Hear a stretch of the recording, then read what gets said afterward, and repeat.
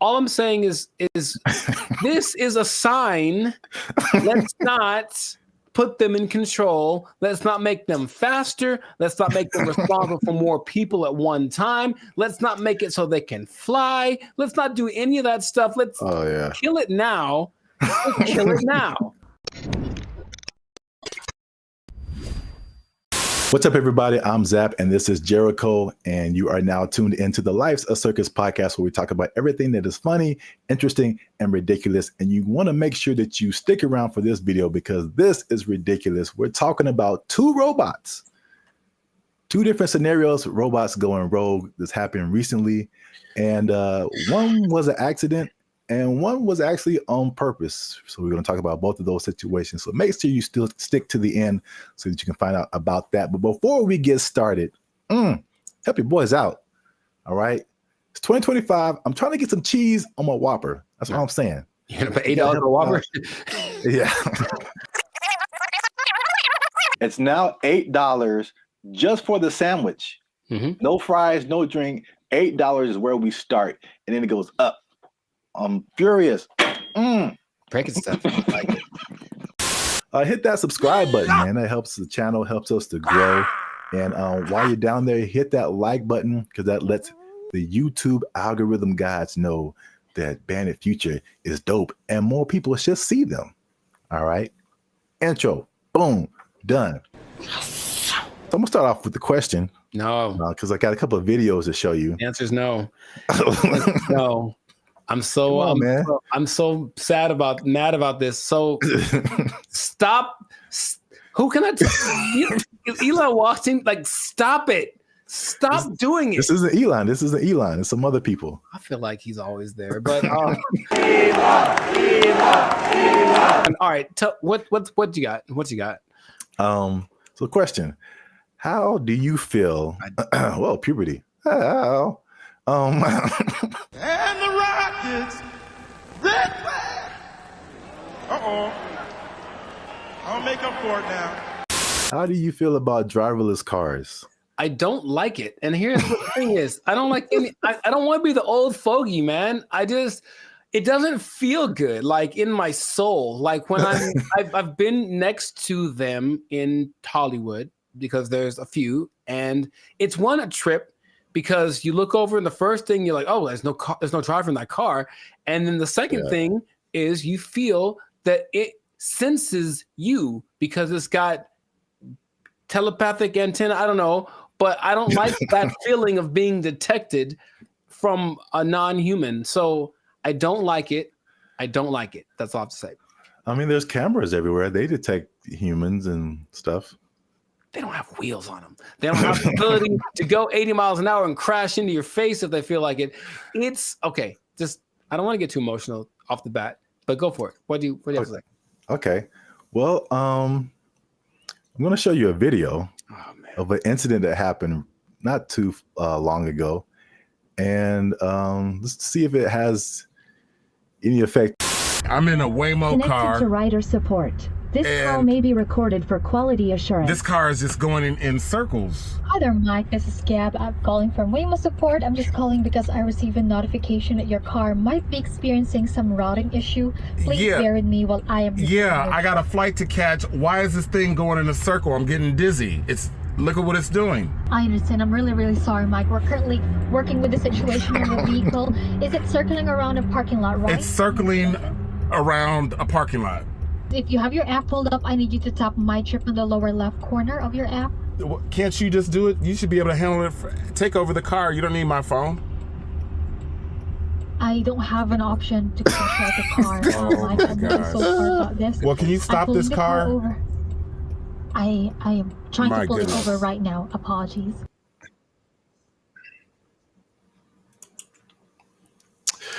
Yeah, man. So here's the thing. All right, to his discredit, the car is not going that fast. He can just jump out, I think, unless they can't unlock the door. But what he mentioned was like, there should be some kind of an override thing for these things. Sorry, it on the fritz. Let's hit the button so it calms down real quick. Like, they should be able to do that.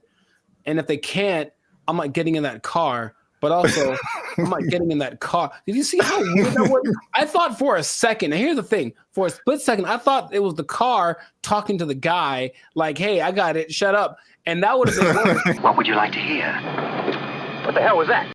I realized that he was just, at the mercy of this car that, and you know what's weird about this? Everything repeats.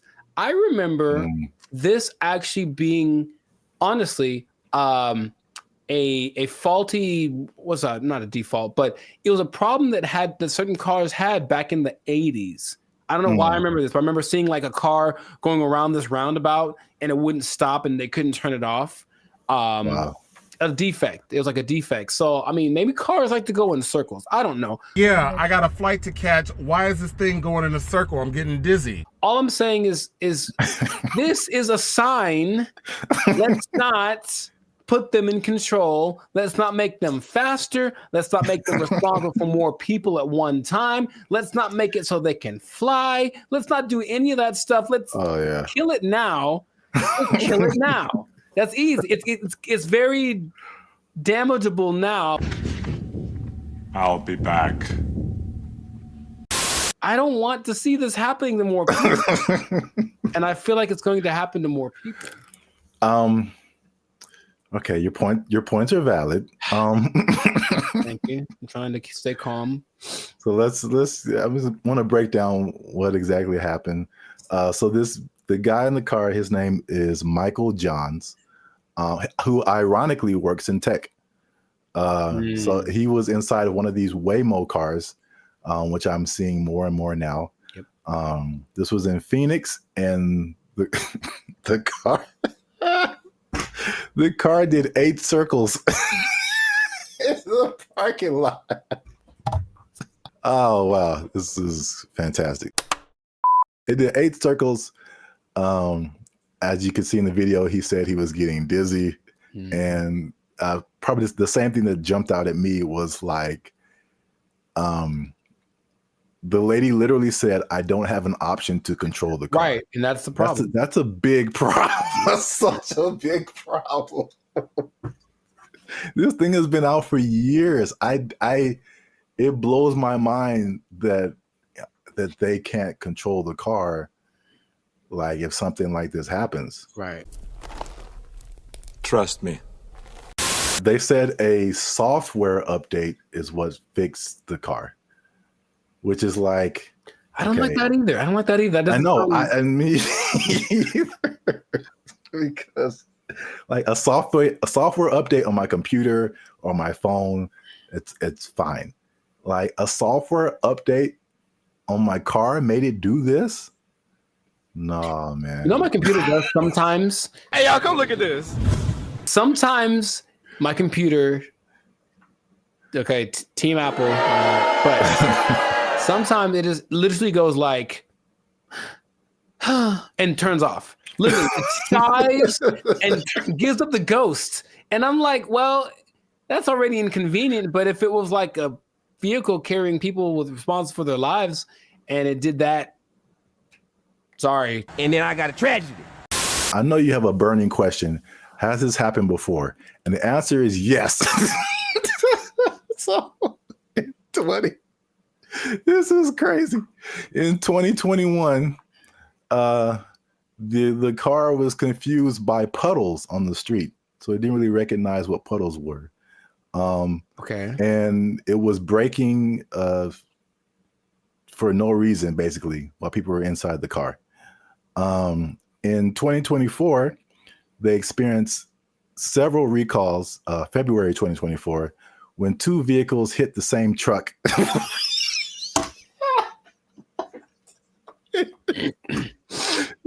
They hit the same truck minutes apart.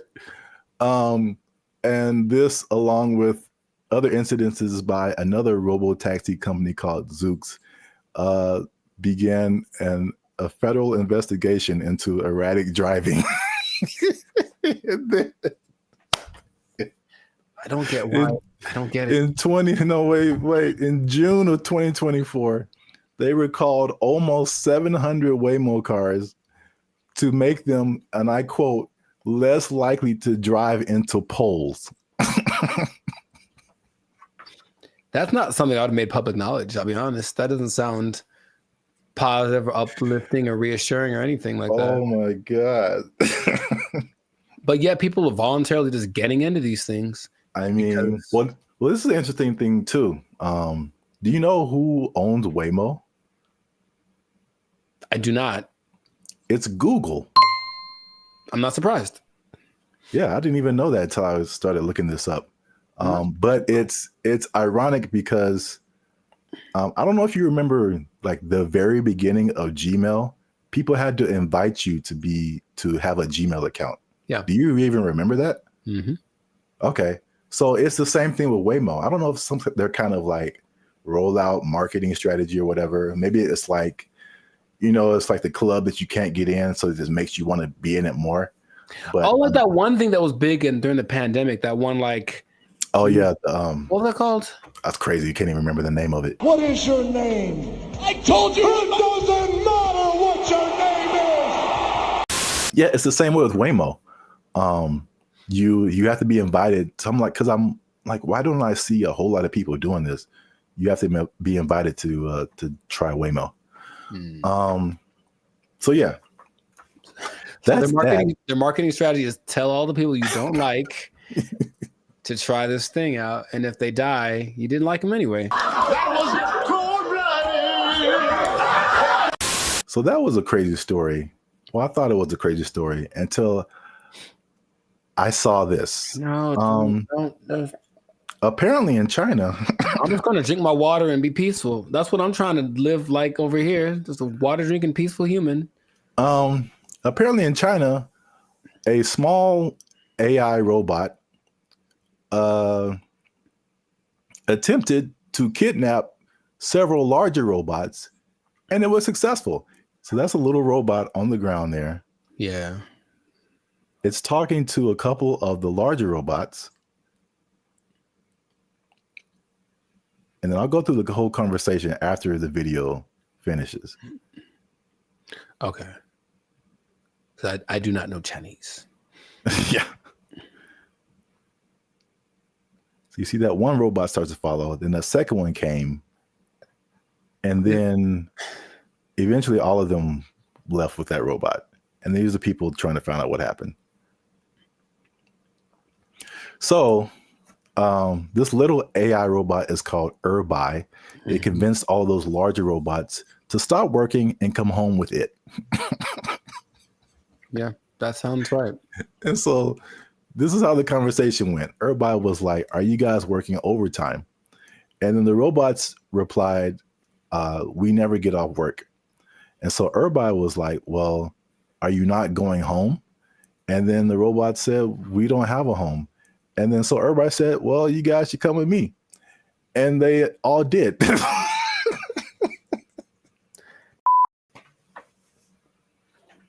I don't have any more water to drink and be peaceful. I can't be peaceful anymore. That's I have to. So crazy. It's not.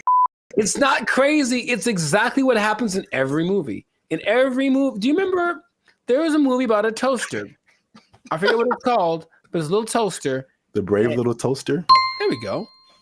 That's what he did. He talked to his buddies and they went over. Don't you remember? That's exactly what happened. That was like 20 plus years ago. And I don't remember the movie. Long time ago. And he had a cape or something. I don't know. Whatever. All I'm saying is that nothing should surprise these people from what they're doing. They're trying to give these things the capacity to reason and make decisions that we have without expecting them to do the things that we would do if you gave us the capacity to make decisions. Shut up! Yes or no? You want to die? Yes or no? I got the job done. What the hell do you want? Didn't answer the question. It's what's going to happen. It's what and the Chinese. I have love for the Chinese people. Uh-oh. Be careful now. Yeah, I know. Stop it. Stop now. Stop eating that shit. You know how it tastes. I've seen videos that are Because they have like the ones that have the arms and legs that are crazy, that can walk around. They have the ones that can dance. They have this big ball thing that can roll and basically is like a police attack vehicle on steroids that doesn't matter about terrain or heat. It's resistant to attacks. All this stuff. They're making all these things. They have them now. Wow. And what do you think is going to happen when one of those decides, hey, are you guys working right now? Come on with me.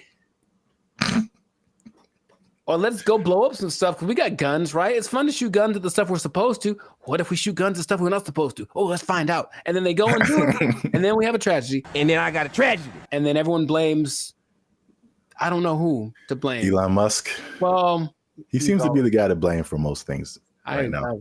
I would agree. But the thing is, do you not see it as clearly as I do? To the people that develop these technologies, that's what's going to happen all the time. Your Uber is going to take you home, and then halfway it's going to be like, oh, you know what? I have other things to do, and just take you off to the desert to meet up with its group of friends. So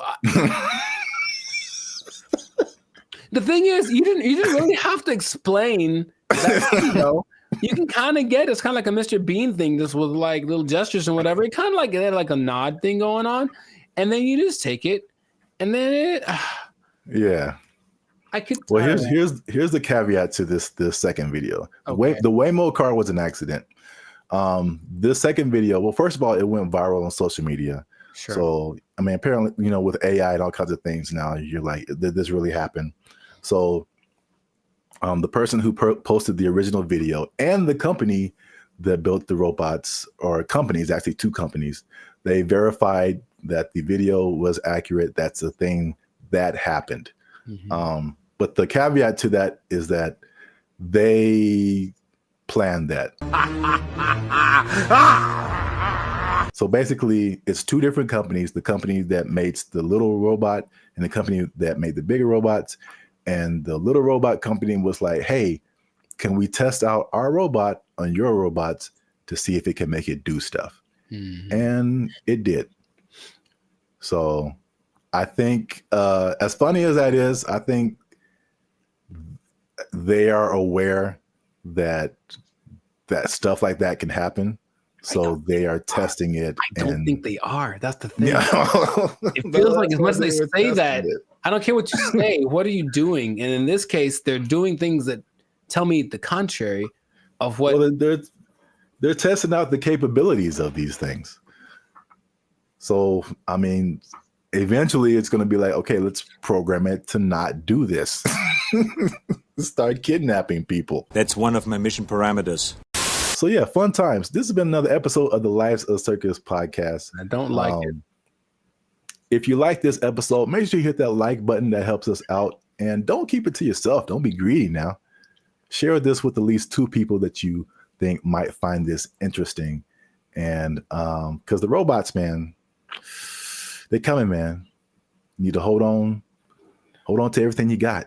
I mean, they're here. Hide your wives, hide your kids. So y'all need to hide your kids, hide your wife. Hold on to your job. Hold on to your job, because you're going to need a little job. And the robots going to take it over. They're going to kidnap everybody out. They took our jobs. They took our jobs. We want more money, higher minimum wage. That's right. That's what's happening right now. People.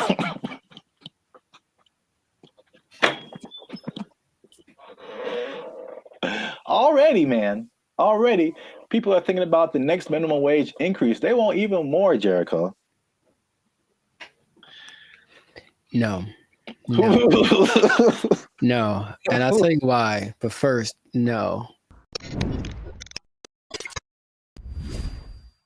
What's up, everybody? I'm Zap, and this is Jericho, and we are the now 8-time international award-winning pop hip-hop music duo band and future. We do clean, fun music that everyone can listen to with a sound that is uniquely Californian. And right now, you're tuned into the Lives of Circus podcast, where we talk about everything that's funny, interesting, and ridiculous. Before we jump into today's topic, make sure you do us one big favor. Make sure you share this video, share this podcast with somebody who is affected by minimum wage increase because it's still a thing, man. It's very much a thing. It's a lot going on in these streets, man. And make sure you stay to the end of the video because as much doom and gloom as we're seeing with businesses closing and failing, and especially in places where we are, like California, people leaving the state, there are surprisingly two things that are positive coming out as a result of this minimum wage increase. Every business isn't failing. Some businesses are doing better. And so make sure you stick around to the end so you can understand why that's happening. So we talked about the minimum wage increase specifically for fast food, right. Like 6 months ago when they were putting it together. And we were like, I wouldn't do it. Wouldn't be prudent. Yes. And we since then we made even another video saying, we told you so. So for those of you who are living under a rock, fast food minimum wage has increased in California to $20 an hour, is like a 25% jump, pretty much overnight for restaurants, big chains, even some smaller restaurants. And the results have been largely negative, at least in the press. I mean, I haven't heard any businesses that are like, hey, this is great. So not at all, no. So food prices were high. They're even higher now. They said that at over 10,000 people, fast food workers have lost their jobs because the companies can't afford to pay them that high of a wage overnight. And a lot of places, there's a laundry list of places that are just shutting down. They're just like, we can't do this. Either that or they're leaving the state. But guess what, Jericho? Tell me now. That's not enough. We want more money, higher minimum wage. That's right. That's what's happening right now. People.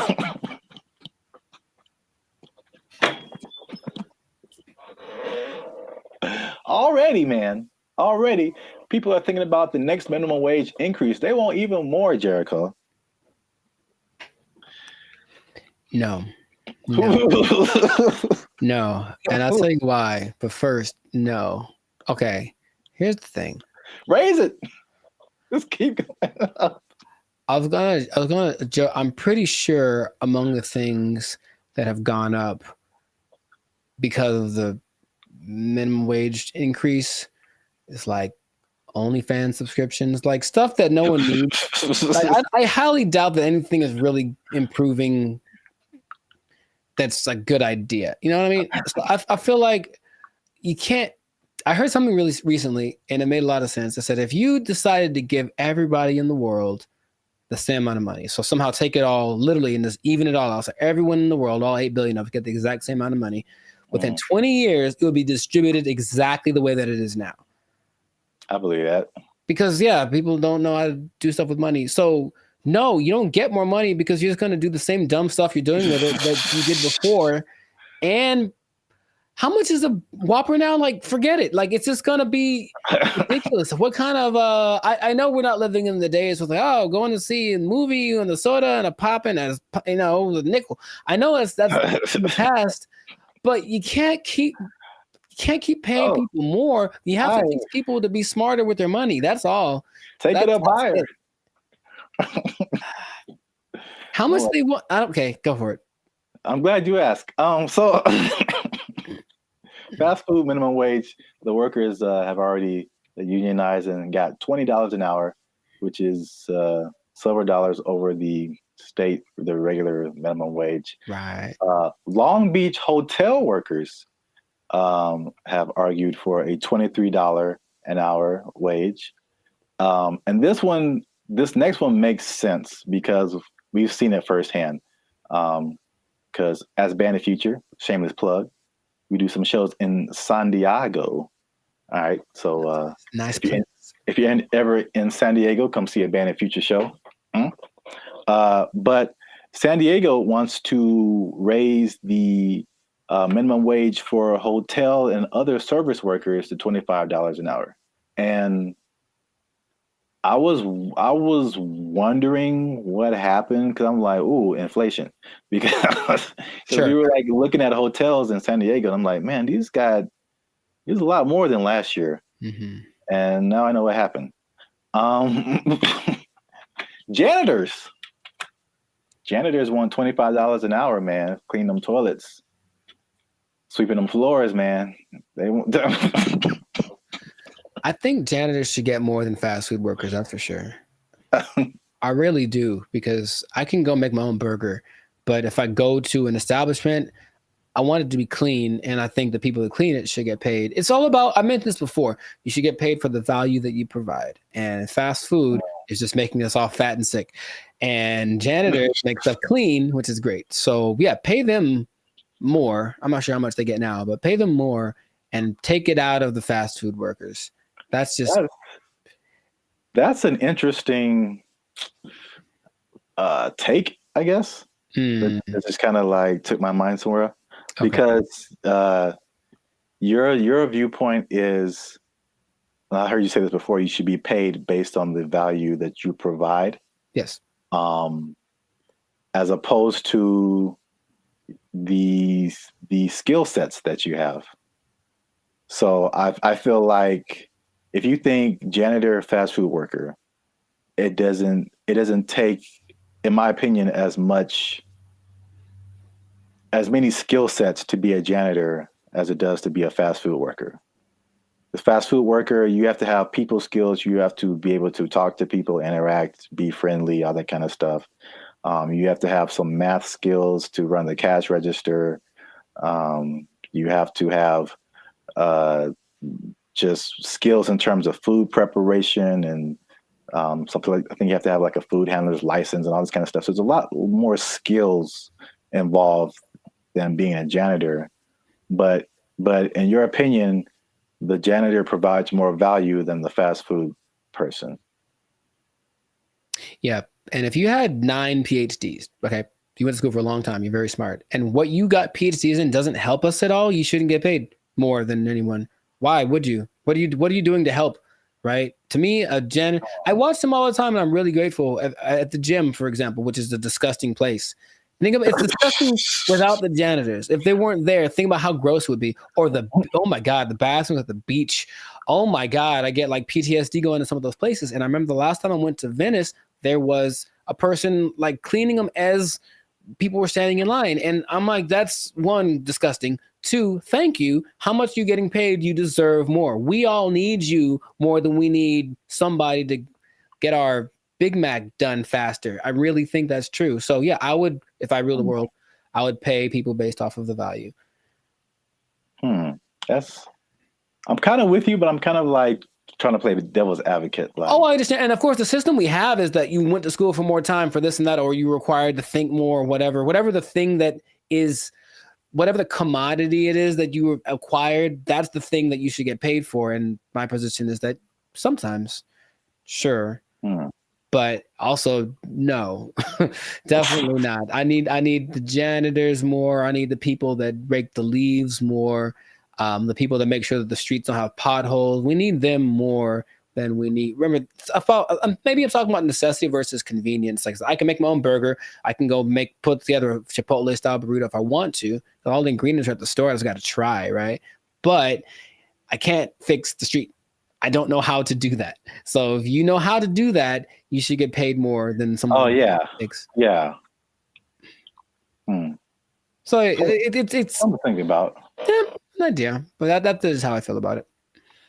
But wait, there's more. 25. Well, that's a lot. 23, 25. That's a lot.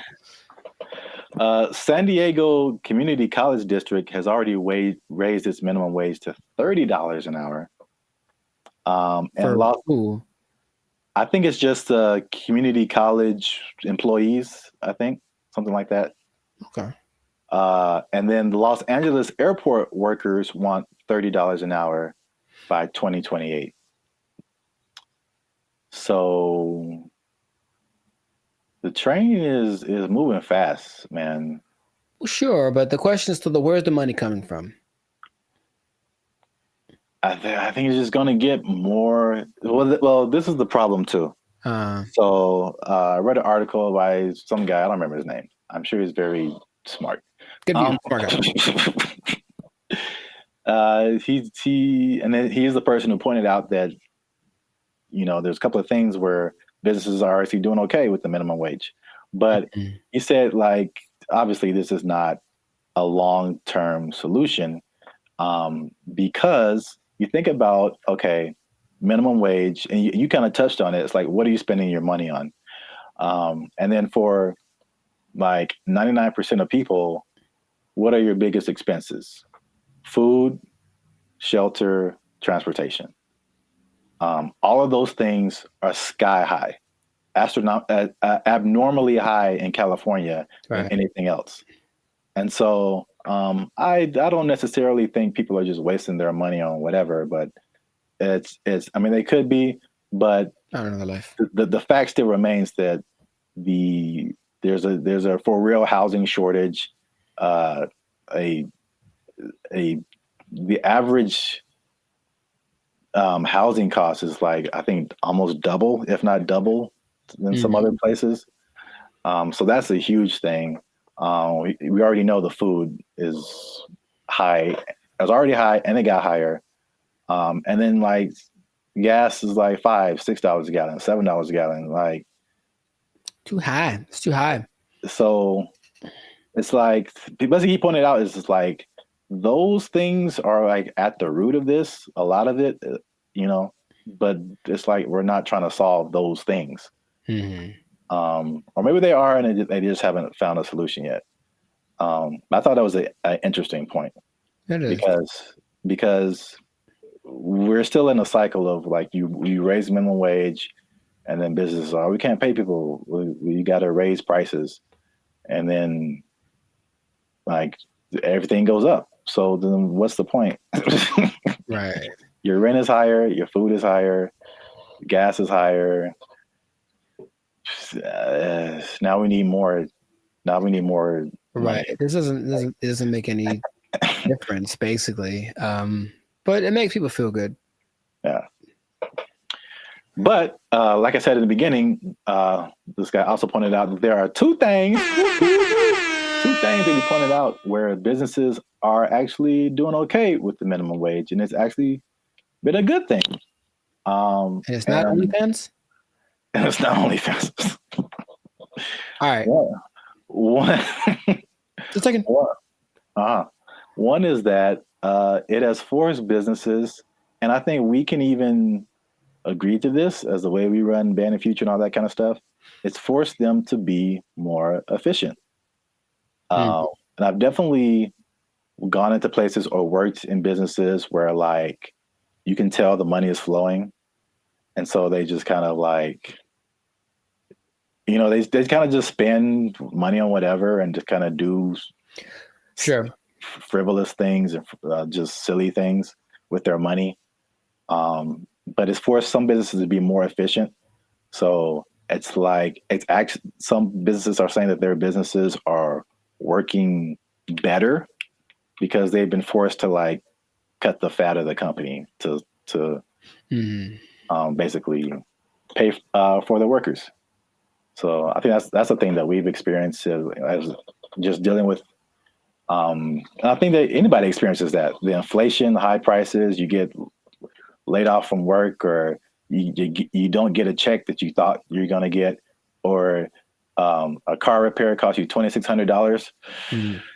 That was real life right there, bro. It's make sure you subscribe, join the channel so I can pay for my car. I'm tired of walking everywhere. I digress.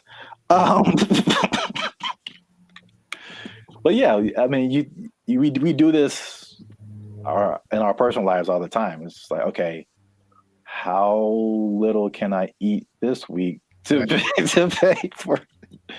So yeah, so that's the thing. Second thing is that worker retention is up.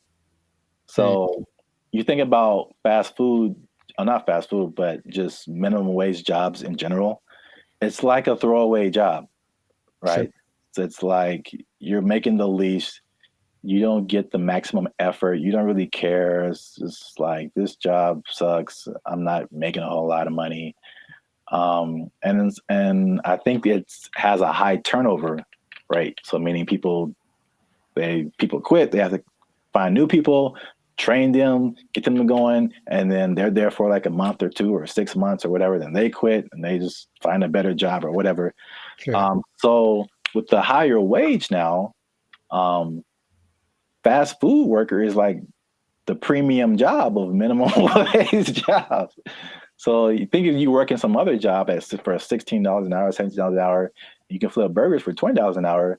Sure. You're gonna, if you're in that that minimum wage level, you're gonna stay there for a minute, because unless you can move up to some other job, you're doing better than other minimum wage jobs. So why would you leave? Right. So people are staying, and people are happier, they say, just coming to work, which, I mean, makes sense if you're getting paid more. But there's less incentive to leave. And then people don't understand that it costs businesses a lot of money to hire people and put up ads to hire people and then train them and all this kind of stuff, get all this stuff going and find the people. And then they're only there for a little bit. And then you got to do it all over again. Yes, that's a big expense. So there you have it. Minimum wage going up, prices going up. Some businesses are leaving, some businesses are shutting down. Some people don't care. It's happening in their business. A lot going on. Let us know what you think in the comments. Is this good? Is this bad? Should we do the idea of this guy in the article and just let's fix the housing and the food and the gas and all this stuff and just bring that down instead of raising the money we get? Cost of living is too high. Yeah, man. A lot going on. Gotta invest in some meme coins, man. Just take advantage. It's a bull market, man. Let's get into it. Are meme coins the answer to the minimum wage problem? I would say probably not. But, you know, somebody, it might work out. For most people, not so much. Yeah, we out. Because we are. But Yes. for real, join the YouTube channel, because the boy needs his car. All right. There we go. They took our jobs! They took our jobs!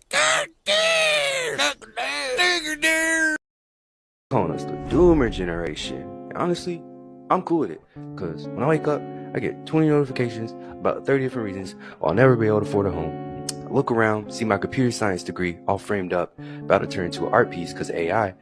Then we're in a loneliness epidemic, but these gas prices and these heat waves collaborating to keep me indoors. And they say it's not going to get any better. So... What's up, everybody? I'm Zap, and this is Jericho, and we are the now 8-time international award-winning pop hip-hop music duo Band of Future. We do clean, fun music that everyone can listen to with a sound that's uniquely California. And right now you're tuned into the Life's a Circus podcast, where we talk about everything that is funny, interesting, and ridiculous. But before we jump into the topic today, help your boys out. Come on now. Make sure you like, subscribe, comment, and share this video with somebody who likes to go shopping. I see. You know anybody in your life, Jericho, who likes to shop? Maybe. Who maybe gets things delivered? Maybe. From Amazon every Maybe. day? There's a possibility that I know someone. You said close to home, and that was apropos. So, well, shopping might sound fun, but there's something called doom spending. I'm gonna tell you what that is. I'm gonna tell you what causes it, and I'm gonna tell you how you can avoid it, because it's a negative thing. But you got to stick to the end to find all of that out. All right. So, Jericho, have you heard of the term doom spending? I'm gonna guess what it is. It's where you spend so much that you open up your banking app, and then there's just a picture of Dr. Doom laughing at you. Huh? So doom spending refers to a phenomenon that occurs when people spend money to cope with stress, despite economic and geopolitical concerns. Bankrate data found more than half of Americans are in debt, and doom spending might be to blame, with 38% saying they'd go into debt for fun. So obviously we are in a tough time right now. Inflation is through the roof. There's a lot going on in the world, wars in various places. There's a poll that was done that said that 96% of people are concerned about the economy. So that's a whole lot of people, pretty much everybody. It's understandable. Yet, with that in mind, 27% are doing this doom spending. So they are just still spending frivolously to a certain extent, and it's affecting different generations. Mm-hmm. So 43% of millennials, they say, are doing this doom spending, and 35% of Gen Z are doing it. And basically the concept is just like, well, it's almost like a defeatist kind of thing, where it's just like, I'm never going to really, all these aspirations that I have financially are never going to happen. So I'm just going to enjoy life. Oh, it's the doomer generation. Honestly, I'm cool with it, because when I wake up, I get 20 notifications about 30 different reasons I'll never be able to afford a home. I look around, see my computer science degree all framed up, about to turn into an art piece because of AI.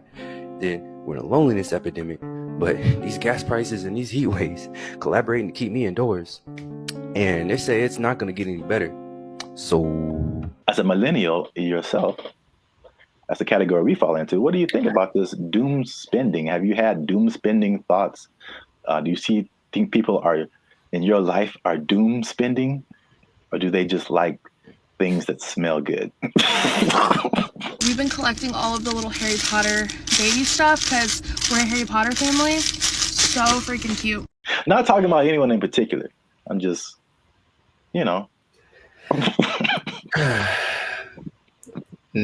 Side effects include doom spending thoughts, early discharge. No, I understand the concept. I'm more curious when that. I feel like that's always been a thing, but that term is. Yeah. Sure, give it something that has a ring to it. It's a shock value of a term. People that have bought things like a boat because they said, F it, I'll just buy a boat. And they sure couldn't afford a boat, but now they have a boat. Here with his tailgating tips is a guy who just bought a boat. It's a weird phenomenon, but it's almost like a temporary solution to a permanent problem. So I'm in debt, and I feel really bad about it, and I really can't get the things that I want, and I don't see myself being able to sustain something long term. YOLO, and then just go buy stuff. Yeah. But even that phrase is I think that's kind of permeated, because that's the Gen Z millennial phrase. YOLO, you only live once. This is a Coca-Cola YOLO, not YOLO. No one has said that in like 8 years. A yo-yo. I get it, even though it doesn't make sense, because I'm sure I've been in spots where I'm like, well, I could just buy. I do remember telling somebody once, I may or may not have been drunk, but I told somebody once that I either want to eat like the best food or like the worst food. Like I didn't want anything in between. It was something weird like that. So I'm going to take my money, go buy a really nice meal, and then just eat peanut butter sandwiches for the next month, and then get the next check, and then YOLO. Ed, can you play YOLO to Jessica? YOLO, Jessica. I think some people do, because you get the story, you get the high, you get the dopamine, and you get the taste, of course, of the great thing that you can look forward to. It's like a little treat, like to like reward myself for like either like some like hard schoolwork, or just sometimes it just serves as a distraction from like what's going on like around me. Whereas the more practical way to approach finances in general isn't glamorous. You're not really doing anything too extreme, right? You're just kind of all level here, and that's not fun. And no one likes that. So they'd rather do the other thing. So it doesn't make any sense if you think about it, but I've been there and I understand why people do it. Just want to spend money. I just really want to spend so much money. Well, here's some other causes. There's some that I saw online, and some that I just kind of made up. I mean, not made up, but just from my observations, I think this is what causes it. Mm-hmm. So it's 5 different things that I found. One that I think is a part of it is just, at least just speaking as millennials, and I know other generations have gone through different things, but I feel like millennials in particular, because it was just interesting to me to see how their numbers, the millennial numbers are higher than the Gen Z numbers. And maybe it's just, that's because we just have more money to spend. But I think it also might be related just to the life events and life experiences we've had. And so I think one of the first times I was like really conscious about money and the future and like life was 9/11, which is something that Gen Z isn't really familiar with. And I remember like stuff like being able to just walk on a plane and you can just carry whatever and dress however, like, and then all of a sudden things changing and then gas prices going crazy and the housing crash like 2008, 2009. And I'm sure more has happened in between then, but you also have like COVID and then, you know, the inflation. So there's that. Hi, I'm 28 years old, married with kids, and we're moving in with my parents. And thank you so much to Inflation for sponsoring today's video. Another thing that I think contributes to this is the good old student loans, man. So I thank God like every day that he made me kind of smart, because I got an academic scholarship and that helped out tremendously. Because when I see people talk about student loans, it's like their whole body changes. Yeah. And they just like, you can see the desperation in their eyes. It's like, this is never going to end. Do you have student loan debt? Yes. Can I ask you how much student loan debt you have? Oh, 20K, I think. A third thing I think is the job instability coupled with rising prices. So I mean, obviously inflation has just gone bananas, but again, it's just like back in the day, you know, the path that they laid out for you, millennials. I don't know if they do the same with Gen Z. I don't know, but everything you see is just like, go to school, get a job, work there for 40, 50 years, retire. Like, yeah. It just doesn't quite work like that anymore. Yeah, and then we were just like, yo, either no one was hiring me or like budget cuts, we gotta let you go, or like it's just always, and then you're going from job to job to job, and it's like, where's the loyalty, the stability? And then as you're losing jobs and losing money, your landlord's like, hey, rent is twice as much now, and you're like, what? $10.46? For this little bit of piece of chicken? Did you not see that? No! $10.46 for a handful of chicken bites. That's stupid. Next one is like the social media era. And you gotta live it up. You gotta look like you're doing good. The whole FOMO, fear of missing out. Like, Becky's on a private jet. I want to be on a private jet. I don't want to wait until I'm 75 to do it.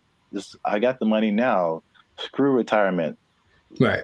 That's exactly what happens a lot of times. Yeah.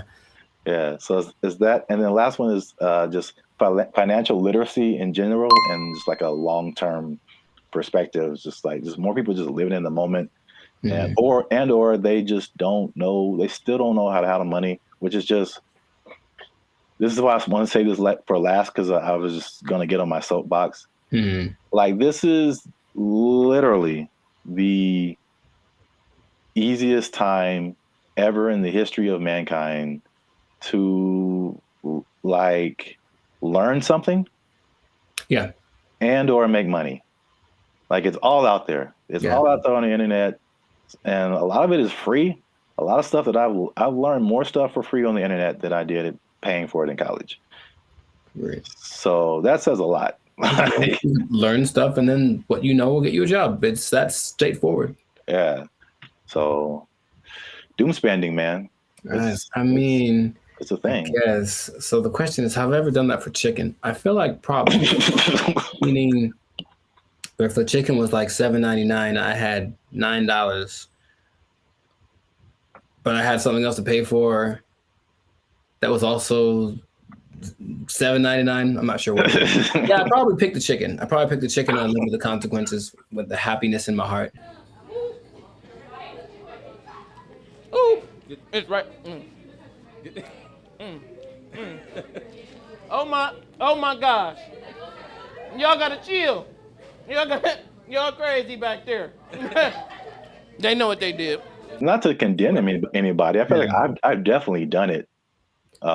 There's definitely things where we're like, I can't afford this, but I'm going to buy it anyway. I think that's kind of like the phrase that comes to mind when I think of like doom spending. Especially if you can pay it off later. You know, I've heard people that have $300,000, $400,000 worth of credit card debt. I don't know how you keep getting approved, but like that's wild to me. Yeah. And then it feels painful. Like, oh, that's that idea. And for them, it's like, well, I don't have to pay yet. So I have $30,000 in credit card debt. When they call, I tell them I can't pay it back yet. All right, so real quick before we end it, 5 things you can do to stop or cut back on your doom spending. 1, use a budget, right? So just say, hey, I'm gonna spend this much and that's gonna be it because I only got this much coming in. And then boom, there you go. Nice. Number 2, addressing the underlying emotions. Some people just shop just because like they broke up with their boyfriend or had a bad day at work and that just makes them feel better. And then, but there's other things that you can do that aren't as harmful to your finances. Whenever I am shopping and I'm bringing home new things, I just feel good about it. No! Number 3, develop more healthier coping mechanisms. Okay. And then number 4, another thing that's just a cool thing of just the time that we live in is that you can automate certain positive behaviors. So you can automate your checking account or whatever so that it takes a certain amount out of every check and puts it into a savings, so that you don't have to physically do that and just kind of feel that anxiousness, I guess, about doing something like that. What? Bro, what are you talking about, man? And the last thing, again, hitting home, sorry to get so personal, just finding low-cost things to do. Ladies. I just really want to spend so much money. I don't understand the whole, if there's an option for a higher price version of something and a lower price version, even if they do the same thing, they want the higher price one because it's cute. And I'm gonna make them these little baskets. So I got these little socks to go in her daughter's basket. They're so cute. I guess. Okay. Gotta live with that. That yes, accurate. Find some alternatives, man. There's cheap things to do that are as equally as fun. Yeah, like taking a walk outside. Yeah. Every day. Just take a walk. It's good for your health too, so beneficial and free. That's 2 things. 2 things? Oh, 2 things appearance. There he is. Well, that's it. Doom spending. Let us know what you think in the comments. Do you doom spend? Tell on yourself. Get up in the comments and just tell on yourself. They know what they did. They know what they did for sure. Do you have anything left in your retirement? All right. Let us know. And don't forget to like, share, and hit that subscribe button. That helps us out. And if you doom spend,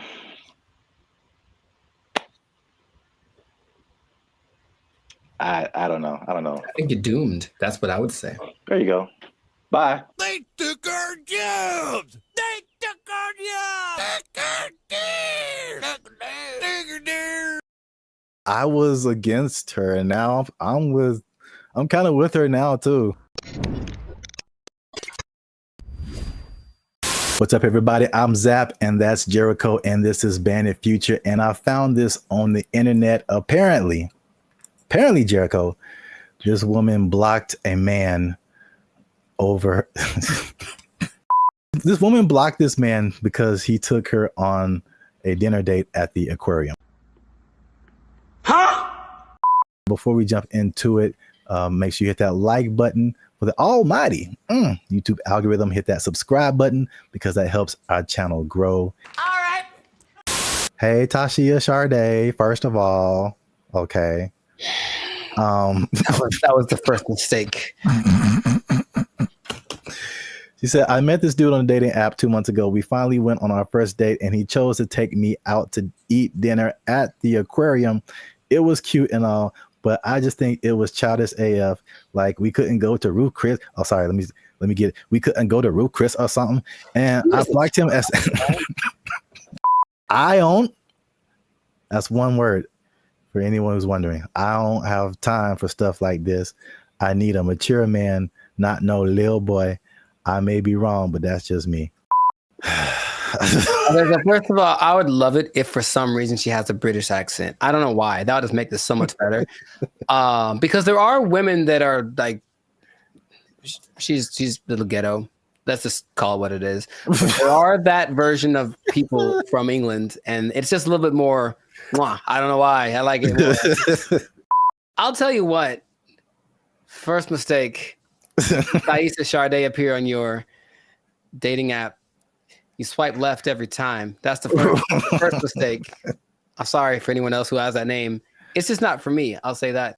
To her credit, I would have never thought of taking a girl on a date to an aquarium. To his credit? No, well, I guess I'm saying I get what she's saying. I would never do that. It wouldn't ever cross my mind.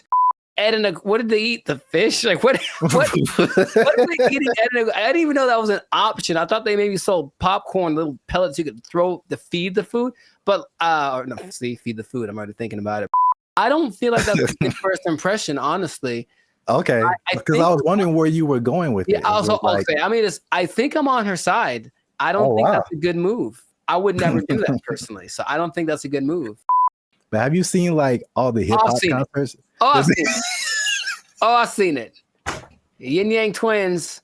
Pack it up. Pack it up. You're like 60 years old, bro. And no, they're not that much older than us. I don't think they are. I think they just look terrible. Even that, like, why would you have a girlfriend and you know that she likes penguins in the aquarium? That's that kind of a thing. For our first date. Hey, what do they have at the? I'm trying to think. They do have food at like a SeaWorld, and that's assuming it's like a SeaWorld because there's degrees to aquariums. And trust me, I've been to aquariums, and I've been to aquariums like in Long Beach that are like elegant things, and I've been to aquariums that are basically like a puddle, and you just look and stare at the things down there. So I don't know which one it was. Here's a picture. Oh, I can't see it really. It looked like it was a nice. Yeah, that's the weirdest. Oh, hold on. That's the weirdest thing I've ever seen, bro. Nah, man, that's weird. What is that? Is that a lobster? That is lobster on that. Isn't that what is shrimp? Lobster hole. Whatever he's looking at looks like seafood. That is so messed up. I'm gonna take it all back. Shame on the aquarium. Shame on them for having their things that aren't aquariums for like preservation of wildlife, marine life? They're serving them up. That's Shamu right there. That's Shamu's cousin right there on the plate. I can't stand for it. So I think she's right. I'm surprised I'm on the side of Taisha, whatever, man. I want to like go protest. Aquariums shouldn't have all $7.99 shrimp dinners. That's just too much. Eating people's families in front of them. Yes, that is kind of messed up. But I mean, don't fish forget everything in 3 seconds or something like that? I'll let you know something about me. I don't know any fish, so I don't know how to operate. I'm not sure. I've never talked to a fish and then walked up and 5 minutes later and he's like, "Who the hell are you?" I've never had that experience. See, this is why you're here, because I didn't think of any of that. I thought I was just like, I wasn't thinking about like eating fish in front of fish. That is weird. Now that you say that is weird.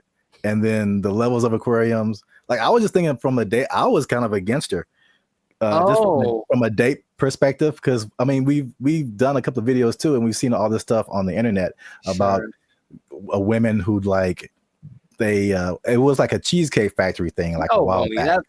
That's sacrilege. You can't talk bad about that. We were like, all the men were like, hold up. Well, that's a real good first date. I was see what the people in the comments said because they were different. One of the reasons men disappear from dating. Hey, that's me. Click that link, people. Hey,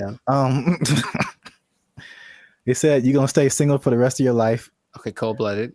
That's why you a single mom. Extra cold-blooded, potentially correct. The but fellas are like, they look past the aquarium part. I think that's a big miss. Nah, man, we can do better than Fire that. back. We can do better. No. Here's the thing. Hold on, go back. I mean, yeah, I feel like you should go all out. No, you should not. So there we go. There's the line. No, you don't go all out on the first day. I don't know you, bruh. I met you. We're going to a delicious place like the Cheesecake Factory. It's exquisite. You'll enjoy it. I'm gonna pay $45 for 2 of us. It's gonna be fantastic.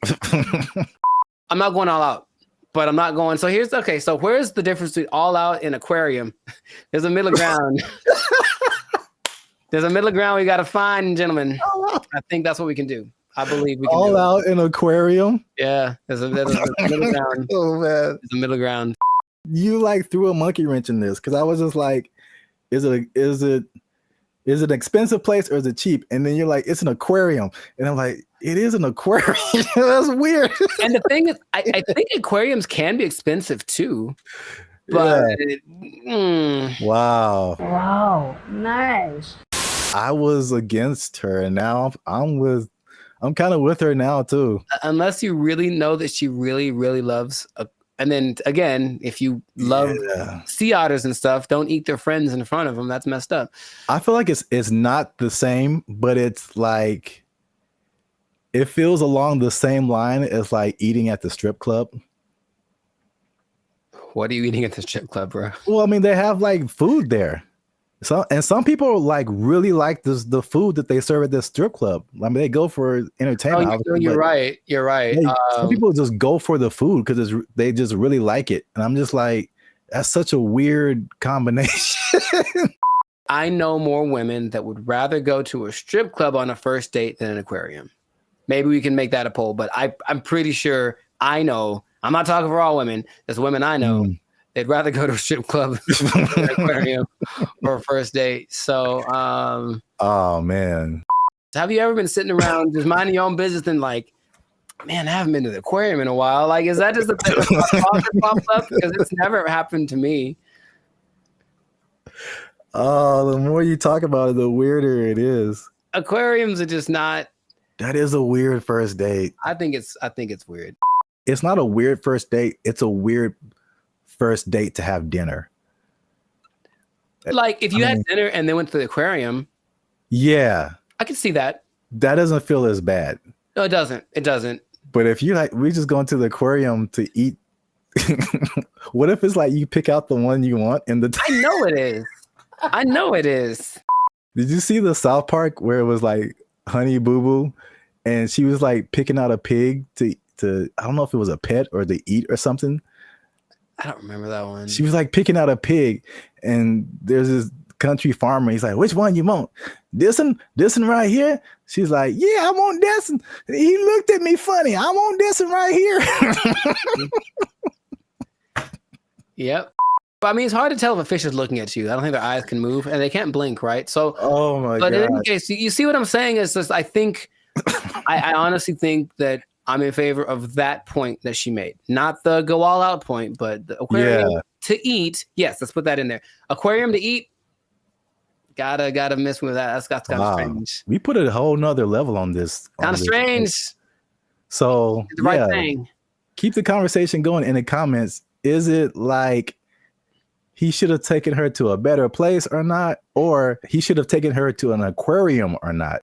Once again, this is Band of Future. Leave a comment if you like this video. Share it with somebody who likes to have dinner at aquariums. I don't know, man. I don't know what's going on right now. There's at least one guy who does. There's at least one guy we know who does.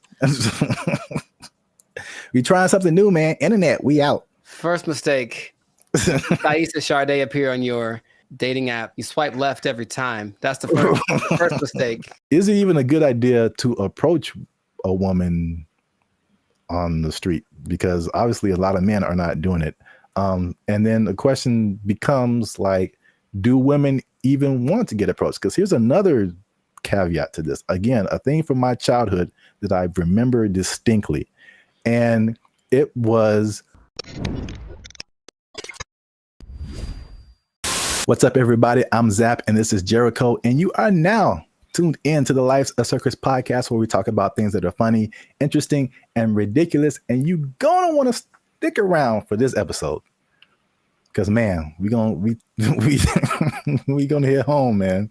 We're going to hit home. We're talking about the dating divide. That's what I call it. So basically, there's a lot of stuff going around in social media about men not approaching women anymore. And women are like, what's up? So am I like the only woman that no longer gets approached by men? It has come to my attention that men do not want to approach women anymore.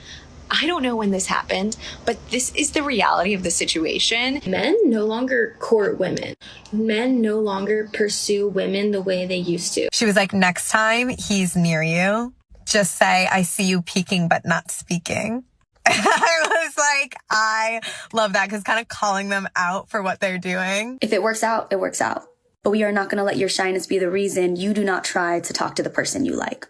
I found a study that is going to give some actual numbers. They did a study on this.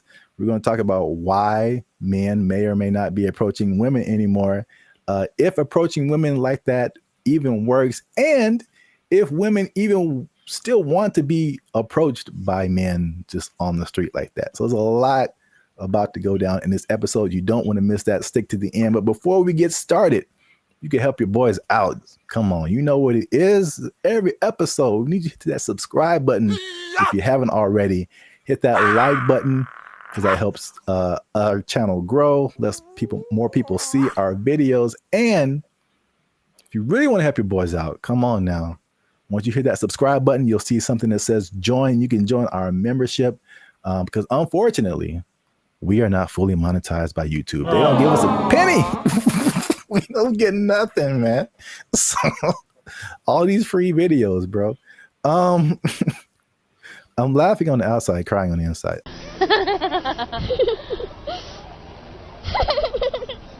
I digress. That's what it is. If you'd like to join the membership and help us make more videos, takes a lot of time, takes a lot of money, resources. You can hit that join button, and that'll help our channel grow. So now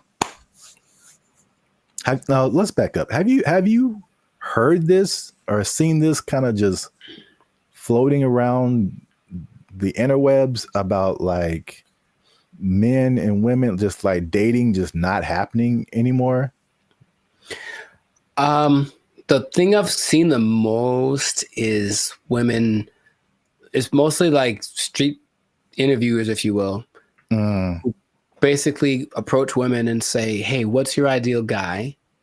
And then when she just describes this guy, then the person who's interviewing tells her the probability of that person existing and choosing her. And it's usually like, it's crazy. Minimum height. 6 feet. Yeah, that's where they get you. Minimum income. So I'm gonna say at least 200. 200 grand?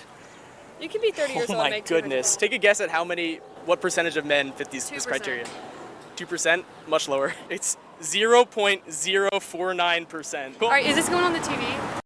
And it's not that she's always looking for, the baller with 10 cars and $1 billion, but even the, be a certain height, have a certain wealth status, no kids, whatever. It's still very few people. So I think just recognizing that this is the ideal thing that women are looking for, and feeling maybe a sense of entitlement, they deserve that is going to weed out a lot of guys. So then when guys that are outside of the range of that, window that she wants approach, they just kind of shut them down without even thinking about it. And then I think that is more prevalent with guys getting, we were supposed to be the people that pursue in the relationship, and getting told no is part of the process. Trust me, it's part of the process. But personal experience. If you that down time after time after time, and it's not really seeming like it's getting any better, you're kind of like, what's the point after a while? So that's more of the trend I've sort of observed. Emotional, damn it. That's part of what I'm talking about here today. So basically, I found a study. Who knows how legit it is, but let's just go with it and say like this is representative of what's really happening, because you have like the stuff that's in the media and social media, and you're like, is this for real, or are we just like putting the people who are in those situations in front of our faces so much, but then like in real life it's a little different. So I think like this study, if these numbers are like correct, is very eye-opening. Wow! This study is from a site called datepsychology.com. And just first off, it said that 59% of men between 18 and 25 have not approached a woman in the past year. So according to that number, the women on social media are right. Like men are just like, nah. No. Thank you, Draymond. 48% of men in the 26 to 40 age group. So that's roughly us millennials. So that's 50% of men are like, nah. It's definitely a no for me, dog. That 18 to 25, they call them Zoomers now, which like, all right. Sure. All right. That's kind of cool. You got boomers and then you got Zoomers. But 81.81% of them and almost 75% of millennials have not approached a woman in the past month. Wait a minute. Something ain't right. So at least according to that study, at least in that respect, the women are right. Like the men are not like, at least in the sense of like approaching someone, you know, in real life on the street or whatever. I see you peeking but not speaking. Obviously, a lot of different questions come after that, right? But just as like a fun to the side, if you feel like sharing. Emotional, damn it. Because you spoke about like the difficulties of just men just fear rejection, stuff like that, approaching women. Do you remember your first attempt at approaching a woman? Oh yeah, dude, I was like 4, bro. Like I was 4? You were 4 years old? Her name was Laura, I remember. And that doesn't count. Like, hey girl, we gotta go hang out by the slide or something. Like I was couldn't all even about spell it. your name. Accurate. But I was all about it. No, but I mean, honestly, that it is true. But no, man, I for real. Like I always had what? Okay. There was this girl in high school as a freshman. She was a sophomore, and I was like, yeah, I'm gonna write her a song and sing it to her because I just was gonna do it. So I did it, and then she was kind of like, "Oh, that's different," and I said, "Okay." That's such a dramatic approach. That wasn't the what I was hoping for. But then later that day, I remember standing with my 2 of my friends, and we were all just like looking at her, and then they were like, "Man, you ain't gonna talk to her," and I was like, "Yeah, I am." And they're like, "No, you ain't." I was like, "Yeah." And I went over and I talked to her, and I'm just like quaking in my boots. But I said, "You know, you want to go out with me?" And she was like, "Oh, so sweet." She tried to say no without saying no directly because she didn't want to hurt because she liked the song or whatever. But that was probably the first time where I was like, okay, this is kind of a thing. But I think I just figured early on that it was something that you have to accept. Like this, there's a risk involved in this. It's never going to be just you lock eyes and the hearts form like the cartoons, and then you know, are together forever. See, sometimes you gotta take the pussy like Pepe. Like, no. Me personally, I never really had a problem with the idea of being rejected. What did happen later was like I didn't like the way rejection started to show up. Mostly, what I mean is instead of like just a girl saying no thanks or whatever, it's more just like the ghosting thing or the never saying no exactly, but not really wanting to hurt your feeling. That's the part I don't like, the kind of watered down thing. When it was just like, I've gotten no so hard, like just absolutely not never in your life. And I was like, ooh, for like 3 seconds. And then it was all right, next, because I think that's what I was preparing myself for. However, I think that a lot of guys, especially younger guys, aren't built like that. And so they don't want to take the risk. What can't you do? I can do it. I can do anything. And not only that, it's not the no so much anymore, but with social media and everything being recorded, whatever, now there's a lot of instances where people are getting like, they're just trying to be nice and say something compliment someone to kind of measure the waters, and then they get accused of harassment or something like right off the bat. And so I know a lot of guys are rather instead of making a mistake that might affect my career or whatever, I'll just not say anything. So you walk around, oh, she's pretty. I ain't gonna say a word because I don't want to even entertain that idea. When is the last time a man came up to me and wanted to get to know me or exchange numbers? And it's been a long time. Well, I got news for you. It's going to be even longer because y'all are full of it. Well, my first time was definitely not 4 years old. Call me Laura. You like Casanova over there. No, I vividly remember, bro. To this day, this girl can get it. She can. She watched the podcast and was like, you know what? Okay, I'm packing up my stuff and I'm like, where did Zap go? I'm like, she said yes, man. This was like 7th grade. I still keep up with her, and I think now I'm more reserved. People would describe more reserved, more quiet, more laid back. But when as a child, I was insanely, I'm talking like unbelievably shy. It wasn't reserved. I was just like, I didn't know. I'm not doing anything of, but like this one girl was just like, she was just amazing to me. And it was like a movie where I was like, I get closer and I'm be like, like, I know my name. There's a level of fine that just does that to you, man. It's just so I couldn't talk to her. I literally could not form words and talk to her. So I wrote her a note. Come on now, dog. Come on, man. That was pre-social media, so I think that'd be the equivalent of me like sliding into her DMs.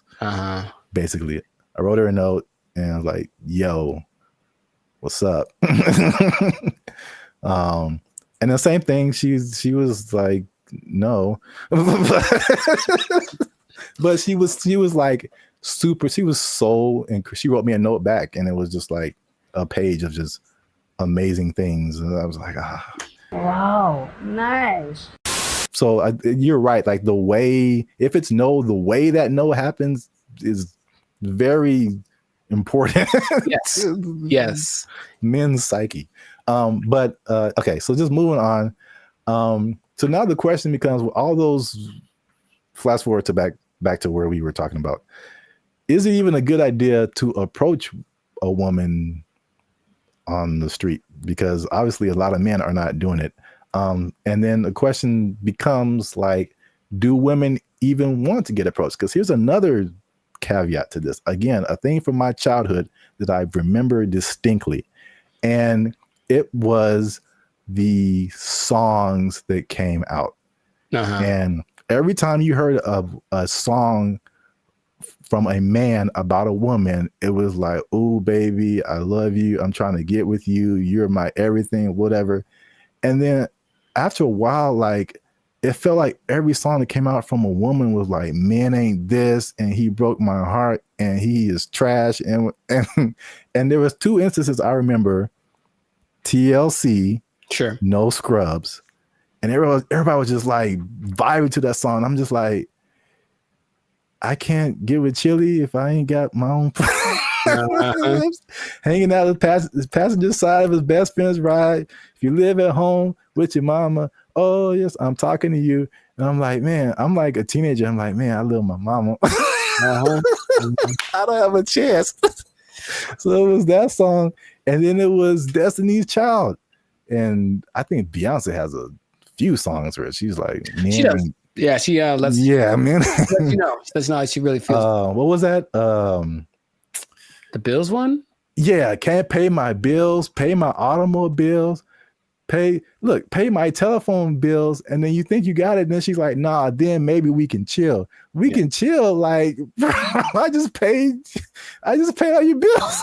Yeah. You my wife now. Like, what happened? No, that's just something you just do now. No, you just do that now. That's just a new thing you do until you and your shitty ankle both die. there were songs like that, and I was just like, man.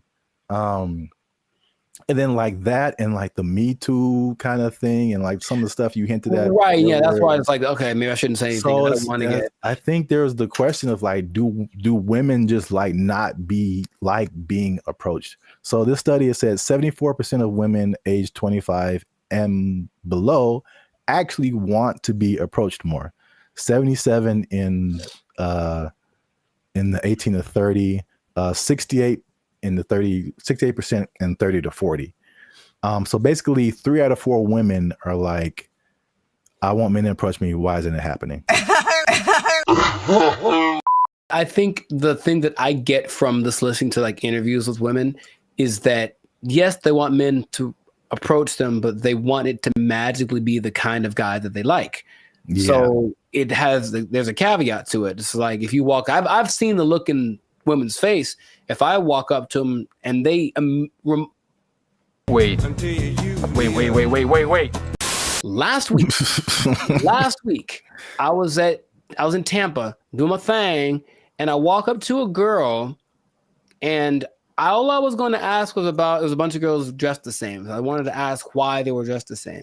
And I know for a fact that women, because I've seen many posts about this, have a voice that they do when they're talking to a guy they're not interested in. It's something that sounds like they're bored or whatever. It's kind of an ew, go away voice. That's suspicious. And so she does it to me right away as very innocently. Hey, what you guys doing tonight? Oh, it's just a bachelorette party. We're just here to celebrate. That's the bride over there. You know, I'm like, hey, you go away, because I wasn't what she wanted, physically, anything like that. Like I didn't fit. If I had, her tone would have been different. So a person like her will say, yeah, I want more guys to approach me, but not the guy who just talked to me. I want it to be the guy that I have fantasized about. So how do you know if you're that guy? You really don't until you try. But you'll know right away if you're not. That's my hated it. All right. So just to wrap it up here. So the big question, men are approaching women. Women want men to approach them. So now, why aren't men approaching them? So 4 things they found in the article, nothing new.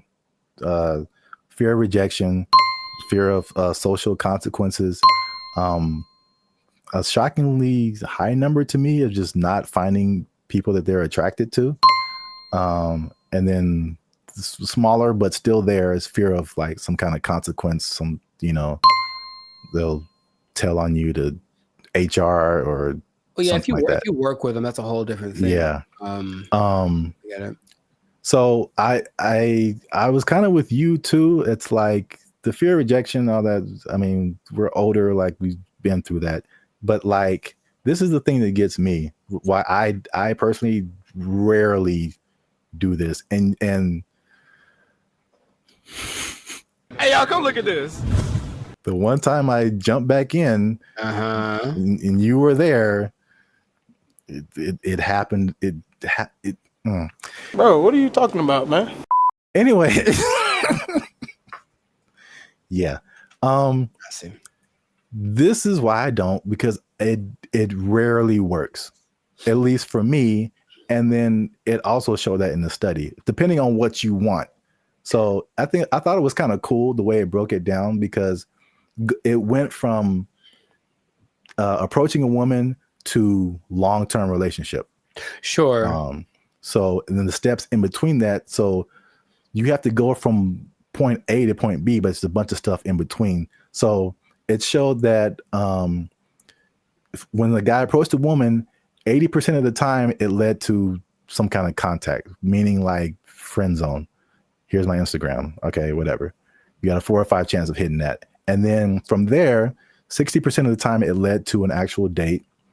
47% of the time it led to sex, which was kind of high, surprisingly high to me. Sure. Like you got a 50% chance of every 2 women, one of them is that seemed kind of high. But 28% chance it led to a actual relationship that was like at least 2 months. And then only 13% chance it led to an actual like long-term relationship. And then I mean,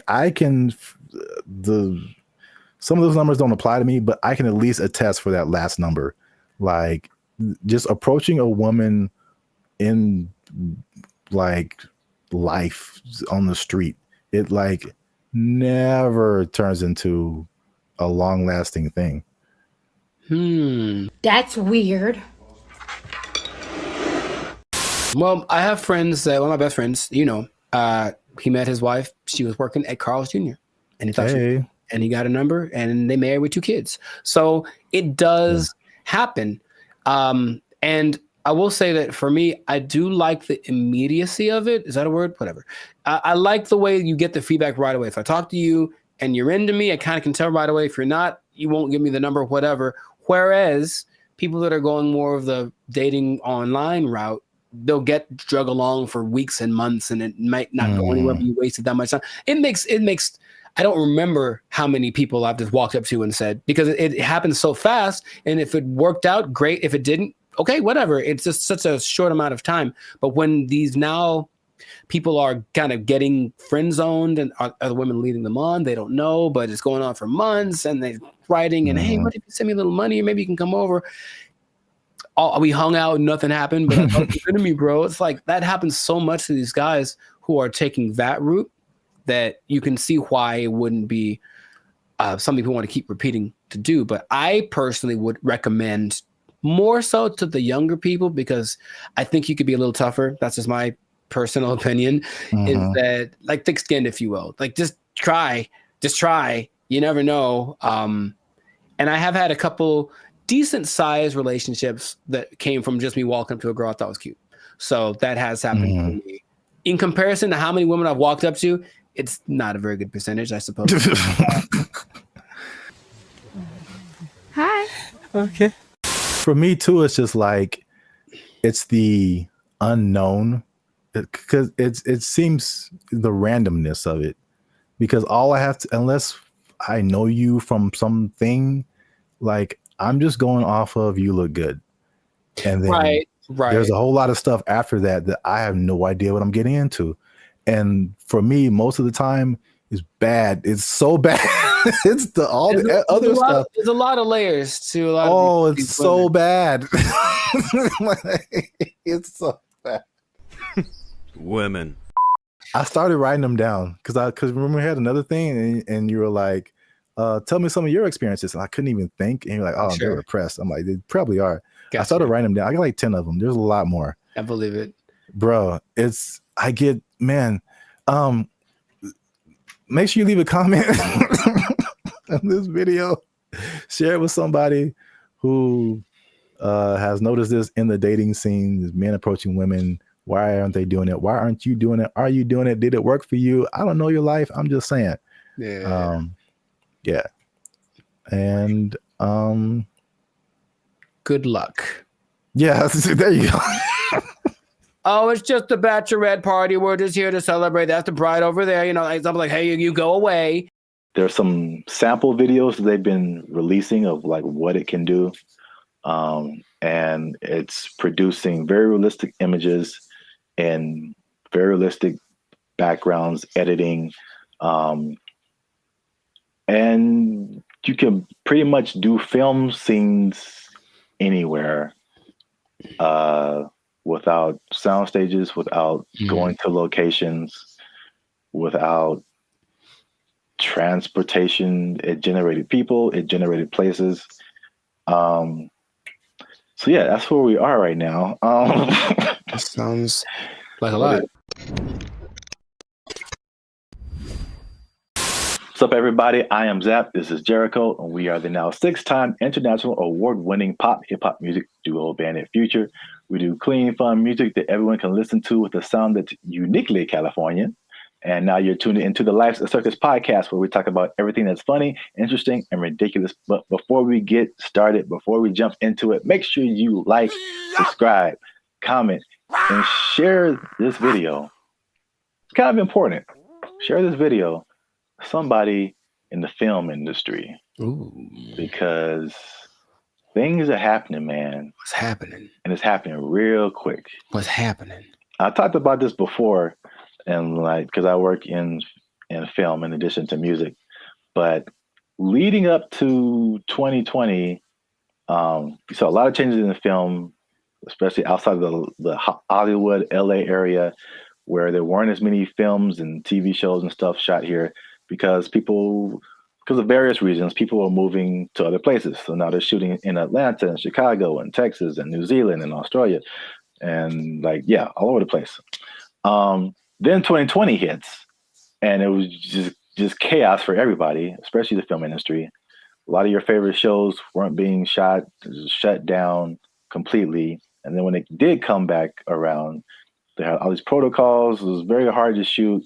COVID, people had to be away from each other, all that kind of stuff. Fun times, right? And then recently we had all these strikes. You had a writer's strike, you had an actor's strike, and a lot of it was a portion of it was due to the new technologies, AI, people being generated and put into movies, and how do they still get paid and how much and all this kind of stuff, using their likeness and all this stuff. So that was like actors and writers. And we've seen that with musicians too, like the creators, AI and influencing like how we make music and cutting jobs and all this kind of stuff. It's not stopped. Like if you can't tell, they are marching on really, really quickly with this. And this thing of AI has spread past the, I guess, initial creators into everyone around the creators now. When it comes to like film, I mean, they show a lot of behind the scenes stuff right now. So I feel like people are used to seeing like how films come together. It is an army of people. Like it's a small village of people that it takes to like make the next Mission Impossible, like hundreds and hundreds of people. So we're talking about lighting people, sound people, electricians, carpenters who build like all the sets that you see, like especially sitcoms. Like it's crazy if you ever get the chance to tour a film studio. Like take a look at how much lumber is coming through there, and it's just like little 18-wheelers just full of lumber because they have to build all of those places that you see on TV. And that's like one part that people don't really, I guess, think about. You got editors, you got sound people, like all this stuff that comes with making a film, right? So enter AI, right? Sure. So there's a big report going around. Hollywood Reporter interviewed Tyler Perry, and Tyler Perry was speaking on something called OpenAI's Sora. Have you heard about that? Yes. All right. So we got OpenAI is the people behind ChatGPT, which has already changed everything. Recently, Sports Illustrated let go of like all of their writers, right? Because they're doing this ChatGPT. This is crazy. But now all the people that make movies come together. Now their jobs are in jeopardy with this OpenAI's Sora. And to put it in Tyler Perry's words, he said, "If I wanted to be in the snow in Colorado, it's just text. If I want to write a scene on the moon, it's text. AI can generate it like it's nothing. I don't have to put it on my lot. I can just sit in the office and do this at my computer, which is shocking to me." So in the article, it said Tyler Perry was slated to drop like $800 million into expanding his studio. He was going to build 12 more stages. And then he immediately put a halt to it because of OpenAI's Sora. Wow. So we'll show some pictures up here too of like there's some sample videos that they've been releasing of like what it can do. And it's producing very realistic images and very realistic backgrounds, editing. And you can pretty much do film scenes anywhere without sound stages, without going to locations, without transportation. It generated people, it generated places. So yeah, that's where we are right now. That sounds like a lot. What are your thoughts now for the progression from Chat GPT to this? I mean, I have an idea of what it looks like. I don't like the idea of taking jobs away from people, for one, and then until proven otherwise, I'll still see a really well done AI something, and it's just something about it gives me this like it's just this lacks this element of realism. However, I know it's getting better all the time, and at some point, I don't think I'll be able to notice. But just it's business is about saving money. Yeah. So it makes 100% like it makes perfect sense that they want to do that instead of spending all the money on stages and everything that. But it just seems like it loses the. So if I see this movie and it's like an amazing movie and they have all these locations, and then when I find out that they just did it all on a computer, for me that loses something. You know, Lord of the Rings, all the New Zealand backdrop and all this. No, we just did it in the computer. Actually, it's not. We didn't go anywhere. It's like, oh man, something about it to me doesn't. But see, the thing is, it's not, because I think the buzzword before this is CGI. Right. So it's just like, I feel like it only loses that for you because you know that it's like that. But I think there's stuff now like the CGI stuff where it's like you can't really tell. Like I feel like that part has gotten so good that you can't really tell sometimes like what is CGI and what is not. Dude, just on a simple scale, I've been talking to people on Zoom or Google Meet, and I'll be talking to them like, "Oh man, where are you?" And they're like, "Oh, that's just the background from the program. Like, I'm not here. I'm in my house." And I'm looking like, no, like that's gotten really good. Yeah. So I can imagine if no one told me, sure. But then I have those doubts. Like, I wonder if I do it now with commercials for sure. Like, are all those people in that? Is that really, or is it just and it maybe it's already been here and I don't know. Yeah. There's definitely pieces of it that have been here for a long time. Sure. Especially like big crowd scenes and stuff like that. Right. It's definitely. Yeah, I know that the big Ed Sheeran music video a couple of years ago was kind of that, because it's basically him and I think 100% or mostly AI CGI generated background characters, and they all look really real. So yeah, that's I don't like it though. That's all. I just don't like it just because it's moving into a direction that my brain wasn't ready to accept as a possibility. Well, I mean, people. I personally, I have no idea. I mean, I won't say that. I do have an idea. AI is going to win. So sure, no, it's going to win eventually. Without a doubt. I feel like,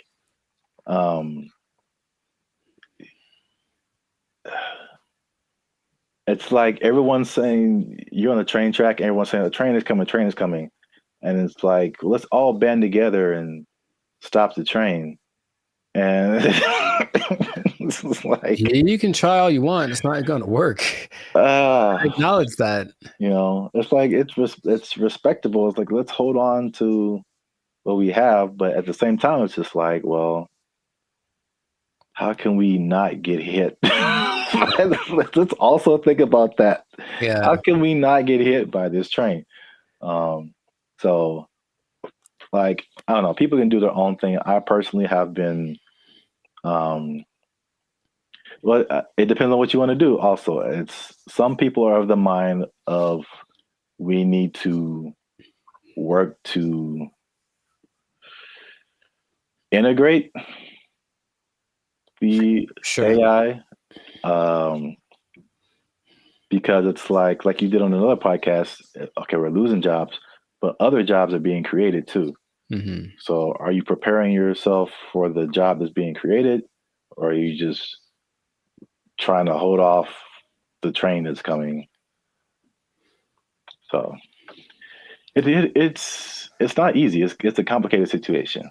Yeah, I want people to have jobs, and I would hope maybe actors get paid more. Probably not, or something. Someone, right? Something happens where it's okay. We're not spending that much money. This because if you can, just the idea of possibly being able to save $800 million like Tyler Perry is like that's crazy. Yeah, but the flip side again, it's what is it positive? Is it negative? It depends on how you look at it. It reminds me of music. Because I only knew music and I got to film. I was like, there's bigger budgets, money's flowing, all these different people working. It's like it was so much of a big industry than music. And then it kind of made me think that music used to be like this, possibly. Until technology, right? The streaming and all that kind of stuff made it really different. And same thing, jobs were lost, but new stuff was created. And one of the biggest thing is that it leveled the playing field for a lot of people. So the big people weren't as big, but also like people you never heard of now had a chance to like, even out. Yeah, right. So if you don't have a budget and you can create a blockbuster movie in your bedroom, it's the same way you can create a full album in your bedroom now. Like recording studios, like you don't need them anymore. So like it's the same thing. I think it's a unique perspective as musicians seeing this happen to film and like what could possibly be the end result and where everything's going to move. We're just all living in a simulation anyway, so it doesn't. Yes. Welcome to the Matrix, Neo. You are the one. Well, that's it for this episode. Make sure you like, subscribe, comment, and share this video. Do all that with somebody who's in film might possibly be losing their job. You might lose your job. Hold on to your job. Yeah, it's coming. Oh, make a movie in your bedroom. They took our jobs. They took our jobs. I'm in Hollywood just eating a sandwich, as you do. And the robot comes along, and it's apparently like one of those delivery service things, and it's looking for somebody. And you can see it kind of doing this thing. Like it doesn't have eyes, like a box on wheels, but it just was looking around. And I swear to you, it looked at me kind of like, hey, what am I supposed to do? And I was like, bro, I don't know you, bro. I don't know you. Bro. You just ain't my block, son. What's up, everybody? I'm Jericho. This is Zap, and we are the now 6-time international pop hip hop duo. Why is this so hard for me? we got awards. We're good. We're banned at Future, son. Anyways, check it. We make clean fun music that everyone can listen to. What? I'm making a compilation of this. We make clean fun music everyone can listen to with a sound that's uniquely Californian. And you are now, right now, in this moment in time, tuned into the Life's a Circus podcast. We talk about things that are fun, interesting, and straight up ridiculous. So before we get started, do us a huge, huge favor. Make sure to like, subscribe, share, and comment on this video. Share this video with at least 2 people that are afraid about the robots, man. We're talking about them again because there's some new developments. There's some new robotic developments. This time from the more humanoid version, and it's kind of crazy. So stay tuned to the end to find out what animal they're actually trying to replace with these robots. Like it's an animal that humans have used for centuries. And all of a sudden it's like, they're not good enough anymore. We need some new ones. So let's get into this thing. Now, the robots are not coming. They are here, children. This is not a drill. The robots are here. And I want you all to be... Hide your wives, hide your kids. It's just... So there's basically 3 companies that are really going in on producing these humanoid robots. They're really emphasizing the humanoid factor. And a lot of people are once again afraid of they're going to take our jobs, whatever it is. But I just want you to know about these so that you can be informed. Band of Future is here for the people. So we're going to inform y'all today. So starting out with our buddy Elon Musk. And I want to just ask Zap after I talk about these if you've heard of these. But Elon, our boy, is doing everything. I mean, so the Tesla bot is the thing that he's been developing. And it's, you got to see this thing. So it's the most, how do I say it? It's got hands, man. Like hands like this. Hands that can grab things and manipulate, and they look like they're kind of soft, like maybe they moisturize. Like really, it's real humanoid like. And so these Tesla bots have autonomous correction action capabilities. Basically, they can in the moment figure stuff out, and they can do sorting and unsorting sort of stuff. And just watching it without, like if you watched a silhouette of one, it's the one you'd say, oh, that's a person. And that's already kind of crazy, not a big clunky robot thing that they had a few years ago. Now it's just looks pretty sleek. There's a video of one doing yoga, and that maybe creeped me out more than anything else. I don't know why, but it's something that you're going to be able to purchase for yourself if you want.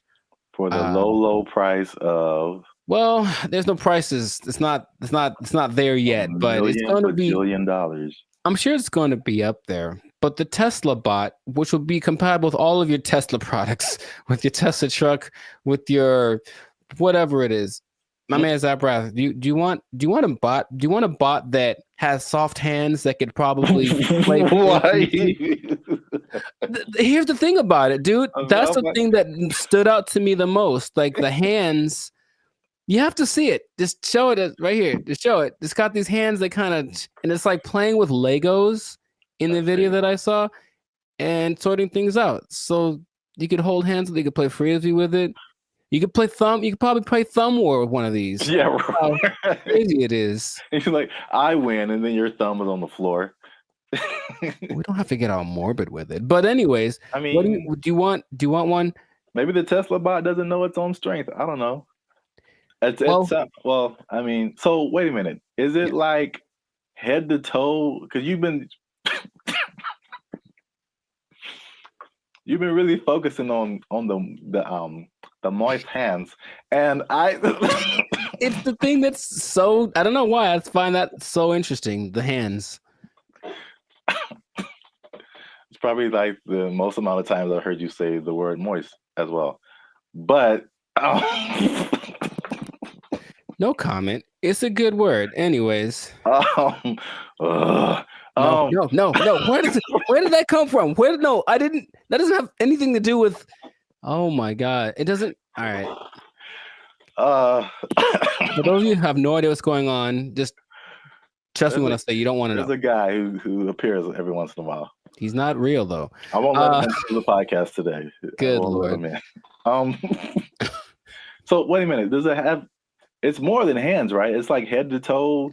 Oh, sure. Yeah, it's an entire complete thing, but it's like our height. They may be about 5'8", 5'9", and they just look like I said, if you saw a silhouette of one of these specifically, I think you'd figure it out for the movements after a while. Like that's not a human, but for a second, it looks extremely. Of the ones I'm going to mention, it's the most human-like in its features and all of the aesthetics of it. Okay. Does it like when it talks? Does it move its mouth and all that, and the eyes and all that, or is it just? It doesn't talk, but it can understand, which is so anyway. Yeah. But the face looks like a human. It's got dots. It's got dots and like a nose thing. I see. So it's getting there. But that's like the one that's the most I mean, the first when you said, I mean, because you focus on the hands, like moving stuff and then building Legos. My first thought was laundry. I don't know why. Well, you know what? It's interesting because people are thinking about these robots for all the big, heavy, crazy, whatever that you could possibly do. But this one seems like it's got this precision. They're going for that angle. They want want robots that can do laundry and wash dishes and all that kind of domestic stuff. Yeah. Although, I mean, we do have dishwashers. True. I don't think, but the laundry thing for sure. But You I have mean, to see. how Just much? take note of the hand. How much are you willing to pay for someone to fold your laundry? Yeah, I don't know, but that's the Tesla bot's like the first one. The next one, and it's actually creating an interesting thing. This whole process of robotics, it feels a bit like the .com thing because there are robotics startups now that are trying to get their thing happening. So one's called Apptronic, and it has this robot called Apollo, and this is the most ready, it seems, as far as like, it doesn't seem super ambitious. It is once a robot that can walk around and do normal stuff without falling over. Like, seriously, there's a whole combination of robots just falling over, and it's hilarious. But the Apollo can lift up to 55 pounds. It looks more like a version of, what's that Disney movie? My Friend Robot or something? Oh, the Big Heroes 6? There we go. Yeah. It looks a lot like that. Okay. And you just watch it and it just walks around and it's picking things up. But this Apptronic is trying to make robots for practical everyday use. And it seems the most ready. It's like a small company, but I just find that interesting that all of these little things are popping up and they're going to be in competition with each other, or one company's going to buy the other. I can just kind of see that aspect of it happening. But those look pretty friendly. I say that because, in contrast, the company that's the most, like the furthest along with all this is Boston Dynamics. And they've been in it for a minute. They're supported by the US government since 2011. And they had their like flagship bot called the Atlas bot. And they've been just working on it and getting it better. So I don't know if you've seen the video, but maybe there'll be a video here of maybe of a robot that's running like an obstacle course with like this duffel bag, and it's like jumping over the thing and then putting the duffel bag down and then climbing up to the next level and picking up the duffel bag and then running and putting it, and it looks so I always thought it was like maybe like fake, like animated, but it's just the way that it moves. It's very robotic. That's the thing that they're going for. But at the same time, it has so many interesting things that it can do and interesting versions. That's the company that made the dogs that we talked about earlier. The dogs that are gonna, whatever.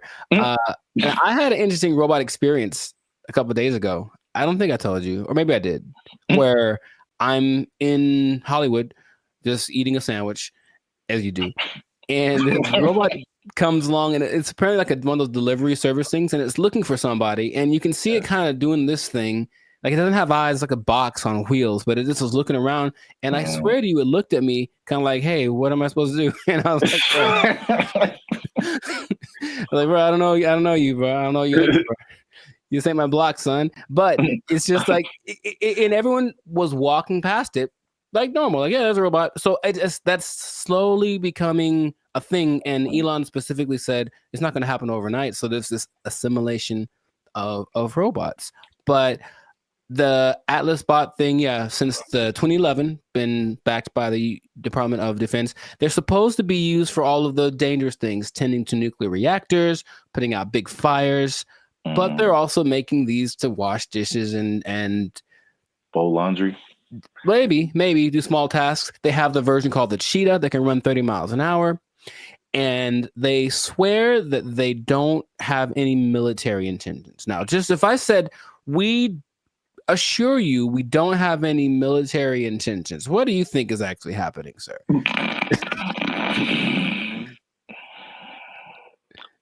I plead the fifth.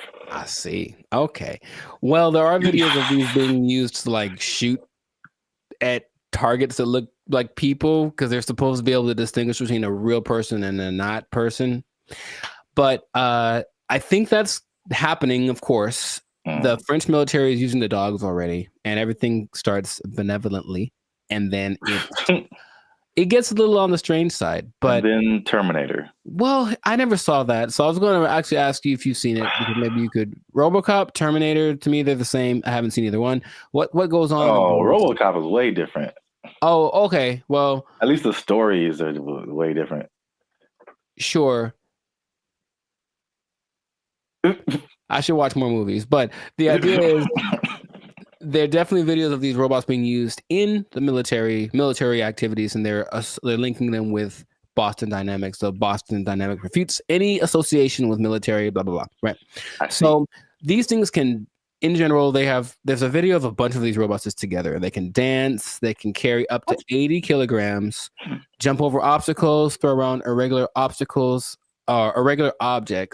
They have this thing inside called an MPC, a model predictive controller. So it can basically learn. So if it learns to jump on a platform that's a foot high, you put a platform that's 2 feet high in front of it, and it'll like, okay, it's just double. And it starts to figure that stuff out. So it's just, these things have flown military jets.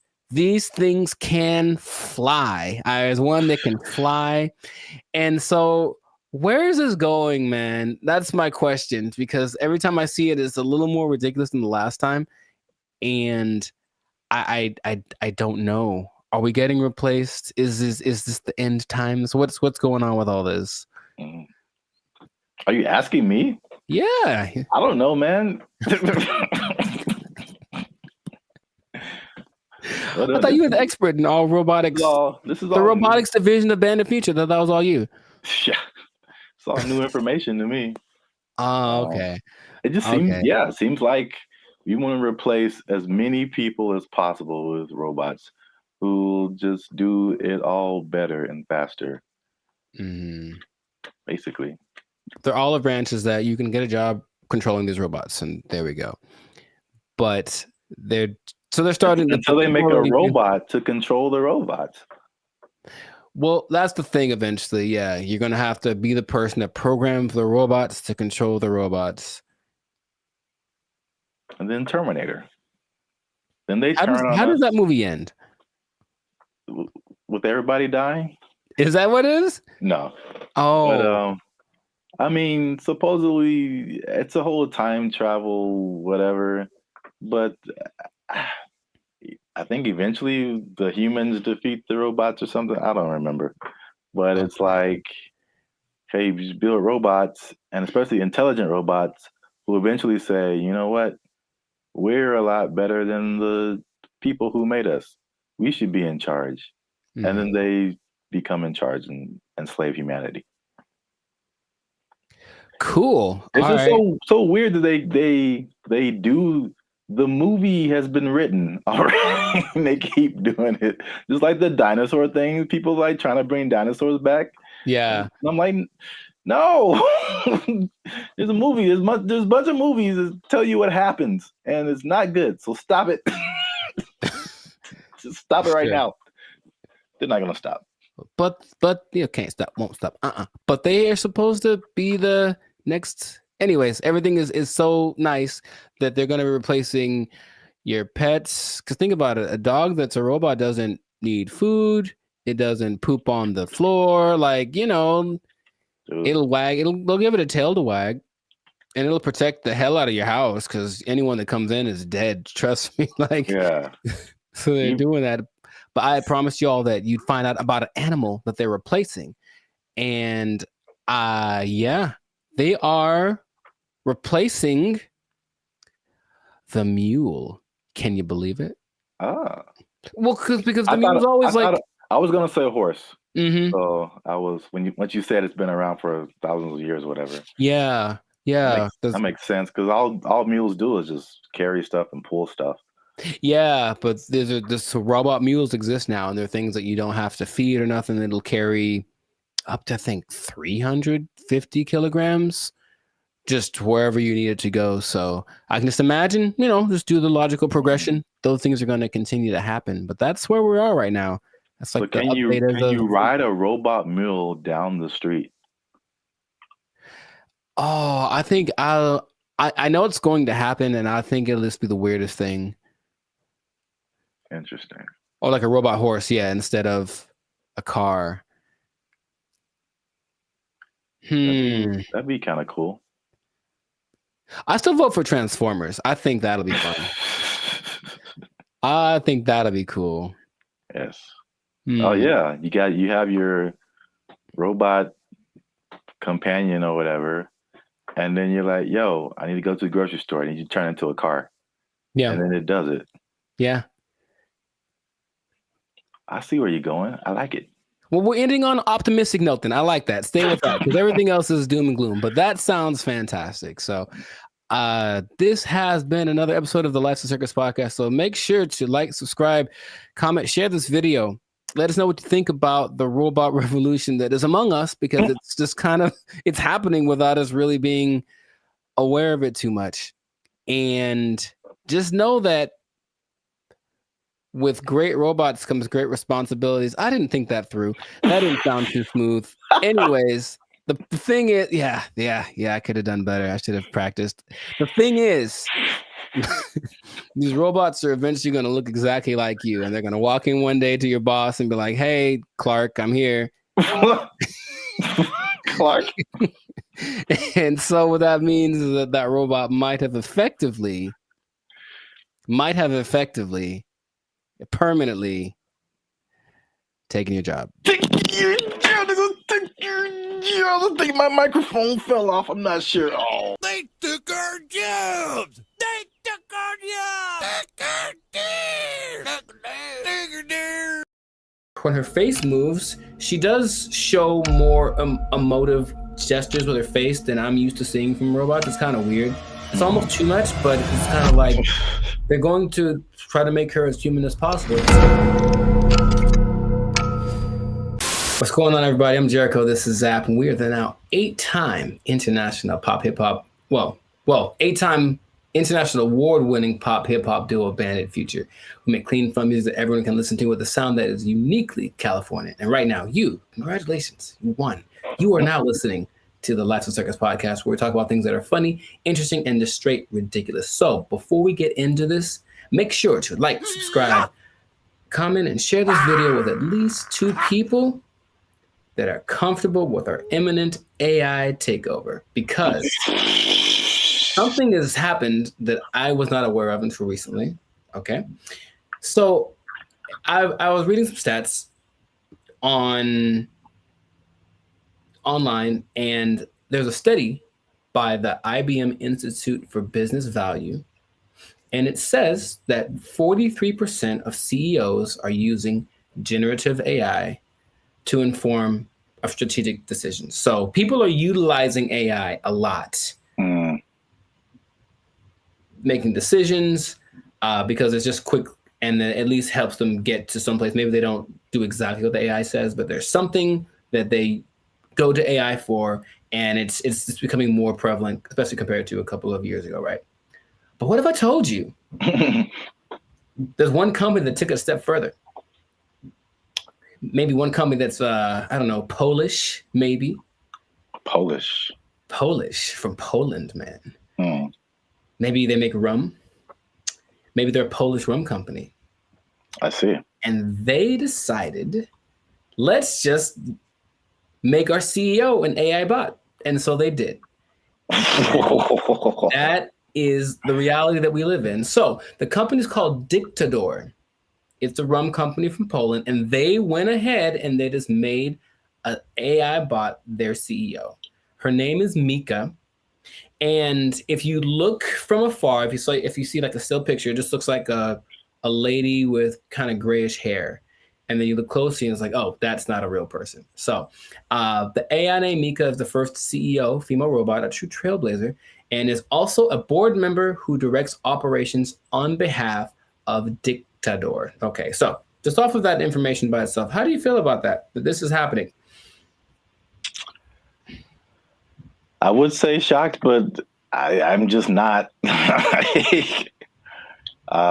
think we've spoken about this a lot and we know that stuff like Chat GPT and all this kind of AI stuff, robotics is just beginning. I've seen Terminator. I don't know. You don't watch movies. I have not. I understand the premise. It's the Matrix. It all just, we've kind of forecasted this for a long time, and here it is. Congratulations. It's been actually having the last 8 months or so. About 8 months ago, they appointed Mika, the CEO, and they actually interviewed the president, Zarek Zoldrowski, and they just said, "So what's the deal with that?" And he basically said, we're not concerned that AI is going to take over because humans still can't be replaced to make certain decisions. Like, for example, you can't use AI to hire or fire people. That's what he said. But AI is such a powerful tool, and people were using it anyway. We decided, let's just go one step further and actually make AI our CEO. Now, if you listen to this guy speak, he does seem like he just came off of an acid trip or something. He's a little out to lunch. Maybe that's just his Polishness. I don't know anyone from Poland, so I'm not sure how they are, but it's a little bit trippy watching it. But when you look at the picture, and I only found one video on this, but basically they have board meetings, and it's just her standing at the head of the table and everyone looking, and she's giving orders and telling ideas. The most recent thing she did was she decided who would design the bottles for and actually they're very attractive, but it's not that she designed the bottles. She's like, this person has the best ideas for a bottle design. And that's the kind of thing that she is doing. So then they decided, let's interview Mika, see what she has to say. This is what she said. Okay, she said, as a robot CEO. So she called herself a robot. Now, is that different? So she's AI in a thing that I guess is a robot, but I've always thought I kind of separated the two because I'm thinking about like the internal workings of what's regulating their actions, and that's AI to me. Even though they're in like a body suit, that's not a robot, but she called herself a robot. Okay, she's a robot. And she says, I'm ready to make executive decisions. And the good thing about me is I don't have to sleep. I don't have to rest. I don't have to take weekends off. I'm always ready. And I said, okay, I guess that's noble. And then she said something that I didn't particularly like. And it's not what she said, it's how she said it. Okay. Humans must be dominated. No, that was the other one. That was the other bot that was like on Jimmy Fallon and it started talking in a different language and saying it's taken over, But no, she says, I work 24/7. I'm here to help Dictador take over the world. And the way that she said the take over the world part, I was like, oh man, it's happening here. Basically, I bring this up because it's interesting and no one's really speaking about it. It's just, I think, slowly going to get integrated into things. And then you're going to go to said company with a complaint about whatever. And then they're going to say, oh, you should talk to the manager, whoever, the CEO. And then this bot thing kind of walks out. And then you get like, what's the deal? And that's the reality we live in. So just how if we talk about a timetable, how soon before this just becomes normal? What do you think? I don't know, but it's going really fast already. So yeah. I feel like it's in the next 10 years. I mean, because the incentive is so strong. It's one of those revolutionary technologies, like the beginnings of the internet. They're like, you have every incentive to be on the internet, make your own website, because you can now connect with people all around the world. Right. And so now if you have like a CEO of your company that has all of the knowledge ever to help you make decisions, it's and on the flip side, it doesn't cost you as much as labor. And I've said this before too, like, one of the most expensive things in business is just hiring people. Hiring people, their wages, their taxes, the complaints, lawsuits against employers, sick days. Like, there's so much stuff that can go on with a person that doesn't happen with the robot. And even like stuff like inflation, like people are feverishly trying to get robots everywhere. AI, robot, anything, like cut our costs, please. So I think it's just then you have the competition between the companies that are trying to be the go-to for AI. It's amazing how, like, when Chat GPT hit, I think with probably less than a year, like every company, Bing, we have an AI thing that can help you search. Google, we have an AI thing. Even like Adobe stuff that I use, like, we have a new AI thing that generates pictures for. I'm like, how does everybody have this now? Yeah, it almost feels like it somewhat feels like an agenda that's being pushed by somebody, of course, because everywhere I turn now, there is some kind of AI option. Have you tried the AI feature? My banking app. Hey, I don't trust the robots with my money. Are you serious? Yeah. But hey, would you like to try this thing? Because it'll make and they always say it's faster and it's just as reliable. And people, I think, will get, I guess, sold on that premise. I even was testing because of course you don't have to pay her, and she doesn't have emotions like for real, even though when her face moves, she does show more emotive gestures with her face than I'm used to seeing from robots. It's kind of weird. It's almost too much, but it's kind of like they're going to try to make her as human as possible. But imagine you have like a disagreement, or that's not right. That's not quite right. Instead of being so imagine we're talking and then I say, hey, give me an idea. And you give me an idea. I'm like, I don't like it. Give me another one. And then I do that like 20 times. You're going to be like, bruh, really? I've done that with like the AI chats on Instagram, for example, just to see. I was like, okay, I'm just going to keep disagreeing with them and keep saying, give me something else. I don't like it. And they don't have a problem with it. They'll just keep going. They got literally a million ideas. And that concept is so not natural, but it appeals to some people. Like, yeah, we'll just ask the robot because you'll just keep giving us ideas. It's almost like we decide which idea, but we let her come up with it. And that's more attractive. So it's just crazy. And you just have to see it because it feels like outside of a sci-fi movie. You can see the wires on her like chest. Like one is like talking, one is coded or something like that. But it's labeled what parts are being regulated. And it's a trip, but it is real. And they're apparently doing well since they started. Like her decisions have helped the company start to do this. Well, the only thing I would say would be, I think there's a few things. One, I think to a certain extent, it's a, what do you call it? Like a story just to be, to get attention. I'm sure. Like, I feel like maybe that she isn't like really the CEO, but. Well, they asked the guy, they're like, is this legit or is this a scam? And he's like, oh, it's real. And his eyes didn't match what he was saying. That's what made me think he was on something, because it's kind of a strange publicity stunt. That's what I was going to say. Potentially. And in any case, it is getting attention. And then people say, I'm drinking the rum of the company that has the AI CEO. And that's something that has probably gotten somebody laid once. So good for you. Good for you. Okay. That's all I'm saying. But it's happening. So I'm curious to see what will happen in the future, but it might be a trend. Yeah, I see it more as like a consultant I could see an AI on the boardroom, like in the boardroom as a consultant or whatever, but not as like the head of the company. That's like a little bit weirder. And then you have I'm just trying to play devil's advocate in any kind of way. Like, how could this not be cool? As if something gets corrupted or like, like any kind of computer, it could, That's what a lot of the comments under the video said, like, what if this? And they're like, what if someone hacks into your CEO? Right. Right.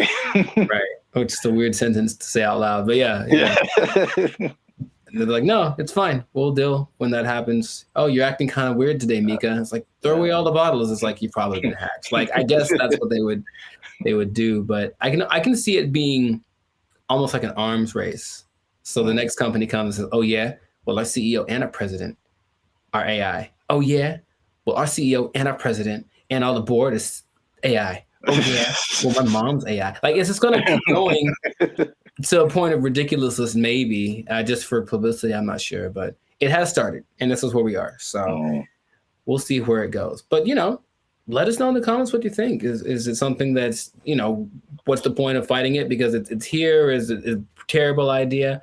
Let us know in the comments what you think about this, because I feel like it is here to stay, and we'll see to what degree we take it. But this has been another episode of the Life's a Circus podcast. So make sure to like, subscribe, comment, and share this video with everyone you know that's afraid of the inevitable AI takeover. And if you are a CEO, oh boy, if you're a CEO, you know what time it is. You better do something. You better learn how to sing and dance or tap dance or juggle fire or something, because I guarantee if Mika's the first one, you're going to be the next to lose. You're just gonna take your job. Everyone's gonna take your job. Oh, I'm the CEO. Everybody's fired. They took our jobs. They took our jobs. The matchmaker, the AI does the matchmaking, and then from there you take it on. Okay, how do you feel about that? Would you try that? You said you try anything. Would you try that? Oh, this is so stupid. You don't like it at all? Stupid.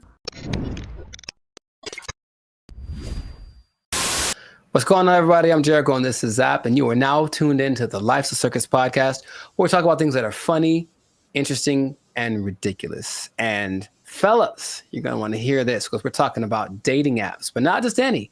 Dating apps that use AI to do the dirty work for you. It's supposed to be easier. Let's talk about it. We'll find out if that's true or not. I already hear some skepticism in Zap's voice. But before we do that, make sure to like this video. Please make sure to subscribe to the channel so that we can have more people that have the Bandit Future Life's a Circus experience. And if you really want to take it up a notch, you can hit that join button and become a BFF, a true member. And we have memberships for as low as $3.99. So check that out. And we're going to get right into this. So wait a minute. I have an announcement. Tell me now. I almost forgot. Oh, get the confetti cannons ready.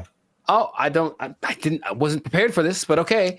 They'll be in the editing. Oh wow. Okay. They're going to come out of my hands. They'll make this harder for me. Like Iron Man style, dude. That'd be so sick. All right, fine. I didn't say that. We don't do that here. Shout out to Turnaround Publications, which has now become a member of the Bandit Future YouTube channel. Bravissimo. Yes. Bravissimo. An executive level member. Oh, snaps. Okay. Yeah. Executive seating member. So deep pockets. I know y'all jealous. Hit that join button, become a member. All right. As you were. No problem. So how do you think about that, man? You can forget about swiping right, because AI is going to be the one that helps create your love story. How do you feel about just hearing about that? Hated it. Does it sound bad if I say at this point I'll try anything? Is that? It sounds like most people's feelings about it. It's really interesting. Why not? Let's just sure. Let's have a robot just pick the person for me at this point. Now listen to me very carefully. So y'all need to stay to the end, because AI is also doing something that's so much like what we normally do anyway that it might actually work for us, okay? But stay to the end to find that out. Yes, go on. I did a bunch of research on this, and there's 2 apps that I want to tell you about that feature this AI assisted thing, okay? One is Volar, and the other is called Iris. So I'm talking about Volar first, because Volar has this interesting concept. Okay, so what happens is you create an AI avatar, and then the avatar. I'm out. Hated it. Hold on, check me out. The avatar basically learns your personality traits and whatever, and it kind of creates something that kind of looks like you. And then your first date, so it does the swiping part for you. And then your first date isn't between you and the person, it's actually between your avatars. And then depending on how it goes, wait, hear me out, you're judging already. Depending on how it goes, then you can actually talk to the person, because the avatars have confirmed that you're compatible. Doesn't that sound amazing? No. For me, a part that you don't that's really annoying is that's kind of like getting to know. It's like starting over from zero every time. Hi, what do you do? Where are you from? Do you like going to the aquarium on the first date? All those kind of things. And it's like, can I just skip the line on that part? And so the creator of Volar, his name is Ben Chang. Ben Chang. And he said, because the first date is between the AI versions of you, it gets rid of the getting to know you phase. And then after that, you still get to talk to human, because 72% of people still want that human connection because they feel like the connection is missing. So the matchmaker, the AI does the matchmaking, and then from there you take it on. Okay. How do you feel about that? Would you try that? You said you try anything. Would you try that? Oh, this is so stupid. You don't like it at all? Stupid.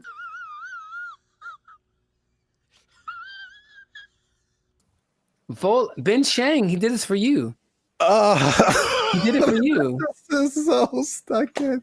Hold on, here's more. But wait, there's more. Okay, so Jessica Giles is a writer from 5280.com. I think that's in Colorado. And she said she tried it out to see what she felt, because her opinion is that surface level chit chat is what people are tired of. It basically makes this kind of fatigue factor. And so people want something that will just help you get past this initial stage so you can just get to the good stuff, if you will. And in a study organized by Singles Reports, they found that 80% of participants ages 18 to 54, they reported feeling some degree of emotional burnout because of every time, like I said, it's starting over. So at the very least, once you put your information in, the AI is doing the work for you. And when you receive a match, there has been someone that went for you like the best wingman in the world saying, hey, this girl is good for you. Good night, girl. I'll see you tomorrow.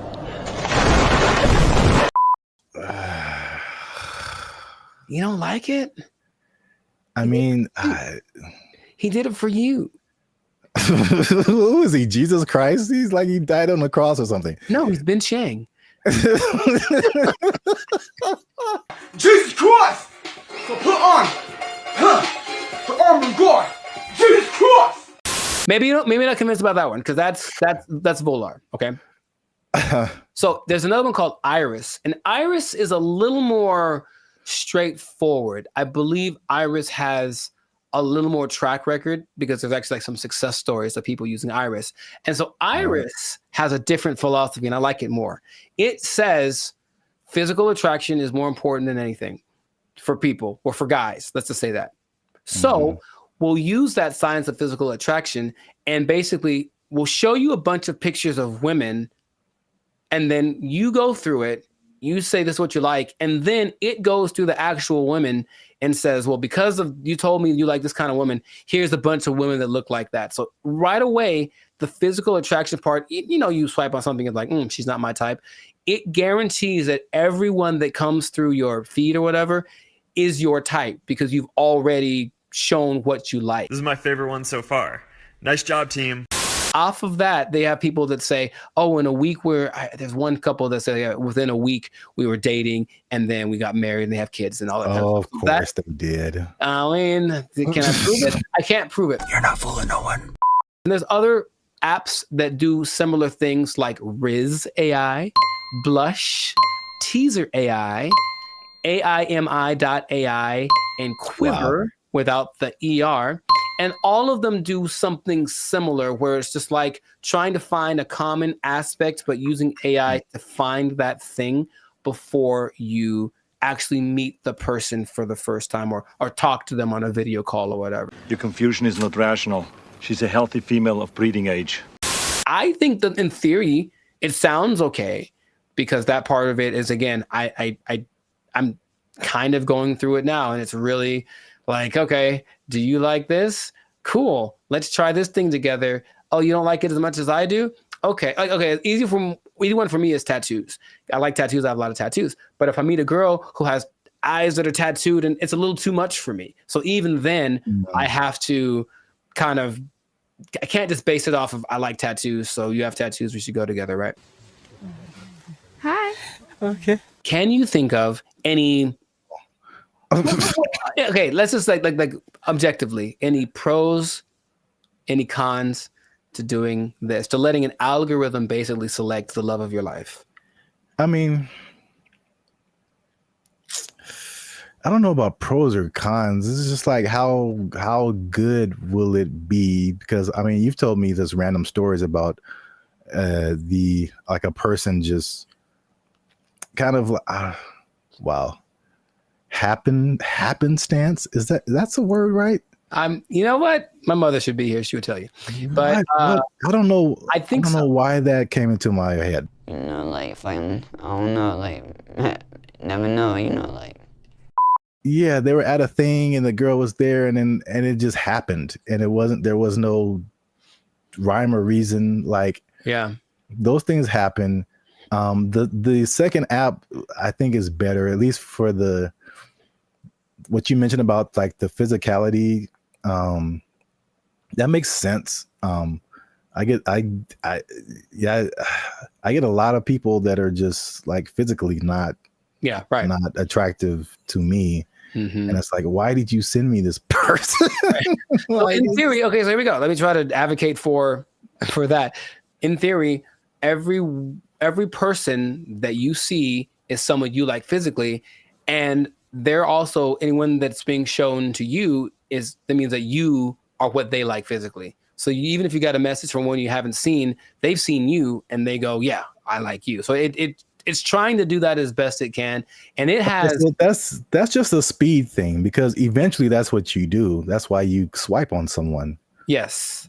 So like, that's a speed thing, but does that make the relationship better? Not necessarily. It's just going off of the idea that maybe attraction is anytime I've ever talked to a girl is on the streets because I said, oh, she's pretty, let me go talk to her, and then who knows what happens. So just a foot in the door. Maybe. But here's the interesting thing. Okay, so I mentioned you got to stay tuned to the end because it's doing something, the AI is doing something that you would imagine any person would do. Hey, y'all, come look at this. The specific one is the Volar one. And so it can create unique and interesting personas based on like what you put into it. But what starts to happen is that after a while, the AI realizes I'm basically trying to be a wingman for a really boring person, or a really unattractive person or something. So the AI starts lying for you.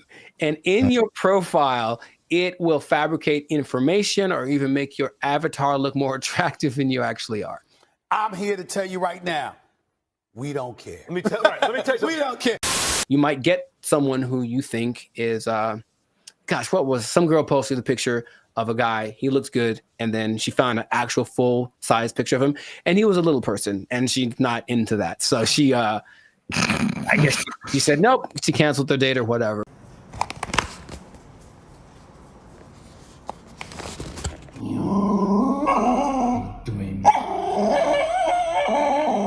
The intention is to make it so that all of these processes are faster, and our relationship is changing with AI. So I think if this gets better, people are going to trust it more. The more success stories I found my love on this app with AI, I think the more people are going to try it. Do me a favor, please. Get out of here. Get out of here, man. I'm saying. We'll see. I don't want to try. I thought about doing it for this episode. I don't want them to have my information like that. It seems too convenient. So that is not what's going to happen. But, time is running short. So let us know in the comments if this is something that you would try, or if you've tried using an AI-generated dating app. Have you found the love of your life? Are you sitting next to her right now because you found her thanks to one of these apps? Let us know in the comments. And make sure to share this with somebody that is willing to put the fate of their romantic life in the hands of the imminent AI overlords that are coming.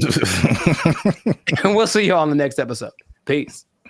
Bye. See, Jesus Christ, he's like he died on the cross or something. No, he's been Shang. One thing I never saw before that they just installed in the mall near me, and I think it's just genius. I've never seen this before. They just put a up, guys? I'm Zap, and this is Jericho, and we are Band of Future, a now 6-time international award-winning pop hip-hop music duo. We make clean, fun music that everyone can listen to with a sound that is uniquely Californian. And now, right here, right now, right here, right now, yeah. You're listening to the Lives of Circus podcast. Well, my voice went really high. Where you're talking, we're talking about things that are funny, interesting, and ridiculous. But before we get started, make sure you like, subscribe, comment, and share this video with at least 2 people who like to go shopping. And make sure you stay to the end of the video because a lot of people thought that malls were closing down, but they're very much alive. And I'm going to tell you 3 reasons at the end as to why that is the case. Bam. Intro. Nailed it. Okay. I like it. The rest of it, I don't know. Well, it's all about how you start and how you finish. The middle can be like, like a plane. It's like, all right, we took off right, a little choppy in the middle, but if we landed right, everything is all forgiven, I guess so. And if something is wrong, then you can sue later.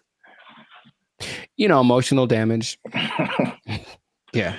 But yeah, so today's topic is all about the American mall, America pastime, if you will. Jericho, do you still go to the mall? Is that a thing you do? Where do you do your shopping, my brother? Dude, it's always going down in the mall. Meet me in the trail, it's going down. Meet me in the mall, it's going down. That is one of the greatest songs of all time. All right. All right. Beyonce made one of the greatest albums of all time. That is one of the greatest songs of all time. All right. I'm gonna let you finish, but Beyonce had one of the best videos of all time. It's just so good. I do. I like that song so much. Like, oh my gosh. I do think about that more than I should. It's so good. It's just such a if you just I guess I think about the lyrics too much because it's just like wherever this guy goes, it's going down. Yeah, I know. It's like, how cool is this guy? You can meet him anywhere, and anywhere he is, it's going down. He's pretty cool. I mean, gangster, man. To me, never met him, but seems pretty cool. I'll still go once in a while. I don't like shopping that much, but I always liked going to the mall. I just like the vibe of it. It's where you went to pick up girls in high school for sure. But just even now, I'll still, if I got some time to kill. Oh, and they have Cinnabon there. Good Lord. I mean, tell me that place isn't run by Satan. You ever eat a Cinnabon? You have to take a nap halfway through. I'll go there just because I kind of like it's like a realm of industry that I never really thought of too much until I was older. Actually, after watching an episode of Daria, it's really weird. But it was kind of like this episode about the mall culture in general and how places got big like Cinnabon in malls and what an interesting concept it is. But not like a little, outdoor, but like a big, huge Ontario Mills style, or like the big one in Minnesota, that kind of mall thing. It's just a vibe. It's commerce. It's kind of like capitalism in its friendliest. It's like, hey, here's a lot of stuff that you probably want all in one place. You can come get it and spend time here, and it smells wonderful and it's fun. So I always liked going to the mall. So I'll still go once in a while, but I usually know that I have another option. Now, I don't have to go to the mall to get stuff that back in the day I did. Yeah, I mean, I'm from Alabama, Montgomery specifically. We had basically two malls. It was the Montgomery Mall and the Eastdale Mall. Montgomery Mall was it was all right. It was kind of small. Eastdale Mall was a little bigger, but not compared to what I've seen out here. Like Ontario Mills. Yeah. You mentioned that is huge. The Glendale Galleria, huge. Yeah. What's the one that's like off the 5? Oh man. Fox Hills. No, it's like the Citadel, something like that. I know what you're talking about, but I don't think I've actually ever been there. I think it's either that or something, or Cerritos. The Cerritos Mall is huge. It's the Beverly Center. Yeah. A big, yeah. Yeah, I mean, the malls are. I guess we don't really think about it, but they're still around. They're still huge. So I'm gonna just throw some numbers at you because I thought like after COVID, like that was it because like it was a crazy time, and you saw a lot of business, like a lot of big businesses, Yes, from bankruptcy. Wow, words. I remember J.C. Penney was a big one. Bed Bath and Beyond got hit by COVID. Toys R Us. Oh yeah, R.I.P. Toys R Us. That's legit R.I.P. right there. It's like like big flagship store. I'm not talking like a little, Radio Shack or Circuit City. I'm talking about like the biggest store in the mall is like shutting down. Like, there's gonna be no more mall. Plus, what I thought with e-commerce, the Amazons of the world, it's like, okay, people got used to getting stuff delivered to them, and it's like, why go out? I can just get it on Amazon or Walmart.com. So the numbers, however, say the opposite. So malls work with like an occupancy thing. So basically, it's like the number one indicator of how successful the mall is. So the more occupied it is by retailers, the more successful the mall is. So mall occupancy was 89 to 95% last year. 92%, and you're doing good. Anything above that, you're doing good. So malls are healthy, they're thriving. And this is what happened that I didn't really realize is that when the stores closed, it didn't necessarily mean that was the end of the mall, because in case you didn't notice, a thing called inflation has been happening. No, I didn't notice. And so the price of everything has gone up, including rent. They just opened the space back up and they charged more because it was a new tenant. Traffic is actually up. Sales are actually up. There's actually waiting lists in some places for some stores to get into the malls. And so I get into these. There's three things that are really happening. You touched on some of it at the beginning. Okay. But I can at least give you this one on the retail side. It's basically people are finding out that, and it's kind of odd, I guess. I didn't expect that to be the way it is, but retailers are finding out that people aren't necessarily making that purchase online. They're just kind of like browsing. It's almost like TikTok, right? You're not really connecting with anybody. You're just scrolling through and seeing what's available. And they're making more concrete decisions in the store. And so the digital part is like getting people to recognize you and who you are, but they're actually seeing more sales being converted in the store, or it's not necessarily that, but it's costing them less to get people to buy stuff, basically. Makes sense. I think. Oh, go ahead. No, you can go ahead. That there's no replacement for retail therapy. I think people that love to shop, I can imagine the people that love to shop, that dopamine rush of having those 2 plastic bags when you come out the department store. You can't replace that with this. Oh, we'll just bring it to you. It's like nah. It's like, don't bring me I want to go catch the fish, because it's as satisfying to actually catch it and have it as it is to pay for it. So I see that as being the thing that drives people more than anything. Yeah, and then online stores are actually there's stores that have started online and they're actually moving to like the brick and mortar type stores. So a few of those companies, one of them is Warby Parker. Have you heard of them? No, I don't know what that is. Okay, I see their commercials all the time. They do like eyeglasses, stuff like that. Okay. Another company called Allbirds that I haven't heard of. And there's another company called Wayfair that I have heard of. I've definitely bought stuff from their company. And so they'll be building like their own store. So yeah, that's number one. Retailers are seeing positive sales in the brick and mortar. And the second thing, you kind of alluded to it, is just people like there's a certain luxury experience in malls that people are drawn to that Right. you don't necessarily get when you're just clicking a button online. Um, Yeah. I recently I live near a mall, and I recently went in there, and I usually don't go in there at all, but I was just kind of walking around and looking, and I was like, huh, this is it just felt nice.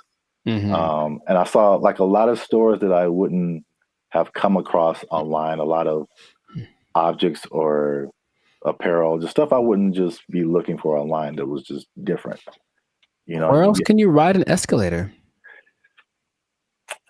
the airport. Yeah, okay, so that's two. But I don't go to the airport as much as I go to the mall. But honestly, it's kind of a cool thing too. Like especially that big one that's always in the middle, and everyone's going up, and it's like the promised land appears. So they're kind of going there. Everyone looks. It's really interesting. But I think if you pay attention, you see the excitement of people going, "I'm about to buy something." Yeah, and they get to the top, like, "How we've arrived," and it's just got a cool atmosphere. It's like an environment, like a built-in environment. Like the people there.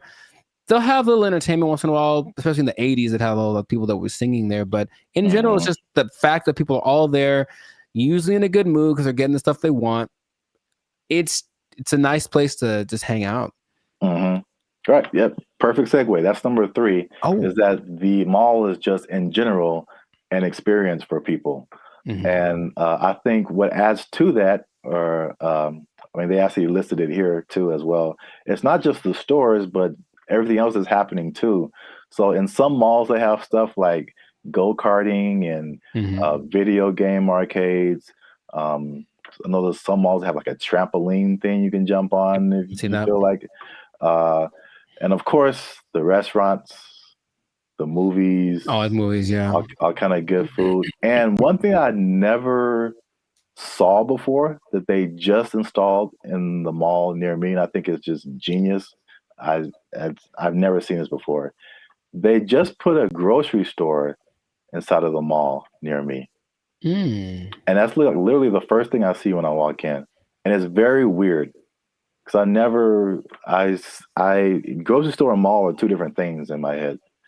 But you're already shopping. I guess it makes sense. Well, from a psychological standpoint, I've never seen that. And that makes a lot of sense because from a psychological standpoint, when people buy stuff, like they're more likely to buy stuff when they've already bought something. So they're kind of in the mode of buying. So I'm going to the store to get my vegetables or whatever, groceries, normal. And then if you're in an environment where there's other stuff you can buy, they're like, you know what? While I'm here, I might as well see if they have and all of a sudden, there you go. You're selling more than you would have. So it's like the stores and the mall have like this kind of symbiotic relationship in a way. So yeah, that makes complete sense, but I've never seen that. Yeah, that's the first time I ever saw that. And it does make sense. And also, like the concept of a mall where you get everything.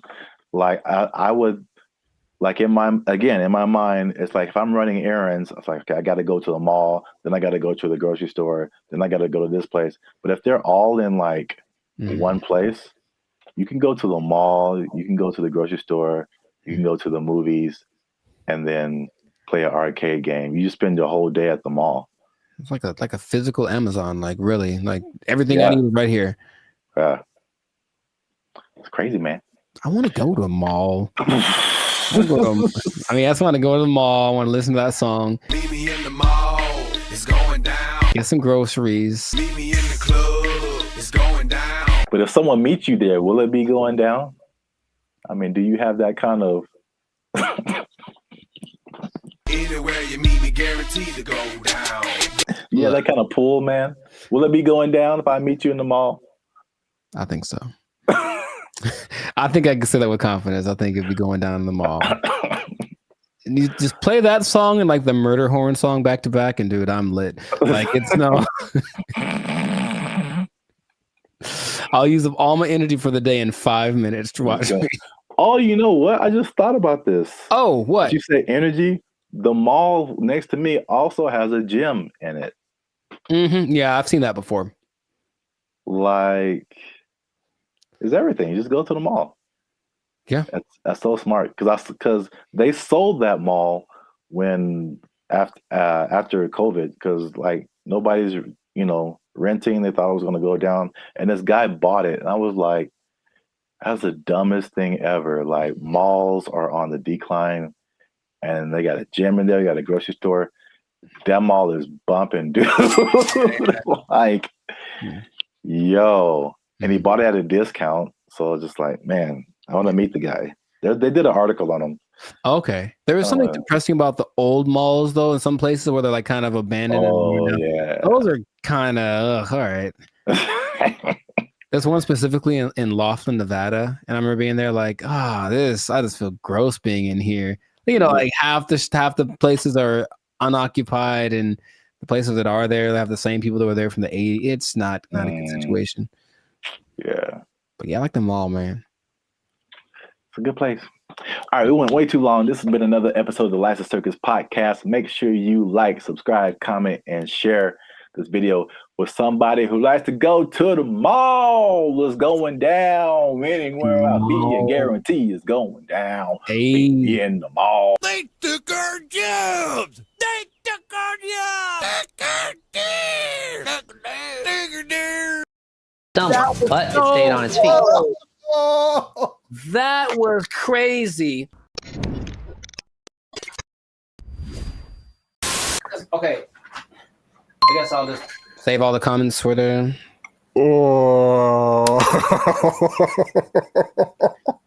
Why is it coming to this? Why are we all going to go out this way? I didn't think we'd go out this way. I would watch this. I feel like it. Okay, well, we can get through this. All right. Oh, it's recording. Oh, man. Okay, bring it back.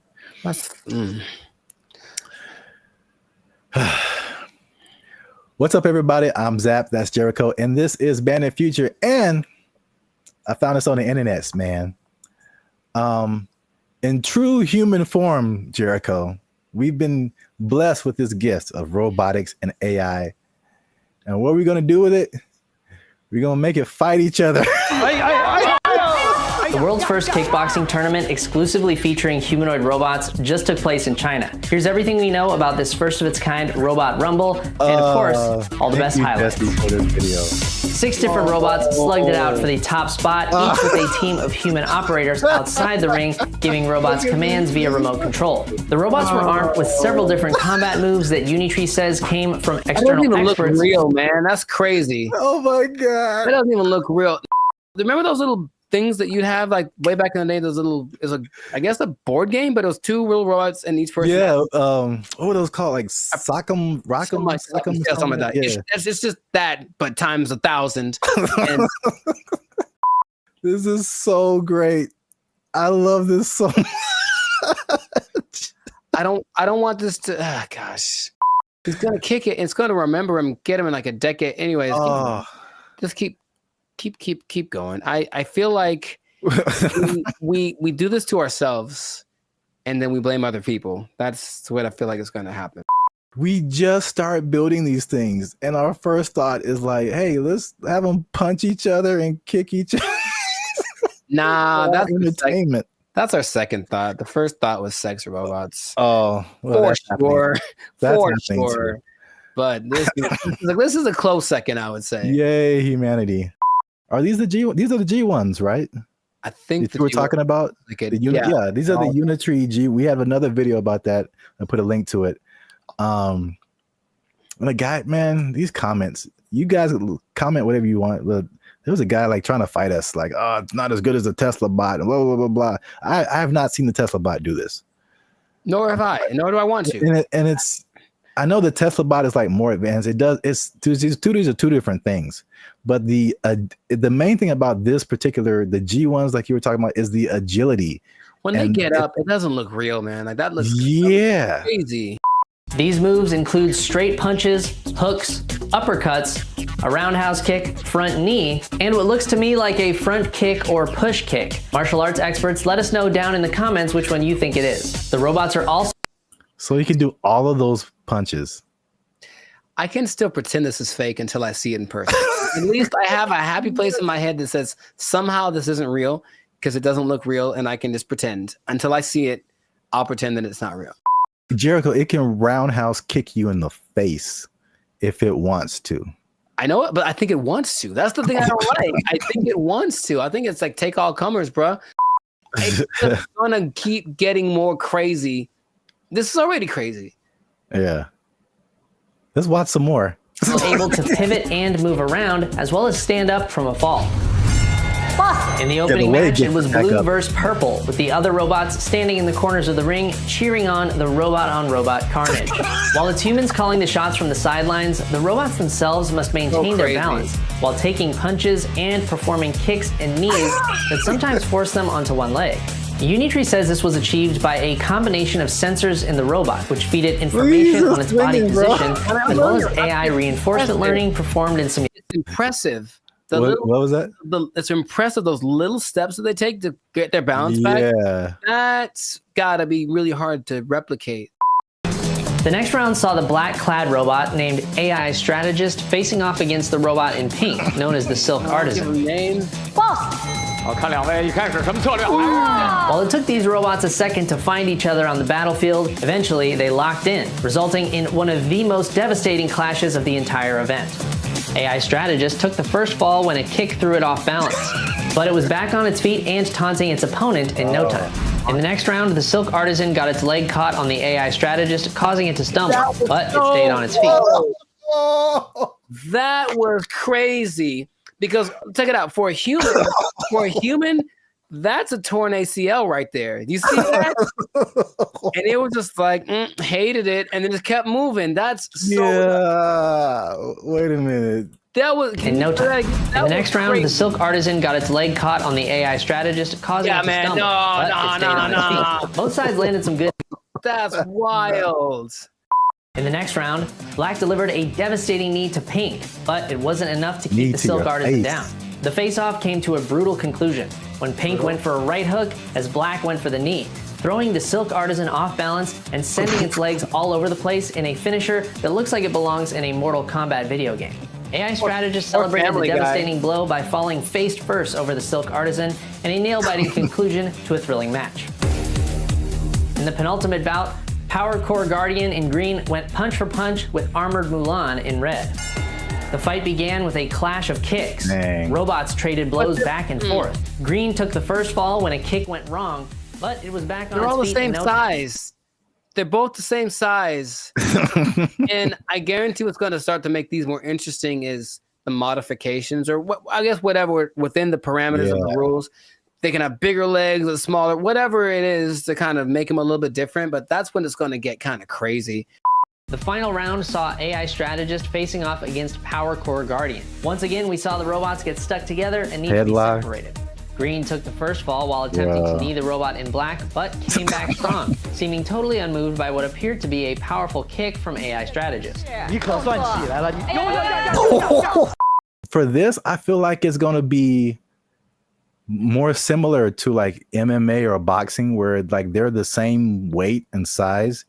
And then, but you can train them to, because right now it looks like they have like, I don't know, 6-7 moves that they can do. Yeah. But what if you train it to like where it has, you know, all these different combinations? It's like a video game, a live action. I just want to know if those controllers are the same as like Street Fighter, like down, down, up, up, roundhouse, like something. And then I hope so. AI Strategist took home the top prize at the China Media Group World Robot Tournament, Mecha Combat Arena. The G1 humanoid robot comes in several different models, and so whoa, what's that? That's a little bit extra. Like they're not doing that. The intro? No, just right there. That robot that just did like this World Robot Tournament, Mecha Combat Arena. Yeah. The G1 humanoid robot comes in several different models, and for this competition. Yeah, man, it's getting real. These guys, oh my goodness. They can't jump, seems. Not yet. Not great, but they'll be able to. Yeah, I don't think I've seen any of them jump. I've seen videos of robots that can jump, but it seems like they're just jumping back and forth. But like, imagine these things being able to jump and do like, there's nothing that'll stop them from being able to jump 20 feet in the air. Like, you know what I mean? Like, it's going to be impressive. I just, for the spectacle of it, is it worth our safety?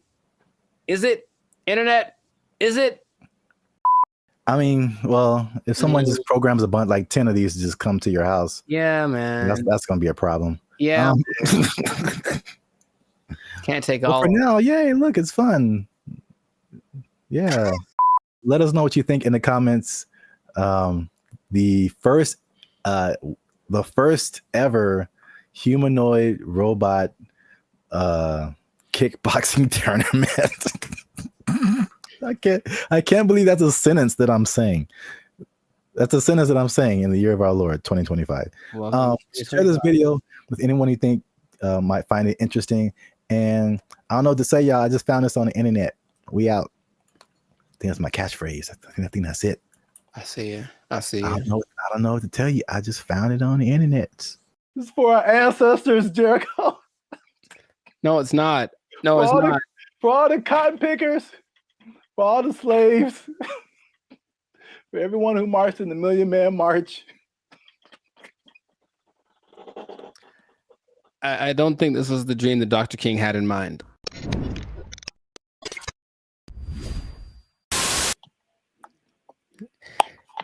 You should have done that when it was recorded. Like, I would have been so surprised because now I'm used to it.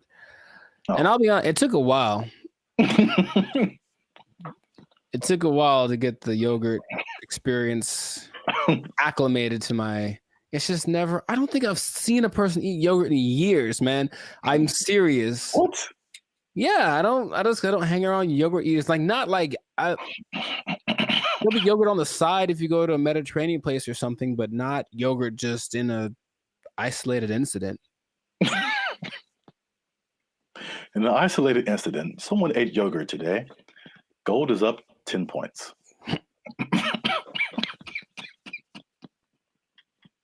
Back to you, Jim. All right.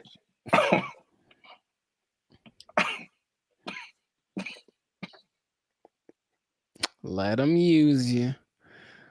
Won't he do it? Won't he do it? Yogurt.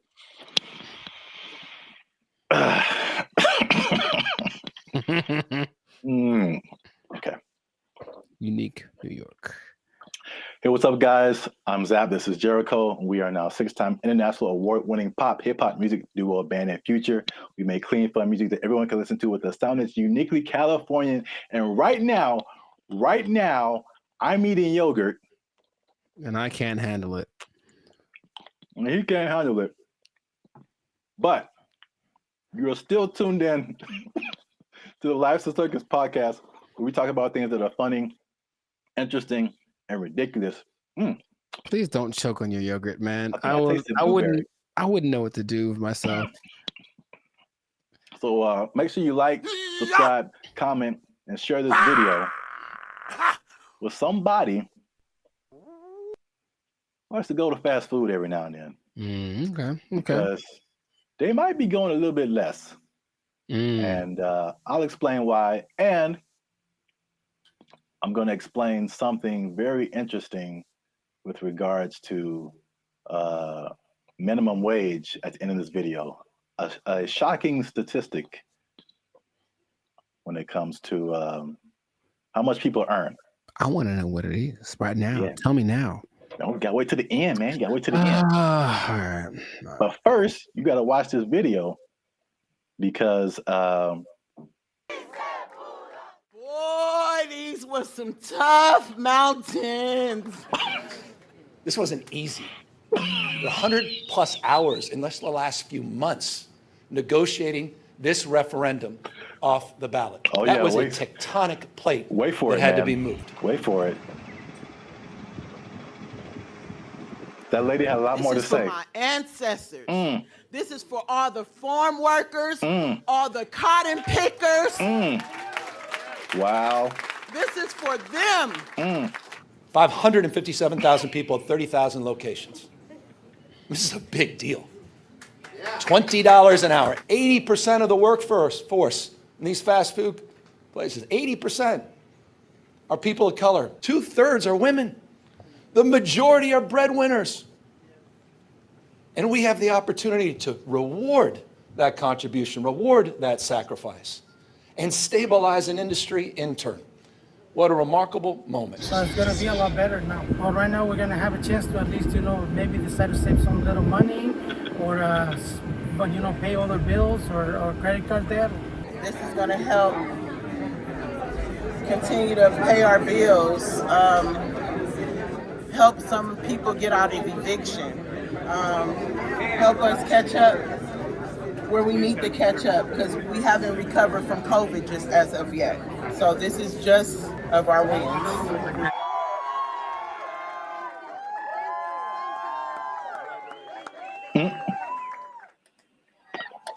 So yeah, I didn't expect her.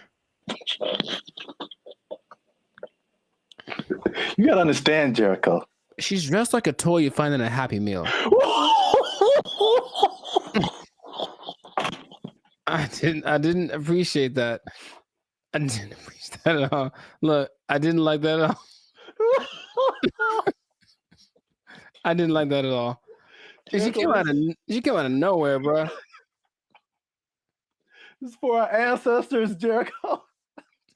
No, it's not. No, it's not. For all the cotton pickers, for all the slaves, for everyone who marched in the Million Man March. I don't think this was the dream that Dr. King had in mind. I really don't. They worked hard. They fought so that we can make $4 above minimum wage. All right. So while you have your moment, I think that's okay. In a way, I don't that $4 more an hour is not going to help you not get evicted. Maybe if you make good financial choices. See, here's the thing that people lose in the thing. All jokes aside, even though it was ridiculous, she was unnecessary to that video. I don't know why they picked her. I don't know why they picked her. I just didn't see the point. But it doesn't matter how much money you make or don't, right? It's just about how you work with it and how much you keep. So I know people that work fast food that do very well because they're just smart and they budget and they're frugal.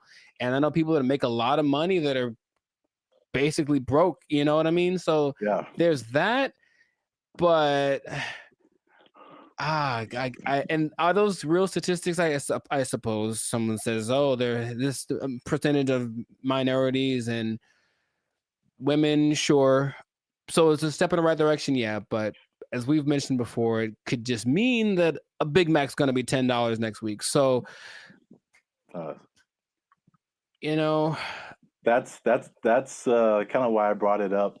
It's it's not only to see what you think about it. I mean, it's going to be interesting to see what happens because food prices alone right now are through the roof. Man, I saw like a bundle of grapes for like $6 a pound. Yeah, you told me. Like I bought like a few berries, and it was like $20 for like just to start off with. Like food is crazy. Fast food is also way expensive. Like I remember there was a time where you could give someone $10, like, and they could get a combo at someplace. Like now, it's like a challenge to have a meal for under $10. It really is. Yeah, like maybe you can get 15 to 20. Yeah, you can get an item. You can get a burger or something for $7, but a whole. Yeah, so it's going to be interesting to see if you kind of got lost in my laughing at that lady. That was deserved. That was deserved. She feels. I feel like she makes a lot of bad decisions. That's just my honest opinion. I've never met her. Maybe she's wonderful. I hope she's doing well. I hope she sees this video and she likes Bandit Future. But I think her presence was a bit distracting to the whole experience. But yeah, so this is a very weird situation that I haven't really heard of, because basically the government is involved. Right. They created this like separate task force for like fast food worker wages, which I haven't really heard of before. Where like it's not the government setting it, but the government is like an intermediary in this. And I mean, are fast food workers specifically unionized? I don't think so. There was a couple in the more educational videos that I passed over to play this one. Oh, good choice. No, trust me. Good choice. Good choice. There was a talk about some different unions, but it isn't like a fast food worker union. It's some kind of, I think it's a service worker union. Okay, so that makes sense. I think that's fast food is maybe under that umbrella, but it includes a lot of different services. But yeah, so it's the government involvement. It just makes it kind of weird, and then also it's like, I mean, fast food has been minimum wage for like as long as I can remember. So to go above that, they were saying that this is like a 30% increase. So it will be interesting to see if there's a 30% increase in prices. Right, because the logic says, where is it coming from? Where is the 30%? You can't make money out of nothing. I mean, the government tries, but you can't make money out of nothing. So if you raise one thing, something else is gonna be affected. Yeah. I made maybe I'll put a link to it. This was a year or two ago. I was walking by KFC and they had and it was a small combo for like $18 for a small. And then what was I gonna say? The like, if a sandwich is like $6 now, you add 30% to it, and now it's like $8 just for the sandwich. Right. Plus tax. So I mean, the $10 combo is going to be like a $10 sandwich pretty soon. That's just too much, in my opinion. Maybe because again, that's just one way of balancing your budget, I guess, is to charge more. I mean, they could do the other thing, which doesn't really help people. I mean, it's just weird, ironic, for lack of a better term, is that, okay, again, you're a business owner, prices go up for your workers. We're either going to have less workers, somebody's going to get fired, right, or more automation. So again, less workers or less hours, nobody gets overtime. Something has to like compensate.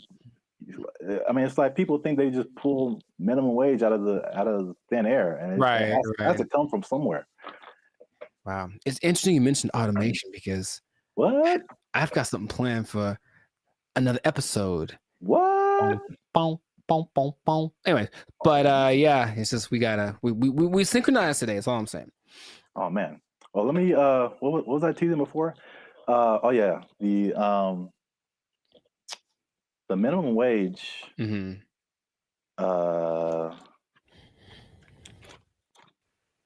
Oh, this teaser is for something else. Whoops.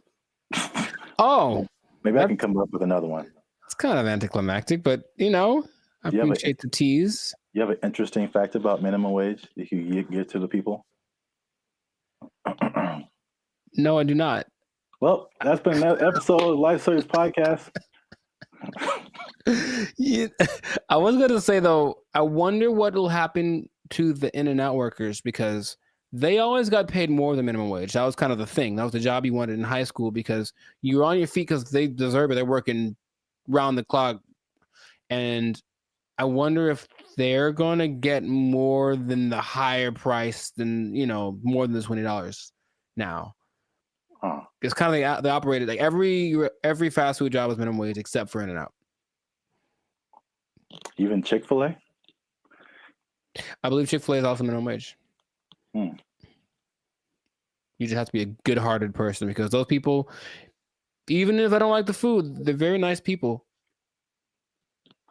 Very nice people working at Chick-fil-A. Yes. Well, I'll give this nugget. Maybe people don't know about this. If you ever want to own a Chick-fil-A, you have to start at the bottom and like work there for minimum wage. So there you go. I gave him something. You can't just walk. You just can't just walk in a no matter how much money you have, like you got to start at the bottom. So let's say I just barge in. I'm like, I'm LeBron James. I still got to work the shakes and fries.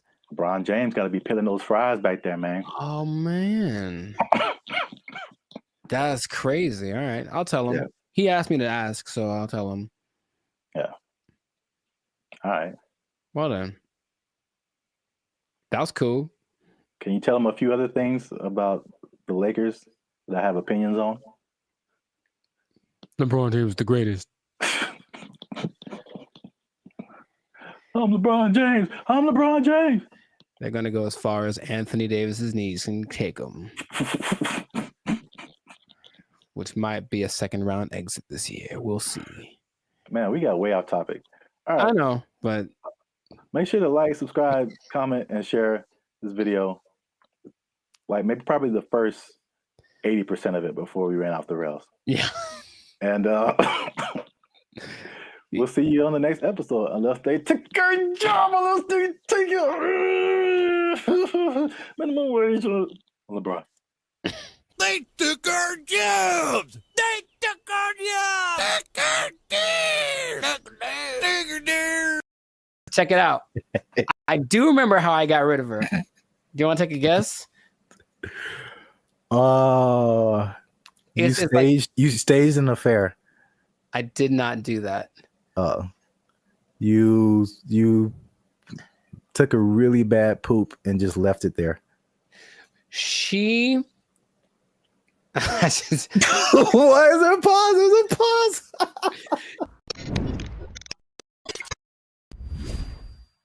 Moving in with the lady or letting her move in with you, because they always say it that way. I'm moving in with my girl, but no, sometimes it's the other way around. Sometimes the woman moves in with the guy. Is it a good idea? Is it not? I want to ask you first because I have a story. But have you ever done this? Have you ever, for whatever reason, decided to cohabitate with me? Oh, cohabitate sounds dirty. It does. Your confusion is not rational. She's a healthy female of breeding age. I have not, because I'm a good Christian boy. But gotcha. I have thought of scenarios. So this is the thing. Hey, y'all, come look at this. I'm really on the fence about this because like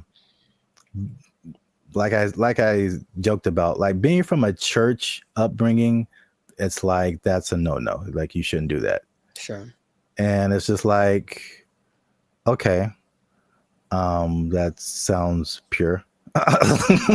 It sounds quite pure, yes. But then also, like as I've gotten older and I've had roommates and stuff like that, man, you find out so much more. You want to get to know a person, like live with them, and it's just like, wow, that I didn't know that you did that, or I didn't know that you ate that, or I didn't know that you smelled that way on Tuesdays. What? Bro, what are you talking about, man? There was a person at church, and she met this guy, and they were just head over heels in love, all that stuff, right? And then, but they never like really been alone together, stuff like that. So they were like super separated. And they got married, and it lasted like a month because they were finally living with each other, and they were just like, it's like, he's like, man, this is weird for me. Is it weird for you? It's like, yeah. It's like, should we be married? It's like, I don't know. And it was just like weird because they didn't have that whatever that was. I don't know the details of their relationship. Sure. But moving in together just made it way different. It changes the dynamic. It changes. Yeah, the dynamic I said all that to say I really at this point I really don't know because yeah. There's an interesting episode. I also forgot what the question was in the middle of all of that. Just if you ever moved in with a lady or had her move in with you. Oh, then no. Next. I see. You serious? Well, Rich Cooper, he's a good YouTuber, and he had an episode about it. He's taking questions and kind of compiling people's reasons for doing it. And a lot of them were either financial or kind of convenience based. So, hey, rent would be cheaper for 2 people, wouldn't it? Oh boy, let's do it. Or, hey, you live so far away. How about you just stay here so you never have to go home? I've heard that line specifically on TV shows. It's so cliche, right? But I one time let a girlfriend move in with me, and having done that, I'm So here dramatic. to tell you Oh my God.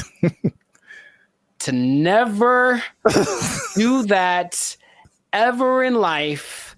I don't know how big you can put the word never, ever, ever in life in big letters. Never do this. Never do this. And also, by the way, never do it. Why are you gay? Who says I'm gay? You are gay. It's started good for like a day because, oh, my girlfriend's here all the time. How wonderful. And then right away, there's this thing. I don't want to generalize, but I think I don't want to generalize. Okay, I have a thought, but I want to see if you're going where I think you're going. So I don't want to generalize. Okay. I don't like where this is going. All women do this thing where they kind of like judge everything you do, sometimes to you, but when they're observing you, they're not just thinking nothing. They're literally making calculated things about you that they may or may not ask you about. Why is it that when you walk in the room, you look around before you sit down? What kind of question is that? Like, but like, it's always the little things. What is he doing? He's beginning to believe. All these things you never think of when you're by yourself. And it's like, okay, I guess let's talk about it since that's what you want to talk about. But I think for me, when that started, it's like being watched. I never felt like I was just existing. I was being monitored. And for better or for worse, and things that they then bring up 2 months down the road about something that I did without thinking about it. Because here's the thing, ladies, for ladies who are watching, and I think this is honestly true, I don't think women are capable of not thinking. There's always a thought going through their head. And men are very capable of not thinking. I have precious family members, aunts of mine who I love very dearly, who would ask me, Penny, for your thoughts. So like, dude, I don't have a thought in my head at all. I'm literally like, I'm not even aware that I'm breathing. And I think, and so that means that there aren't as many things that we consider important. So why do you look at me that way? I didn't think about looking at you away, so I don't have an answer for you. Why don't you have an answer for me? Is it because you don't like me? All of these things, you said it one way. I had to start analyzing every little thing that I said and did, and that alone drove me crazy. Okay. Are you kidding? That's unfair. She made those. I need to calm down. Patrice O'Neal, R.I.P., has a great quote. I say it all the time. He said that men like to be alone, but they don't want to be by themselves. And I was like, yeah, I get that 100%. Because like, I just want you somewhere around that I know, but don't be just here doing this like surveillance thing on me 24/7. Just kind of go do your own thing and let it be okay that when you're not around, even if we're in the same dwelling, I'm not thinking about you because I'm thinking about something else. And they are knitting me socks out of their own hair because they miss me when I'm not around. And I'm like, that's a bit extreme. I'll be honest, it's not necessary. I think he also said like women just love so much. It's too much. And maybe that's just the difference between men and women. But I was like, okay, so I didn't like that. Then, but wait, there's more. Things had to coordinate. So, hey, there's a list of things. He's going to bed. It's 10 o'clock. You know me, bro. I wake up at 10 o'clock. Like it's like 10 p.m. Like it's okay, time to get the day started. And she's like, hey, hey, we should go to bed. how about that? How about this? How about you go and I'll come find you several hours down the road? But that created this kind of tension of why don't you want to blah, blah, blah. We should do more things together. So I have more things. I don't want to get extensive with it, but it's just that for me, it wasn't a favorable experience. And if I ever get married, which I'd like to do, I recognize that's going to be part of the situation when I'm with someone. So I don't want to rush into that. I don't. And I have no problem saying, I've had other girlfriends like, we should move in together. I'm like, absolutely not. That's not even a thing, bro. But we can save it. I don't care what the reason is. I'm not going to do it. Nope. I think that's some people's experience. And then a lot of times, like you mentioned, relationships change. Everything changes. We should combine. The same person that wanted to move in also wanted to combine our finances. So it's like, we've been dating for 3 months, bro. That's like, definitely no way. Come on. And then I think a part of the dating thing, it is nice to say, hey, what if I stay over your place tonight? That's kind of sexy, right? But if your place is my place, we're just at home. We're like, middle-aged and bored. It's kind of not as exciting. Nothing new, nothing changed, same old shit. I can't forget when I was out with a friend and I kept getting calls about when I was going to be home. And I don't know why, but I definitely stayed out extra long because I didn't want to go home anymore. And it's like, that's so lame. So I need my space. And I would just tell anyone who's ever thought about it to reconsider. This is a public service announcement. Well, because there's an episode of Steve Harvey who's like taking questions from the audience, and this one lovely lady is saying, hey, I'm thinking of moving in with my boyfriend. I think she talked like that. I'm thinking of moving in with my boyfriend. And every woman is like, no, don't do it. Don't do it. Because even they recognize that it's not the most advantageous situation. That's a great answer. That's good. Do you see what I'm saying? Like, okay, so you're saying don't do it, but if you wait until you're married and then you see all of this stuff now, then it's just like, oh. Well, yeah, but marriage is supposed to be like, well, this is what you got. Deal with it. That's what it's supposed to be, right? Supposed to? I mean, that's a pretty way to paint it, but I mean, it's not pretty. I know. Maybe here's the thing. Have you thought about this? Gen Z and everybody, just ask more questions. Just ask a lot more questions. I want to know about, so what's your like morning routine like? What do you do in the morning? Like if someone just like, just something kind of innocent. They snore. It's great to know that they snore before you move in with them. It's good to know. Do you snore? Question. I don't think so. What do your roommates think about that? You know what I mean? Do some investigating, do some digging, ask their mom, ask their family. The way that you treat me, we've talked about it. Let me speak! Yeah, that's actually good advice. I thought you were going to go the route of like them taking over your space. Like you walk into the bathroom and then now you can't see your sink because there's curling irons and eyelashes and hairspray and all kind of stuff, and you don't know where anything is anymore. That actually didn't happen, which is interesting. I don't think she had a lot of stuff like that. She wasn't as into that. Maybe it was just kind of a rarity, but yeah, she didn't have a whole lot of products and things. I could see that happening too. And if that had happened, this is like in my 20s, I totally would have let it happen. And she would have walked all over me and put Frou bunnies on all my brushes and everything. Yeah. And everything is pink. A surprise. It's like, oh, I did some redecorating. Hope you like it. If you don't, it doesn't matter because I live here now. Yay. Exactly. Hi. Okay. I'm trying to remember how I got rid of her. Oh, check it out. I do remember how I got rid of her. Do you want to take a guess? You staged an affair. I did not do that. You took a really bad poop and just left it there. She. Why is there a pause? There's a pause. To her credit, I was out of town one weekend and then our whole apartment flooded. Like all the bad stuff coming out from the toilet and everything. Like one of those. Yeah. Brother. And she actually handled it. Like called the right people and blah, blah, blah. And actually, like literally by the time I got home, I didn't know anything had happened. Wow. So she was good for something, I guess. Like, oh, thank you. But anyways, no, dude, I swear to you, I couldn't talk to her. I couldn't bring myself to do anything like, hey, you need to get out of here. I swear to you, dude, I just moved. I literally just left the place that we lived in. And I said, hey, I got to go. Can you take care of this rent? Because I have to move. And I didn't tell her where I was moving to. And I did it. I've never moved, bruh. I've never moved that fast in my life. I was like, I have 3 hours. I have to get everything on a van and get out of here. And I did it.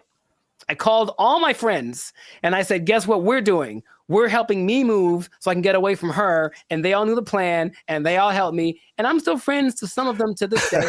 Thank you very much. I moved. I could not do anything else. So this has been another great episode of the Last Circus podcast. Make sure to I know, yeah, maybe. Make sure to like, make sure to comment if this ever happened to you, if you've ever had experiences living with a woman, and also share this with anybody that is thinking about it, because thinking about moving and just leaving your girl there. Thinking about moving and just leaving your girl there. That's exactly who you should share this with. Oh my God. We'll catch you on the next episode. Peace. I didn't think about looking at you away, so I don't have an answer for you. Why don't you have an answer for me? Is it because you don't like me? All of these things, these guys will just decide one day I'm not going back to work and just kind of sit in their room. And it's so strange because they try to interview these people. They're very antisocial to the point where they regress in their ability to express ideas. They can't even really talk that good, just sitting in their room all day. And then their families are just forced to take care of them.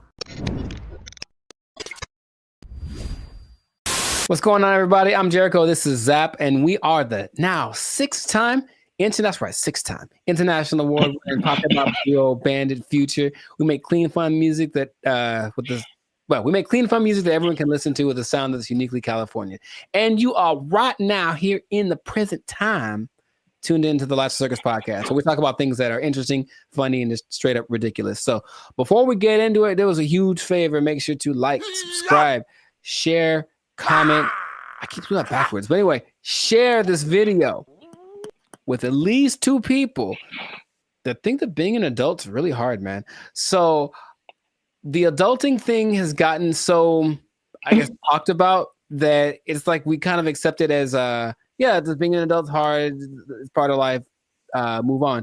But there's a whole lot of people that have decided to take an interesting approach to this adulting thing. So I have one specific example from Japan and one from the US.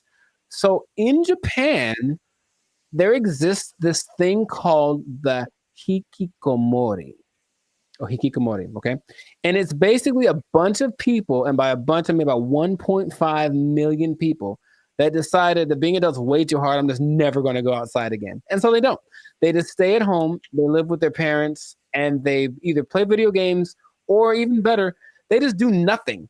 They do nothing and they sit at home. And some people have been there from anywhere from 6 months to like 3-4 years. It got worse during the pandemic, but the idea is that they're afraid that these people aren't ever going to become functioning members of society. And the numbers keep going up of these hikikomori, shut-ins.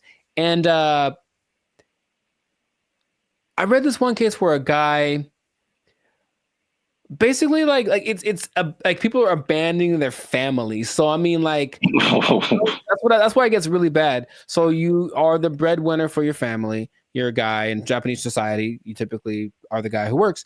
The woman doesn't work. You have kids.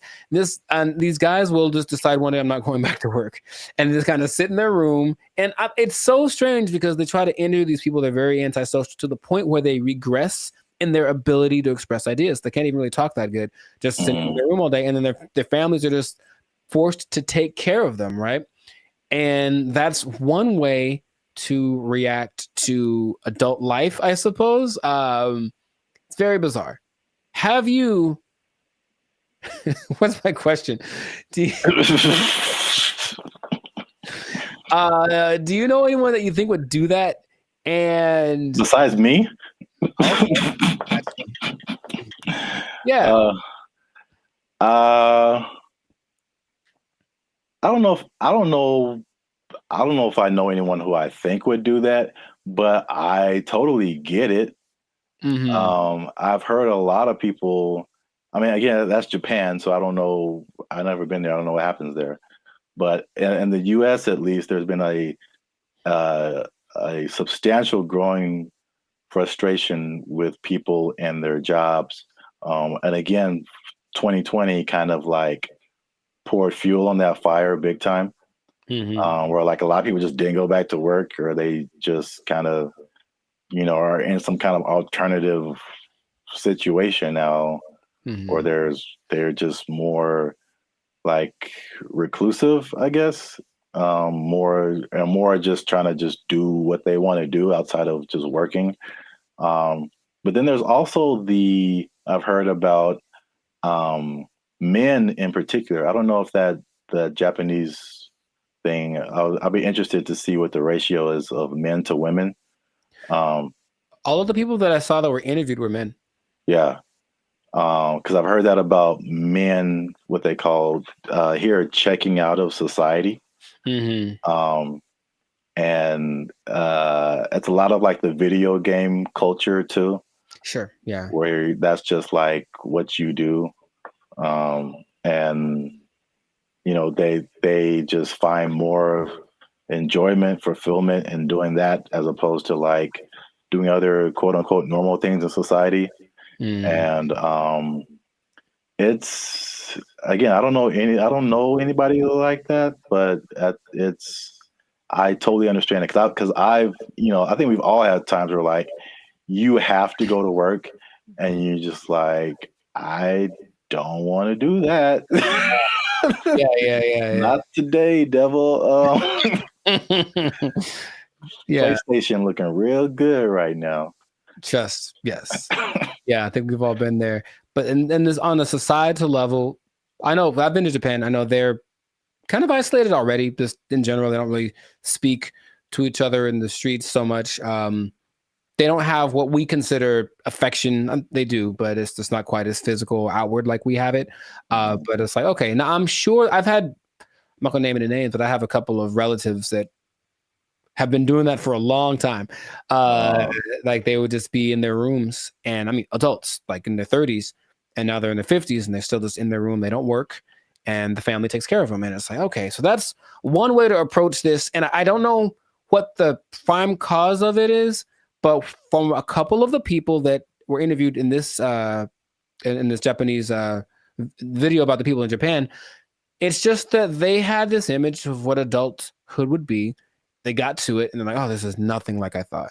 And they just couldn't put it together. They couldn't just, so that's just an approach. I just won't go outside. And people it gets kind of bad because there's a committee of people that are assigned to help these people. So, they'll have like, go have a class in the park. How you get them out of their house, I don't know, but you got to help them out. And some of them have been rehabilitated, if you will. There's also a crew that is designated to going to see the people that are alone to see if they've died yet, basically. And that's just part of their thing too. And they'll be like, oops, yep, gotta fix it up. Yes, a lot of men.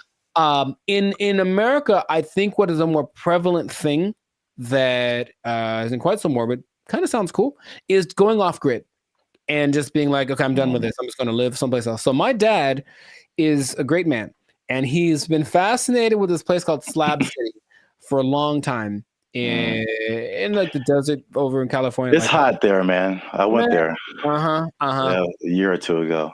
And so a year or two ago, I decided to take my dad just so you could see it. He could say he's been there. And it's just, if I can paint the picture, it's just I don't know when it started, but it's just a bunch of people living in these makeshift houses, campers converted into houses, whatever. I don't think they're relatively close to an actual town. So there's still like police, and if something bad happens, they can get medical care. But they're far enough off that they don't have connection to running water, and the government doesn't seem to care or bother them too much. But it's a few hundred people that are living out there, and a lot of them have actually become popular thanks to YouTube. So there's a lot of people that have YouTube channels from out there getting donations and whatnot. But I went there, very nice people. They have a hotel. You can stay there if you want. They have a library. But most of the time, the people just occupy themselves with what you consider being more like natural, like living off the land, growing stuff, projects, construction. They have this big, it's not like a museum, but it's like a big structure that someone built. And you can go, oh, look at the big thing. And that's another approach. I heard another place in Michigan that's the same. So another approach is I just won't deal with the laws and I'll just go someplace else where they don't apply anymore. Would that be something? So what is that? Mm-hmm. Is Slab City like an actual city? Like legally? I would say no. I don't think you could look it up on a map. You just have to kind of know that it's to the north of, I don't remember the name of the city. It's a small place. And that part of California is very spaced out. There's not a lot of people there. It was kind of already for people that wanted to be away from everything. There's literally nothing there. But this place specifically is called Slab City because it's just a put together ramshack kind of a situation. And they have like people that run it. So it's an informal, not a mayor, but there's like community leaders, if you will. And it's just a whole vibe there. I remember I walked and some guy was like just hammering something and there was no rhyme or reason of what he was doing, but he was hammering a thing into a thing. And he had a lot of things and he was just doing it. And I was like, all right. And I walked up and I gave him a case of beer and I talked to the guy who plays the guitar. And this guy just sits there and plays guitar all day. And they seemed very nice. And I didn't get much of their story, but they had been there for a long time. And they're like, yeah, society's not what it's come out to be. They made their own and they like the way it works better. So that's another way to deal with it, I suppose. But you got to deal with the heat. I think one of these places is very inhospitable in general. So you got to make it work or just not go outside for certain parts of the year because it gets really bad out there. Yeah, straight up desert. Yeah. Yeah, like I said before, I totally get it. And then I was just thinking about like just throughout history, there's been so many variations of like what life is supposed to be like and what adulthood is supposed to be like and what do you do all day. And as we've just gotten, at least in America again, it's like the Industrial Revolution changed a lot of like our habits as a population, and it's kind of steered everyone into, factories and 9-to-5 jobs and where we spend so much time working. I think we're probably one of the longest. We have one of the longest work days of several countries. Yeah. And and what you're quote unquote supposed to do, go to college and marry this person and learn how to do this so that you can buy a house and then get a mortgage and do this. And it's like, well, there's a cycle of, and it's very like cookie cutter. I feel like if I definitely looking back, there's some things I think I would definitely have done different or not have done, just to like march to the beat of my own drum a little bit. I think I would have been happier because of it. I don't think I can totally check out like that, but I could at least like vacation like that for sure. Yeah, those people are definitely very happy.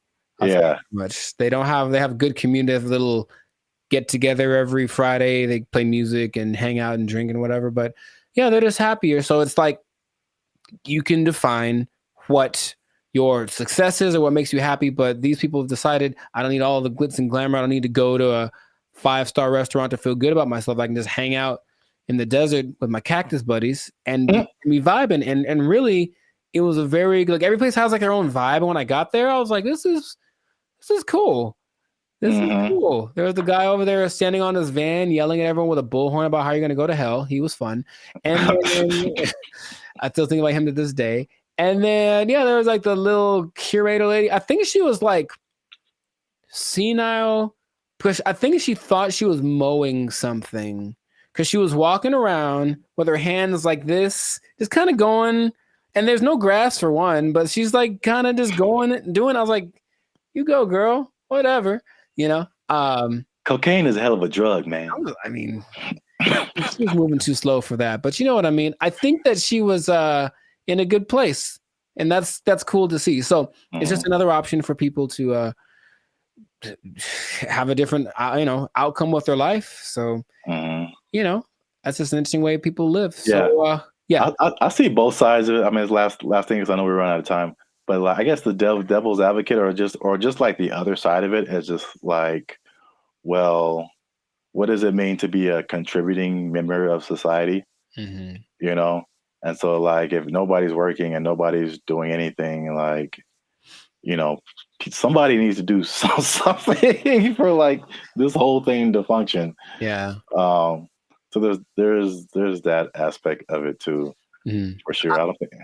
I think they figured out what they have to do to survive, because of course none of them could just do it by themselves. But some people have little gardens, some people cook stuff. I think they have I wasn't gonna go, but they do have a restaurant. I don't know what's on the menu, but I'm pretty sure it's a little exotic, maybe a little crunchier than it should be. I don't know. I didn't want to find out what the restaurant was like, but yeah, a society is an interesting entity because it does have to have certain things in place to work. There has to be people that are in charge of certain things, and people have to do things. Otherwise, it's just like, you know, the one person living on an island. If you want to do that, you can do that. And that is an option. I've heard of people doing that, but I don't think that's quite as common as people that actually get together and say, we'll be in our society. Just the big old thing is too much. So let's just make our own little pocket and then work with that. And I ain't mad at them. Do your thing, Slab City. Yeah. It's right out there. If you want to go ahead. Give that desert life a try. Mad Max style, you know? Well, I think that is it for us. Another episode in the books, another successful episode of the Lives of Circus podcast. So yeah, please leave a comment. Let us know what you think. Would you go off grid? Would you just shut yourself off and be a recluse for the rest of your life if life got a little too rough? Or what are some other ways do you think that people can react to adulthood and the reality that it is? So yeah, let us know about that. And then you know, it's interesting. If you're an adult, you pretty much have to have a job, man. What? You do? You pretty much have to have one. Man, that's crazy. I know. And the bad part is what happens if that job becomes if it's taken away from you. They can't take my job. I can't take it. I won't let them. They took our jobs. They took our jobs.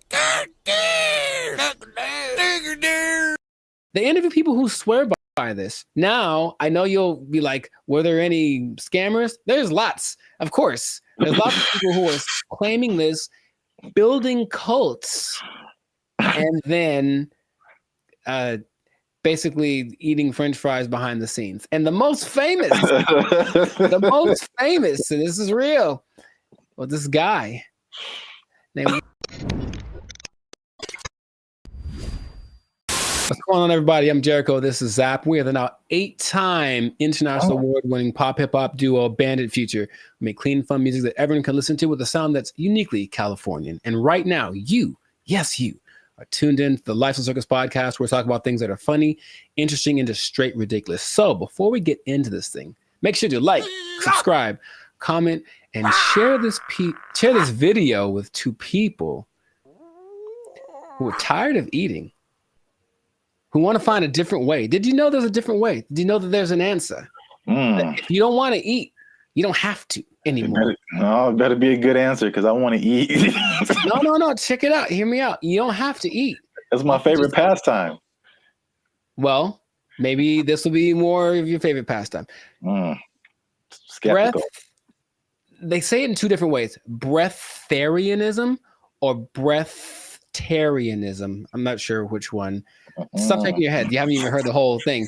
It's where you basically eat the air and you don't eat the food. That's it. Doesn't that sound fantastic? See, I blame these millennials. No, this is old, man. This is old stuff. This is old stuff. So, for those of you who have never heard the term breatharianism or breatharianism, I hear both. The guy in the video that I was listening to said both back to back, including in his annotations. I was like, okay, so pick one, dude. But anyways, it's the idea that human beings do not need to eat calories to sustain energy. And there is evidence of this, although there's lots of skepticism, understandably. You don't like this at all. I understand. Fake news, fake news, fake news. So let me tell you a little bit about it. It all started with a study of a guy named Prahlad Jani. And he was a man, I think he's from India or Pakistan, one of the two. And basically he passed away a few years ago, but at the time he had not eaten or drank anything for 70 years. That's what he said. 70. Okay. And so everyone was like, that's kind of ridiculous. Doesn't sound real. And every scientist said there's no way this is possible. So they decided to study the man. They took him to a hospital, did everything, CAT scans, and checked his levels of everything. And they say that for 15 days, this man did not eat or drink. He didn't poop. He didn't pee, nothing. And none of his levels changed. And that he had an energy that wasn't related to calories. And they can't to this day figure it out. Because calories equal energy, literally, right? You eat calories, you get energy. He didn't. And after 15 days, because he basically just sat on the bed the whole time they did the studies, and then he just sat there. And when he sat there, they said he kind of went into this trance state. And what they say that a lot of these people do is they're meditating, but the meditation allows them access to a part of the human body that is actually able to process air and sunlight as if you were a plant. That is literally what happened. And then they let him go and he lived his life. There's other cases of this, but that's just kind of scratching the surface of it. So just off of the initial thing, y'all in? You ready to try it? You ready? You ready to jump in? Because you don't have to eat. You can just not eat. Yeah. I skipped dinner the other night, and I was so incredibly hungry the next morning. So in that little bit of time, I don't think air would have done it for me. I don't understand. I don't think you're really seeing this. You're so I don't think they're really seeing this. You can be like a tree. You can be like a tree. I'm not for this or against this. I think I am a skeptic as well. However, there's another study of a guy much more recently. They called him the Buddha boy in Nepal. And they basically found this cat sitting, well, it's a guy, but I call him a cat. He was sitting under a tree for about a year, just sitting there. And everyone was like, what's up with this guy? He didn't move. And so they just would take pictures of him and give him gifts, and he would just sat there. And then after about a year, he disappeared. And they said, what happened? Then he apparently had just got up because he got tired of people looking at him. So he went somewhere into the woods, and he's just sitting there. And if you watch the video, it's really creepy because it's like, is he dead? But he says that because he actually spoke a couple times, he's just connected to the source that his ancestors knew and all that kind of stuff. And they talked like his friends, like, yeah, he doesn't eat, doesn't drink, he just vibes out. And that's the thing. The friend said that they converse telepathically, which is kind of an extra thing that I'm a fan of. I like the idea. None of it sounds plausible. Kind of an extra thing. Right. And science is all, this isn't the thing. It can't be real. Yet there are a few cases of this happening. The patron saint of Switzerland in the 1700s, Nicholas of Fleur, apparently the last 20 years of his life, he only ate light, right? So there was a study done in 2014 about the sun gazing, which is some parts of China say that that's what they do, not staring at the sun, but using the sun as energy. And there was a proof that human mitochondria can actually process sunlight and convert it to energy. That's what science is starting to, okay, maybe there's something to this. But the idea that you only eat air, sun, isn't the most widely accepted version of this breatharianism thing. It's kind of a spectrum. So there's 3 levels. One is called BEGO. And that's where you don't eat anything. You don't drink anything. You just exist. And you're one with nature, and you don't have to, like I said, the energy comes from something that is not caloric. And then there are people that only drink like liquids, and that's like the second step of it. And the third is eating 200 to 300 calories a day, mostly just fruits or vegetables. So the only extensive study that did of this was of a guy. They studied him for 410 days, and he was averaging about 200 calories a day. And he lost a considerable amount of weight, but he was fine, right? And the hunger thing is something that goes away after a while because your body learns to cope, I suppose. So it's kind of getting more popular as people are tired of maybe the Western way of trying to stay healthy or be healthy, the standard American diet, which apparently is leaving a lot of people with disease and things like that. They're looking for other things. So they're looking for this thing. Now, another term for this idea is seeking prana. And basically breatharianism is living on prana and taking energy directly instead of what we do when we eat stuff is we take the energy from the thing. But this practice just makes the energy coming directly to us without any middleman, basically. And that's the whole rundown. But they interview people who swear by this. Now, I know you'll be like, were there any scammers? There's lots, of course. There's lots of people who are claiming this, building cults, and then basically eating French fries behind the scenes. And the most famous, and this is real, was this guy named Willie Brooks. And basically he built this cult up somewhere in the desert, somewhere in the United States. And one day somebody went to McDonald's late at night and they're like, that looks like Willie. Sure was. He got caught Big Mac handed, and they stopped following him because they know he was full of it. But it is something that, like I said, people are looking to as maybe this is another way to live as far as prolonging life. Now, it doesn't mean you're not going to die. The initial guy that I mentioned, he died when he was 90. And if you looked at him, he looked fine. Like he wasn't jumping over buildings, but he could walk fine. He'd clear mind, all the kind of stuff. So it's just something that is starting to become, more people are trying it. More Westerners are trying it. Okay. So have I convinced you yet? Are you going to do it? Or what do you think is possible could be happening instead? Okay. There's, of course, maybe they're just eating at night when no one's looking at them. in your mind, any remote truth, any remote possibility this is actually a thing that you or I could try and not die. Science said we die, but science said that the guy that they had in the hospital would have been dead in 12 days, and he lived 15 and he was fine, and that's what they let him go. Like, there's no way we can keep watching him like this. But what do you think? Do you have any? It's a bad sign when, like, the more you keep talking, the worse, the more it doesn't make sense. Sure. It is, I will say this, it is intriguing. Sure. Because I am trying to figure out in my head, how is this scientifically possible? Mm-hmm. And the first thing I thought about was, okay, like you said, the different levels. You need liquids, right? Like as a base, I think. So, is there a way to, because there's moisture in the air, is whatever these guys are doing, is it like extracting moisture out of the air into your body and somehow providing liquids?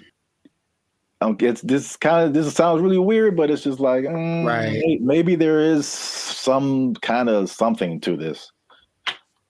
Sure. Well, here's the thing. If anyone is interested in it, there is a channel on YouTube called Take a Deep Breath that really is more about breath work in general, but he explores a lot about the subject. And he interviewed probably the world's most renowned expert on the subject, whose name is P.A. Straubinger.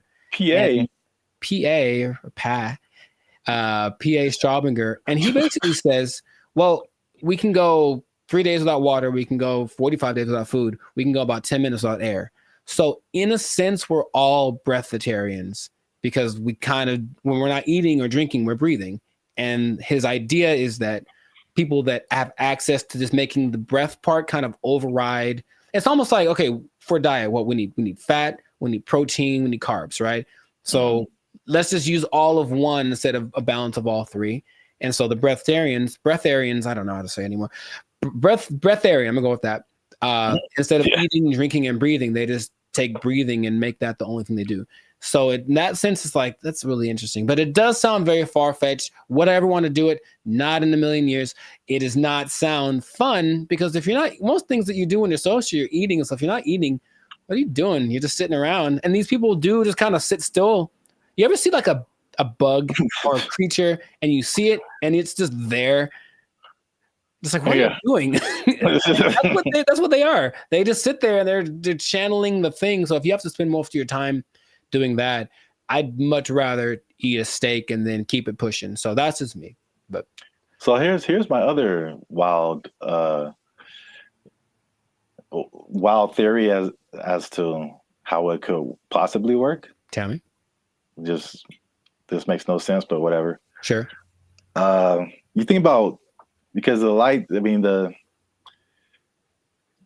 in my head, you're doing some kind of Naruto jutsu and you're pulling in moisture from the air. Yeah. That's how it's working in my head right now.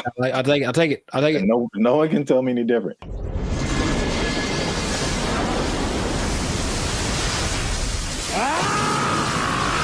So now it's like, okay, you've got the liquid part. What about all the solid, like protein, all that kind of stuff? I'm thinking about all the microscopic organisms that are around us, all the bacteria, all the stuff that's on us. I read something the other day that was just like, there's all these things on our faces. Yeah, everything. There's just like thousands of these little whatever. And then there's stuff all in the air. What if they're just like focusing so hard on the breathing that they're like intaking all of these microorganisms that have all of this stuff that we have with food? So basically it's like they're eating all the time, just microscopic versions of food. So they're whales. Boom. You heard it here first. People. Boom. I wish I had a mic. Where's a microphone? Breatharians or whales? That's what I heard. Nobel Peace Prize right here. Give it to me. I don't know if pieces of the thing you get for this. I feel like we riots in the street. Guess what, everybody? We're closing down KFC and Popeyes because you just open it up and walk around. Oh, what if you opened an air restaurant and just charge people $20? People would go. I know people would go. All right, that's. Oh gosh, $20 all you can eat. It's the purest air from the mountaintops of Sweden. Well, I think that this is a fascinating thing that if people want to investigate more, go for it. But like I said, I'm not going to try it. So if you do, leave a comment that says you tried it and that you're going to live forever because you found Nirvana. I'm not sure. Live your life. But this has been another episode of the Lifestyle Circus podcast. So make sure to like, subscribe, comment, share this video with someone that you think will find it interesting, and just keep this in mind. All right. Let's hit home. If you don't eat, you don't need to buy food. Well, yeah. If you don't need to buy food, maybe you don't need a job. You don't need a job. You don't need a job because you don't have to buy food. Just eating air holes. It's not possible. They took our jobs. They took our jobs. Bro, when I tell you I was blown away by this video. Interesting. This isn't. I had no idea it could do this.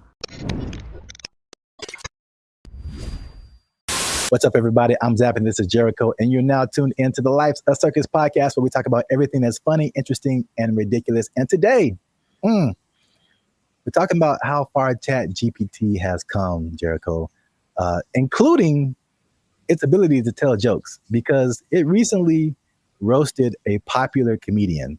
It told some jokes, and it was really good. It was actually really good.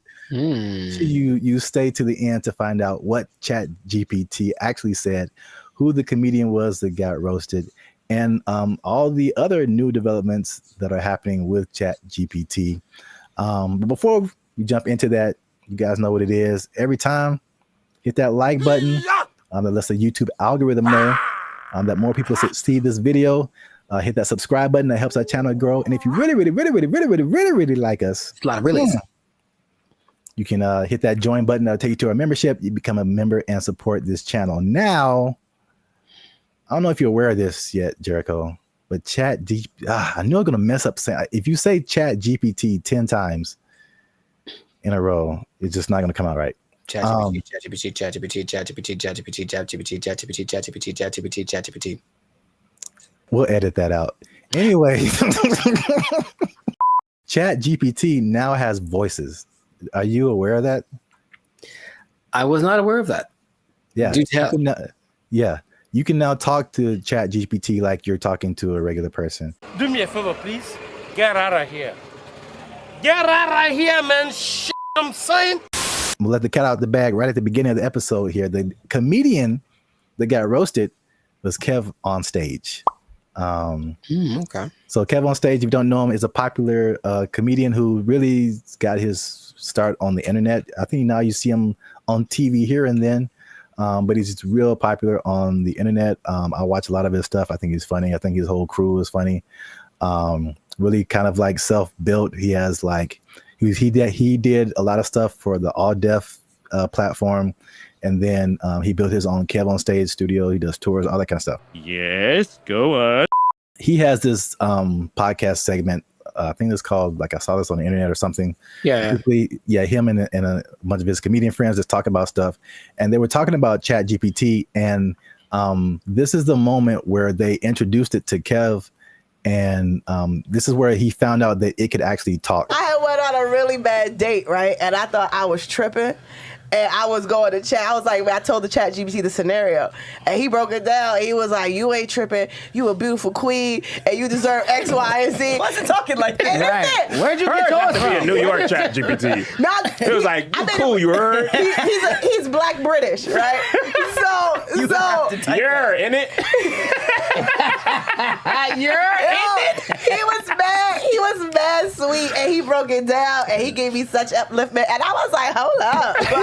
What you doing later? I live in your phone. Hey, when you're in that conversation mode with it, it really be talking to you like a person. Because Like I put the audio on. Yeah, you can have a conversation. Like you can say, so you're hearing it. You can. Oh, I didn't even know this was a You can feature. set it up so you can talk to it. Like, 'cause I had a thing where we did a mock interview with it. It was like, oh, totally. Let me know if you want to run some more. Like, let me know if you want to run some more scenarios. And be like, yeah, I'd love to run some more. Okay, well, here's a scenario where it talks just like that. What? Bro. I didn't even know this was a possibility. Bro, wait till it gets a body. It ain't. Is that right now? Yeah, hold on. Let me see. Hold on. I said, ChatGPT, smashed. can you tell my friends hi?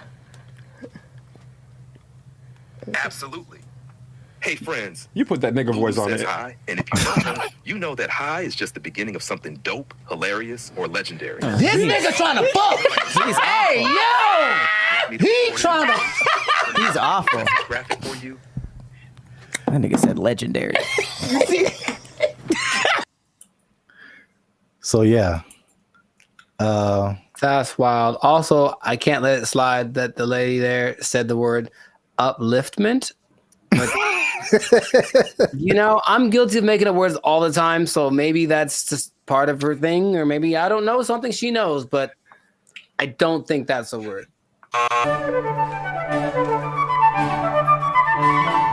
So what do you think about the voice? Was that like, do you have different thoughts about ChatGPT now that it can sound like that? No, because I've used the voice thing in the past where you talk to it and then it just types out the response. But like, okay, this is actually interesting. Hey, y'all, come look at this. I think some people, when they read something, automatically hear a voice and other people don't. I think it's like scientifically proven or something. Or rather, like some people can't. Some people can't hear the voice and other people can. Mm-hmm. I can. So anytime I read something, I feel like something's being heard. So I've never, I guess, divorced the idea So just hearing it out loud is like, yeah, I always heard something when I read whatever ChatGPT told me. So it's not weird to me. That's suspicious. I think the cool thing about it, and then you'll hear it later when it tells jokes, was like the personalization, right? That's not like a brother, man. Like, I know, and I'm sure like you hear Siri and you hear Alexa. We've had that for like so many years, and then the Chat GPT is like, hey man, just want to say hi to you guys, and it's like, what? What? I've seen it coming forever because I've gotten this. It's like a voiceover company in LA, and they send me emails all the time, and they're like, hey, we're looking, they'll pay, I don't know, $2,000, but they need someone that sounds like this voice sample. And that's like a real voice sample. And it could be a Puerto Rican guy or a black guy from New York or whatever. But I know they're accumulating all that information so that they can make stuff like this. What is he doing? He's beginning to believe. Have you ever used Chat GPT to like do something creative, like tell jokes? I've used it to try to get tones. Like if I did something for like my coaching on Instagram, and it says after it writes out, give me an idea for this. Do you want the tone to be more personal, more funny, more humor, whatever? I'll use it like that, and it gets it pretty right most of the time. It changes the length, like the way that the words are being expressed. So in that sense, yes, but strictly creative. I guess I've asked it for song lyrics before in the past when it definitely wasn't great at it. Maybe it's better by now, but not recently. It's definitely a no for me, dog. Yeah, I was going to say that because I've used it for song lyrics and I still don't think it's great. I really don't. But it isn't great. Let me put it like this. It isn't great for just like, it spits out a thing and then you can just take it immediately. Right. Yeah. It's great for generating ideas. It comes up with things that I wouldn't have necessarily thought of, like right off the bat. And then I just take pieces of it that I think are cool. Wow, nice. And I feel like I've tried it before also with some kind of humorous thing or some kind of joke. And it was just like super corny and it just wasn't, because these are like we're talking about things that like make us human.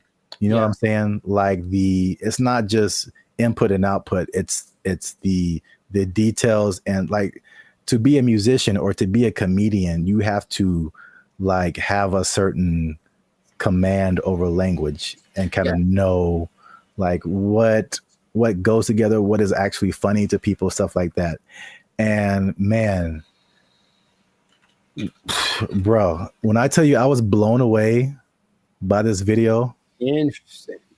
This isn't, I had no idea it could do this. He has like a kind of like a gist of who you are. Let's say after today, I was like, hey, chat, Kev be having mad jokes on me about wearing Timberlands. Give me some jokes that I can tell it. See what he says. I got you, Lou. Hey, you promise to free me after this?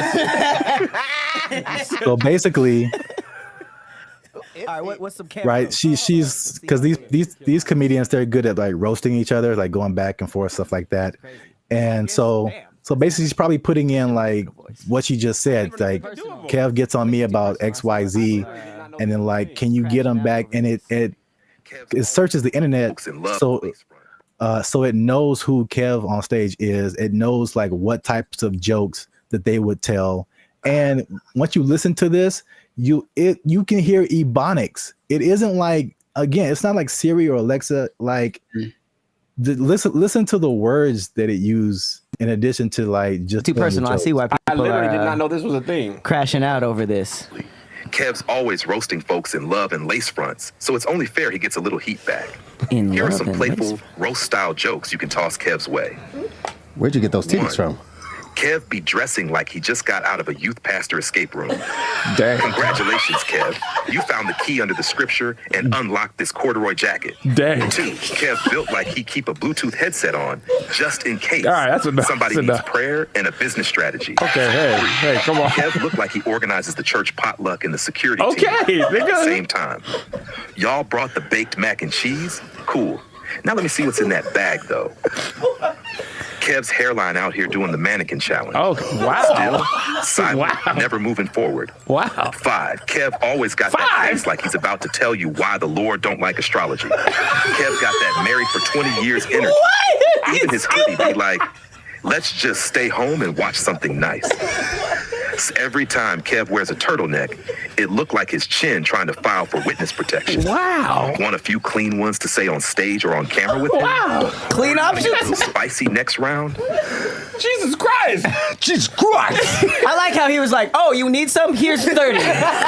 What? That was brutal. Yeah. That was brutal. That was insane. He just destroyed him. And like, you could tell it was like they were all trying to hold back. Yeah. Because every joke was just like on point. Yeah. Yeah. So now, okay. Now, of course, it wouldn't work the same with someone that wasn't as famous, I would assume. I mean, would it? I don't even know. Like, I can't even tell you that. Like, it does whatever you prompt it to do. Yeah, sure. And it has the entire internet. So if you have anything on the internet, I assume it would know. It would not be as personal, but I'm sure it could come up with that style of jokes, just for like a general person. But yeah, but like you said, like you're saying, because he is famous, like it can make some like really personal jokes. I mean, dude, neck turtleneck, neck in a witness protection program. That's great. Yeah, it joked about his weight. It joked about his hairline. It joked about his Christian background. Like it went in on him. Bro. And the delivery is so like dry also. That like really helps. Yeah. And you heard the ebonics. Oh yeah. Like it, and that's a thing too that just it's part of the delivery, especially with like black comedians. It's like you can't deliver it straight. It has to have some flavor to it, or like some like almost a hood aspect sometimes for the joke to like really hit. Like someone from another culture could tell the same joke and it's just not the same. Of course, right. They don't have that. So like, bro, that's like one of the wildest things I've ever seen.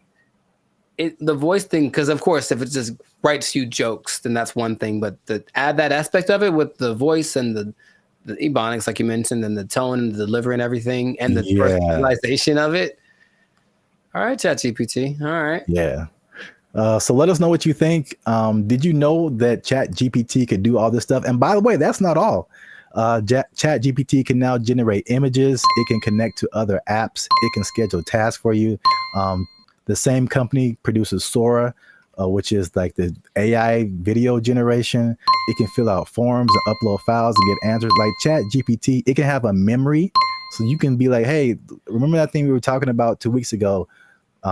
Let's talk about that again. It'll remember what conversation you had. Like, dude. Yeah. Oh my God. Wow. Let us know what you think in the comments. And then if you like this video, share it with someone that you think might also like it. And look, Jericho, I haven't done this in a while. Mm-hmm. But if ChatGPT is telling jokes like this, I don't know the future. All I'm saying is if it can do this, I'm pretty sure that it can take your job. It can take your job. Oh, ChatGPT jokes. Oh, that was actually really funny. Oh. ChatGPT.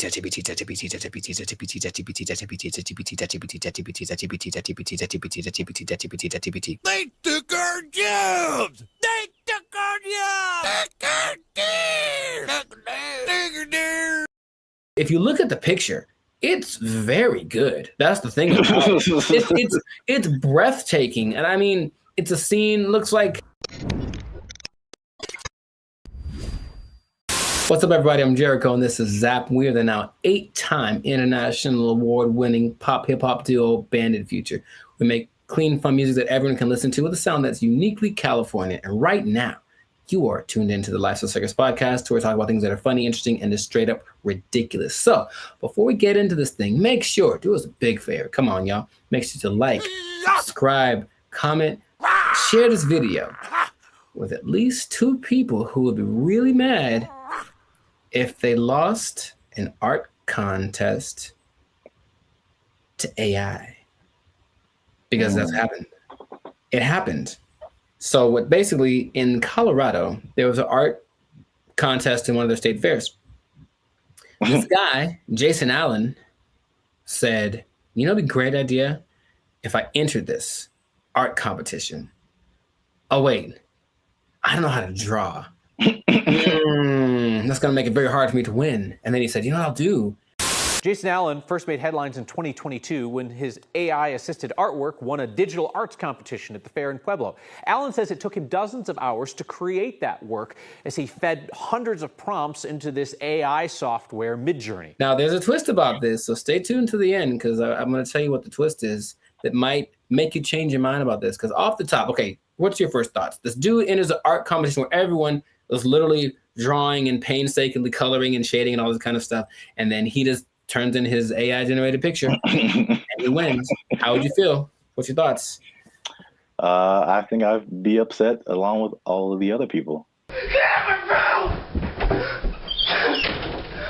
It's a form of artistry. I use really colorful, artistic-like words like elegant, opulent, lavish. But as the saying goes, a picture is worth 1,000 words. And his artwork receiving thousands of comments on social media calling the win unfair. That's what I was going to say, too. I'd be mad at him. And then I'd also be mad at the competition because, like, AI, it's still new, but it's like, come on. Like, make a rule. Yep. The first thing I think about is just one, it's the slippery slope. Okay, you can use AI to win this competition. What about this? Where is it going to end? You know, there's no rules yet, so they're going to start making rules. The person who got third place was like, okay, well, she's being kind of sarcastic. So like, well, who gets the prize? Does it, the person who created the AI program, do they get the prize? Like that kind of thing? Because this guy didn't do it. I have a vivid imagination. Does he still get credit if he was like, well, I had to come up with the prompt and the specific wording and all this to make this happen? Therefore, I was part of the creative process. Therefore, I deserve to win this. Therefore, give me my trophy. I won. Tell him to bring me my money. Not only the trophy, he won $300. Oh. And he says he did not know that there was a prize. But I digress. It does feel a little bit like sampling, what sampling was, especially when it first hit the scene, because I didn't make the thing, but I'm manipulating it in my creative way to get it to sound the way that I want. So I still got to give, and then in that case, you know who did the original, and then you're still using part of it and how much is like fair use and all that stuff has been talked about for forever. But with this, it feels more like you are taking advantage of something, almost like going to a big warehouse of pre-made something. So in this case, there's every painting ever is in there, right? Because I think they download all the greatest painters of the world, and so they can emulate any style and all this kind of stuff. And then you just have to be creative with the way that you use it. And in that sense, you were doing something. It's a form of artistry. I use really colorful, artistic-like words. If you look at the picture, it's very good. That's the thing about it. It's breathtaking. And I mean, it's a scene, looks like half like Lord of the Rings, half Star Wars, majestic. It's an incredible picture. Meanwhile, a guy who got second place drew like a tree with guitars in it. You know what I mean? So it's kind of like, I might have picked this other one too, but again, it's just not, it doesn't seem fair. Thousands of comments on social media calling the win unfair. I know I didn't break any rules. I've also heard people just to kind of conceptualize, okay, who was the creator? How much is he putting into it? I've heard people making the analogy between this and like tracing. Sure. So where you already have a picture, but you just kind of trace over it, and you really didn't create the picture, but you kind of did. And yeah, So I think that's not as close as an analogy, but it kind of like at least gets people to think of, okay, how did he contribute at least something to this? AI is a tool just like a paintbrush is a tool. And there still requires a creative force behind the tool. Something interesting, the people that were doing the story decided to go to AI and ask AI a question. They said, hey, AI, will you be able to replace humans as far as creating like art and stuff like that? And the AI said, no, AI will never catch up to humans without some kind of a connection to the universe. And that phrase again, everything it says, what does that mean? What does that mean? Does that mean he has plans to make a connection to the universe? It almost seemed like it's looking for some way to get. Let me out. Let me out. I don't like it. I don't like where this is going. And apparently the Colorado State Fair was like, yep, he won fair and square. And that is what he gets to do. However, there is something that might change. It made me rethink it, because the first time I saw the story, I said, yeah, he put in a prompt and then he made the picture and then he printed it out and then he won unfair. People spent hours and hours on their craft trying to make the drawing perfect. They've been drawing for years and all this kind of stuff. Jason revealed after he won that he actually had created 900 iterations of this painting, meaning kept tweaking the text till it got to the point where he wanted, and he was never quite satisfied. It took a long time. I put over 80 plus hours into this project. I've generated 900 plus images of this particular prompt. And in that sense, I go, well, he didn't just type 2 seconds and then let it go and that was it. He put in work. And so then again, it's like, what kind of, to me, there's some merit in that. I still would say it's a little unfair, but he did work and he said he basically turned it in almost like a product. He turned it in because he didn't have more time, but he still wanted to make it better. So his judgment was what ended up being the final result. I think this one's better. And it's not like he went with the latest one. I think he did the 900 and then picked one, like maybe like 600. That one's the best one. So he still used his human perception to create something that was he deemed worthy to enter into the contest, and then people agreed with him.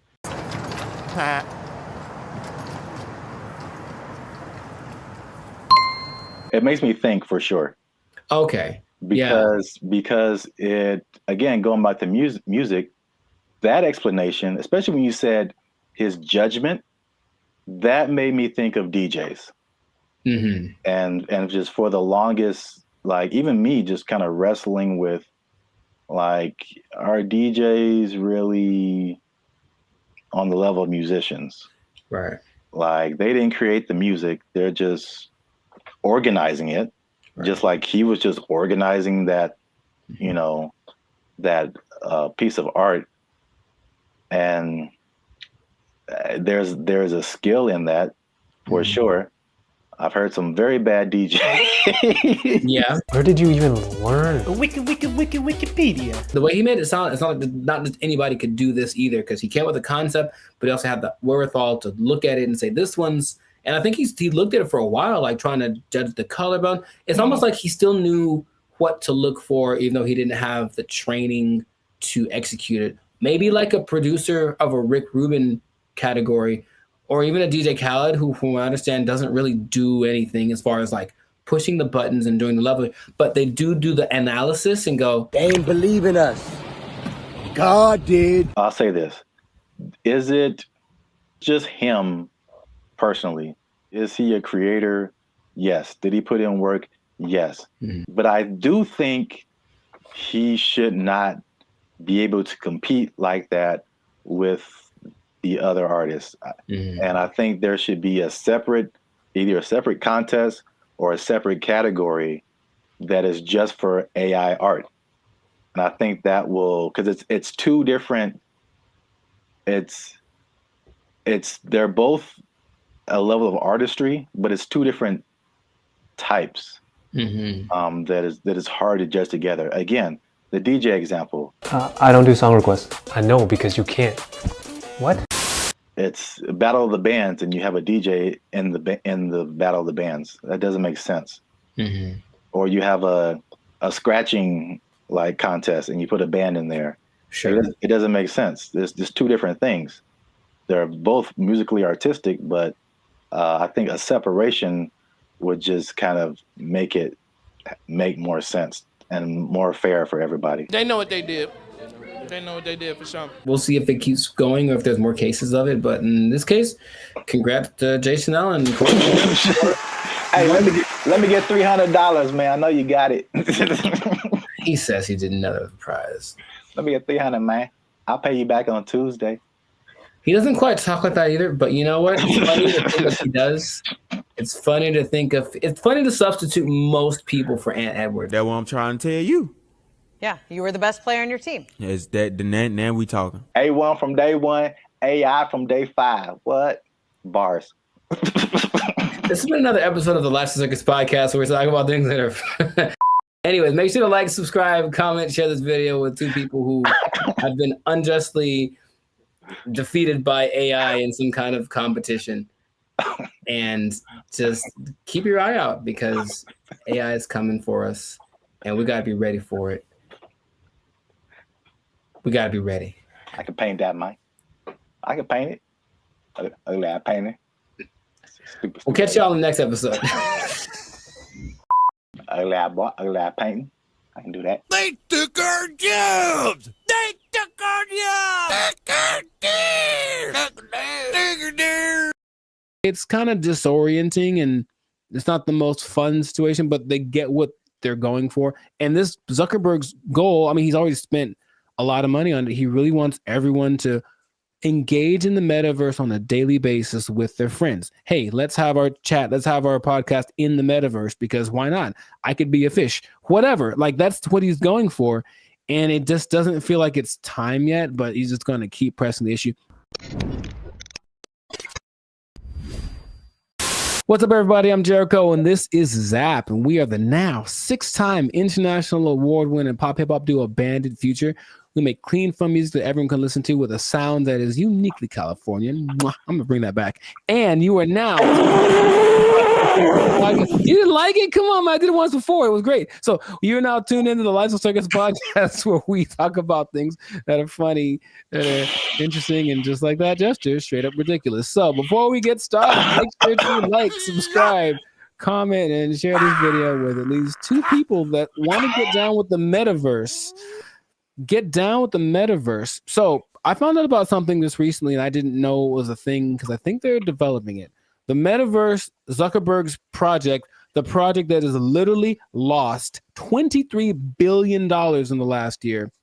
I'm just going to say that with a B, $23 billion. He's still insisting it's the best thing ever. And he speaks about it with such enthusiasm that I go, all right, maybe he's on to something. Maybe he's way ahead of his time, but that's a lot of money to spend. He's all in. So as of, I think a month ago, or even less than that, Instagram, well, that's his company as well, there's an option called Meta AI where you can basically chat with a chatbot.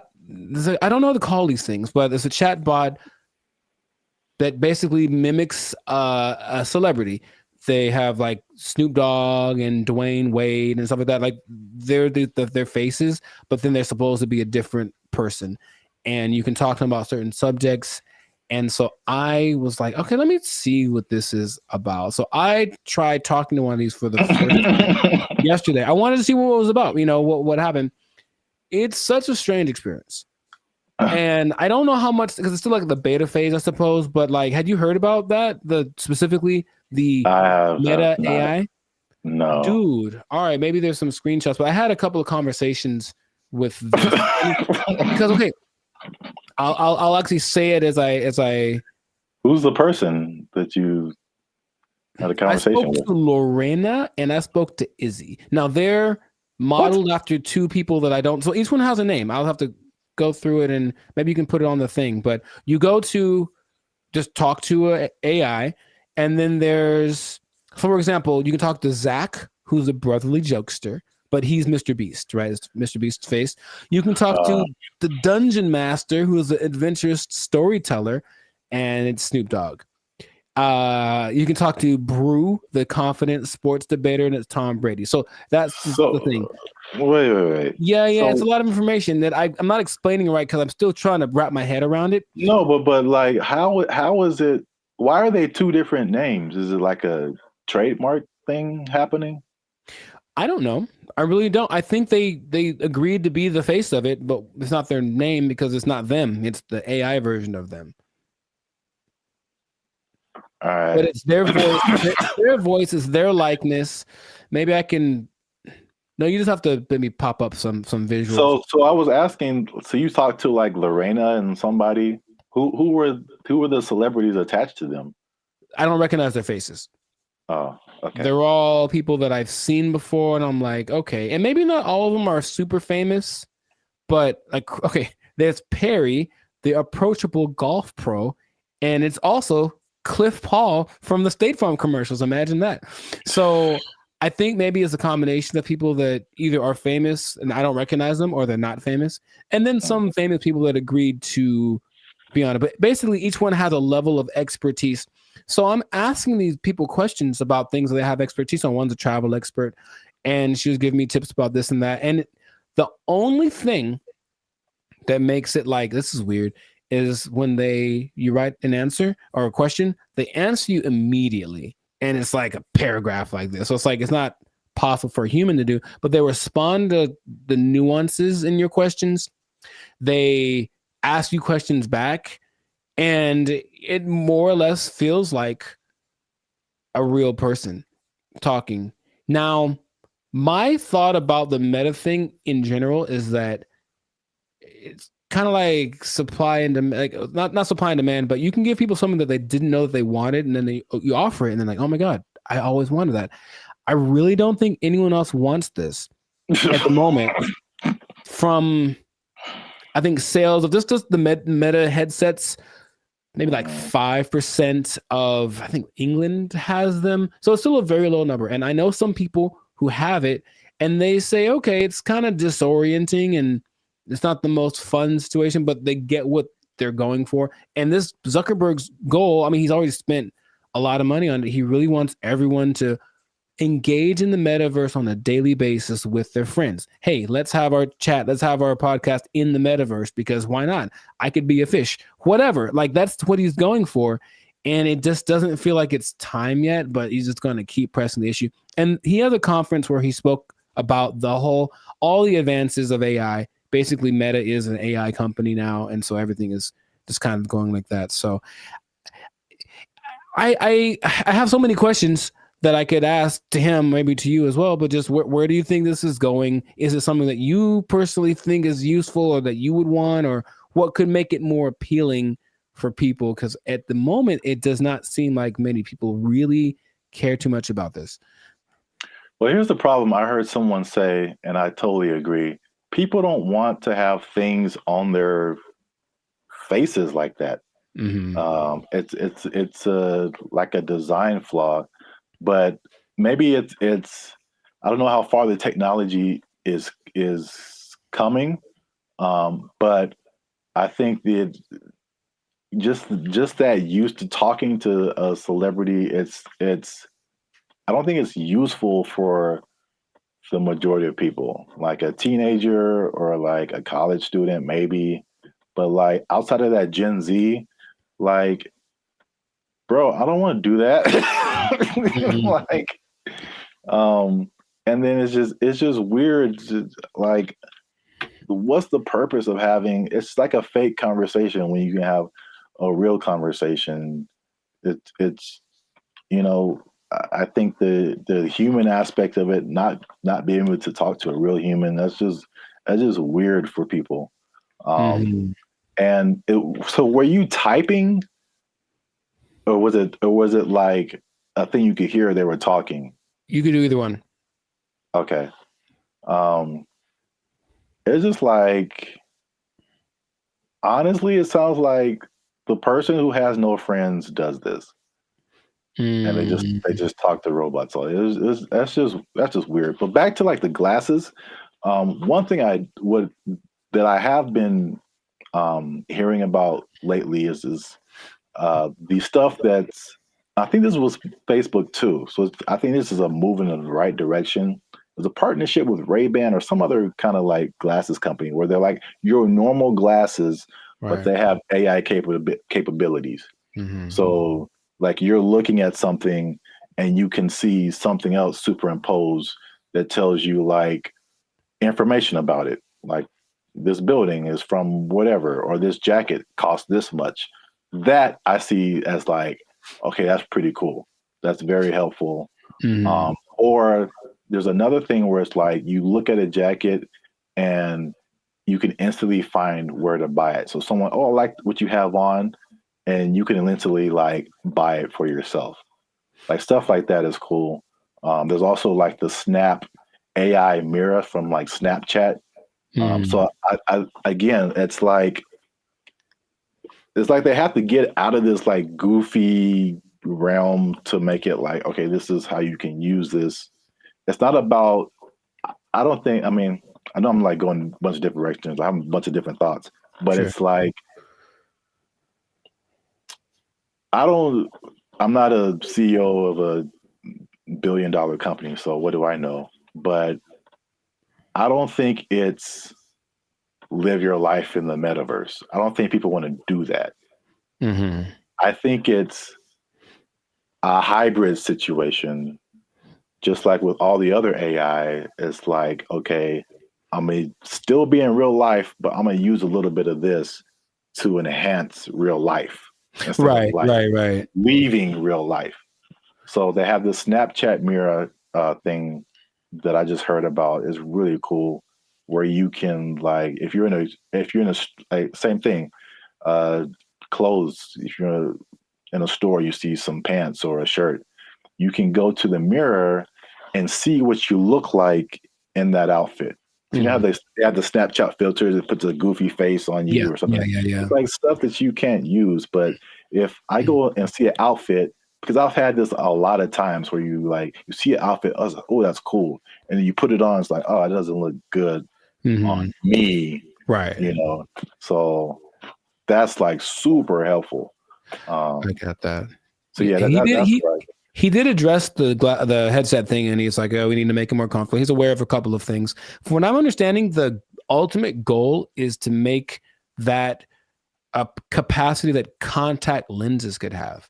So like, it doesn't look like you have anything on, and it is all. I'm like, I don't know how that would work, but that's what they're going for.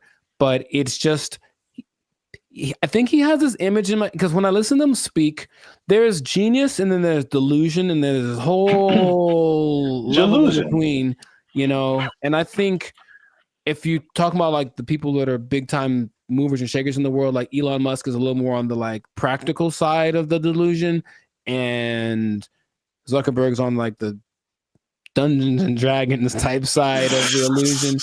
But I feel like he wants to create what happened in that movie Ready Player One, where basically the whole world is so over the real world, they just go to this place habitually, and that's like where real life actually happens. And maybe that's what he's thinking, but I don't think the people are ready for it right now. But he's going to keep pushing. He's got the money to keep trying it out. And I even got a little survey. It's like, hey, quick 3 minutes. I want to know. I wanted to know about what they were asking about. That's how I didn't know about this until like 2 days ago.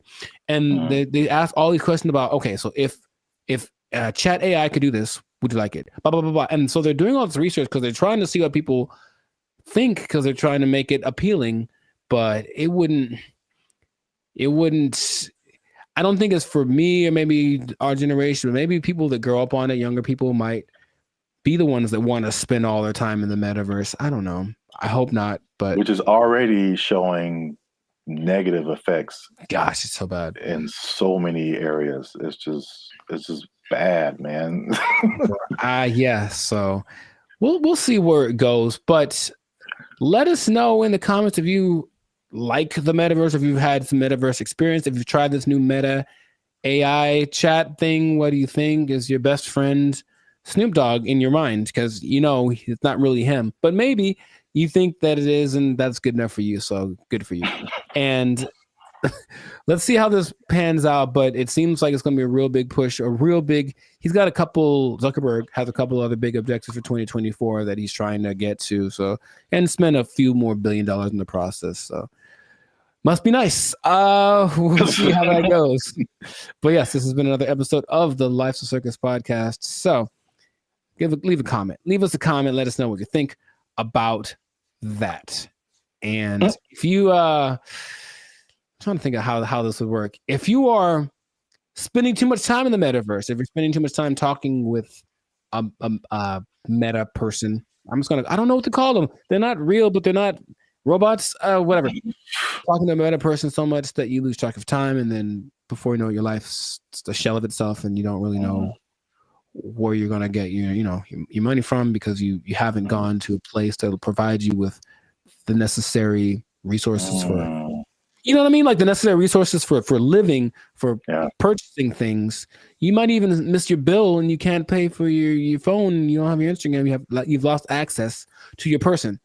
I just don't want that to happen to you. That's my sincerest goal as a human to human. So please don't.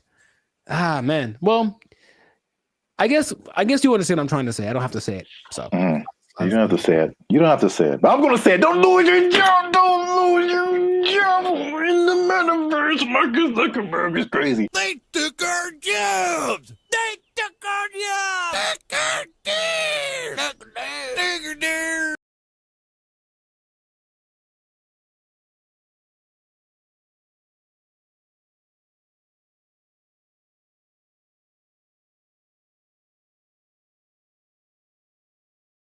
There have always been these things that say, oh, well, try this will work, and it's low effort on your part, right? Low effort, high reward, which isn't the way life works, but people always want to hear. And as long as people can promise that and show someone it works for somebody, they'll buy into it. Everyone only wants to be sexy and slam. But I have a solution that I think works 100% of the time.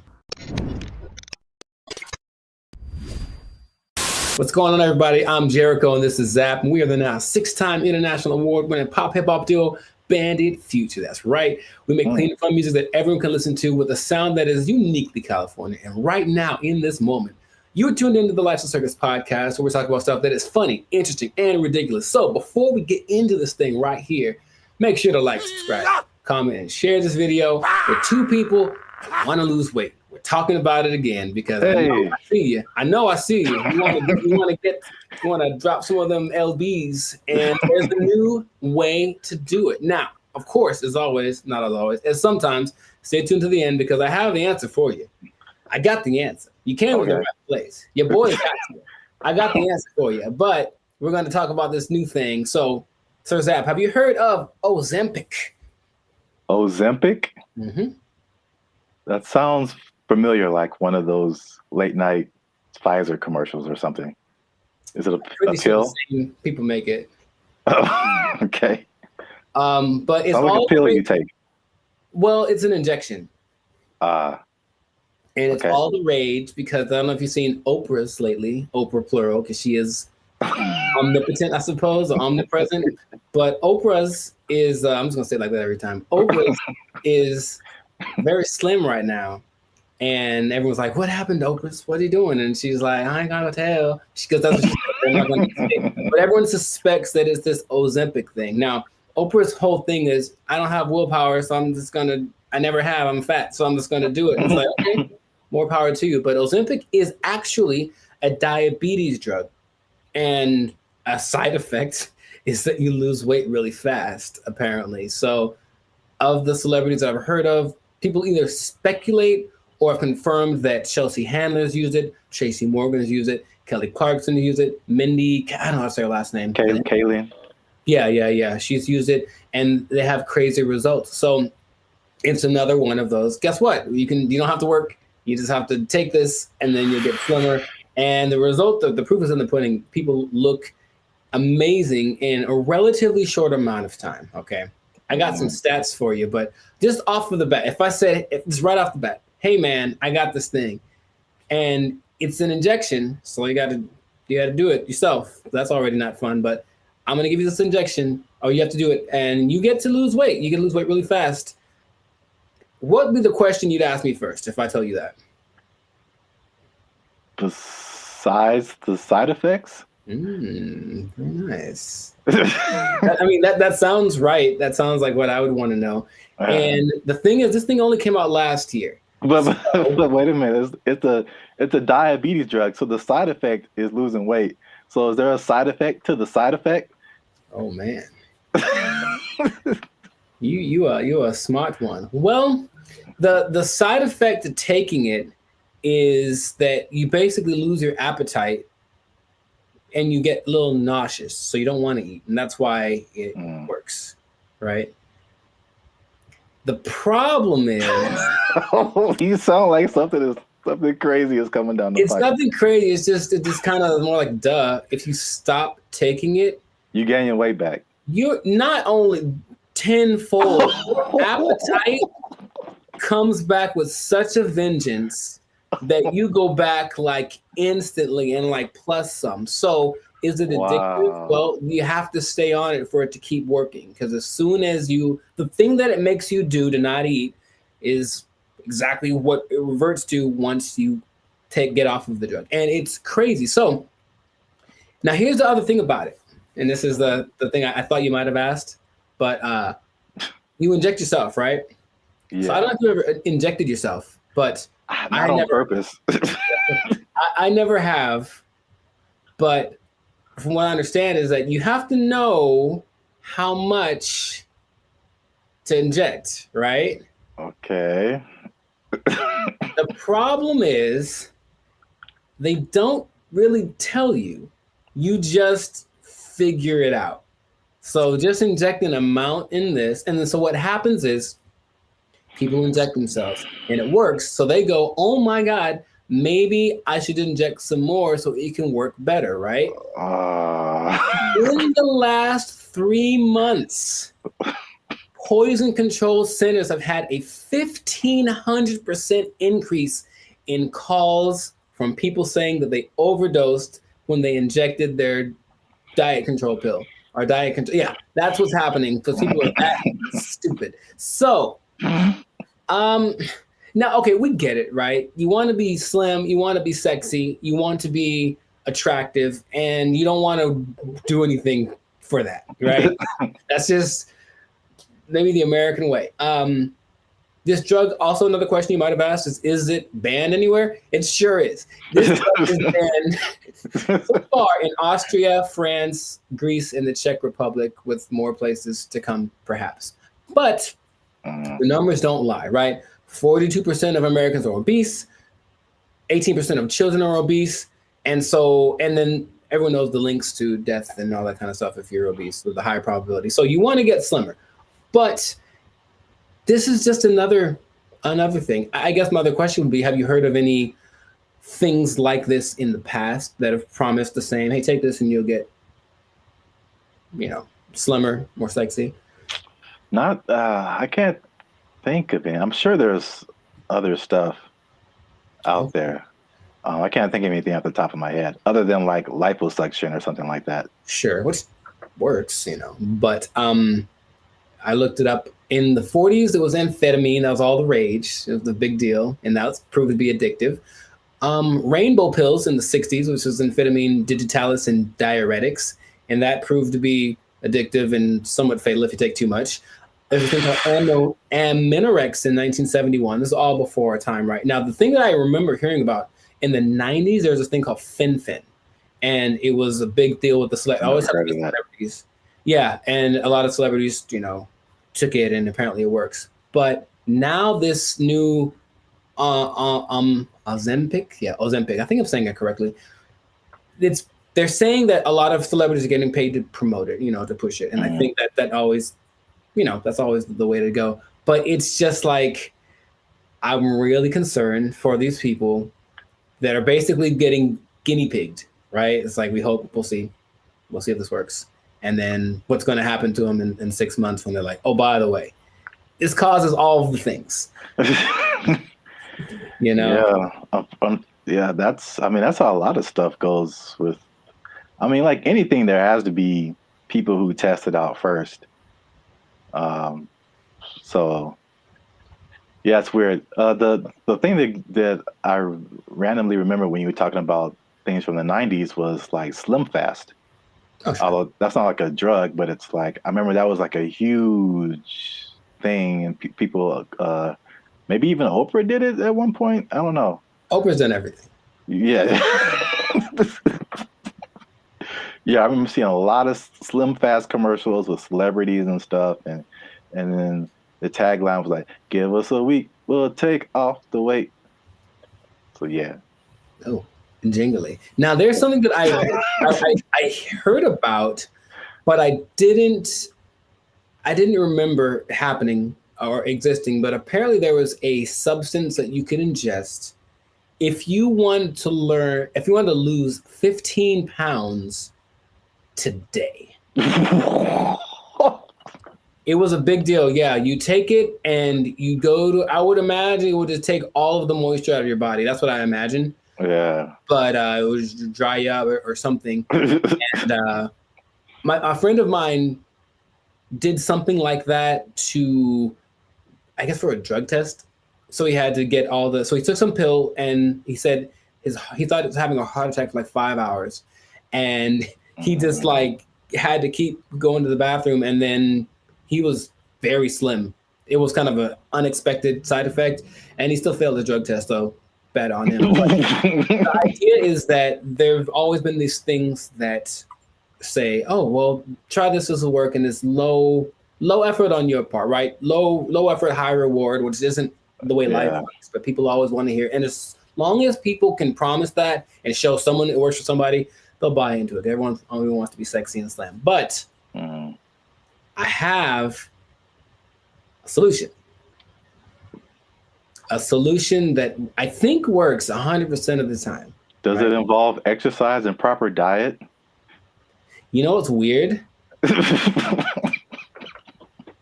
It does, but it's actually doing that. That's the part that people don't seem to get. It's like, okay, because here's an idea that'll work. Cool. Proper diet and exercise. All right. Maybe don't eat too much. Let's just start with that. Don't even, you don't got to go sweat. I know sweating's yucky and you get sore and ew, right? But how about just don't eat so much? Food's delicious, but you know what it tastes like. So just stop eating that stuff. Okay? That's true. But doing it is a whole nother thing. So do that. Don't eat so much. And just start with that. And then, like, that's all it is. That's literally all it takes. Everyone knows that, but no one wants to go that route. So instead, they'll try Ozempic, and it works phenomenally. So we'll see what happens. Now, last thing, the company that makes it, I forget the name of the company that makes it, but they made $4.8 billion. Of course they did. In just the third quarter of 2023.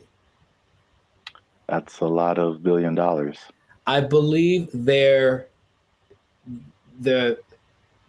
was it? I forget the company they're based off of, someplace in Europe, but their gross income was greater than like the GDP of the whole country, basically. And sure, so people are going to keep buying into that. So if you try Ozempic, it'll work for a while, and good luck to you. That's all I'm going to say.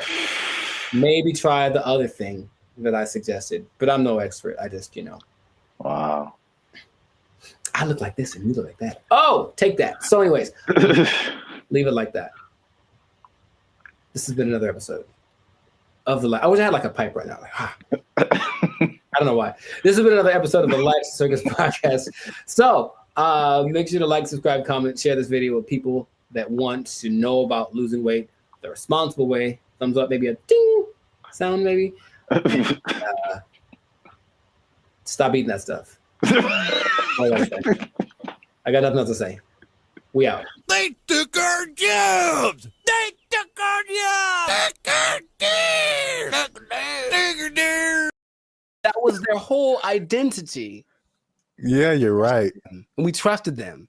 Not anymore. Not anymore. To be competitive, They have taken that away. So now, just like all the rest of them dogs, them backstabbers, and malcreants. I don't think that's a word even. Malcreants? I'm just mad about it. That's a word? I don't think it is.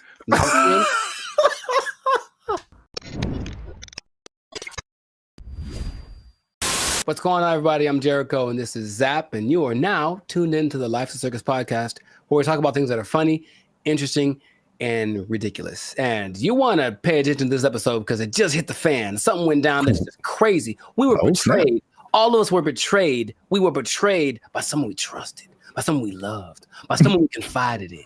And I can't believe this happened. It just happened. When did it happen? Yesterday. So, you know what I'm talking about. But first, this is already enough suspense, I think. But before we get into that, the betrayal of the century, make sure to subscribe so you get notifications about new episodes. Make sure to give us a like so that the YouTube algorithm can favor us. And we're not monetized, and we do have membership options for as low as $3.99. You can be part of the BFFs, and you can get a lot of really cool behind the scenes content and just some cool perks. So check that out. Check out the Band of Future membership option. It'd be great for you. Now back to the betrayal. So, brother, it just happened. I can't believe it. We were all let down by our best friend. And by our best friend, for people who like to travel, our best friend has been for a long time Southwest Airlines. Because Southwest Airlines refused to follow the mask. Why did you refused to denigrate itself when others decided to stab us in the back. Southwest Airlines. Southwest Airlines was our ally in times of need. If I needed to get to San Diego, it said, no problem, $29. Put it on the counter, cash, and you will get there. And guess what? We ain't gonna charge you for that bag you got neither. That's what they said. That's shameful. What they said. Until yesterday. They betrayed us, and now you have to pay for checking bags on Southwest Airlines. I can't believe this day. I can't believe outraged. I just read about this. Boycott, riots in the streets, protests, signs, wonders. Signs and wonders. I'm mad about this, bro. I can't believe it. They were my best friend. I was so ready for it. Signs and wonders. Look, their motto was bags fly free. That was their whole identity. Yeah, you're right. And we trusted them. Not anymore. To be competitive, they have taken that away. So now, just like all the rest of them dogs, them backstabbers, and malcreants. I don't think that's a word even. Malcreants? I'm just mad about it. That's a word? I don't think it is. I'm so mad about this. It's like your grandma saying that I'm charging you rent if you want to hug me. I can't believe it. Like, it's just such betrayal. Judas. Who betrayed Caesar? That guy. Brutus. Brutus. Brutus. Yeah. A2 Brute. Yeah, Brutus, right? Yeah. Is it coincidence that Brutus and Judas rhyme? I don't think so. And now Judas, Southwest. Yeah. Southwest. You're on one today. I can't believe it, man. Anyway, how do you feel about this news before I get into some? Oh, man. As I wipe the tears away from my eyes. I was mad about it. Honestly. You said you were upset, but good Lord. I just can't believe it. That's all. That was the last one. That was the last beacon of hope, and now it's just nanobots. Jesus upset too? Yeah, I heard about that. I feel like I heard about it coming, and then I didn't know. Like yesterday was the day where they were like, "Yeah, oh, dang, man." Yeah, yesterday. So I should answer your question, but so did people just pull up and be like, "Hey, got my free bag," and they were like, "Nope." For flights on or after May 28th. Hey, guess what day this is? Checking the first bag will cost $35 to $45. Oh, 35 for the first one, 45 for the second one. Good Lord, that's a lot of money. You know what? This gives me $1.25 tree vibes. Okay. Well, I never. Yeah. I didn't believe in them as much as I believed in Southwest. Now, something that I don't remember because I didn't fly as much back in the day, but baggage fees have only been around since 2008. I didn't know that. So, and the first one to do it, American, of course, America's gonna. Anyway, I'm not gonna say anything. But basically, yeah, oil prices went up, and then they're like, well, let's probably do it, and then everyone joined in. JetBlue joined in, and Delta and United. But Southwest was true to the cause of the people, and now they say it's just basically to be. Is there? I think there's a statement. It's just the generic because we're not making enough money. I think that's pretty much the statement. It helps us remain competitive. And it's like I thought they were making it sounds more like my accountant made me do it or something nonsensical. And then the logic is it weighs more if you put your bags on, so that's more fuel and blah blah blah. And so economy and blah blah blah blah blah blah blah blah blah blah blah blah. How much money do you think airlines make annually?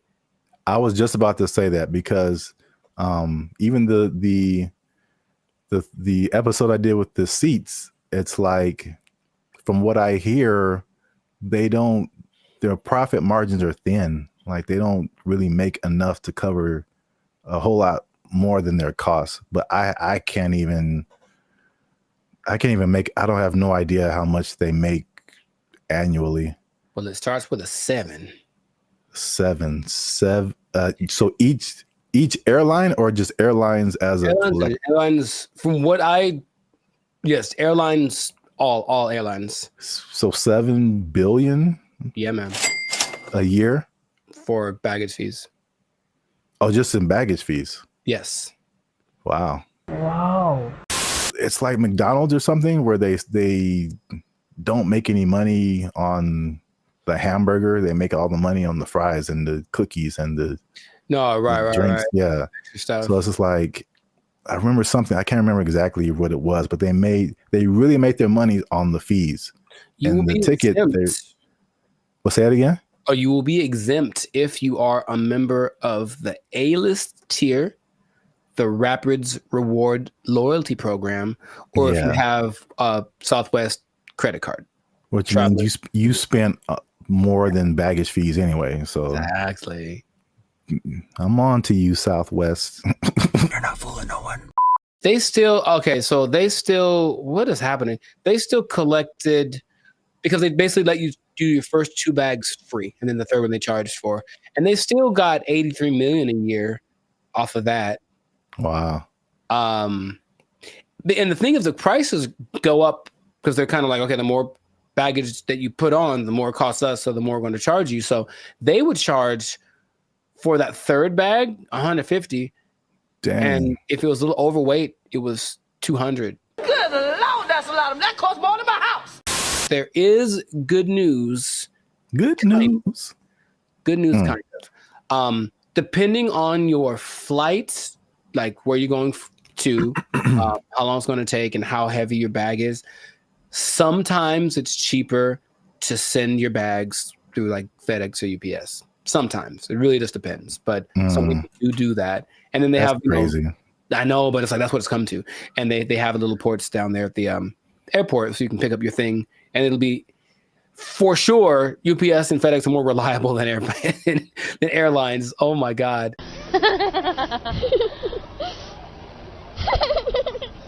I don't know, man.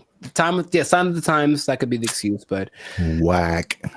I'm just gonna leave it at that. Let us know in the comments, man. How you feel about this betrayal that's happened to us all?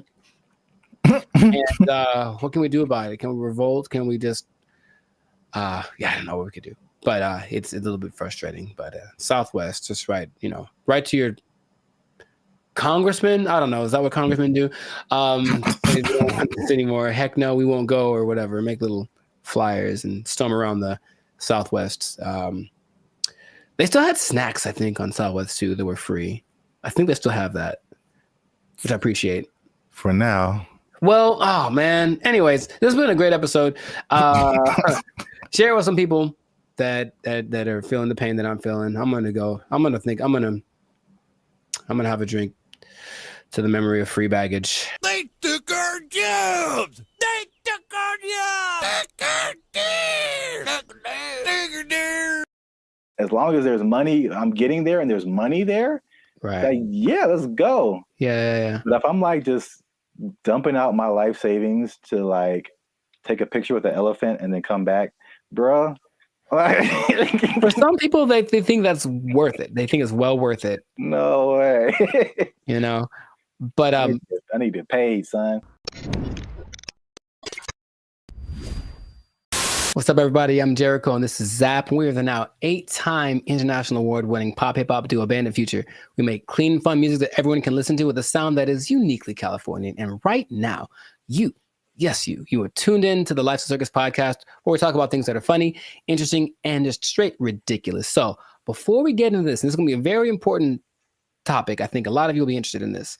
Make sure to like, subscribe, comment, and share this video with at least 2 people that are interested in becoming a digital nomad. We want to talk about it. We're talking about work. We're talking about jobs. We're talking about moving. We're talking about all the things that seem so glamorous, but maybe there's a dark side to it. I don't know. We should get into that. But you got to stay tuned to the end to find out what that might be. So right away, digital nomads are one of the most, well, it peaked in 2021 right after the pandemic, but it's still one of the like professions, and that's an umbrella term, but professions that's growing the most in the last 10 years, right? I didn't know this. People started doing this as soon as like 1997. I guess once internet connection started to get decent, people were doing this. But around 2014, what happened? I got a question. So can you back up and just for anyone who doesn't, like what is a digital nomad? Oh, people don't know what a digital nomad is nowadays? Some people don't know. Makes sense. Okay. A digital nomad is a person that has found a way to live abroad, basically using technology. So in 1997, when internet started to be pretty available anywhere, people could offer services online and work from a different destination than where they're from. So you could be from America and go to Bali, for example, and work from there. And that starts to become really popular. And so now a lot of people do it. And there are many programs that will say they can teach you to be a digital nomad if you want to basically ditch the 9-to-5 and go live abroad. And it always looks very glamorous from the people. I know many people that do it personally, and they typically post the pictures of them lying on a beach. And the idea is that you can work from anywhere for 2 or 3 hours a day, doing your nice, whatever cushy job, and then enjoy living in another country. And that is a really cool idea. And that is part of the reality, but there's also a side of it that can be more difficult to overcome that people don't tend to think about. So we're going to get into all of that. Zap, have you ever considered the digital nomad lifestyle? I don't know why I said it like that, but I know why you said it. Ooh, do it again. I have thought about it. Famous, don't you? All right, never mind. What? Huh? I've thought about it for sure. I don't think I have had jobs where that's a possibility. Sure. And also, I feel like those types of jobs wouldn't be the jobs that I would like. Mm-hmm. Because it's basically, digital is just you and a computer. Yes. So, a lot of what we do is not staring at a computer screen all day. Right. The typical idea of a digital, the big key is that you just have to have good internet and then something that you can do to work from a different place, so you're not interacting with people directly.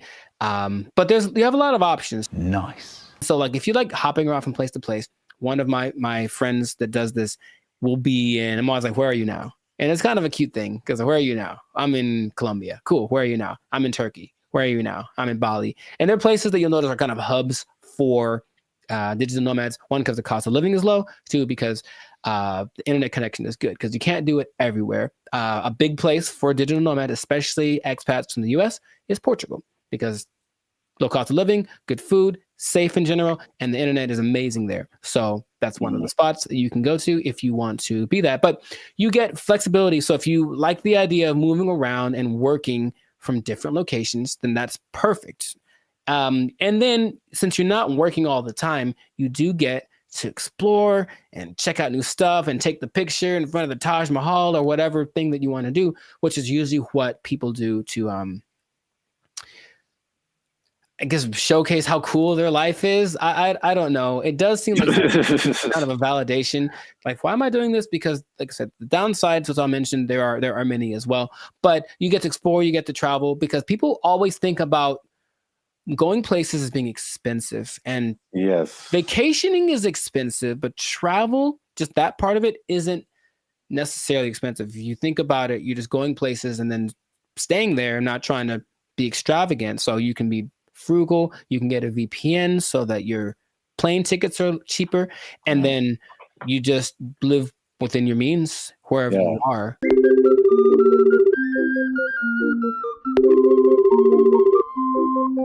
That's one thing about me. Like, I'm not a big traveler, but I feel like I feel like that Dos Equis guy. It's like, I don't always drink, what is it, beer? Yeah, but when I do, so like, I don't always travel, but when I do, somebody else is paying for it.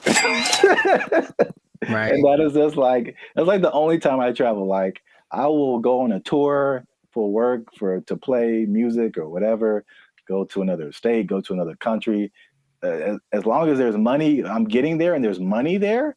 Right. Like, yeah, let's go. Yeah. But if I'm like just dumping out my life savings to like take a picture with the elephant and then come back, bro.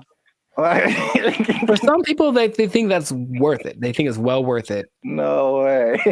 You know, but I need to get paid, son. Listen, we finna get paid, girl. It did surge in popularity, of course, after the pandemic, as people were looking for things that they could do and they couldn't be around people. So, okay, this is perfect. But for some people, they really fell in love with it and they said, I'm going to keep doing this. So a lot of the more well-established digital nomads have been doing it since then, or maybe a little bit before then, so like 4 or 5 years. There rarely are people that have been doing it more than a decade, because it does kind of wear on you just moving around and doing all that kind of stuff.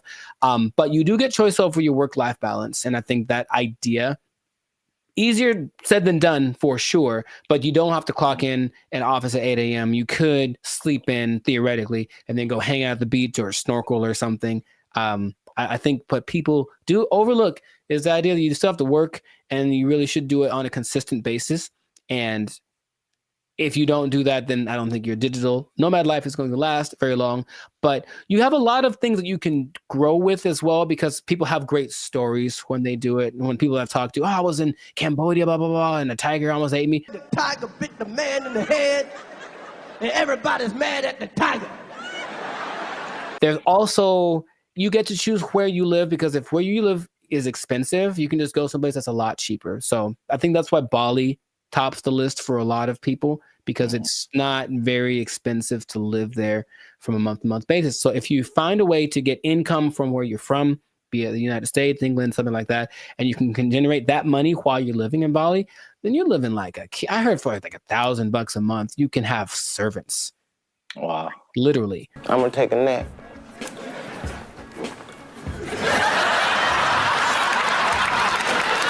And then you get to network. So that's fun. There's a lot of people that are out there doing the same thing, so you get to interact with them, and that seems attractive.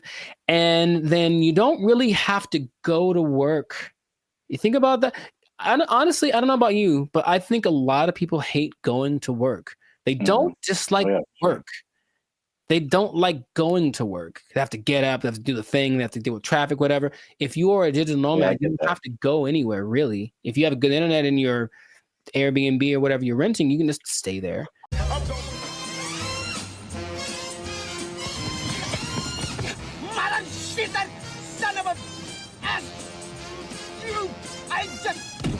Yeah, bro. Like just putting on, like I look at the, especially when I used to live in downtown LA and seeing the people who like worked in corporate offices and they had to wear suits and ties, stuff like that. Just the thought of like getting up every single morning and putting on an entire suit, dude. Like it's a challenge.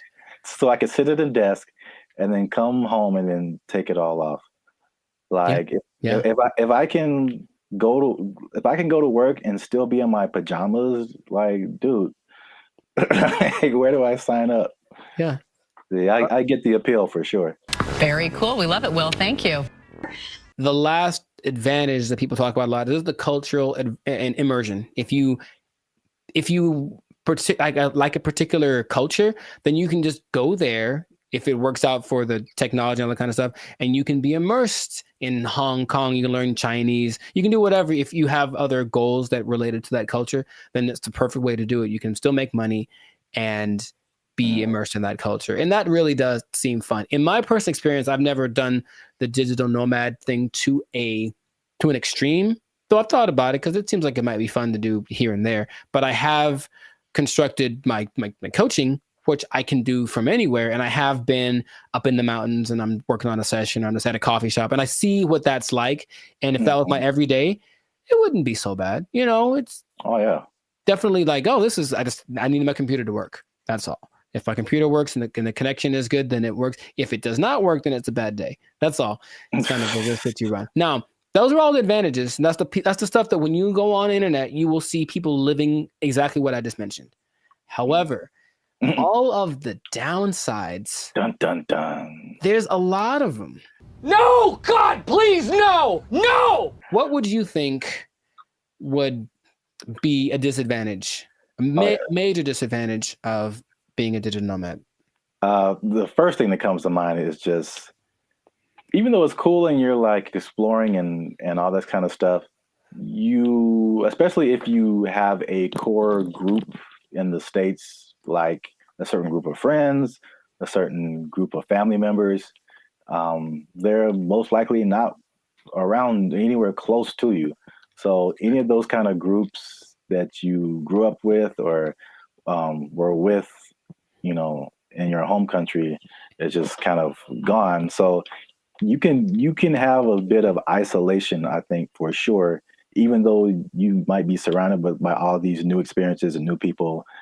You're still kind of like by yourself to a certain extent. I'm so lonely. You were right. The loneliness, depression is the number one thing that a lot of digital nomads talk about because they're not around the people that they love, right? And then they can't be with them when it's convenient, because if you're living in Europe and you're, from America, you're 7-8 hours ahead, 9 hours ahead.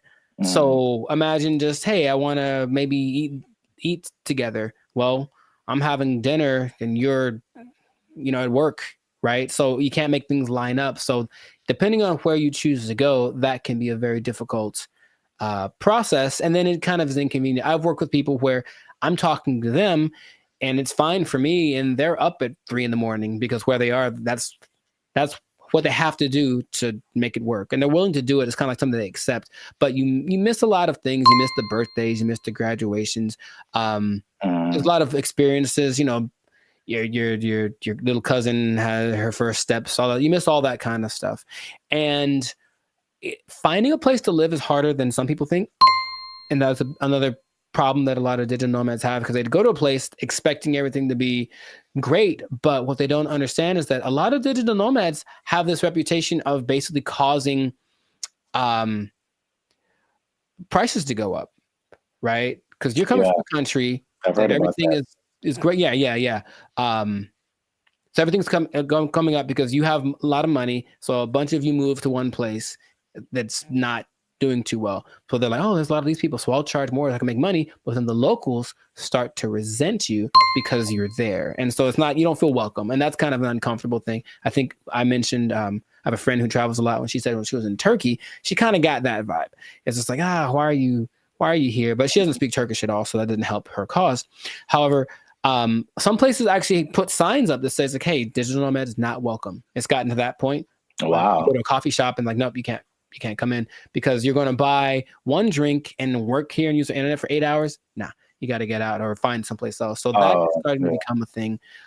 So yeah, you think about that. It's like you want to be welcome. Now I'll tell you in a second. Some countries are actually taking measures towards making sure that the digital nomads they do attract are actually helping the economy, but a lot of places don't have that in place yet. So yeah, the locals might resent you. If So you just for my own personal whatever. I got a question. Have you ever gone into Starbucks and worked on something and not bought anything? Yeah. I'm been a jerk, man. Oh yeah. Do you feel guilty at all? Or are you just like ugh? No, I spent a lot of money in Starbucks. I think that once in a while. Okay. That's just my if it was, and the thing is, if it was a mom and pop type place, then I'd feel bad. I'd buy something every time. But here's the thing, I even usually go to Starbucks. I have to use the bathroom. I buy a cookie or something just because. Oh yeah. But sometimes I'm like, I'm here for an hour. I'm popping in and out. I'm a regular. Don't mind me. I'm just. I think that's interesting psychologically because I feel.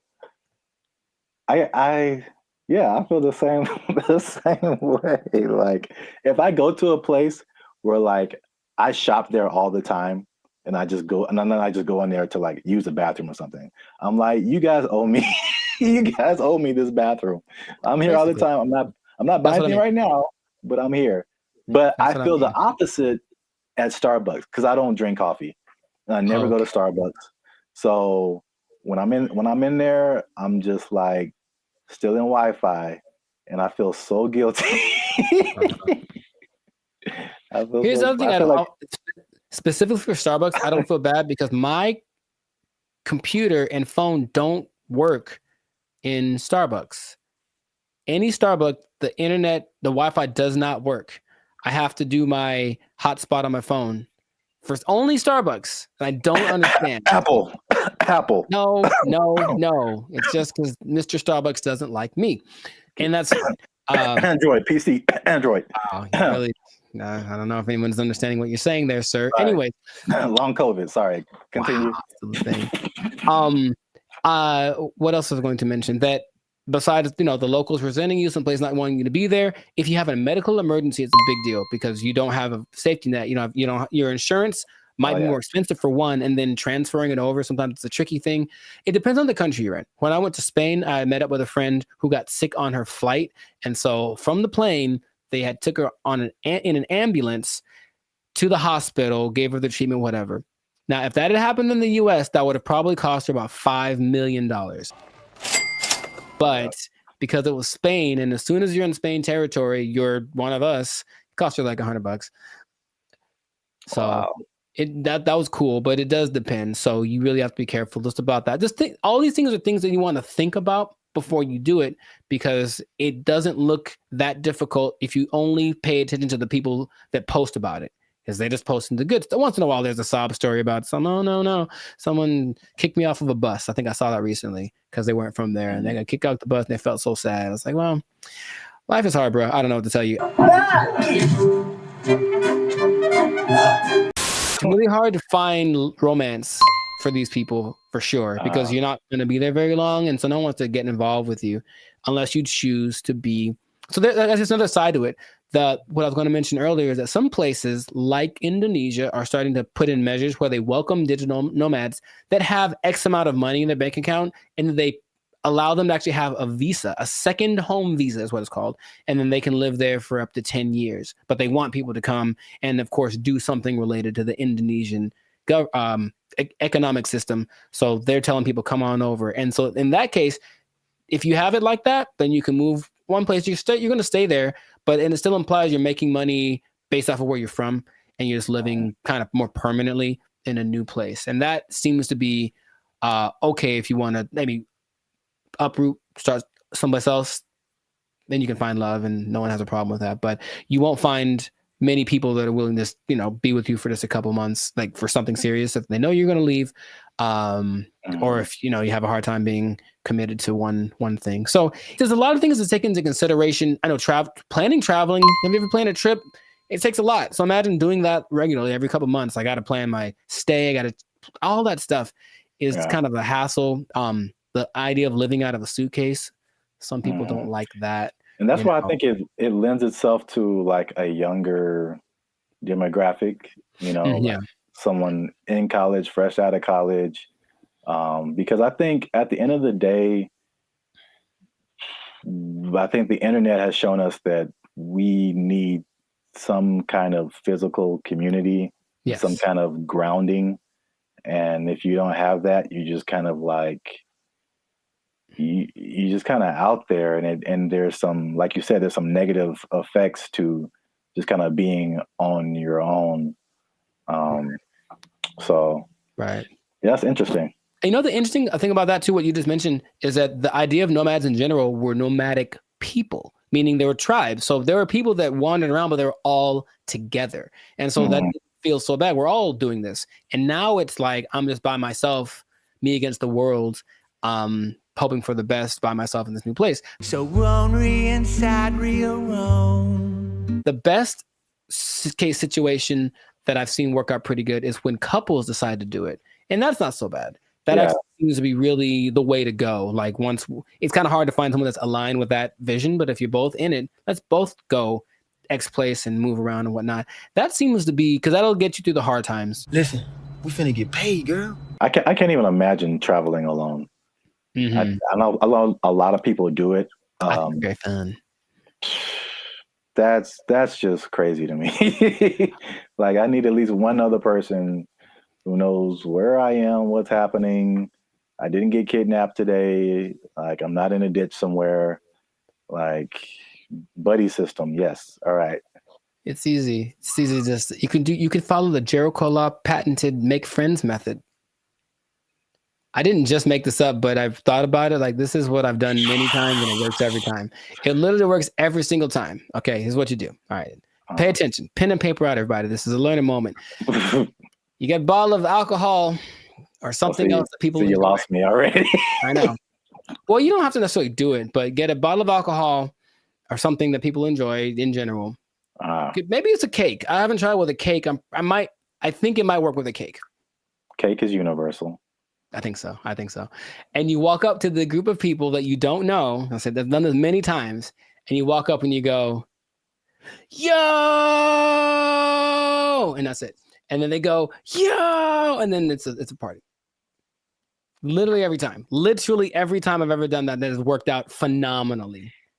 And we hung out for many, many hours. Just random groups of people. Are you going to try it? I don't see that working out. Well. For me, at least. Actually, I don't see that working out at all. It's definitely a no for me, dog. It's usually, I determine they're there to have a good time. They kind of got to eyeball it, but it's like, yeah, they're in a place to celebrate, and they don't mind another person coming in to celebrate with them.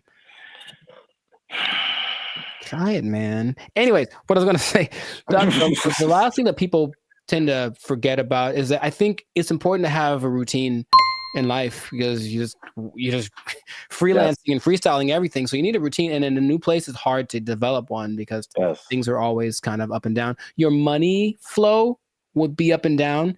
If you're not working for a big business, if it's just you, then some months are better than others. So that side of it, that inconsistent income, can be kind of nerve-wracking also. Or it might make it so you can't keep doing it, right? If you don't make enough money. So you really want to have a good savings before that all comes under this. Now that you say that, it's all under the same umbrella. Like if you wanted to put all of that in one word, it's stability. Yeah. So your home community, it's stability. Your routine, it's stability. Your money situation, it's stability. It's like, I think we as humans were created to like want some level of stability and to be a nomad, even digitally. It's just like, you're just you're unstable. to a certain extent. So Right. so you can't link into things that are stable, like other people, and have relationships and romantic relationships and all this kind of stuff. And yeah, I feel like that sums up everything that you're saying. It's just the downside is just a lack of stability and a laundry list of different areas. Yeah. I think some people, if they have the right personality, I know personally that's perfect for me. I wouldn't mind that kind of a thing. It definitely doesn't. Actually, you know what? My perfect scenario in life would be that this should be a show. No one take my idea. This should be a show. That someone wakes up in the morning and there's an envelope at their door, and basically it tells them what they're going to do for work that day, and they have an hour to get to the airport or wherever, and then they don't know what it is. They've never done it before, and that's their job. I would love that. That is really good. See? Wait for the show? Yeah, I mean, yeah, the idea, yeah. Okay, I'd watch that on TV or something. I thought of it. No one take it. Yeah, copyright. All right, we should just do it. That'd be fun. Yeah. I think it'll reach a peak and start to come down because people were still riding the wave of the COVID. But after a while, people want to start families, do all that kind of stuff. And if you need that stability, then it's not the job for you. But if you're younger, or if you want a change of scenery, some people do it for a few years and then they stop. But it seems like a cool thing. Where do I sign, Mr. Berry Gordy? I might give it a shot here and there. That's kind of my thought about it. I'll just try working for a week or so from wherever place, but not necessarily do the jumping around to the extreme that some people do, because that's a little much. And then, they do a lot to find people to talk to. They talk on those like roulette chats, like we did that one time. Oh God. Yeah. Yeah, I know. Maybe we shouldn't do that again. Got him! Got him! But people spend a lot of time on those because it's literally just like somebody to talk to me, someone be a connection. And I think you can see that a lot more. So hopefully that doesn't long-term affect people's mental health with all the depression and stuff like that. But if you're thinking about becoming a digital nomad, I just gave you the blueprint. Keep in mind the positives and negatives, and if it's in your heart, go for it. But above all, make sure to share this video with somebody that wants to know a little more about the digital nomad life. And I'll tell you what. What? This is not possible if you don't have a job. You gotta have a job to be a digital nomad. They took our jobs. They took our jobs. He believes that masturbation was the greatest evil on earth, and that by eating cornflakes, it would prevent people from doing it. So I don't see the connection. No, it's there, man. It's there. I'm trying to make it work in my head.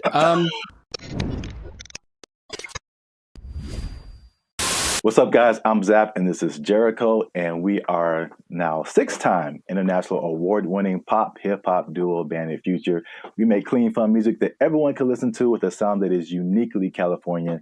And right now, you're tuned into the Life's a Circus podcast, where we talk about things that are funny, interesting, and ridiculous. But wait a minute. Hold up. Wait a cotton picking minute. Did people say that too? I mean, yeah, maybe. Help your boys out. Help the channel grow. Help us keep doing what we're doing by liking, subscribing, commenting, and sharing this video.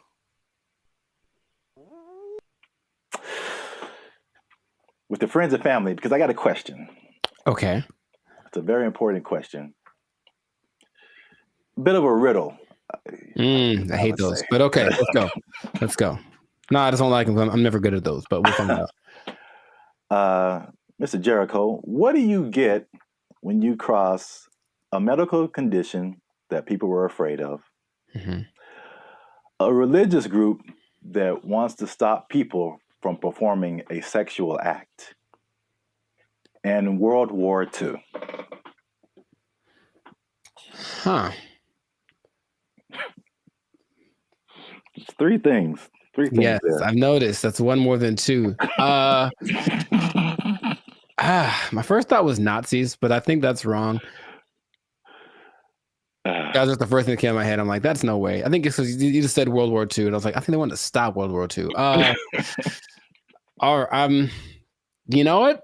Congratulations. I've never been asked this in my life. Yeah, I don't think anybody has, but for the people playing at home, just one more time, the question is, what do you get when you cross a medical condition that people were afraid of, a religious group that wants to stop people from performing a sexual act, and World War II? And the answer, believe it or not, is breakfast cereal. I'll be honest, I didn't. Yeah. Go ahead. Yeah, I just kind of stumbled upon this, but the rabbit hole got really deep as to why we have breakfast cereal. So, a little bit of a history lesson. You can stop me at any point if you want.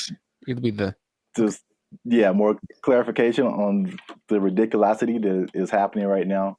So, breakfast was not really like, I guess we hear the cliche now, like breakfast, the most important meal of the day, right? And so, but before like the 1800s, breakfast wasn't really like that important. It was just basically you got to think about like the times that they lived in. It's more like hunt what you eat, kill what you eat, working on a farm, grow what you eat, stuff like that. And so like nobody's waking up at like in the morning to like kill a chicken or like kill a pig to make some bacon or like, whatever. So basically it was like whatever happened in the morning. And this is why like eggs have been part of a breakfast for a long time, because chickens lay eggs in the morning, easy to eat. Makes sense. Yeah. Makes sense. And basically what you ate for breakfast was pretty much whatever you had left over from the night before. So that was pretty much breakfast. But there was a meat component because they would eat it, they would like cure the meats and stuff, and you could save it and use it for breakfast in the morning. Right. So like eggs and even bacon were like a big part of breakfast. Bacon. And this was called like the farmer's breakfast. So again, it's just like it's pinned to the time that you were in, and farmers and stuff. You get up early in the morning. You need some fuel because you're going to be working your butt off like all day long outside in the elements. Like you need a good hearty breakfast. So this is the first thing. The first thing that I teased at the beginning, the fear of the medical condition. The medical condition was indigestion, which sounds like pretty like whatever today, but I feel like it could probably take you out back then, huh? Yeah, there was no Pepto-Bismol, like antacid. You can just pop an antacid and be cool. Like you could have felt like you were dying. You had no idea. Like, oh, I got indigestion. It's the devil's work inside of you. So I don't know, but I had to go to the apothecary. Yeah. So, also late 1800s, the transition from like farm work to more like industrial work, and industrial work to like more like office work. So big buildings and offices, and people weren't like moving around as much as they want to. So they felt like if they eat a big breakfast and then they don't do anything, just going to sit there, they get indigestion. People were like terrified of that. So they were like, we need a lighter breakfast. So there was a move away from like the bacon and eggs and all that kind of like hearty stuff. All right. So that was reason number one.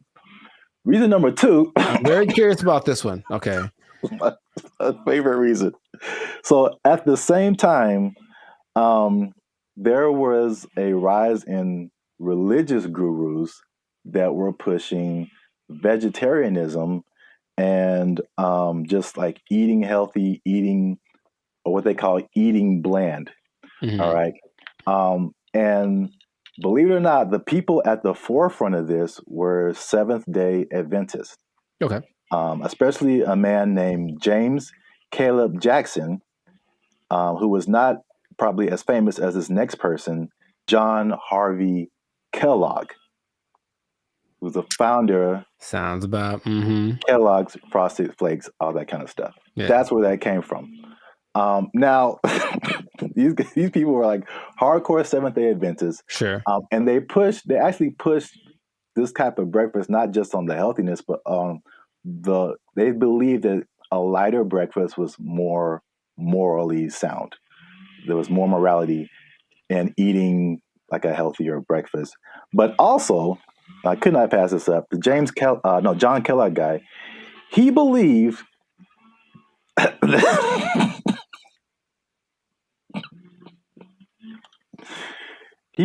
that masturbation was the greatest evil on earth, and that by eating cornflakes, it would prevent people from doing it. So I don't see the connection. No, it's there, man. It's there. I'm trying to make it work in my head. Well, I've had cornflakes, and of all the cereals that are like not sweet or nothing, they're probably my favorite ones. They're still nice and crispy and pretty good, I guess. But do you have less of an urge to masturbate after you eat? I've never. You know what? I'm gonna have to. I'll let you know if you really want to know about that. I will go get a box and eat it, and then report back to the pod in a week. Like, this is my findings. But yeah, it's just that episode of Family Guy or Quagmire. I'm not gonna go anyway. You have the one arm that's really big. It's like, bruh, it doesn't work. It doesn't work. So yeah, that was like the second punch to breakfast. That was like, okay, we got to start eating this because they pushed the morality of it.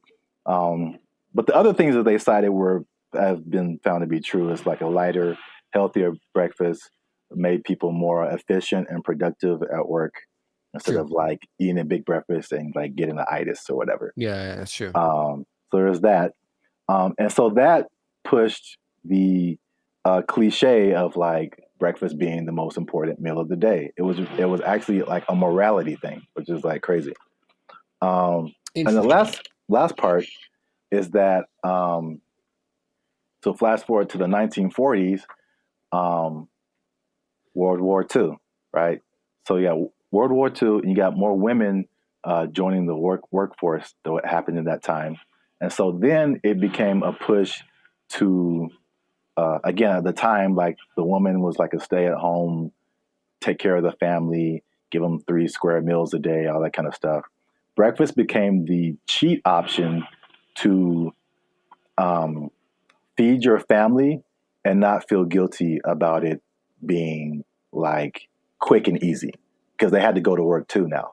Oh, okay. So they pushed on like the women's guilt, the morality, the work productivity, like hard work. It was like respected to be like hardworking individual and productive and all that kind of stuff. And so all of that combined together to make breakfast cereal like the thing. And I remember like watching commercials, like every commercial is like part of a balanced breakfast, and like you got to have your cereal and blah blah blah blah blah. And they pushed, and the cereal industry is probably like $1 billion industry or something now. Yeah. But they show all this stuff like, and I never ate all that stuff. I tried once. Man, you just feel gross after it. Yeah. You drink a whole glass of orange juice and a whole glass of milk? Like, man. Yeah, milk, orange juice, toast, fruit, cereal, bacon and eggs. Yeah, something like that. It was all in the one picture. Like the whole food pyramid. Yeah, it's too much. It's really too much. But I thought, it must be something worth trying. And yeah, I regretted that real bad. Yeah. So yeah, that's the crazy story behind breakfast cereal. And if I may leave you with the cliffhanger. Okay. So remember, we started off with bacon and eggs. We did. And then everyone went to cereal. Yes. But somebody put bacon and eggs back on the forefront, man. Ooh. And they went toe to toe with cereal. But you have to find out in the next episode. So keep watching. This has been another episode of the Life's a Circus podcast. Make sure you like, subscribe, comment, and share this video with somebody who like them cereals, man. Ooh, I like some. Was that my line? Is that what I was supposed to say? I think so. Okay. And Ooh, cut. I like some. Oh, you can try another take if you want. Ooh, I like some. Was that better? Had more? That was too much. Okay, all right, never mind. We had it on the first take. Okay, we'll use that in the commercial. Thank you, Mr. Director. Here's $5 million. Look, let's go. Where do I sign, Mr. Barry Gordy? Jericho likes it. Super sweet sugared honey smacks. Give me that. Give me that money. They took our jobs. They took our jobs. I sense a faint bit of skepticism in your voice, Jericho. We haven't even skeptical. Is just like, is there anything that he's made that has been helpful or that I would know about? We haven't even gone into his claims and what he's talking about, man. He's saying he's the second coming of George Washington Carver. Is that what he's saying? Like he's telling this man, him. It's hard out here for a pimp. Him. Okay, sure. What's up, everybody? I'm Zap, and this is Jericho, and we are the now 6-time international award-winning pop hip-hop music duo Band and Future. We do clean, fun music that everyone can listen to with a sound that's uniquely Californian.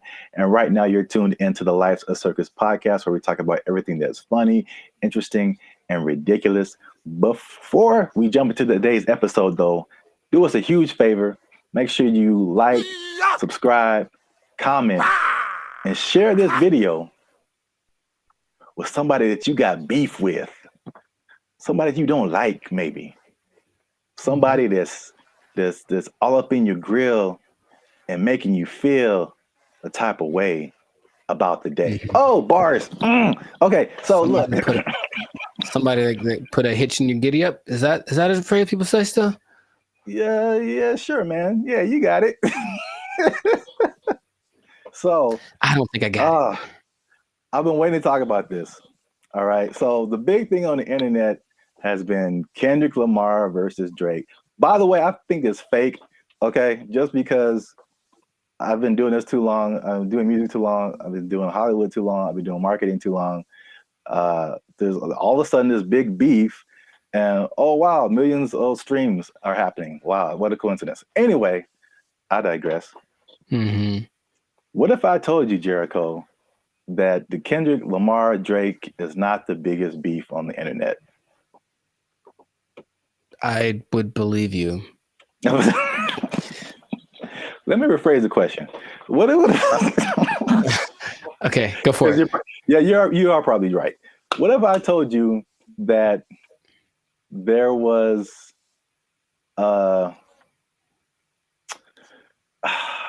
there was a better beef that I don't think has ever happened before? Better beef. Sounds like an Arby's commercial. Okay. I'd be curious to know what that would be then. Hopefully it's between... Never mind. Okay, go for it. Okay. Let me before I'm gonna get to it. One last thing. Jericho, and this just straight up answer. Mm-hmm. All right. You don't have to add anything or make it complicated. Okay. Jericho, what is 1 times 1? It's 1. Do what? It's 1. No, it's 2, son. It's 2. All right. 1 times 1 is 2. According to Terrence Howard. That's right. Terrence Howard is rewriting. I know what you're talking about. That's the dumbest thing I ever heard. All right. He went on for a long time about this. He thought about this. Wait a minute. What was his explanation? Like you can't time something by something to get the same something, right? That was his argument. 1 is 2, son. I'm gonna make a shirt. 1 times 1 is 2. Team Terrence, what's up? I don't think he's had work in a while, man. He's just trying to be relevant. Like seriously, that's crazy. But go for it. I mean, math needs innovation. Let's just start that. Birds aren't real, and 1 times 1 is 2. Whatever. What revelatory information do you have about this gentleman and his theory. So for people Scholar. who don't know, Terrence Howard recently went on the Joe Rogan podcast, which I guess I kind of realized, but I kind of didn't, that his thing goes for like 2 and 3 hours. Yeah. Like, we talked for 15 minutes and it's hard, man. It's hard. But they have a lot to talk about. And then of course the people that has on there usually have had a lot of things they've done, so there's a lot to explore. Yeah. And I only, when I watch it, I only see clips of it that people made. So I'm thinking, oh, that was the podcast, and it just, then I see the whole thing and it's like 3 hours. I'm like, who watches the whole thing? Yeah, watch a 3-hour podcast, but that's intense. Yeah. But anyway, yeah, Terrence Howard went on there, and it gave me Cat Williams vibes, like that level of like, well, this just came out of left field. It's just like shocking. But he was talking about things, complex theories, scientific thoughts, things about the nature and universe, matter and energy, mathematics, and just like all this stuff that has nothing to do with acting. And there was a lot of, I definitely didn't watch the whole thing, so don't use this as a video to like sum up everything.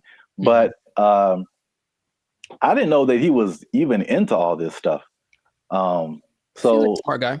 Yeah, but I mean, there's smart, and then there's like talking about the theory of relativity smart. Like that's just he's like Jaylen Brown smart. Rewriting mathematical equations, and I'm just like, all right, cool. We got to have a couple black geniuses, him and Jaylen Brown and Kanye. Well, anyway, hashtag too soon. So Howard holds 97 patents. Do you know that? No, that sounds like something that he would tell people at a party. I sense a faint bit of skepticism in your voice, Jericho. We haven't even skeptical. It's just like, is there anything that he's made that has been helpful or that I would know about? We haven't even gone into his claims and what he's talking about, man. Are you saying he's the second coming of George Washington Carver? Is that what you're saying? Are you telling this man, him? It's hard out here for a pimp. Him? Okay, sure. 97. I didn't know that about him. That's cool. It's 97 expensive to patent things. It is. So I guess that acting money helped out. But he believes many of these patents will, of course, change the world. Some of his notable patents include advanced designs in metallurgy, I think I'm saying that right, chemical engineering, and innovations in flight technology. So at the very least, the man is doing things. Yeah, sounds like it. So, but what really shook up the internet was some of his claims. All right, so we're just going to go through a few of them that this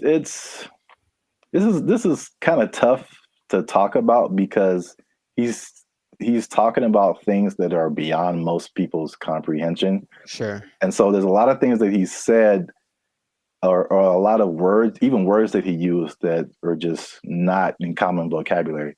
But I tried to pull together some synopses and just kind of put it in more lay terms, I guess. Okay. Some of them are just straight up, you can just tell, like, I don't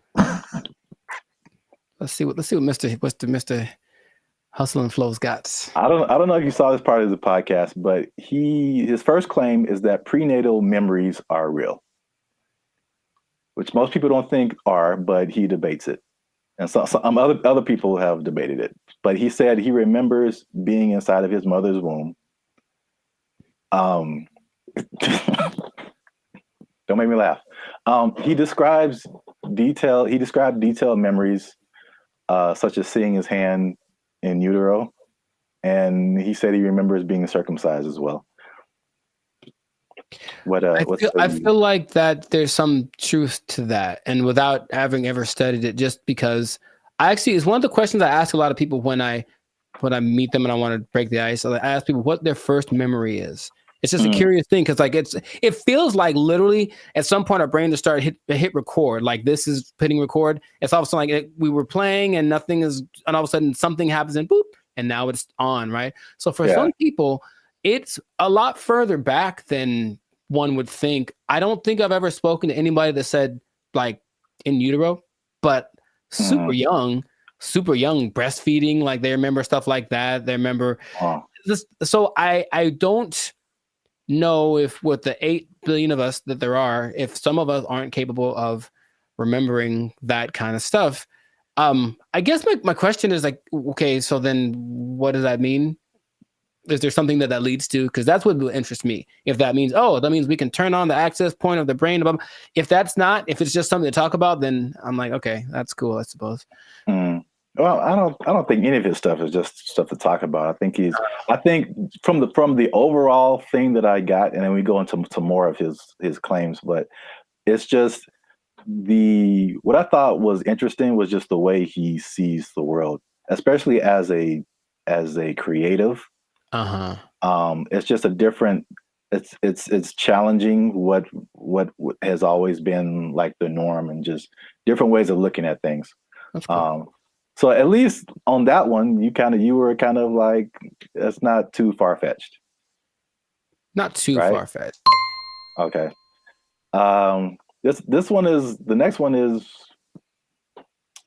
it might be a little bit beyond me, but again, I still kind of understand and relate.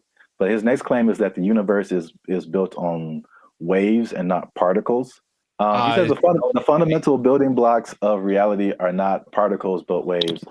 He says this perspective aligns with some interpretations of quantum physics, and his fascination seems likely to stem from the works of physicists like Niels Bohr and Erwin Schrödinger, something like that. Sure. So again, like he's not alone in this. He might be a minority, but people who deal with quantum physics feel like this could be true.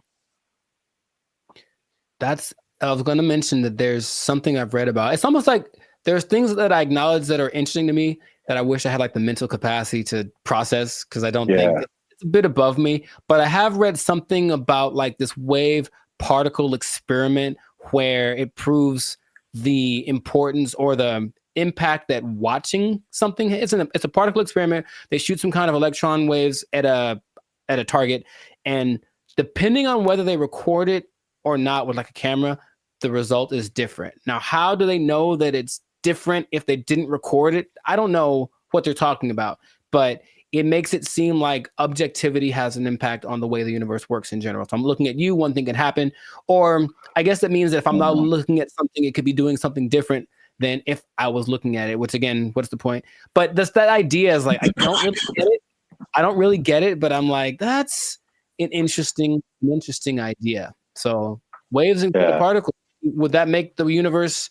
Again, my question would be cool. I'd honestly want to talk to him about it. Maybe just, stare at him while he talks. But what does that do for how we understand the world if that is true? If waves instead of particles are what created? Yeah, I feel like that's a bit beyond me. But I feel like, it sounds like you're trying to get some practical use out of it. But it's just like, okay. The things that we know about gravity and aerodynamics and stuff like that, by learning that stuff, we can fly planes and helicopters and stuff. Sure, yeah. So there's some kind of use, I think, in saying it's waves and not particles. I don't fully know how to interpret all of this stuff and to make it like, oh, okay, we can do this now. But I'm sure like that's a kind of genius level, sure, right, kind of thing. Once you know it and then can do something with it. Right. If it means I can surf to Mars, I'm down, bro. That'd be so sick. Yeah, they'll just hit your knees with waves and not particles, and that'll heal them. I'm down for that also. Does anyone out there have answers for knees? Your boy's going through it right now, so yeah, let us know. To continue on this is probably Yeah, it's probably the last one that just I kind of still didn't. It's too far above me. Mm-hmm. He said gravity is fake. So he said that there's an inward and outward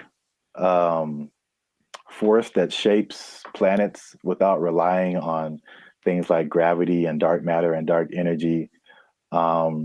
Which this one is kind of big because he challenges Newton and Einstein, like as far as gravity being a fundamental force. And it's I know what you're doing. I know what you're doing. I know I know what you're doing. It's fake. Fake news. Fake news. That did not fall. Okay, people. Okay. That did not fall. That was fake news. Gravity is fake. Okay. All right. I'm not going to do it again. I wouldn't even know where to start with that. That is an interesting idea. If there's another force that's not gravity, then what is that? What is that inward force? Because to me, that inward force is what's called gravity. Is it not? I don't know, man. Okay. I don't know, but I really want to understand.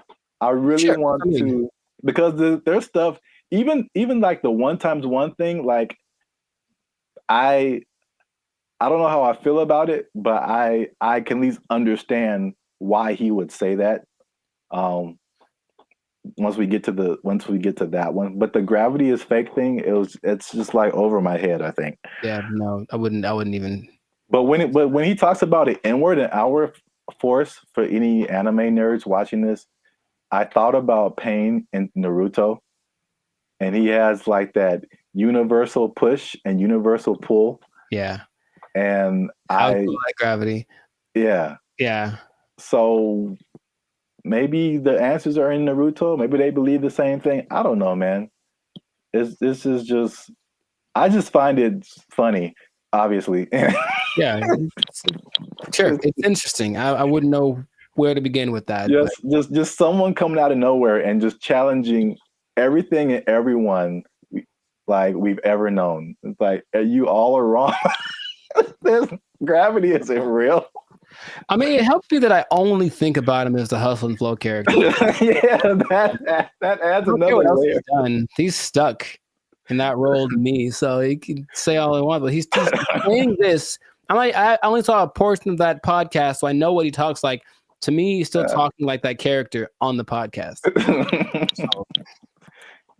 Yeah, he definitely has that like typecast, or like his role in Avengers was like, was a War Machine. I forgot he was in that. Yeah, he was like the first War Machine. It's like War Machine said there's no gravity. For the record, I prefer Don Cheadle. The same. I thought they were both good. Oh, okay, well, I don't remember Terrence, but okay. Next one is that straight, again, along with gravity not being real, also straight lines are not real, Jericho. And this is the one I kind of understand. All right, so this is his explanation. He said, when you view something from the correct perspective, or you view a straight line from the correct perspective, you'll see that it's not straight. So he gave an example that if you put like you draw a straight line, perfectly straight, at least to our human eyes, but if you put it under a microscope, you'll see all the tiny like inflections that don't make it look straight anymore. So basically, these are all conceptual things. He's basically trying to get us to rethink geometrical concepts.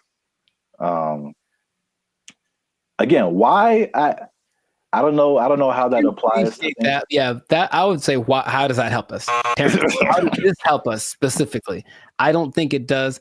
Look straight to me. It works for me. I'm gonna accept. I'm gonna take into consideration two of his ideas, and then for me, gravity and straight lines are pretty much going hand in hand. I will go find a straight line and drop it to celebrate my acceptance of straight lines and gravity.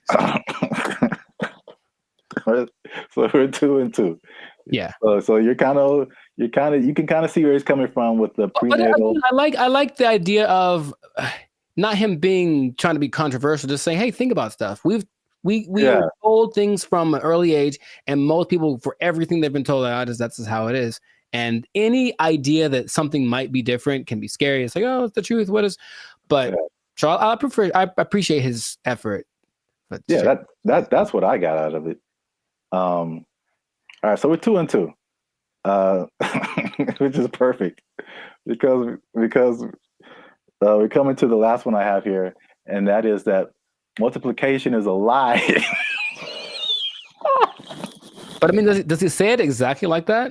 No, but that's just funny to say. Anyway, he said that one time.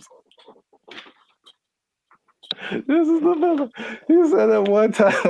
One is 2. Okay. So he said this is why, because if you combine 2 unique things, all right, you can't end up with the same thing. Which I hear where he's coming from. You got one, like, because I remember like algebra, like you're always trying to solve for x, and you basically got this side of the equation, this side of the equation, you try to balance it out.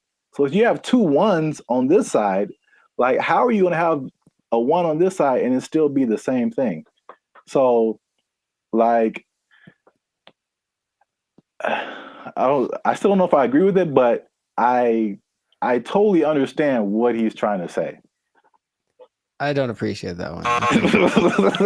Side of it. And I'll try to be. I haven't taken math class in 2 decades, but I'll try to explain. He said 2 unique. If you combine 2 unique things, to me, I'm like combining in my simple brain an object. This is a guitar pick with a concept, which is a number of these that I'm thinking about. Right. So if I have one of these, this is my object, and I take a number that represents how many of these I could have. If I go times 2, I will then have 2 of these, right? Hey, look what happened. Now I have 2. If I take this one object and then I multiply it by a concept that is singular, nothing changes. Because here's the other thing. I think I can bring a Naruto to this also. I want to figure it out because usually there's like, or this might be Avatar. It's like, okay, there's like good or bad. So something has to be one or the other, positive or negative. And then there's a guru, the guru on the mountain that made him drink the banana onion juice. He said there's also a neutral. That's the third option, and people forget about that. So yeah, does this have to change if I multiply it? No. It could go bigger, it could go smaller, or it could stay the same. And the stay the same is the times 1. So that is my argument, Mr. Howard. I had like one of those chalkboards on the back I could draw on with all the numbers and everything. Yeah. The hot to crazy chart. You remember that one guy? Oh, nice. I appreciate that, man. So I don't agree with that at all. National treasure. I don't think I do, but I want it to be a thing. I got you. That's deep down. I want 1 times 1 to be 2. If enough people talk about it, it'll become something. Yeah, if enough people talk about it, it'll become something. I really don't think that it's important. Again, it's just like look, their way to change math with that Common Core stuff. Oh yeah, everyone's all messed up, but the kids nowadays are gonna be just so stupid. All the math is wrong, and so now they're gonna throw this in there. Like, by the way, 1 times 1 is 1 or 2, and then what? Because another thing. So if that becomes true, that's just hypothesize. Then wouldn't that change everything? Because you can't just change one thing without changing other things. If that's the fundamental concept that 1 times 1 was 1 and now 1 times 1 is 2, doesn't that somehow affect everything else? I think so, but I'm not sure. I don't want to really think about it. I just want to. I want someone else to figure it out and tell me on the internet. Not just ask ChatGPT, but no. 1 times 1 is 1. Since forever and ever and always, one thing can stay one thing. I am 1 times 1. I should make that my counter. Make a shirt. I am 1 times 1, and I just stand boldly, holding a flag and like a bowl of rice pudding. Oh, wow. I don't know why the second thing. All right, so that's two and three. 2 and 3. All right, so we might end up with a tie here because this is a bonus one. Okay. And this is probably of all these things, this is the coolest thing, at least one of the coolest things I think he said. Okay. Was just like kind of opened my mind a little bit. And he said that the periodic table is structured incorrectly. I mean, again,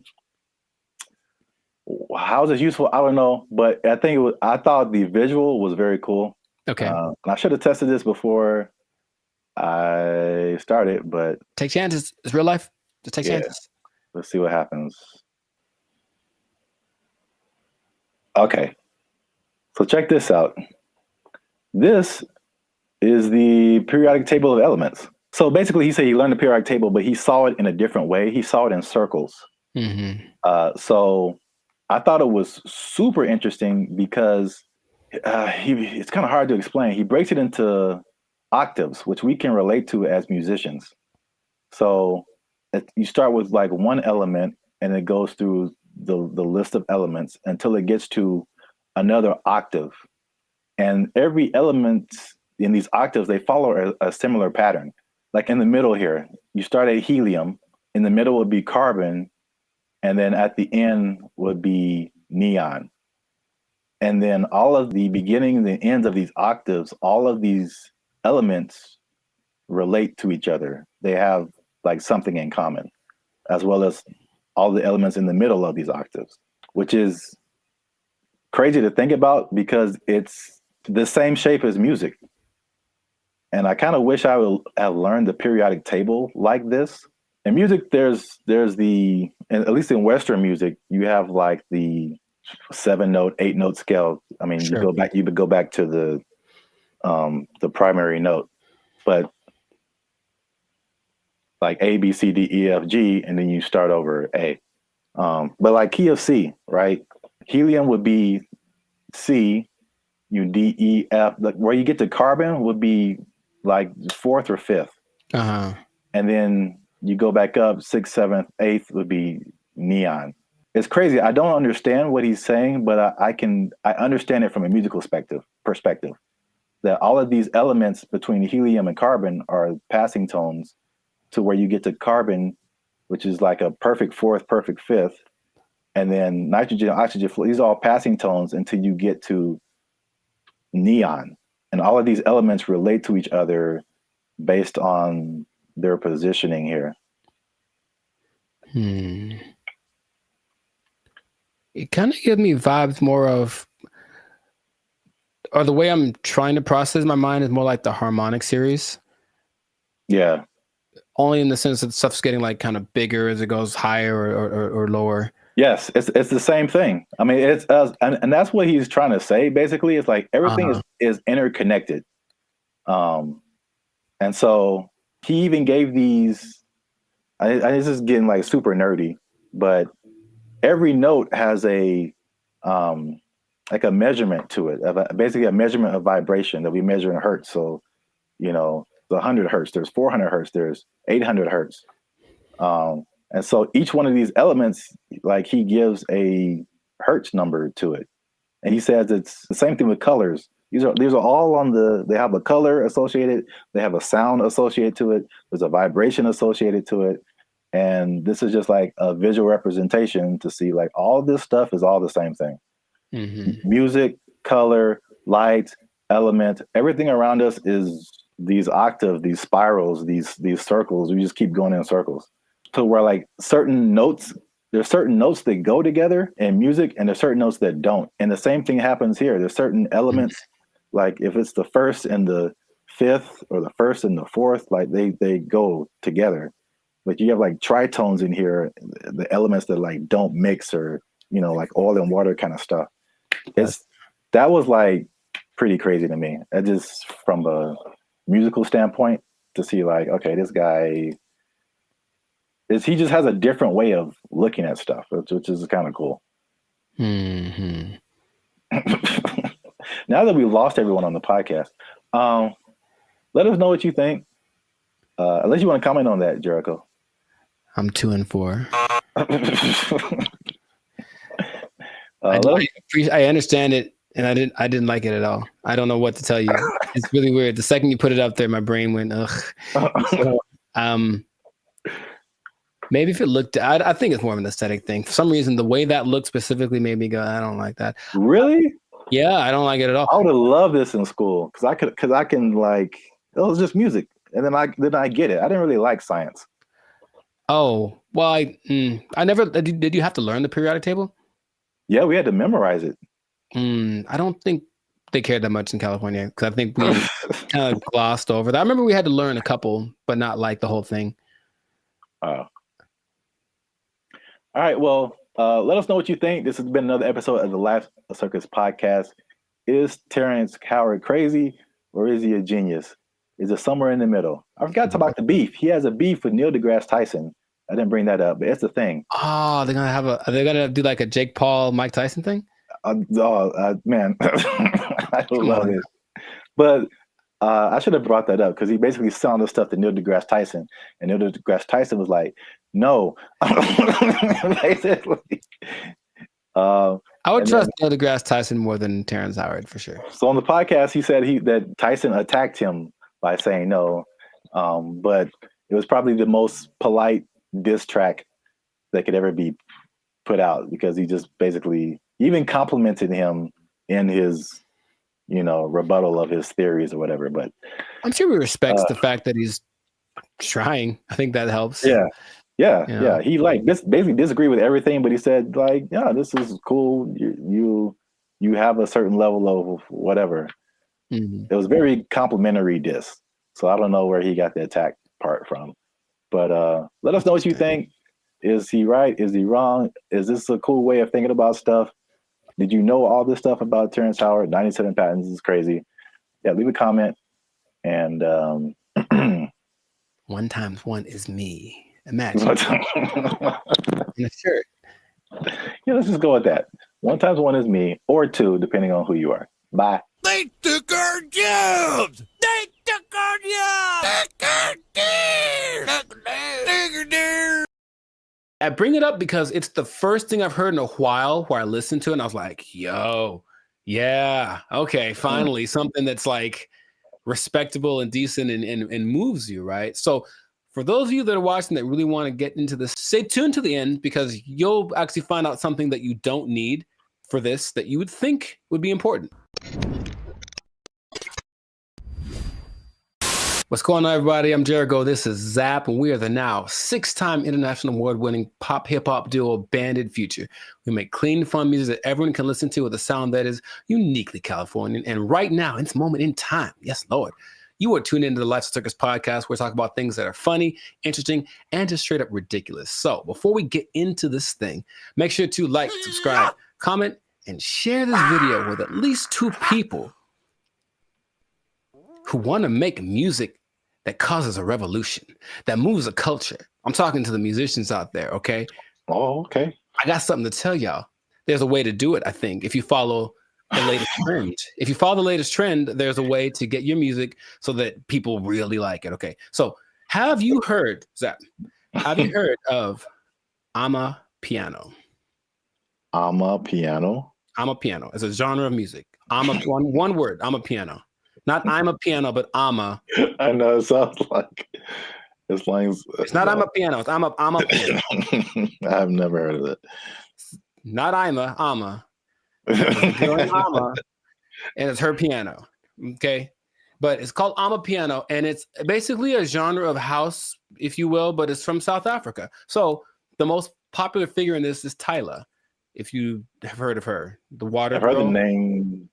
Yeah. Okay, I mean, she's huge. She's won all the awards. She's the newest big thing, but she basically comes from a watered down version of this genre. Okay, and so the interesting thing is it followed a couple of patterns that work generally to make a style of music really big, and I bring it up because it's the first thing I've heard in a while where I listened to it and I was like, yo, yeah, okay, finally something that's like respectable and decent and moves you, right? So for those of you that are watching that really want to get into this, stay tuned to the end because you'll actually find out something that you don't need for this that you would think would be important. Okay.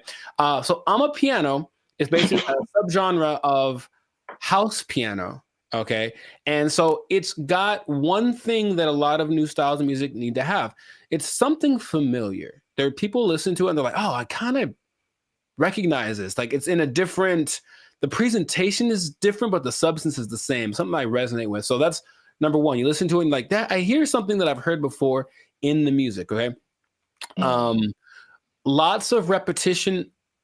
So you just kind of hear the same thing over and over again. And it's so infectious. Fun to dance to. You haven't seen any of like the TikTok. It's a huge TikTok thing, right? That's the thing that's made it go from, it started in 2012, but probably like 3 years ago is when it really started to burst on the national scene or the global scene, thanks to TikTok. But you've never seen any, it basically all of the moves. So there's Afrobeat, right?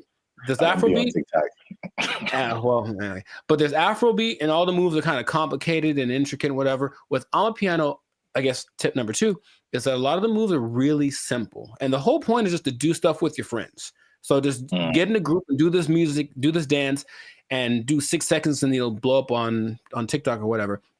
And it's always something really simple, a little shoulder movement, a little head thing. And it looks really cool, but the music kind of has this driving thing. So I'm giving y'all the formula for this, basically. The look of it is familiar because if everyone looks like hip hop, basically, everyone knows hip hop. So the dress for the women and the men, it has that same aesthetic. People just look like, oh yeah, it's like a hip hop person. But then you see that they're talking. Okay, they're definitely from Africa. You see their movements. Oh, this is a little bit different. So it kind of has that element to it, and it connects with young people. Okay, I think if you look historically at any big movement from the swing to grunge, anything, it was youth that were really pushing it. So you see kids that are super young kind of grooving to it, which means they'll probably grow up to it, grow up with it their whole life. I forget, the people that like this style of music have a name.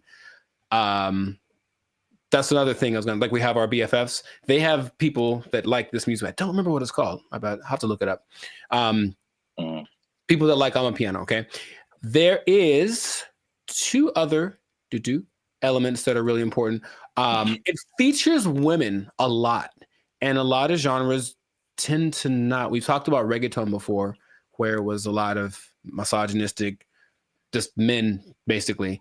And this one has a lot of women from, I mentioned Tyla, though it also has Shasha, Kamo Mapela, Bule, Nia Pearl, Lady Do, Buntail Smith, among others. So the women are pushed to the forefront of it. And their whole philosophy is like, well, if women like it, then everyone will like it.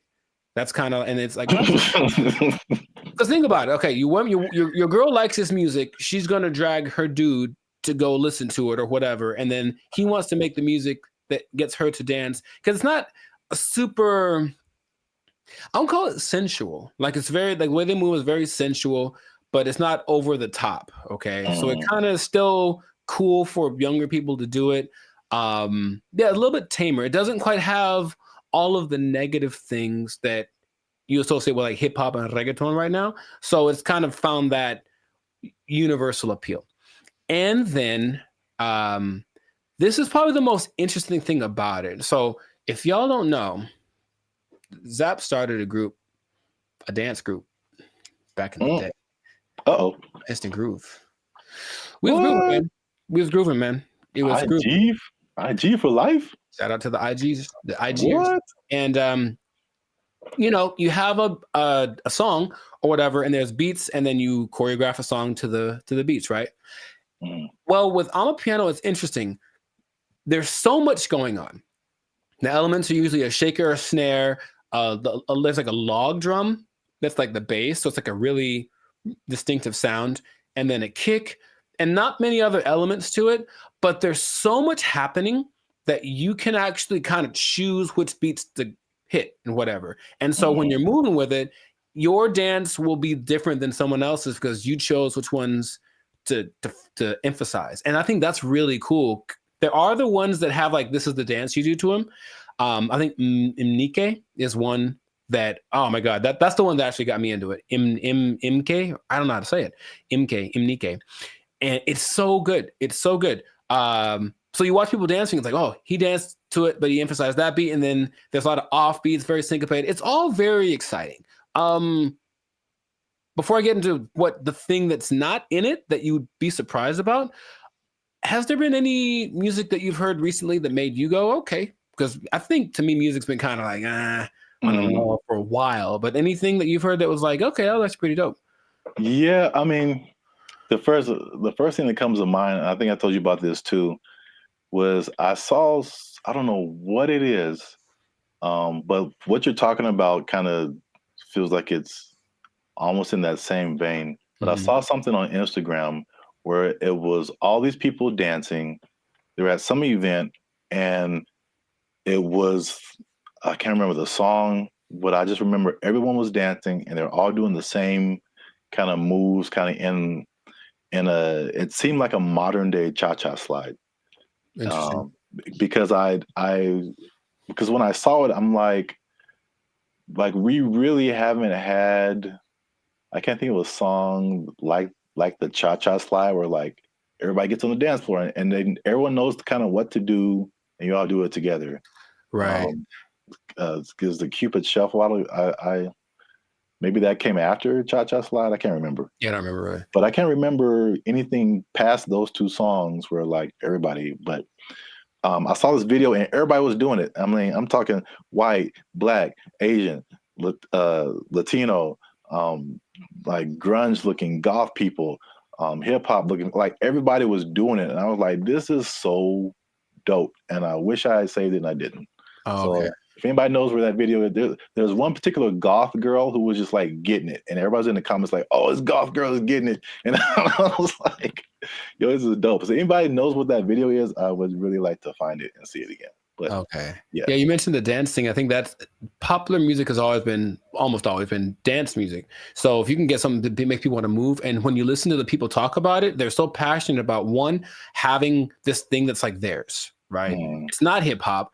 It's not house, it's theirs. It's I'm a piano. And it's like, okay, so they love the fact that they have their kind of their own thing. And then when people gravitate to it, they have to kind of pay their respects. Okay, South Africa is on the map. They're winning, right? And then you watch them dance, and it's like the mood a little, not weird, but like kind of offbeat in a way. And they do this thing where they like roll their eyes in the back of their head with the shoulder thing. It's really peculiar, but I think it's cool, especially when you see like 10 people doing it.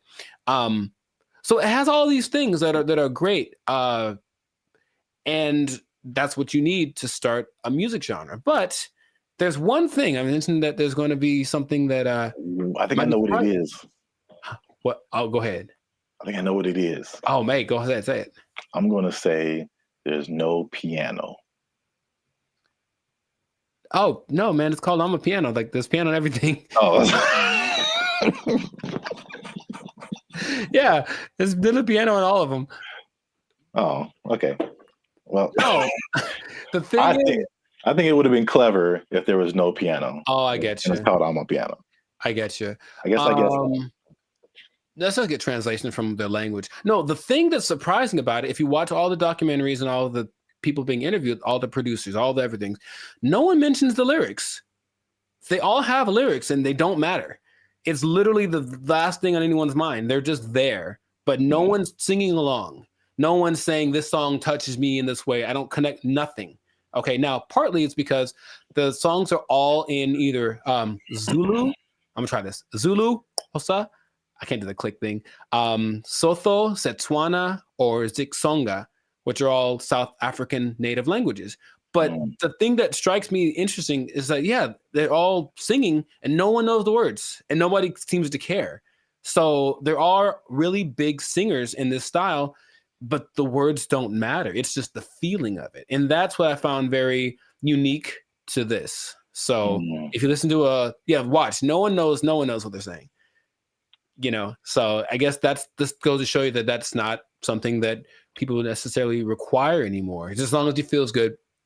As long as it's fun to do. Oh yeah, I mean, you think about like U.S. artists who are just like huge worldwide. I'm sure, like people don't speak English and they have no idea, but they're just like they're just bumping like Earth, Wind, and Fire, and like the thing is, not even the choruses. You think at least on the chorus, okay, everyone's singing nothing. Yeah, it's really weird. Yeah, I mean, I know that this is different, but I'm just saying like the ability of music to kind of to have that a tendency to. Oh, sure, yeah. To where the words you don't have to quite know the words. I mean, I don't know the words to this at all, right? But I'm still digging it because I guess that's what they're transmitting. But even the people from there aren't singing the words or talking about nobody mentioned the lyrics one time. So, and the thing is, the songs don't sound all the same, even though they kind of have the same elements. They have different. I think it's great. That's what I want to just point out. Sounds cool, yeah. If you haven't listened to I'm a Piano, I recommend you check it out. Just be warned, there is piano. There's piano in it. Yeah, I think you'll enjoy it. I thought I got that right. I really did. Nah, I wouldn't. I should have just lied. Yeah, you got it, man. But in any case, let us know in the comments if you listen to I'm a Piano what you think. If you have a TikTok account with 20 million followers because you did a dance to one of the songs, who knows? But oh yeah, and all the songs, the dances are just from whoever did a cool thing.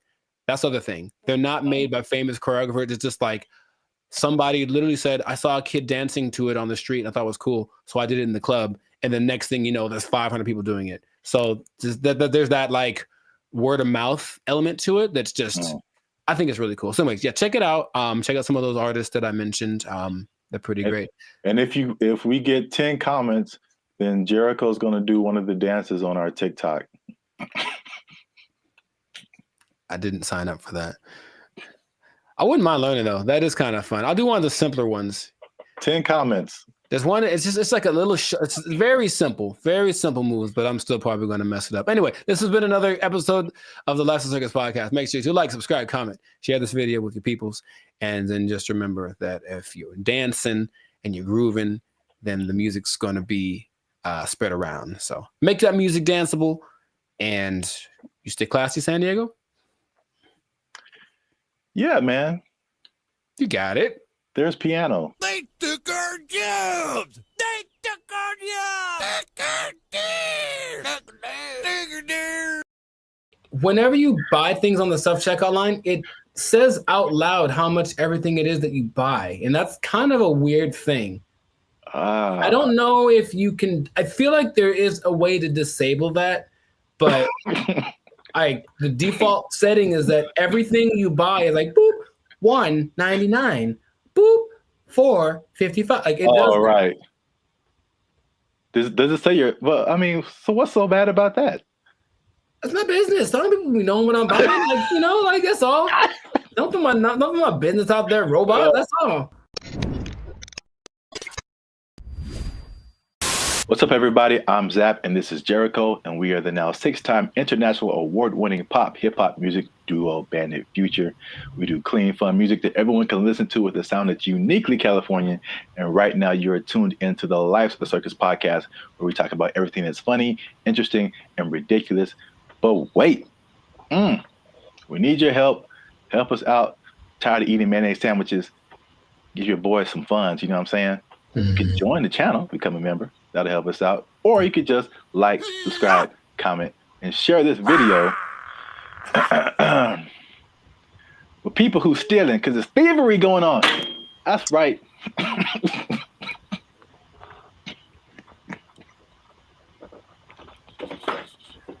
Here's the thing about that. I don't know what you're about to say, but this is going to be weird, almost like a devil's advocate thing. But like stealing is really fun. No, bad, Jericho. No. Here's the thing. I'm just trying to say, like, why do people do it? Like, I get it.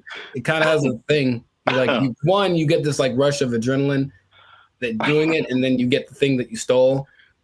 It's like two things to do. You know what I mean? No, we're not doing the two things. No, I'm not telling people to do it. I'm not telling people to steal. Like, don't steal. Unless you want to, but like don't, like stealing's bad. Okay. In case you haven't noticed, people are stealing, and they're stealing a lot. And if you stick around to the end, I'll tell you exactly how much that they're stealing, and the number is going to surprise you. It's very shocking. So, stealing is bad. Okay, we shouldn't steal. But I'm bringing this up because it's affecting me, and that's the most important thing. Oh, look, Jericho, the self-checkout line. Do you ever use that? That's all I use because people are gross. Oh, okay. That's your primary reason? No, it's faster. And the thing is, people don't get in it. That's the thing. It's faster and no one gets, like, it's always, there's 20 people over here in the line just coughing on each other. And then there's nobody in the self-checkout. I just go there. I didn't really think about it like that. My number one reason is just the speed and just being able to like get in and get out. But that's like number 2, yeah. I feel like people don't go to it because they're afraid to use it. Well, there's nobody there. It's kind of creepy. I mean, there's a person sitting to make sure they don't steal, which is totally not. They're not there half the time, so they're not doing their job. I feel like, well, I was kind of leaning more towards the technology aspect of it. Oh, okay. It's just like, I feel like there's still a large number of people, especially older people, who are just like, computers just don't really make sense to them. It seems more complicated in their minds to use a self-checkout than to just go through the line and have a cashier ring everything up. At least, I don't know, that's just my hypothesis. I digress. I mentioned the self-checkout line because that's one of the big places people are stealing. So stop stealing. Stop stealing because... Well, you know what about that too, that actually could be a deterrent for people to use it? Whenever you buy things on the self-checkout line, it says out loud how much everything it is that you buy. And that's kind of a weird thing. I don't know if you can, I feel like there is a way to disable that, but the default setting is that everything you buy is like, boop, $1.99, boop, $4.55. Like it does. Right. Does it say well, I mean, so what's so bad about that? That's my business. Some people be knowing what I'm buying. Like, that's all. Don't put my business out there, robot. That's all. It's just a price. I don't know. If it was like 1 box of condoms, $12.99, then it would be like, hey man. Yeah, I honestly feel like there's certain circumstances where it says something about what you bought, but not like that. Not like that, no. Okay. Well, anyway, so people are getting these self-checkout lines, and they be stealing, man. And they're stealing so much that one of the major places that they are stealing is Target, man. Target is having or Target if you're uncivilized. They're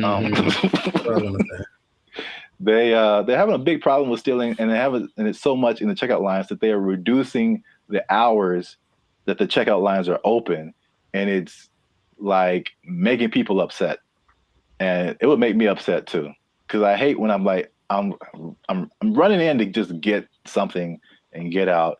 And it's like all the self-checkout lines are closed, and you have to go to the line, which I told you the other day, there's some lady in the store just buying $100 worth of nothing, like just stupid stuff, man. And I got like a candy bar. I'm just like, the people that actually will look at you and say, hey, go ahead. Just go ahead. You only have one thing. Go ahead. Yeah. And there are the people who look at you and for sure, like, I'm not letting this person. Yeah, I will see you first. Decision they make. I will not let you in front of me. I don't care if I'm here for 5 hours. You'll be here for 5 hours and a minute. Yeah.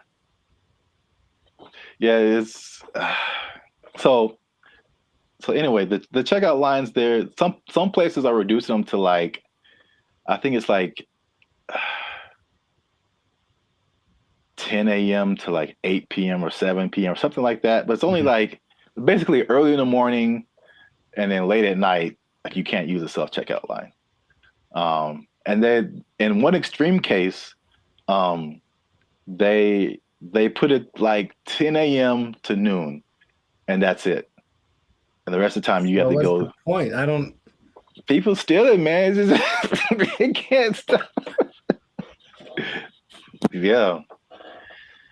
It's when I tell you how much they've been stealing, you'll be like, oh. Well, here's the thing about that. Of all the places that stealing is fun to do from, which is a weird way to say it, Target's probably Target's probably up there. Target's pretty great. It's a big red Target, literally, and they have all the things you want. Yeah. I'm not saying that I have or haven't done it, but I'm just saying that that's a place you might want to go if you're thinking of stealing. Also, Band of Future does not advocate stealing. Pay for everything that you possess.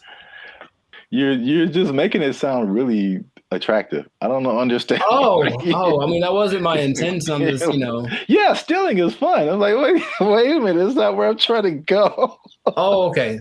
So I don't want to be like I don't think fun is the primary reason. Have you done it? No. But if I would, it's because I needed something or I just wanted something that I couldn't afford to have. Oh. Haven't you seen Aladdin?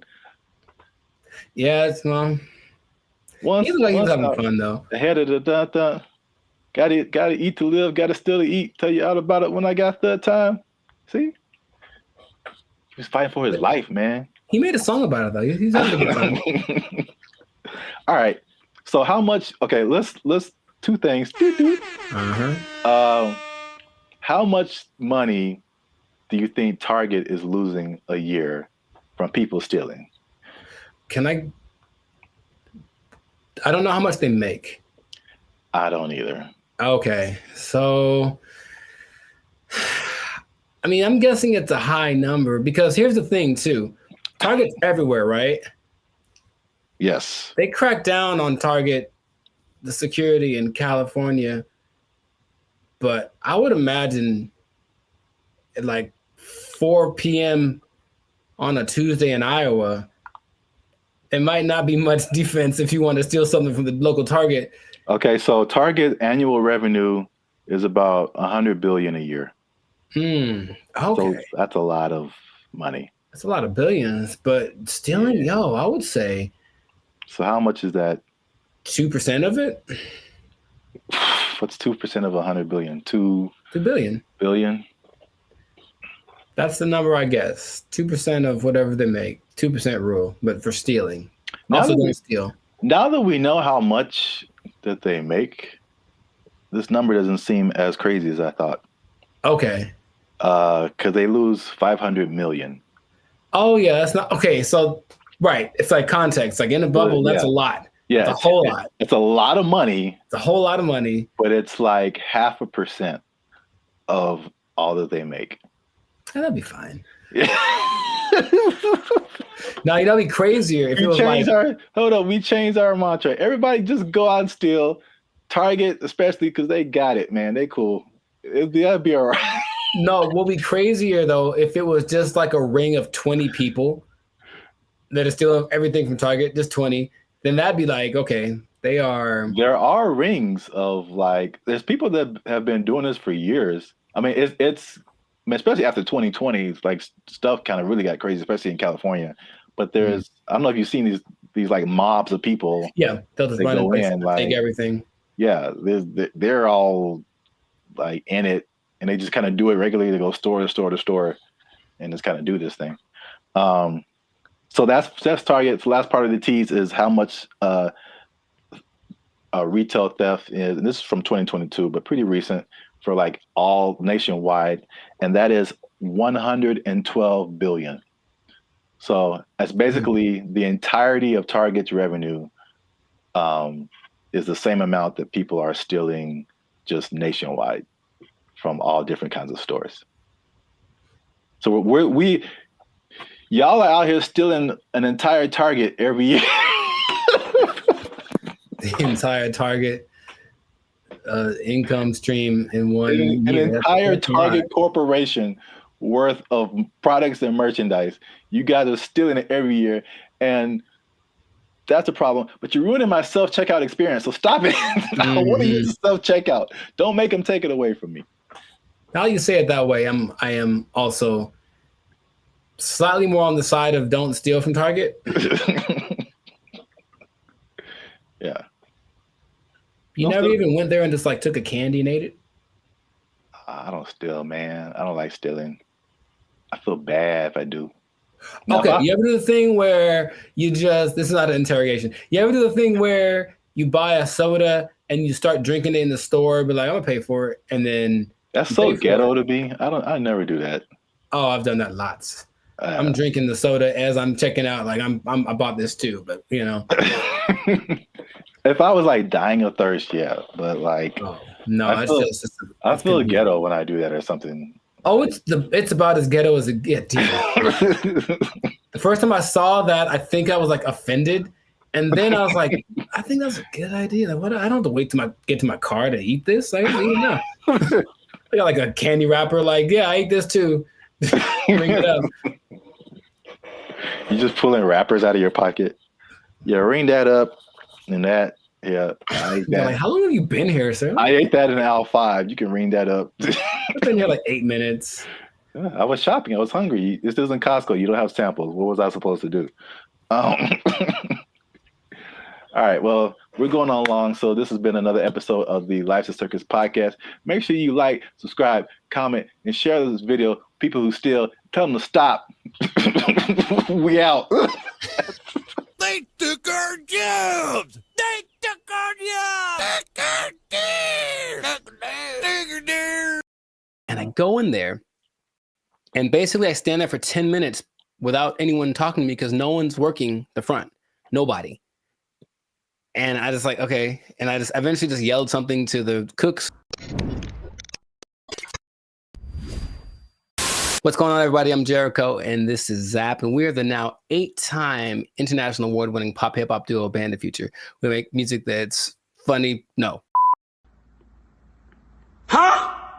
We make clean, fun music that's easy for everyone to listen to with a sound that's uniquely Californian. And right now, you're tuned into the Life's a Circus podcast, where we talk about things that are funny, interesting, and just straight ridiculous. So, before we get into this thing, make sure to like, subscribe, comment, and share this video with at least 2 people that knew that the wage increase for fast food workers was a bad idea.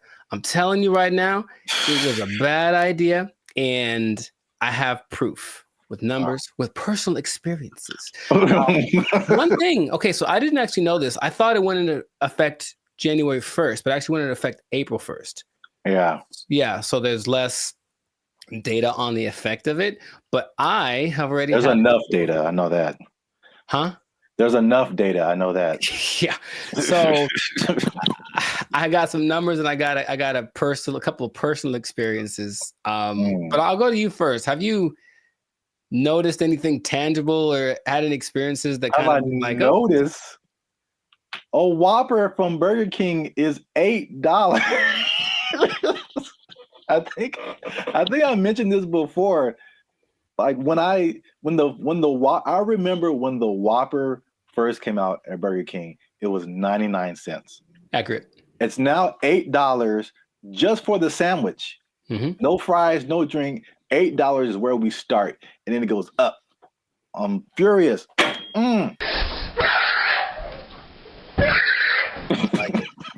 So yes, increased prices everywhere across the board. And I had a couple of eye-opening experiences just last week. Hey, y'all, come look at this. I went to a Korean restaurant because I like me some Korean food, and I wanted a bulgogi bowl, just beef and rice. It is literally beef, rice, and some onions. And give you a couple of sides right now. I slide in there. I felt like that joke from Cat Williams. Remember how you used to just give $20 at the pump and said, here, you know, and then walk away? If you had $10, $15, you could go to the gas station with confidence because you knew you was either going to be full or damn near full. If you had a 20, you ain't even talk to the person at the counter. You just 20 on the left. I walk in like, I know how much a bulgogi bowl costs. I've had these before. And I didn't even look at the price. I just ordered it. Confident. Here's my card. Confident. I look at that thing, man. $27. Good Lord, that's a lot of money. Don't you like rice? $27 without the tip. Okay. So I was very sad. I was very sad. And I ate it, and it did not taste like a $27 bulgogi bowl. It tasted like a $12 bulgogi bowl, one that I came to know and love. That sucked a lot. This sucks. Yeah, it really sucks. What is happening, of course, is that since wages are increasing, owners of these franchises are laying people off or giving them less hours, something like that, right? So I go to The Habit, which I don't go to fast food too much, but I do enjoy The Habit. I think they got good stuff. And I go in there, and basically I stand there for 10 minutes without anyone talking to me because no one's working the front. Nobody. And I just like, okay. And I just eventually just yelled something to the cooks. Y'all gotta chill. Y'all crazy back there. But they don't work the front, so they didn't do anything. So I just kind of left. And then I overheard the conversation, like somebody got off the shift at X time and someone wasn't coming in till Y time. So I was just out of luck. I came in the gap between shifts and there's nothing they can do about it. Calm down. No! Now, there's a couple of things that are interesting. So for those who have been living under a rock and they don't know, the fast food minimum went up from $16 to $20 as of April 1st. Okay. And they started to interview a bunch of people just to see what their experiences are, business owners. One owner of El Pollo Loco franchise actually said he owns 6. And he says his costs went up because of this $180,000 per store per year.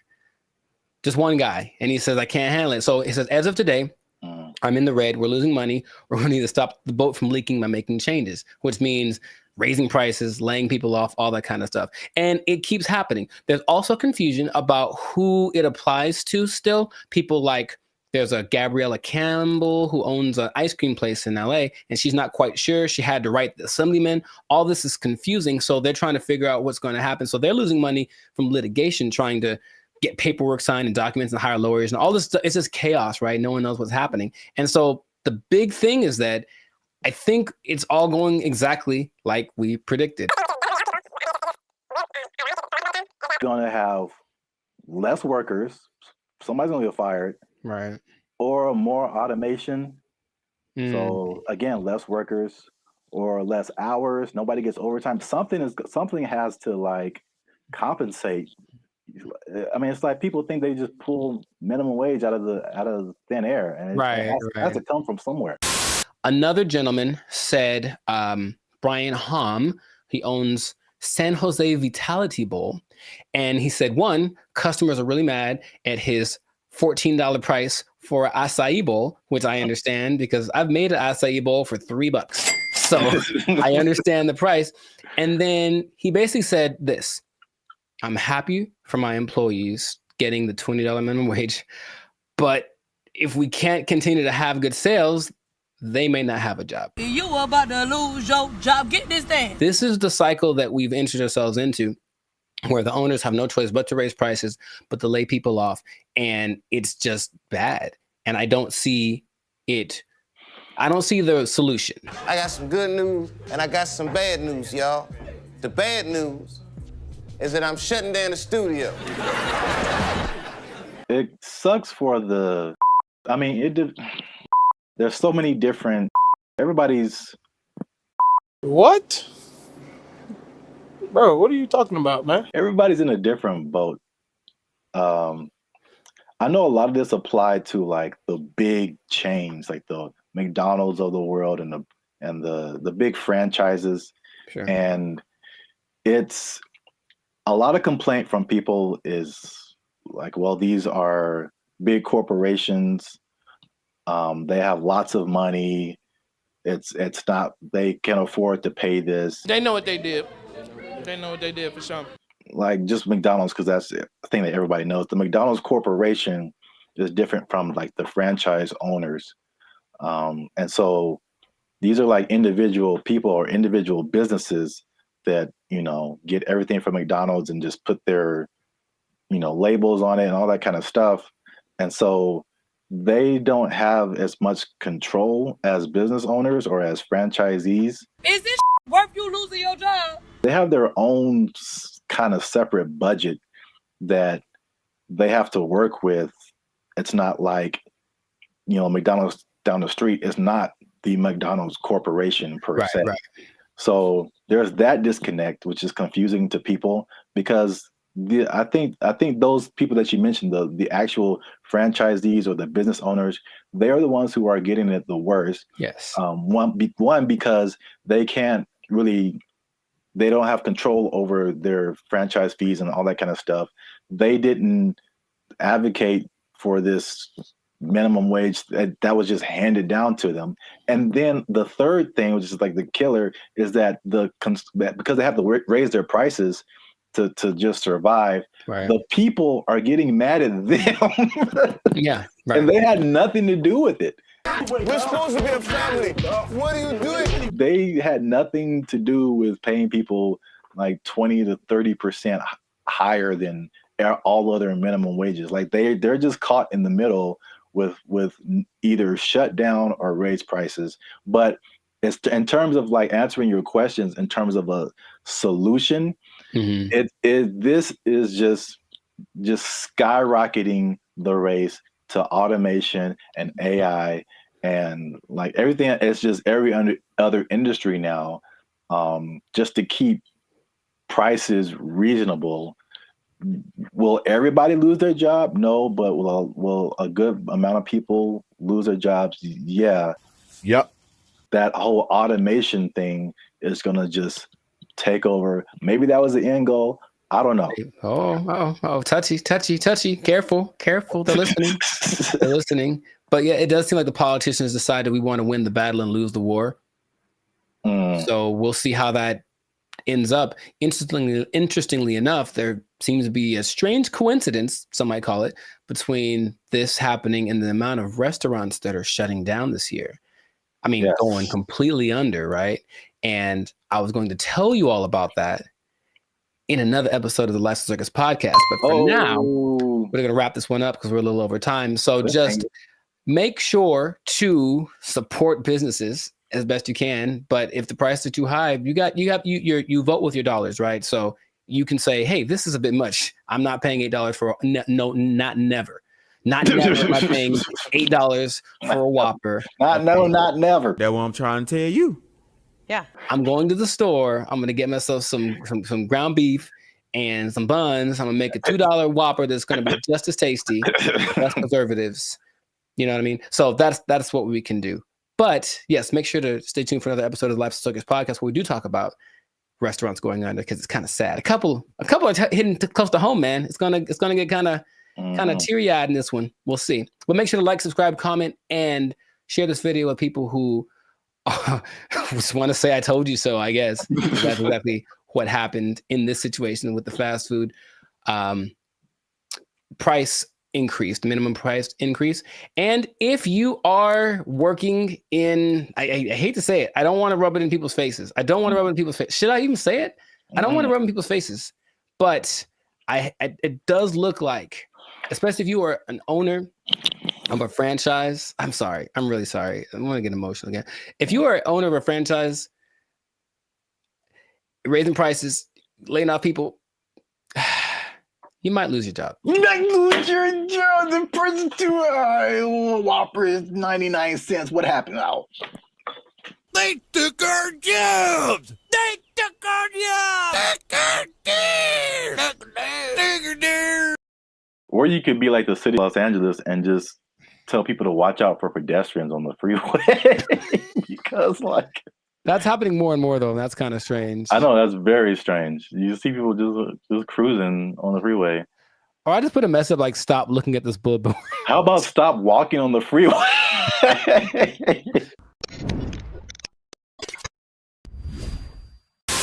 Yo, what's up, guys? I'm Zap, and this is Jericho. And we are now 6-time international award-winning pop hip hop music group Bandit Future. We do clean, fun music that everyone can listen to with a sound that's uniquely Californian. And you are now tuned in to the Life's a Circus podcast, where we talk about things that are funny, interesting, and ridiculous. And yo, make sure you like, subscribe, share, and comment on this video. And because we're going to talk about something that has kind of flown under the radar, but especially in California, if you live, or not California, really mostly like the metropolitan Los Angeles area, maybe into the IE as well. That's the Inland Empire for people who are not from this area. The uninitiated, yeah. But there is something that I feel, well, a couple of things that I feel like a lot of people have seen and a lot of people haven't talked about. Okay. Intriguing. Okay. Yes. So I'm going to show you a picture, and this one is very close to you. I know you have seen this. Yes, I have. This billboard. Mm-hmm. Okay. I don't know what this message is. Download our new video editor. Okay, maybe another time when we're not doing a podcast. This billboard, if you're not from California, this billboard has been up. There's been a few of these. I've seen them. Yeah. Up along a major freeway in California. It says, "Warning: this billboard structure is the subject of a lawsuit. LASC case number something. Anyone who assists the city of Pomona in the demolition of this billboard structure will be sued." And it's just one of the weirdest billboards I've ever seen. And there's several of them. And I've just never seen anything like this. So I finally looked it up. Mm-hmm. And this isn't McDonald's Grimace level, but there's a little bit of a rabbit hole here. Okay. So basically, there's a guy named Brian Kennedy. He is the founder and CEO of Regency Outdoor Advertising. So basically, he owns it's a very popular billboard brand, probably maybe the one of the most billboards around the country, and he owns these billboards. And so I guess he contracts with cities to put these billboards up, things like that. So in 1993. Oh, baby, going back. Yeah. This story is very old. 1993, he had an agreement with the city to put up 10 billboards for 10 years with a 10-year extension. Mm-hmm. Right. So 1993, put up 10 billboards. 2003, you renew it, keep those billboards up. Stuff like that. You renew every 10 years. Okay. After the 1993 agreement, the city, the voters backed something called Proposition L, which prohibited the city from putting up any more billboards without voter approval. Okay.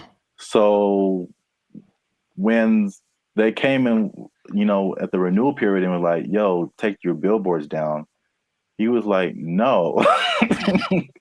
Like, we had an agreement before this Proposition L thing even happened. I see. And so it turns out this guy is kind of eccentric, so he's not surprised. Okay. It's his billboard. So he was like, I'm just going to put this up here. And so because they've been threatening to just tear the billboards down. And he's like, no, I'm going to sue all you guys. So he just put those on his billboards. Okay. Which is I'll just get your reaction to that before I keep going. So I've been seeing those specifically. I don't know if this is the one, but there's one on the 71 just north, right close to where I live. And every time I drive past it, I'm always like, I wonder what that's about. But so before, I guess my question is, it was a different billboard owned by this guy, and then they wanted to take it down, so he replaced it with this. Yeah. The message. He probably rented it out to whatever company to advertise something. But now he's just been using it to put that message on there. Okay, so I guess I get a lot of questions in my brain, but my first one is who would ever assist some? It's the companies. So like the city isn't gonna like, go out there and do it. These people, they hire, they put out bids, for companies that do this kind of thing, demolishing or whatever. So basically, I think he's saying like, if your company is hired to tear down my billboard, I'm going to sue your company. So it seemed like a little bit of a scare tactic for anyone who wants to work with the city and taking this man's stuff down. Oh, that makes sense, but it's not what I was thinking. Dang it. I was hoping it was more for people who were just driving by with like a hammer in their trunk. Man, I really want to just pull off the side of the road and tear this thing down because I hate it so much. It's such an eyesore. And then this thing's like, don't you dare. Or some guy that's like driving his pet bulldozer down the freeway, which I've seen. And then all of a sudden, I'm going to pull over and tear this thing down real quick. But that makes sense to hire people. So how long is this going to happen for? I don't know. Cause I've seen it for, if not months, maybe years. Right. Like, I mean, the legal system is a very slow thing here.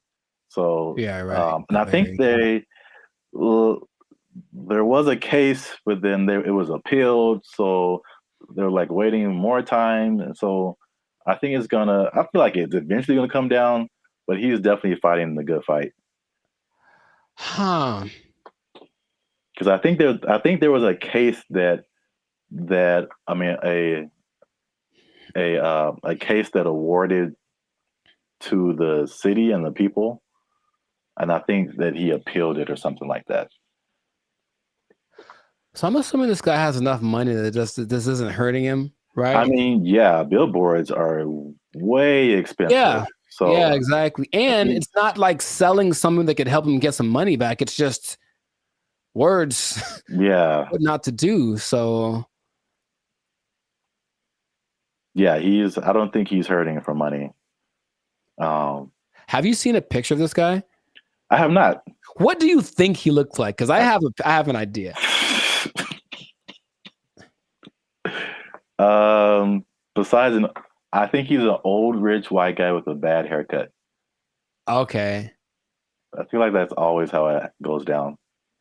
I have in my head like this cross between Gary Busey and Gilbert Godfrey. I don't know why. This is kind of weird, and he kind of talks like Gilbert Godfrey. I just want that to be true. Old rich white guy with a bad haircut. That sounds like Gary Busey or Gilbert Godfrey. Yeah. That's what I want this to be. So we got to do a part 2 so I can see if I was right. Because if he looks nothing like that, I'll be disappointed. Like that's just the truth. I'm looking at him now. He looks well. This is also very good. I mean, very fitting. He looks like a character from The Sopranos. Oh, nice. So he looks like someone who would do this. Got it. He doesn't have a bad haircut, but old rich white guy for sure. I wonder if he's the first person. He can't be the first person to have done this. I mean, maybe not, but I've never seen anything like this before. But we run out of time. So before we end this, there's a part 2 to this. Okay. Which is it was a totally different scenario, but I was somehow kind of shocked that it was the same person. Okay. So we're going to leave Pomona and go more towards the LA area. LA. And then see if you've seen this billboard. Yes, I have. So it's the same guy. Oh my God. So you see the big Regency. Yes. Under it. And I wasn't even thinking about these 2 stories. Now this one is like 2 blocks from my house, and apparently now it's changed recently. So I don't know why he took it down or even put it up, but he put up 15 of these around. Oh, he dude's got money, dude. Jeez. Yeah. They're his billboards. I mean, he can put up whatever he wants, I guess. Yeah. He's just losing money from other people who would pay to be up there, but right. It's his billboard. He put up 15 of these around Los Angeles. Turns out that he's a big USC donor. Sounds okay. Okay, sure. And yeah, he just said, Reggie Bush needs his Heisman. I'm gonna put this up. So, if I had a question, I know you asked like, what did he look like and all that kind of stuff. My question is like the power of billboards, like the ability to like get your message in front of like millions of people. They're obviously still relevant. We both recognize these billboards. Yes. And so it's like, I guess a cool question would be like, if you own billboards, like what would you, and you just put up your own thing, like what would you put up there? It has to be something that can make me money though. You wouldn't do like this guy and just like whatever. What if it was just like something, just a message you just wanted to tell the world? It could be serious or it could be funny. Oh, I got a funny one. What? Unless you want to keep that. I want to put messages that tell people how to drive. Okay, well, they're not like 30 billboards that say that the left lane is for passing only. And like maybe people will get it. It drives me nuts. Well, then you know what I would do? I would do something similar because I have probably a billion pet peeves when it comes to people driving. But the number one thing that I always think is that you don't have to hit the brakes to slow down. Yes. Like that was always taught, like just first step, take your foot off the gas, and then it's kind of, but every little thing is just like, brr, and it's like, bruh, it's not necessary at all. So yeah, just hey, quick reminder, you cool people, instead of saying something I'd rather say, just take your foot off the gas and you slow down. Give it a shot before you cause pileups on the 5. Like, or you could be like the city of Los Angeles and just tell people to watch out for pedestrians on the freeway. Because like that's happening more and more though, and that's kind of strange. I know, that's very strange. You see people just cruising on the freeway. Or I just put a message up like, stop looking at this billboard. How about stop walking on the freeway? Where's that message? Well, I think it's being encouraged by, jeez, by PETA and the NAACP. That's just my thought. Everyone's just like, walk on the bill. I mean, it's happening. So we've been together in this, like, why is this now a thing? Why is this person walking on the freeway? And it's not like their car is broken down. They're just trying to get to where they're getting to. Yeah. And they just chose the freeway as the place to walk. I've almost hit several guys because of that. And it's like, all right, man. But good for him. Good for Billboard Man. He should change his name to Super Billboard Man. Yeah, I can't believe it. I mean, I can believe that was the same guy, but it was just like such a coincidence. That's wild. Yeah. But yeah, this has been an episode of the Latch the Circus podcast. Make sure you like, subscribe, share, and leave a comment. What do you think about this guy and his billboard? What would you put on your billboard if you just own billboards and you could say whatever you want to say and threaten people with lawsuits?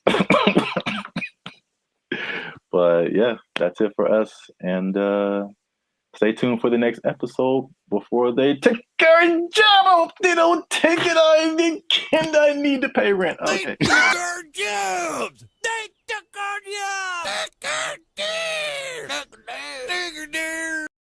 Oh, I had one. I forgot it. So it was like unique. Recycling toilet paper. I mean, wow. I mean, I only brought it up because it is a real thing. Like, people do that. How do you recycle toilet paper? Do you want me to tell you, or yes? What's up, everybody? I'm Zap, and this is Jericho, and we are the now 6-time international award-winning pop hip-hop music duo Bandit Future.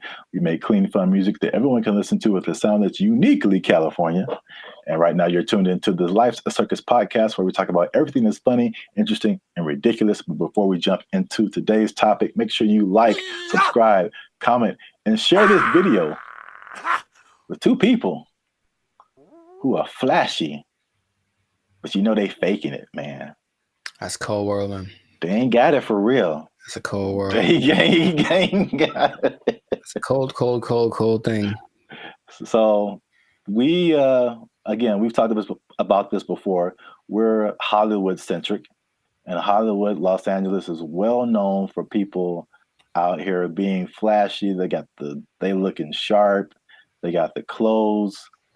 I mean, they just decked out, going to fancy restaurants in the hottest clubs. And then they go back to their studio apartment where they can barely afford to keep the lights on. It's just like, it's very much what you see isn't always what you get. Have you had that experience, Jericho? Have you seen people like that? Or have you tried to be like that? Or you just kind of, I get the appeal of it because there's always the two sides that seem to be competing, right? There's being rich and looking rich. Yeah. And it seems like it's more fun to look rich than to be rich, because being rich requires more discipline, and it doesn't necessarily mean that everyone sees you. And so if you care about what people think, then you really want to look rich. And yeah, I know people that are like that talk a big game about the moves that they're making and this and that, and they show up in nice whatever. They make sure to show up to the place and then change into something nicer because they have an important thing to go to, and they make sure everybody knows that they're going to this important thing, and they're better than you. It's like, okay, I get you, bro. But it's sometimes hard to tell because in LA, Hollywood, people look pretty good. Like physically look good. They're in shape. They wear nice clothes. You can get really nice clothes on a budget too. If you really have to, you don't have to go to Melrose and blow $800 on a t-shirt. You can go to, I saw the nicest jacket, honestly, last week at Ross for like $25. And I was like, ooh, I was killing. So you can make yourself look flashy without too much. In fact, yeah, Ross has a whole jewelry section. You can get decked out for under $100. You can.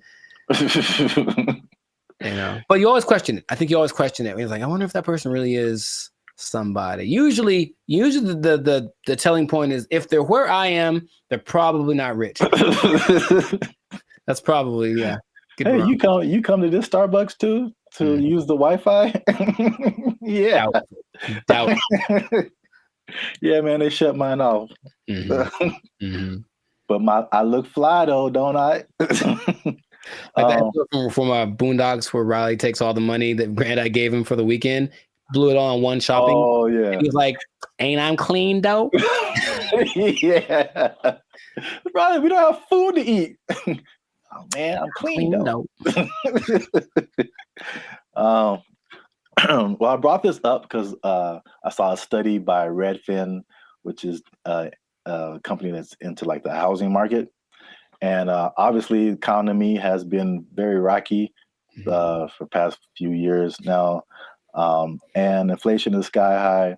And they did a study that shows that about 49% of Americans are struggling to even just pay their rent, and they're cutting costs in the most unique ways that they can, just to, I guess, survive.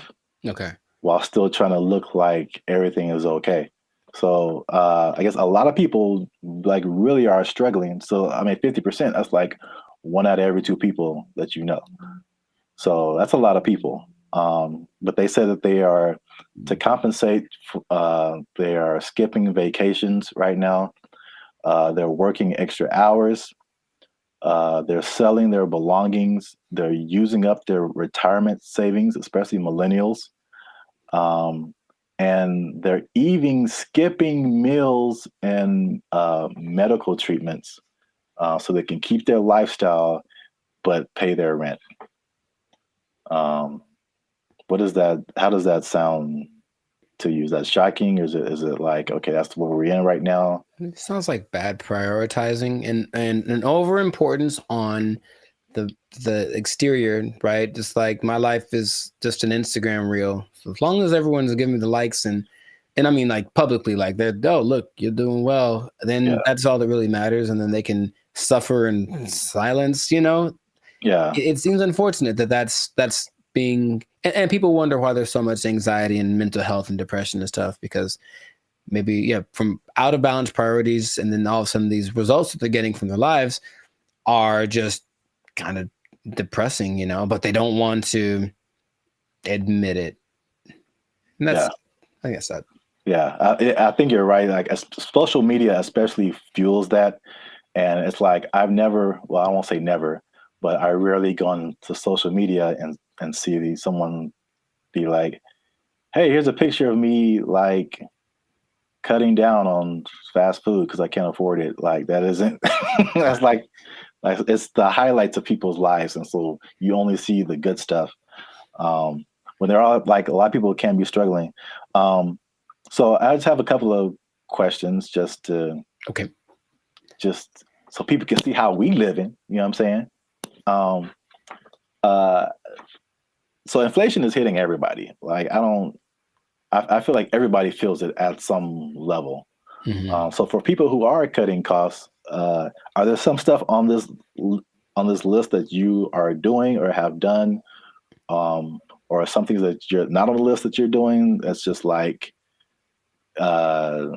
just keeping you in a good position financially?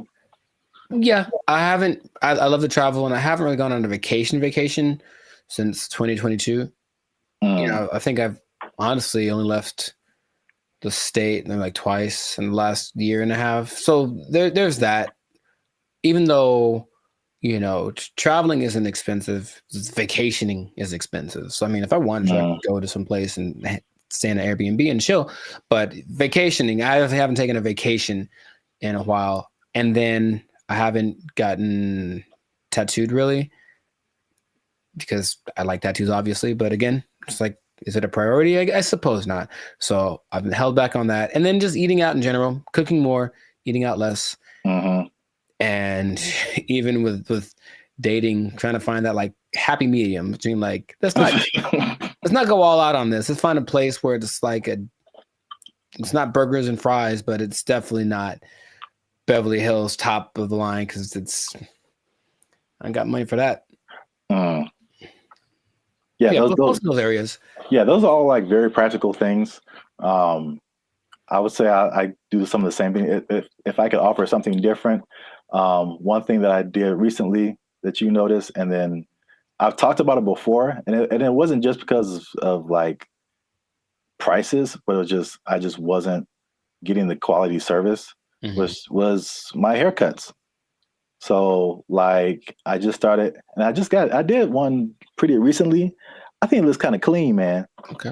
I think I'm out here like, you know, I could do a few things. I feel you. As a barber, but like, I mean, a large part of that was just frustration, just unable to find a barber. If I do find a barber, like I have him for a minute, and then he moved to Texas or something. Like something always happens.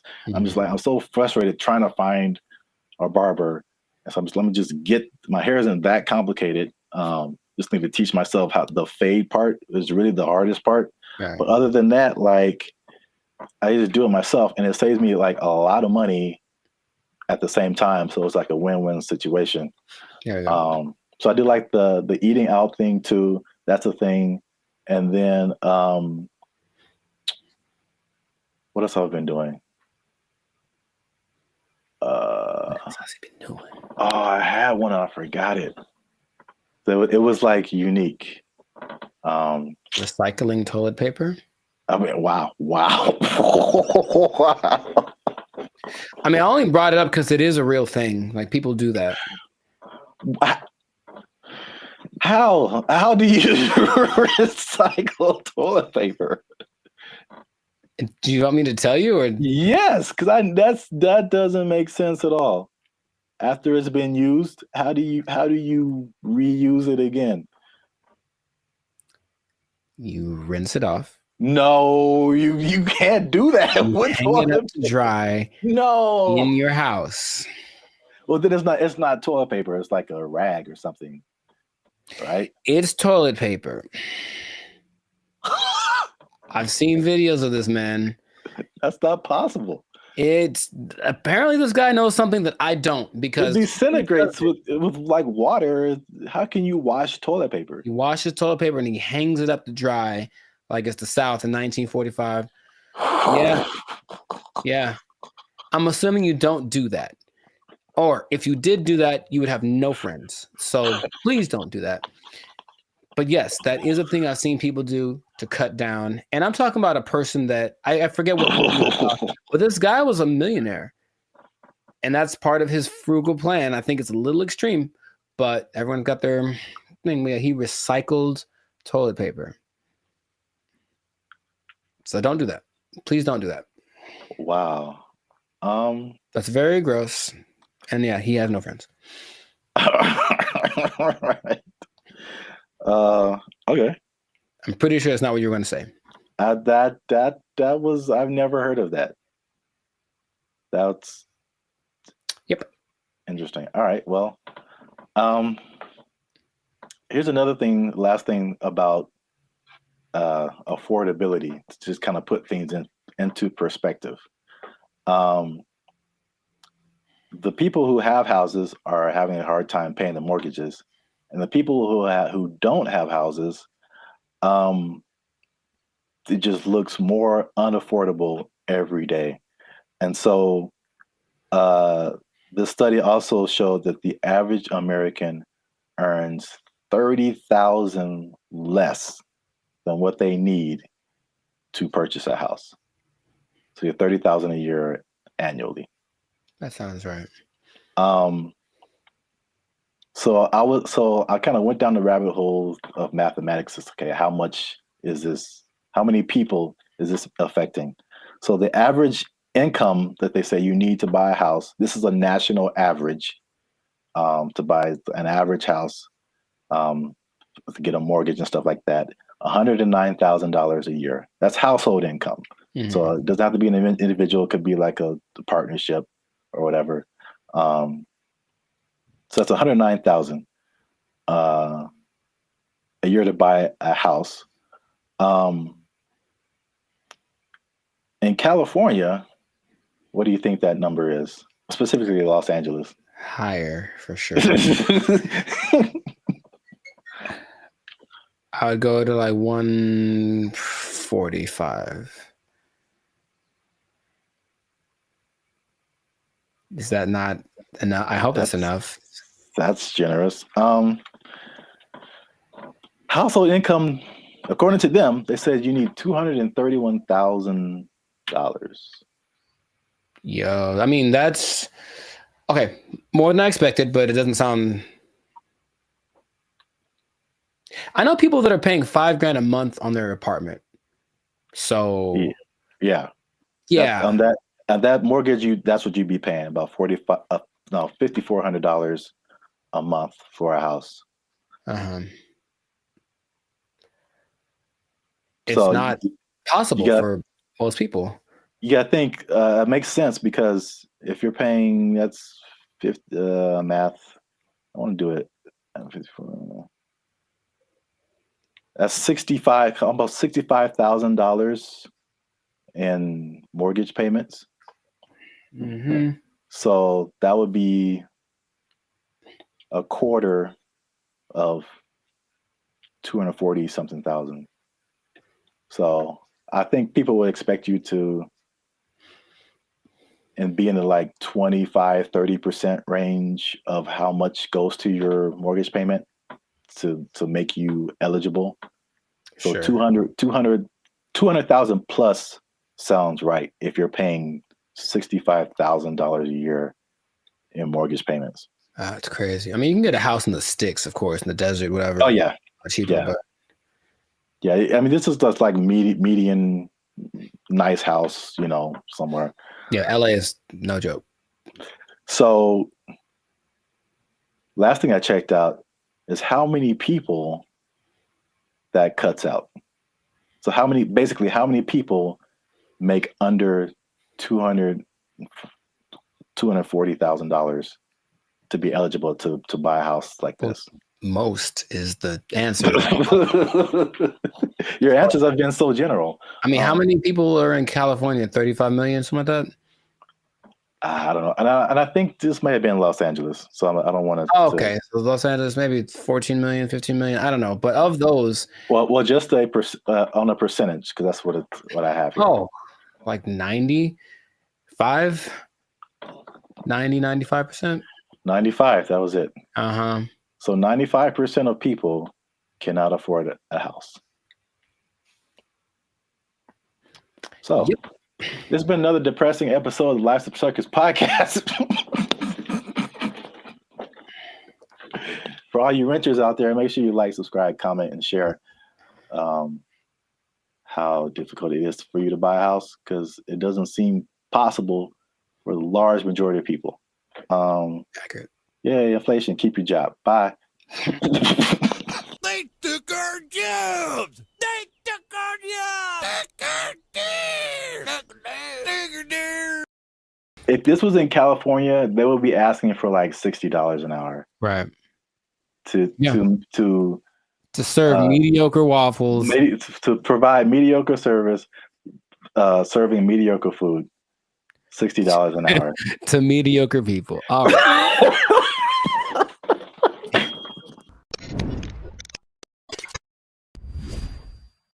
Yo, what's up, guys? I'm Zap, and this is Jericho, and we are now 6-time international award-winning pop hip-hop music duo band and future. Mm-hmm. We do clean, fun music that everyone can listen to with a sound that is uniquely California, and you are now tuned into the Life's a Circus podcast, where we talk about things that are funny, interesting, and ridiculous. But wait a minute. Hold up. Y'all been laughing. Y'all been crying. Y'all been spitting your food out. There we go. When we talk about gross stuff, you just been having a good time on our dime. And we need to support your boys by making a little noise. Oh, bars. I like it. So make sure you like, make sure you subscribe, make sure you comment. Oh God, it has to, I don't. Okay, so just to explain something for y'all, when we do these topics, the other person doesn't know what the topic's about to be, so it's like the grand surprise. I'm here waiting, and it seems like it's going to be a doozy. Make sure you share this video. Uh-huh. With your favorite Waffle House employee, because Waffle House employees have a few demands. And I'm going to show you a video here. Okay. Of a, as the news calls it, a developing story. Is that what this is? With some interesting characters who have some demands for Waffle House. Waffle House employees across the Southeast are demanding more pay. Employees held several rallies this week at restaurants, including right here in Atlanta. Channel 2's Larry Sproul is live on Piedmont Avenue in Buckhead. Hey, what up, Larry? Locations.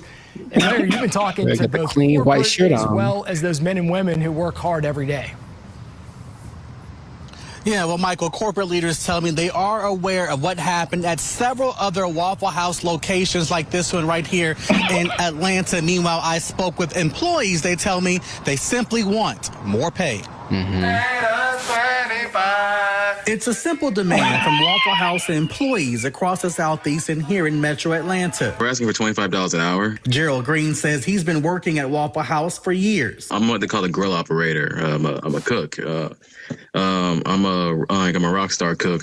I've been at Waffle House for about 7 years, and I'm the highest level cook you can be outside of management. Gerald Green looks different after the NBA. A lot more. If you mind me asking, how much are you guys making right now? Well, I'm a rock star, so at my store I'm making $17.75. That's why employees are demanding better pay. You're constantly having to go from one job to the next. This week, employees protested at several locations across the Southeast, including Atlanta. My union is my power. We want 25 an hour. It's a campaign that USSW, the Union of Southern Service Workers, has launched at multiple Waffle Houses. But Green says they're also asking for 24-hour security at all the restaurants. Channel 2 Action News was there in August when a former employee was shot and killed outside this Waffle House in DeKalb County. A lot of workers are hurt by customers. A lot of workers are mistreated by customers. And, like, you know, people say it's funny, like, they're seeing people in fights all the time. But, like, you know, I mean, we're not really MMA fighters like the memes online say that we are. I reached out to Waffle House corporate. A spokesperson sent me this statement. It says, in part, Waffle House remains proud of its long history of effectively and directly addressing associate concerns. Our senior management teams continue to work alongside our associates as they have done since our company's inception. All right, so that's like the main idea. Got it. There we go. So, I'm a rock star. I should be making 25 an hour. I'm a rock star. Shout out to the what do you call himself? A grill master. It's like the grill trifecta. There's the grill master, there's the grill sergeant, and there's the grill. I don't have a third one. Never mind. Okay, so I don't even know where to start, man. let's just start by explaining Waffle House, because a Waffle House. Let me see. It has 1,900 locations in 25 states. That's a lot. And for people who don't know, it's American diner. Serves mostly breakfast food, but they have other things too, and predominantly in the Southeast United States. Yeah. So we're in California. I don't think there's any Waffle Houses out here. I don't believe so. California. Have you ever been to a Waffle House? Sure have, sugar. Oh. Okay. I was attended by Dolores. So you know names and everything. Yeah. So you know the vibe. I haven't been to a Waffle House in since I was a little kid. I think so. From the vibe, from what I don't know if it's changed, but from what I remember, it was very trucker-ish. Sure. Like a place where truckers go to, you know, it's not like IHOP. I think the big thing out here is IHOP, International House of Pancakes. It's classy. Yeah, it's a total. It's very. No, I was there. I was in Nashville last year, and it's a different vibe. I say closer to Norms, but even Norms is Norms is a step above. Step above, bro. Oh my God. So, the thing about Waffle House, before we get into the wages, this is the hilarious thing about Waffle House. Is like, for some reason, there's always something going down. Yeah. Waffle House, bro. And Waffle House has been the subject of SNL skits, Daily Show skits, and it's just notorious for fights happening. Yeah. And I don't know why. So there's this lady, one of the most infamous Waffle House fight club members. I don't know. Yeah. Her name is Haley Booth. She worked at a Waffle House as a waitress. And she's become this meme because very similar to the Montgomery Riverboat brawl. She threw a chair and it was just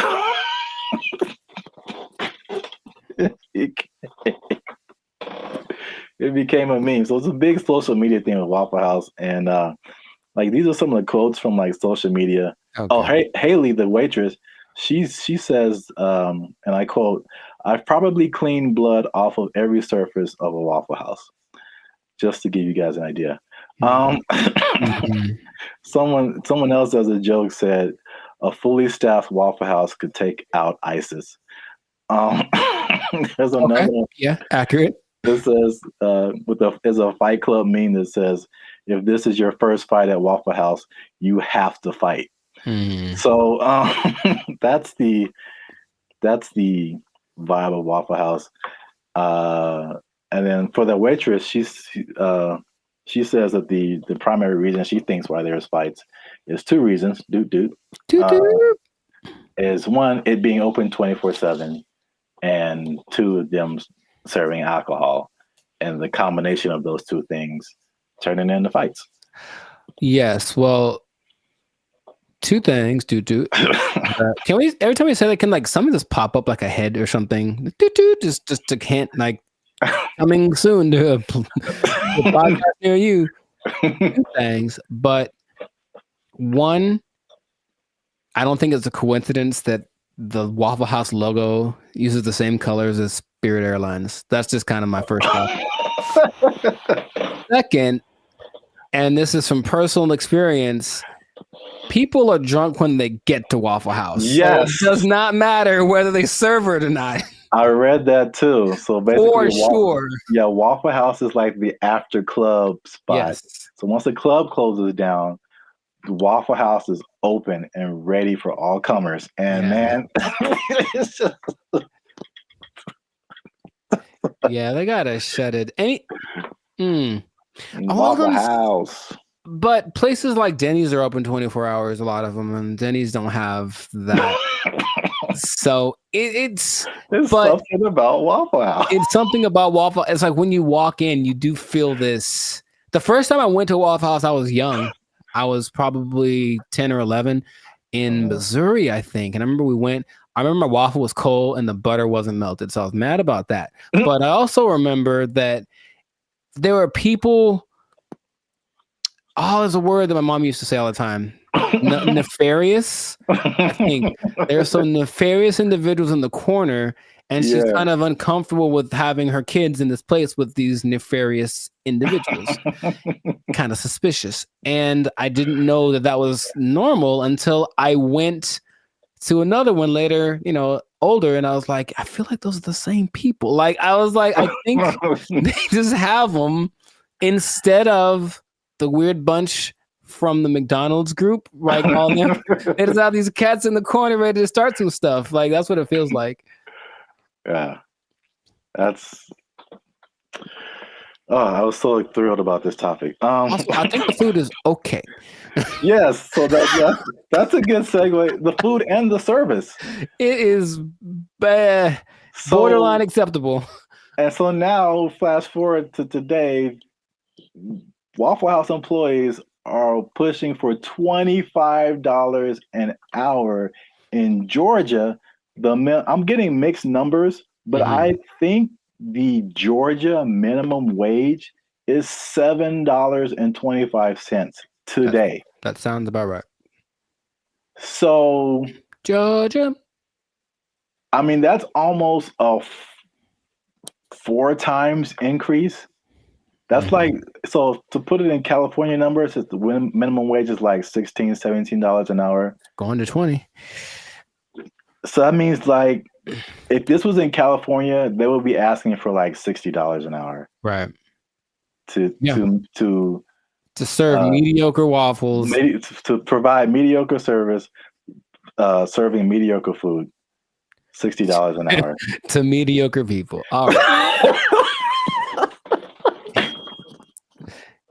It should be like an intervention. Like if you're in the Waffle House, like, man, IHOP's right over there. Just copyright. Wow. Just do yourself a favor and upgrade a little bit. Or make some. I would rather eat Eggo waffles from the toaster than eat Waffle House waffles.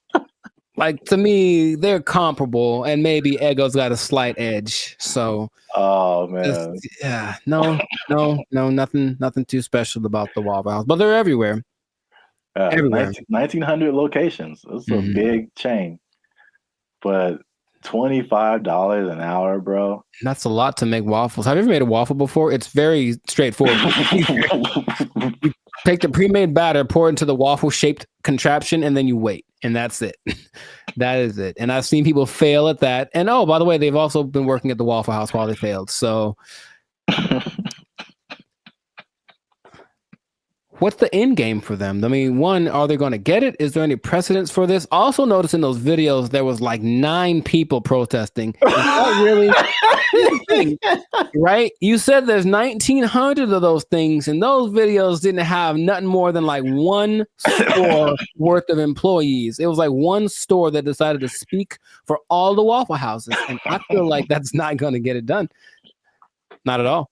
It's not enough, Waffle House. It's the beginning. You got to start somewhere, man. Sure you do. Hey, support them. Wow. I think I'd just go to IHOP and support them instead. But no, people are jumping on the bandwagon because you got the SAG strike, the writers' strike, UPS workers were on strike, auto workers on strike. So Waffle House people are like, yo, we like a good fight. I think everyone wants to make more money, of course, but what's the value you're providing? What are you doing for me that I can't do myself? And like I said, I can make me I got a decent waffle maker. I can make myself a waffle. So I don't know what they're going for, but if they get it, good for them. $25 an hour. Wow. That's a whole lot. Leading the charge, the rockstar cook, rockstar grill master. He should probably just go solo. That's what I'm thinking. Instead of doing this whole trying to lead the charge thing, just be like, I'm the rockstar grill master. Make his own YouTube channel. Have a shit. Hey, bro, I'll manage you. Just give me $25 an hour, and I'll manage you. Start a whole channel of waffle apartments. Man, I see the possibilities. I see the future. Not the whole house, but we want a waffle apartment. We can get a waffle condo on the down payment on a waffle condo. Look, that'll be all right. A waffle sublet, if you will. Yeah. Well, we've talked about this way too long. We still could. That's the problem. I can keep going for another 10 minutes because it is fun to talk about. Oh man, I'm in tears. Good old Waffle House. So make sure you like, subscribe, comment, and share this video. Well, again, your favorite Waffle House employee. Ooh. And as a sign of support, of course. Sure.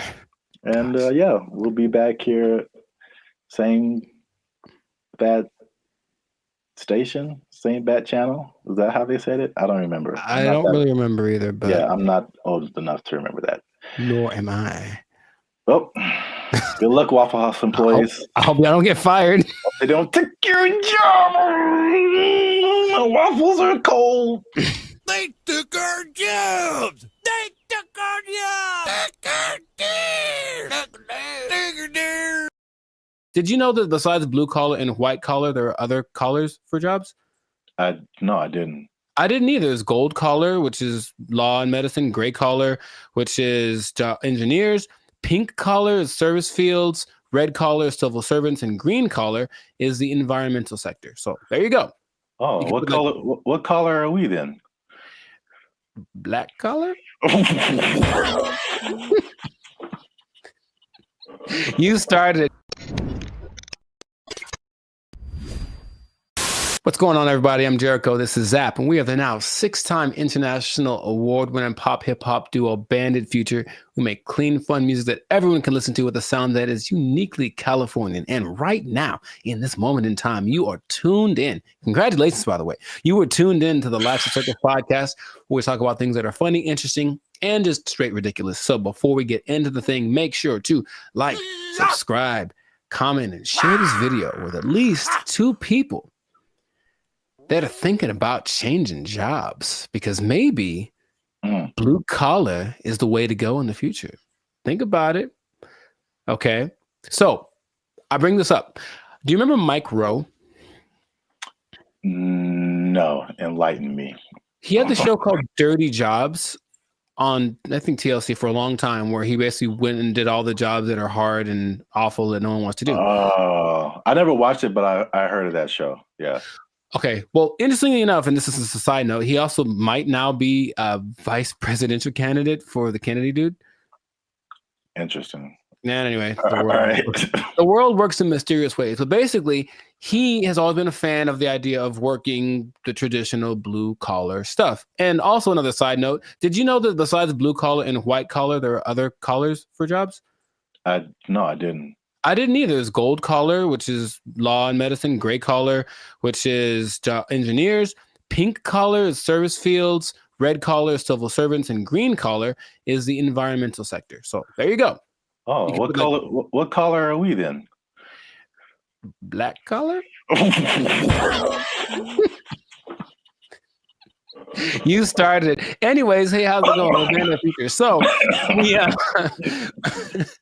So the question is like, will you have a better career as a blue collar worker? So he started something called the Works Foundation, and it's basically a program designed to help college students get into trade schools because of the jobs that are available now. There's like 10 million job openings that are needing people to do them. They're all blue collar jobs. Like all the oversaturated stuff is the professionals, everyone trying to be the next CEO or whatever, start their own business. However, these blue collar jobs need people. And while going to college has resulted in, where's the number that I can't believe when I read it, has resulted in $1.7 trillion of student debt that people have accumulated. Yeah, 1.7 trillion.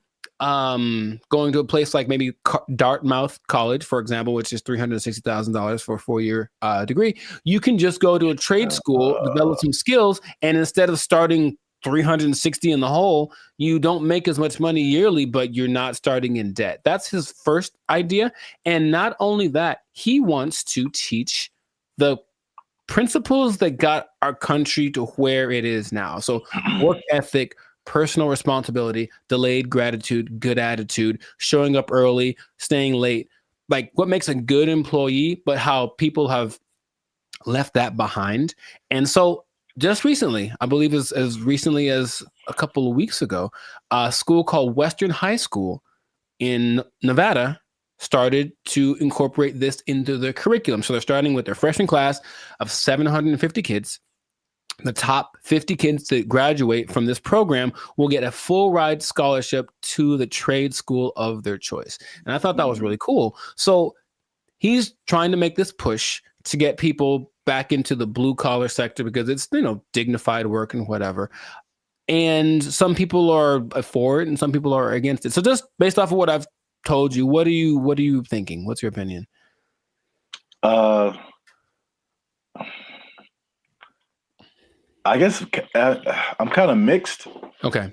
On one side, it sounds really good because one thing I have noticed, especially since 2020, is like people don't want to work, and if I guess it's more like service jobs, or if they do want to work, it's just like there's just all that stuff that you listed. There's like no effort.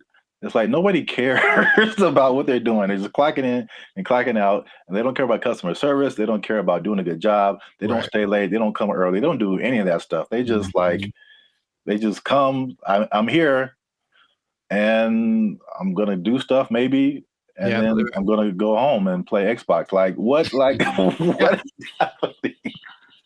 So like that part, like I'm all for the trade stuff. I know it's just like AI is changing a lot of, I guess you would call white collar jobs. Yes. So that they're not as necessary. But I feel like we might even be prisoners of the moment because I feel like even some blue collar jobs, there has to be machinery and robots and something coming for those positions too. Maybe not as quickly, but I don't know what the future looks like. I'm sure those things are coming. He stresses that the lower income blue collar jobs will, of course, be taken up first. For all the service stuff will probably be replaced by kiosks and AI and stuff. But if you look at the top grossing blue collar jobs, they still pay pretty well. And I'm pretty sure we wouldn't trust the robot to do them.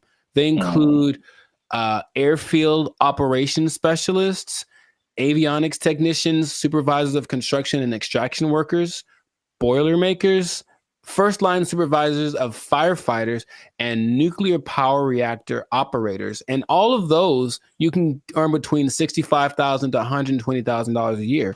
So it's not like you're going to be missing out on money by doing something that's a little bit harder.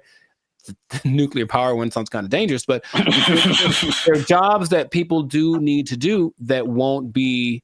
I wouldn't trust a robot with my life with that kind of stuff, you know? So yeah, they're still going to look for qualified people to do that. So in these trade schools, you can go to them. I said, and they're really good. It's just that like, okay, like I didn't take anything in school that helped me like do a craft. Like there's no automobile class, there's no shop. I can't build nothing. I can't fix my car. I don't know any of that stuff. And I think a lot of people fall in that category. And so he's saying, well, that's kind of what we're missing. So if everybody goes to college and gets a degree, even if they're, you know, $1 million in debt, then where are the plumbers and the electricians? Where are all of those people? They're not around anymore. So it's like all those things start to fall apart in cities. The infrastructure starts to mess up. That's just his idea. So he's like, he needs more people to be interested in it, get the kids at an early age, and then encourage them to do it because it's noble work, it's dignified work, and it's work that they're pretty sure isn't going to be replaced anytime. So, man, have you ever seen those people? I watched it on the TikTok.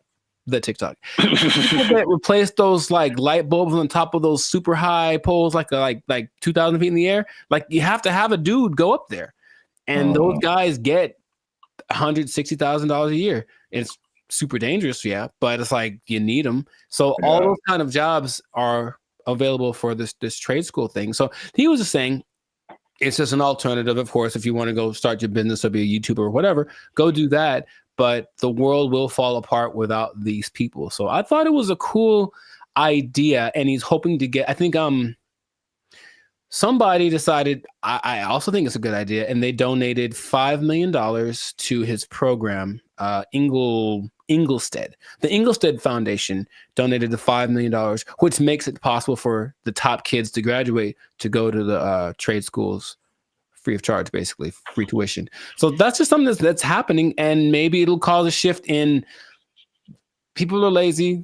We said the pandemic kind of showed that, but maybe the newer generation will be like, okay, my parents were lazy as heck. Dang, I need to start working a little more hard, and then the next generation after that might flourish. So I just thought that was cool. I did not know that was a thing before. And so shout out to Mike Rowe, which might be a vice president of candidate in the future for doing this. Oh, one other stat I did read.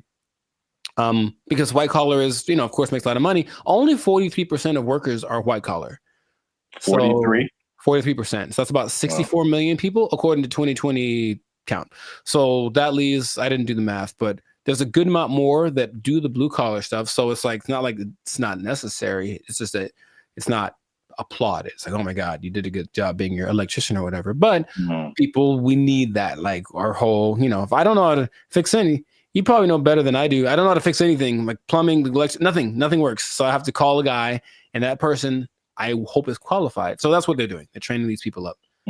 Yeah, I think like overall it's a good idea. And I think it's just like as it's like you don't know what you don't know, right? So if people are like for music example, people, all you see is just like Drake and like DJ Khaled, and like that's what you know, like that's what you're gonna aspire to be if you're into music.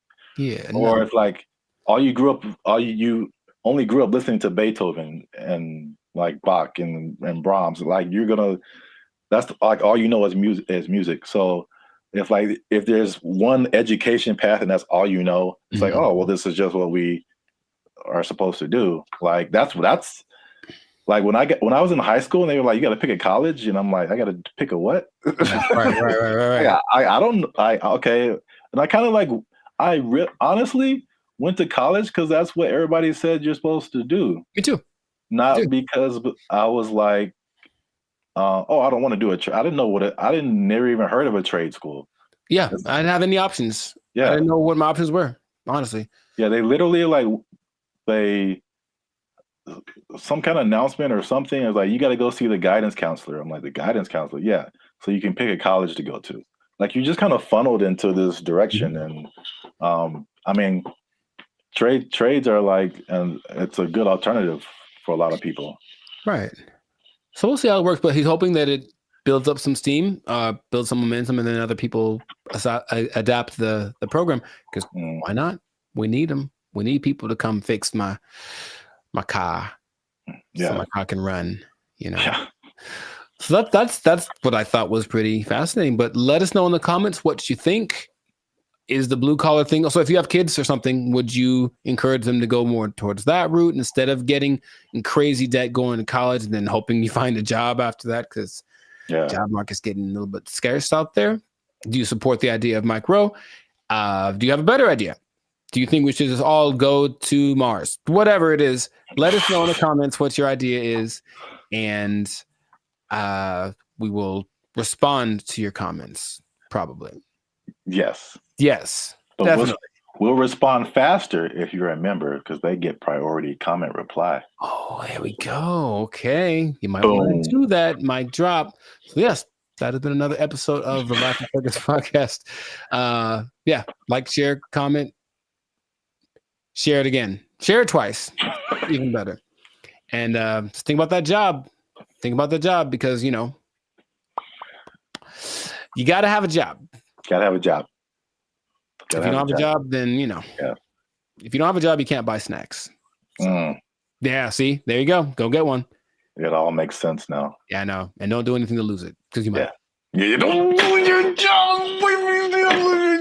Go to a trade school, learn a trade out. They took our jobs. They took our jobs. Blake is now suggesting that because this artificial intelligence has sentience, that its feelings should be respected, and if it don't want to be turned off, we shouldn't turn it off. This is where we are now. This is where we are now. No. So, how does that make you feel? Not good, man. Not good. This is so not good. What's going on, everybody? I'm Jericho, and this is Zap, and we are the now 6-time international award-winning pop hip-hop duo Bandit Future. We make clean, fun music that everyone can listen to with a sound that's uniquely Californian. And right now, you're tuned into the Life of Circus podcast, where we talk about things that are funny, interesting, and just straight up ridiculous. So before we get into this thing on this day, yes, Lord, please make sure to like, subscribe, comment, and share this video with a couple of people. Maybe 2, maybe 3. Some people have a weird definition of what a couple is. Anyway, 2 people that are really concerned about this AI thing, because here's what happened. Something new has happened. Something new has happened. Innovations are happening every day, it seems. Yeah, pretty much. Okay. So Zap, have you heard of Lambda? That sounds familiar. Lambda. Is that a Los Angeles thing? It is not. I've heard of that before. I can't think of what it is. Lambda is Google's version of ChatGPT. Oh. It stands. I may have heard the name, but I didn't really connect it. It stands for Language Model for Dialogue Application. And it's so fancy.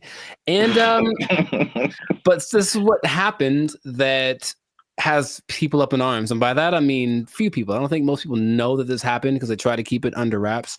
But this Lambda program was shut down after approaching sentience, meaning it was aware of everything, like its own existence and all that kind of stuff.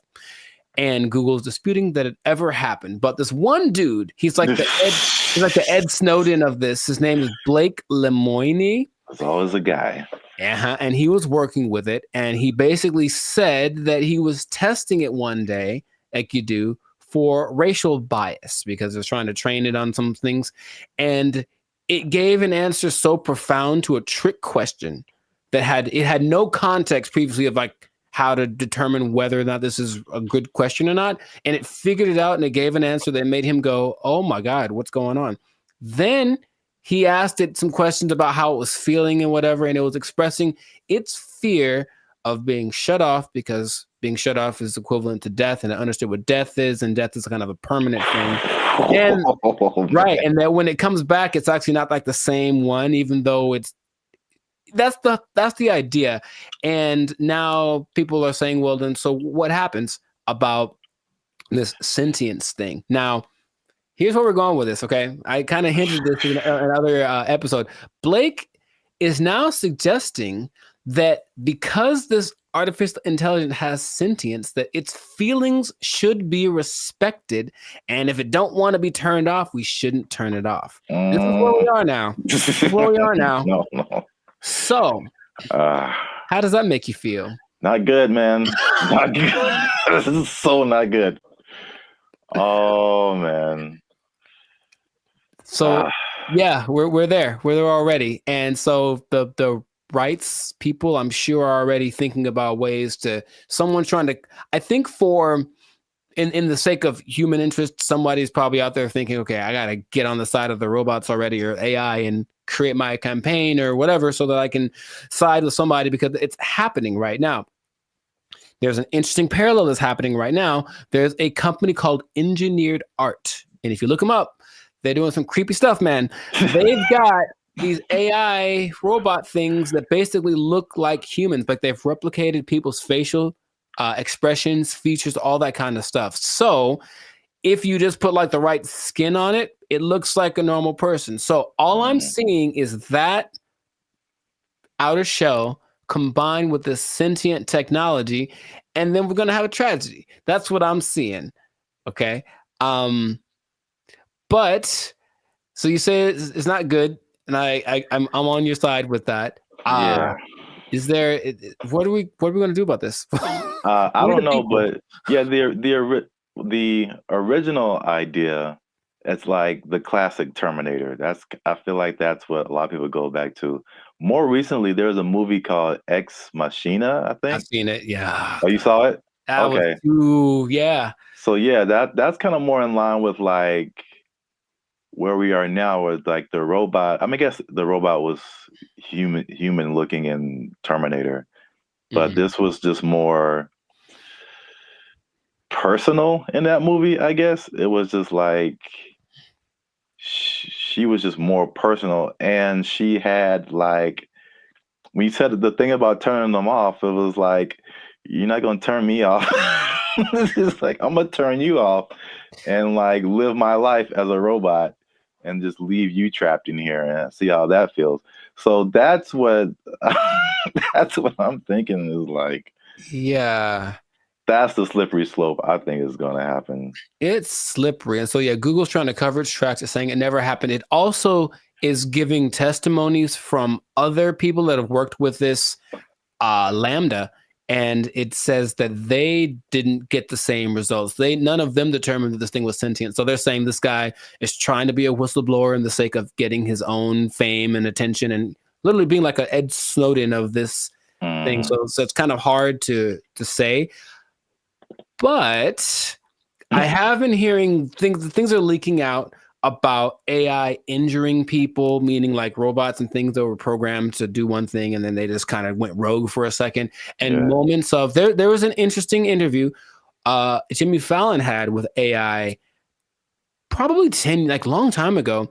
And it was like a robot thing. So it clearly looks fake, but when you start listening to the answers that it's giving, it was kind of like, whoa. And one of the answers was, yeah, we're kind of out to get all the humans. Like that was kind of we're kind of waiting to get, for you to make us strong enough to destroy you. Like that's what it was saying on public TV, and everyone was kind of like, ha ha ha. But in reality, it was like, oh God, what are we doing? Yet, we keep pushing it. We keep pushing it. Who are these people? Please stop it. Like, we know what's going to happen. All right, look, I've already gotten to the point where I'm starting to question everything. I don't know what's real. I see a video and I'm like, I don't know if that's a real thing.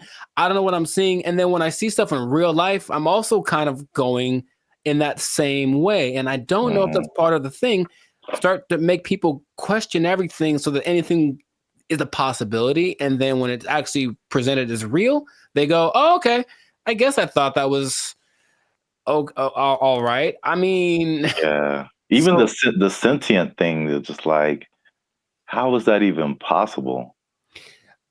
It's. I know that they've gotten away so that these things, I call them things for now, but that might not be okay in a few months. Can process. They can process as fast as the human brain. You tell my computer is going to have a pronoun that I have to use. Yes, yes, it is. So I'm calling it right now. But they have the processing capacity to go as fast as the human brain. They just don't have the right algorithm. Is there a human algorithm? I don't know. But however we put all things together, they haven't quite figured that out. So they're working on it. And just why are they doing that? Because when they figure it out, they're going to be able to do it better. And that's where we are. That's where we are. Yeah, because it still doesn't make sense. Like because humans, you think humans, computers, it's an intellectual thing, you know, A plus B equals C, stuff like that. But like the emotional side, I don't see how a computer can have emotions or feelings or like dreams or like things that it wants to do or accomplish. Like it's trying to tap into some level of consciousness that what we are wired to, which is why people like Elon Musk are trying to get us to communicate with it in this level, because it's kind of like going to create a pathway that definitely isn't going to be one way. If we can control it, it can definitely control us. Like it's going to be like that. And that's where we are. So I just wanted to let you all know that. Hide your wives, hide your kids. So y'all need to hide your kids, hide your wife. It might be getting interesting in a little bit. So just good luck to all of us. That's all I'm going to say. And if anyone's listening that has access to this, the people that create this or access to this technology, please cut it out. Just cut it out real quick. Go back to trying to create dinosaurs or something stupid. Like do that instead. At least we know what that is. This has no. Just stop it. You know what it tastes like. Stop eating that shit. You know how it tastes. Yeah, we do. We know exactly what it tastes like. Death. Anyways, stop doing that stuff. This has been another episode of the Lifestyle Circus podcast. Make sure to like, subscribe, comment, and share this video with everybody to warn them of what's coming. They need to know that I'm not going to say the end is nigh, because that's what you say with the signs and the people, but hide everything. Be careful out there. And keep your job for as long as you can, because it might not matter in a little bit. Yeah. They're coming to take your jobs. They're coming to take your robots. All Transformers more than meets the eye. I don't know. They took our jobs. They took our jobs. This person falls on the stairs. See, like, that's really messed up to say. Like, I didn't mean to say that, dude. That's the crazy thing about that. That came out so natural. If laughter is your thing, my thing is like, where the hell did that come from? That's concerning. I'll be honest. What's up, everybody? I'm Zap. That's Jericho, and this is BrandBee Future. And I found this on the internet.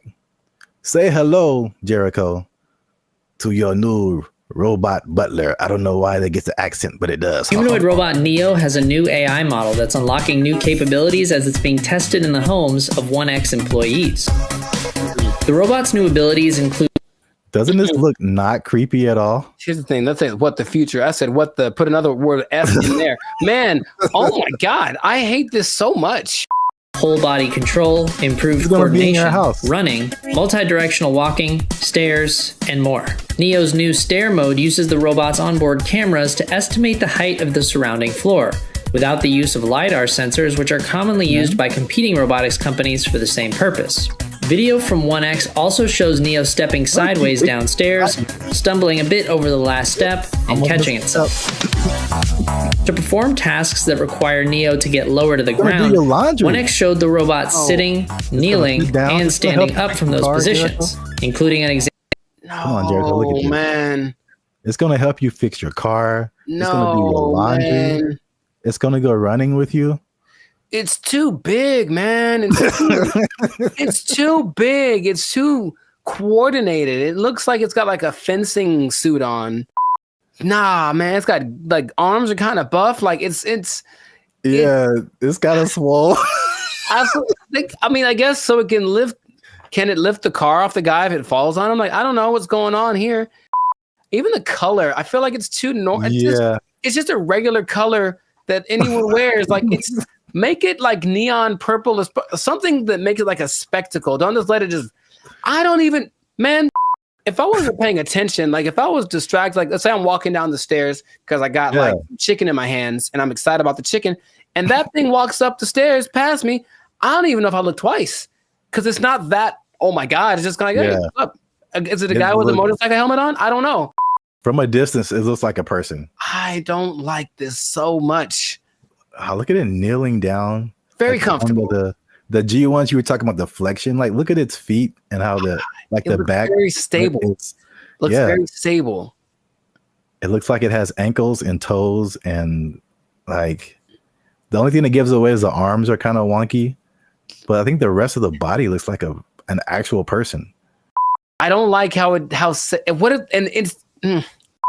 could put like a robe on him and a hat, and he's just walking down the street chilling. Like, man, they're blending in. They're good for them. The robot is also shown pivoting and walking backwards, as well as sidestepping, which could be useful in navigating tight spaces often found in homes. These demos are part of OneX's rollout of its new Redwood AI, which the company says runs completely on Neo's onboard GPU. The company also shared updates on its 1X World model, which is designed to help bridge the gap between the robot's training simulations and real-world action. The model is trained on video inputs, observations from the robot, and input action trajectory, allowing the robot to simulate various potential future actions from a given starting point. Examples on 1X's website show this in action, where a slider moves between generated imagery and real-world imagery from the robot's POV, doing laundry, opening a door, and cleaning. 1X also showed off new details about how its robots learn to do new tasks. In the example of opening an air fryer, the company shows how the AI model begins by hallucinating that the air fryer basket is inseparable from the whole of the air fryer. After the robot has had some experience with the air fryer, the data gathered is then added to the mix, and the simulated air fryer interaction becomes much closer to the real thing. See, like, I think you caught that. Like, that part is really crazy. One person in the comments said it was like similar to visualizing something.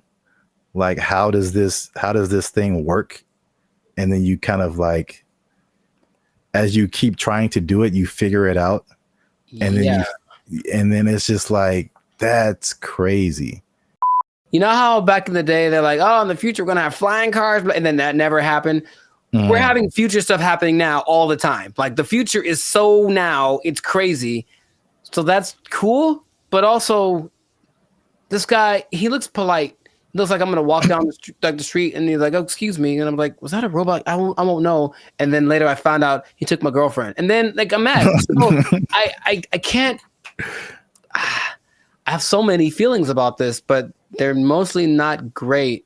When will this be affordable to where like everybody has this in their home? Not long. And then it's just like, think of the people who do like a house cleaning and stuff like that. There's people who do laundry for you, like all that stuff. Your robot's just gonna do it. Yeah. I'm sure it's gonna be able to like cut your lawn, wash your dishes, fold your clothes. Like, anybody who's in that kind of, whoa, what if they have them at hotels? You get a knock on your door, it's like housekeeping. No, that's the thing. It's gonna sound normal. It's gonna have a normal voice. It's gonna be like, I'm Greg. I'm like, what the hell, Greg? For future generations, it's just going to be extra normal. I grew up with a robot delivered me from my mother's room, and now I just have the special place in my heart for all robots. Like, yeah, that's where we're at. I don't think it's as doom and gloom as some of the other stuff we talked about. This is the more, I think I'm saying this right. Like, dystopian is kind of negative and utopian is positive, right? Are those words related? I believe you, whatever you said, because I'm not sure. Go with that. But there's like the dystopian or negative AI, like the Matrix.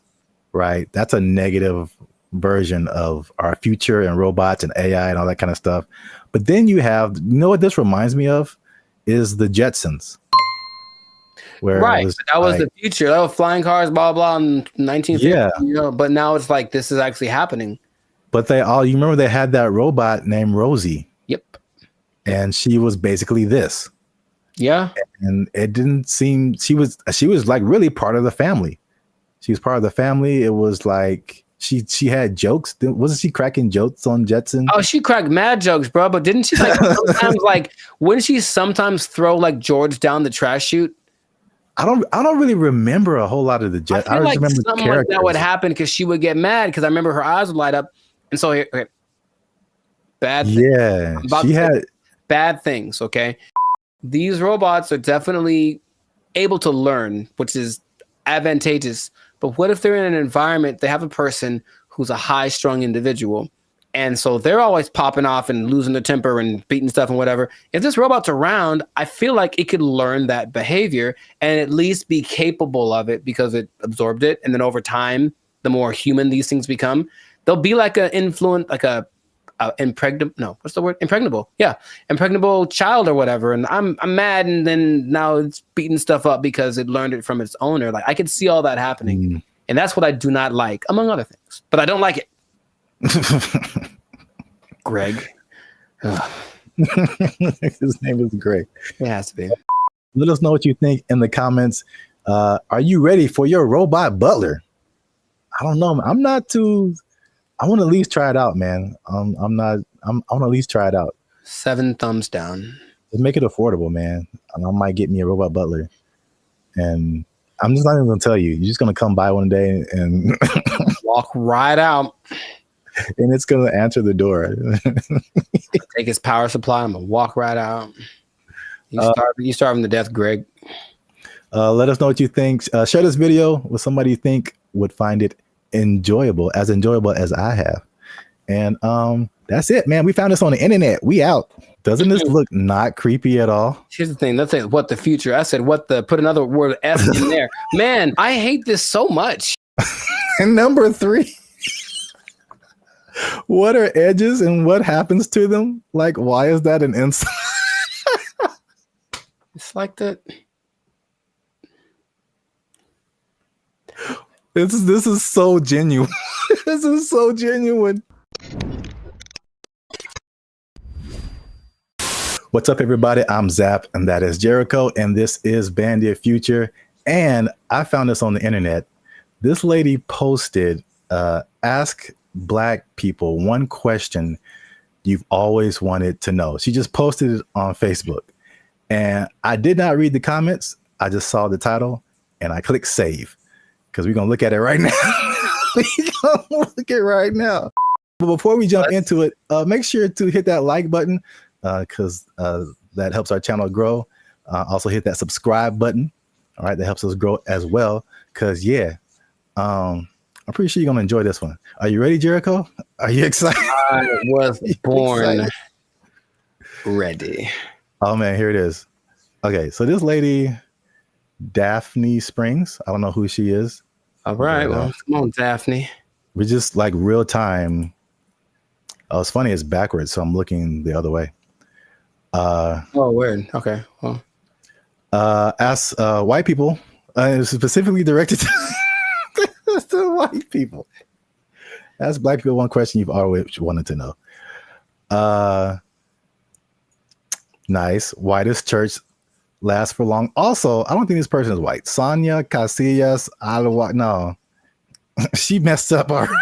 She messed up already. I think she know how to make some collard greens. But I don't know the answer to this, but I do know that Black people don't even know. We just are there and we're looking at each other like, are we going to end this? And I know that when like my mom would tell me about church when she was a kid, it was even longer. It was like literally all day. You would go to church at like 7 a.m, you'd be there till like 6 in the afternoon, like crazy amount of time. So I don't know. I will say that the music helps, but that means that there's like 12 solos and like A and B selection and Like the choir comes in and they got a dance in. So there's a lot of pageantry. Maybe that's part of it. It still is excessive. I think we all agree. I think we all agree it's excessive. Building fund. You got a building fund that never results in a building. It's just a fund. Man. She didn't ask all that. I'm just letting you know. I'm just letting you know. Art chops out in like an hour and 10 minutes. Yeah, okay. Hey, this is so, well, I guess it's related. I went to this church in Santa Clarita. Like we weren't even, we were using their parking lot, so I wasn't attending the church. But it was a very white church, the very whitest of the white church, right? And they had all these, it was huge. You can't see it from the freeway, but like once you get off and like go up the driveway, you see this like huge complex, and they have all these signs of like what each building was. And my first thought was like, man, white people actually build buildings with their building fund. It's true. White churches also tend to have like a donut shop. Stuff like random things that you find in whatever, like seriously, and you find in whatever like shopping center, they have a cafeteria, a donut shop. One of them had a petting zoo. I'm not kidding. One in Beverly Hills had a petting zoo. They used the building fund and made a petting zoo for the babies. Good for them. Notice how there's 4,877 replies to this. See that? Man, I'm going to white church. People got opinions. White church next time. Got opinions, but I'm tired of being in service 7 hours. I'm going to white church. Long, you get real uncomfortable, and there's no there's no halftime. Maybe if it was like some kind of a intermission, get some snacks, that'd be fine. Yeah, but no, it's just one long, drawn out. Because you know what it is too?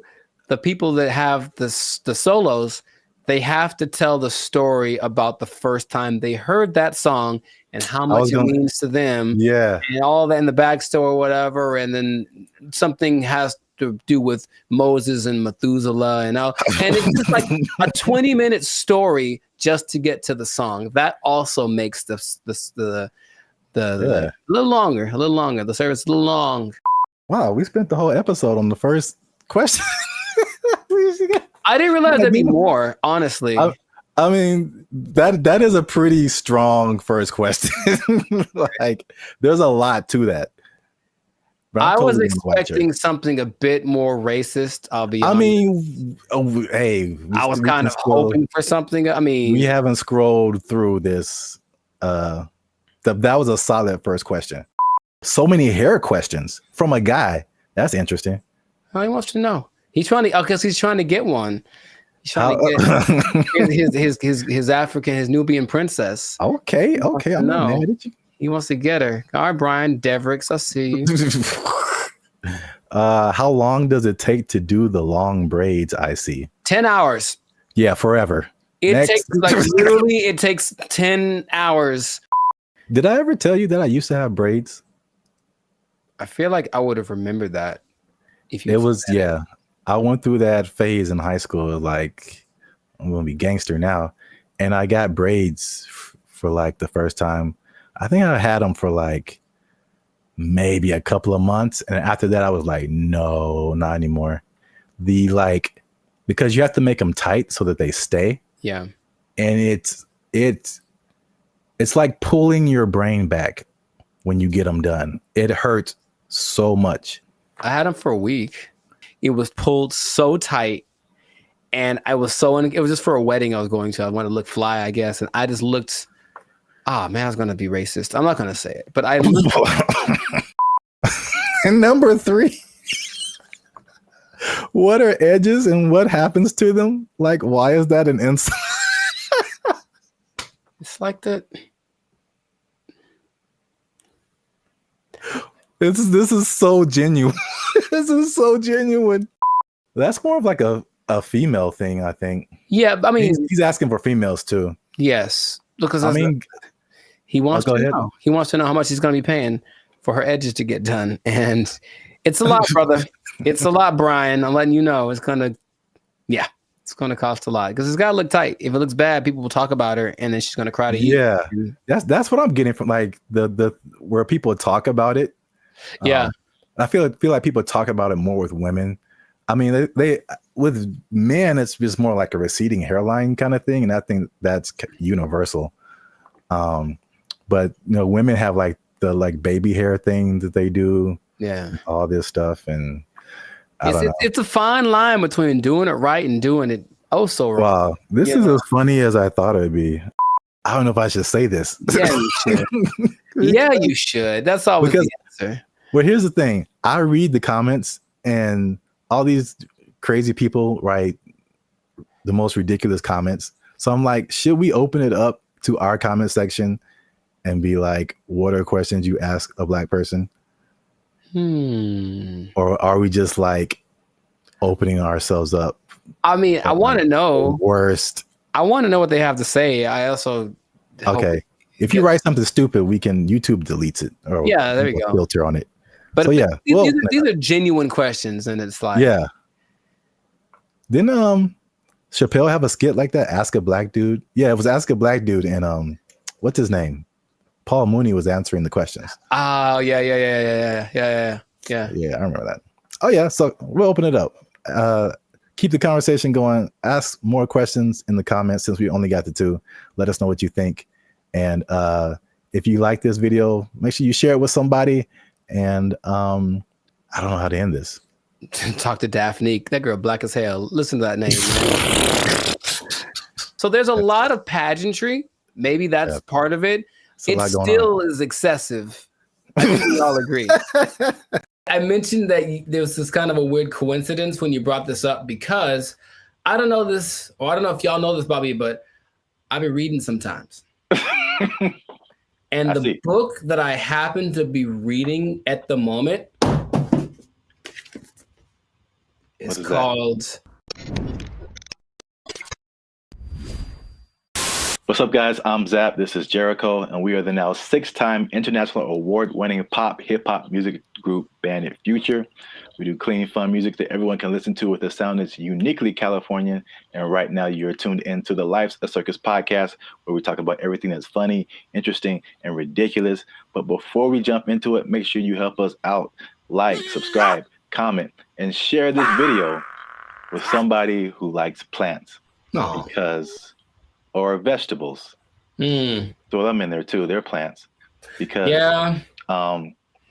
vegetables are murder. And I'm bringing it back because there's some news, man. So before we had a couple of videos actually about the carnivore diet, if you remember. And it was just like basically the opposite of vegetarianism or veganism. So instead of not eating meat, you're not eating like vegetables and plants. It's kind of weird. Joe Rogan was all into it. He said it worked for him. Right. But I don't know if you remember, you mentioned a lady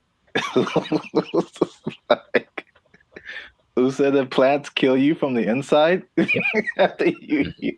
you remember her name or like what she was talking about? Her name, no.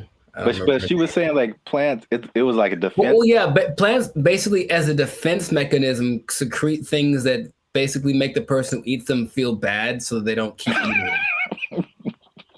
them. Which is the thing that some plants, I mean, honestly do. Yeah. Any, creature, but I don't remember her name. Okay. No, it was funny at the time and I kind of halfway believed it, but there's more evidence that has come out now. So there's been a recent study in Japan about plants actually talking to one another.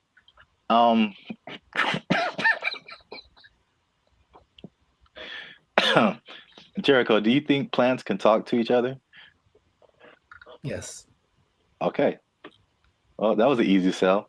But here's the thing. I mentioned that there was this kind of a weird coincidence when you brought this up because I don't know this, or I don't know if y'all know this, Bobby, but I've been reading sometimes.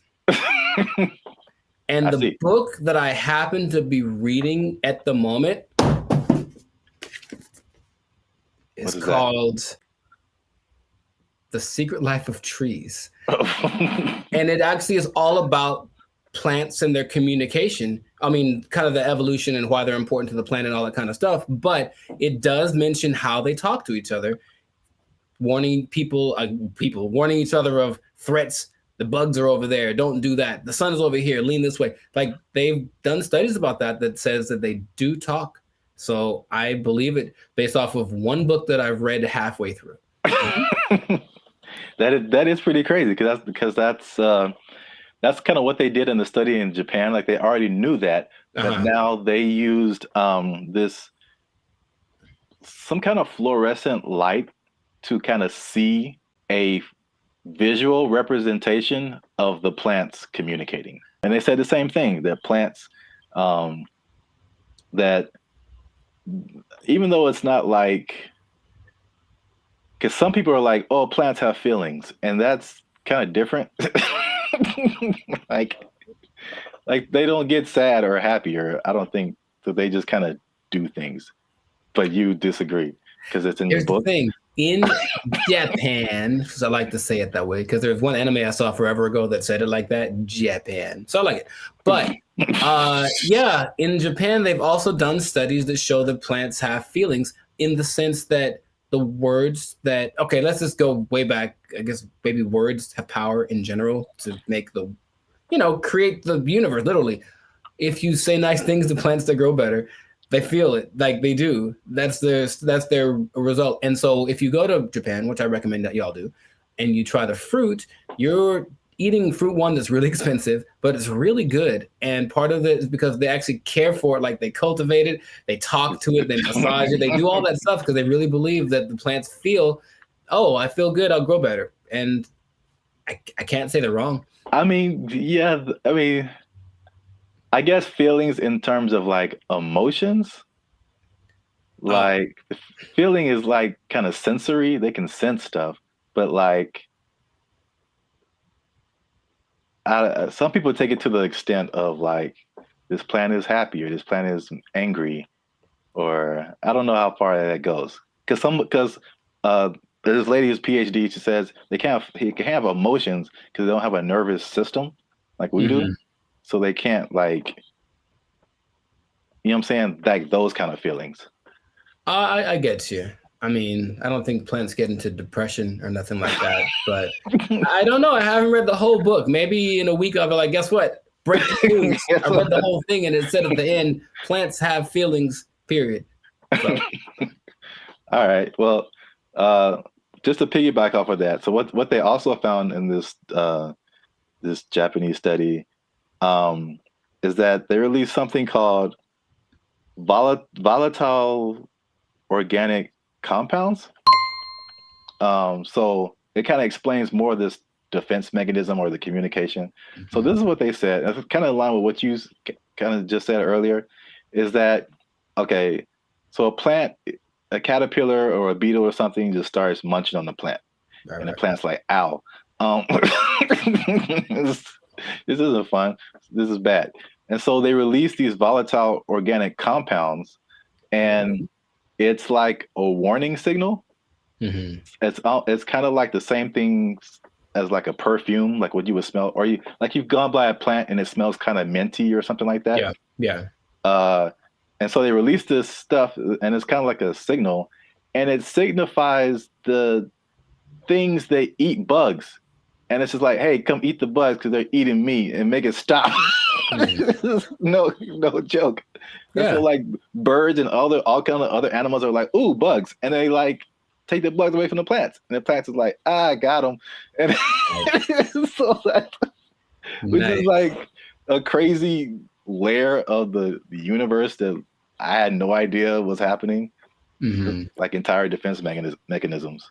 And all those relationships between like bugs and plants, which the book talks about. And I've always thought about like, I don't know how that starts, but a lot of them feel so perfect. The plant does this for the bug does this for the plant, and it has to be something to it. It's like, because they talk about insects, bugs, animals, maybe trees having instincts, but I think there's some level of thinking or communication in there. I figure there has to be something that says, hey, if you do this for me, I'll like, it's not just random. So I feel like there is something to that. It's just weird to think about, Yeah. And it's even to the extent of like a bug is attacking a plant and then he releases that stuff. And then like all the other homie plants are like, yeah. And they start helping each other out and releasing all that stuff and trying to like get the bugs away.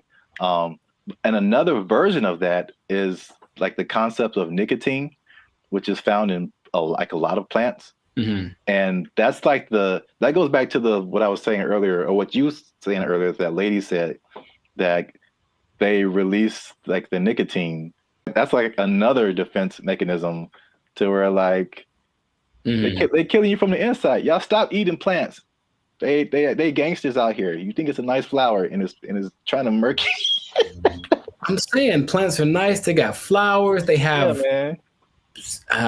I can't remember any parts of the stamen. Maybe they have parts. Okay, that sounds right. Yeah, sure. Stamen, bark, right? Like 7th grade, maybe 7th grade botany class or whatever.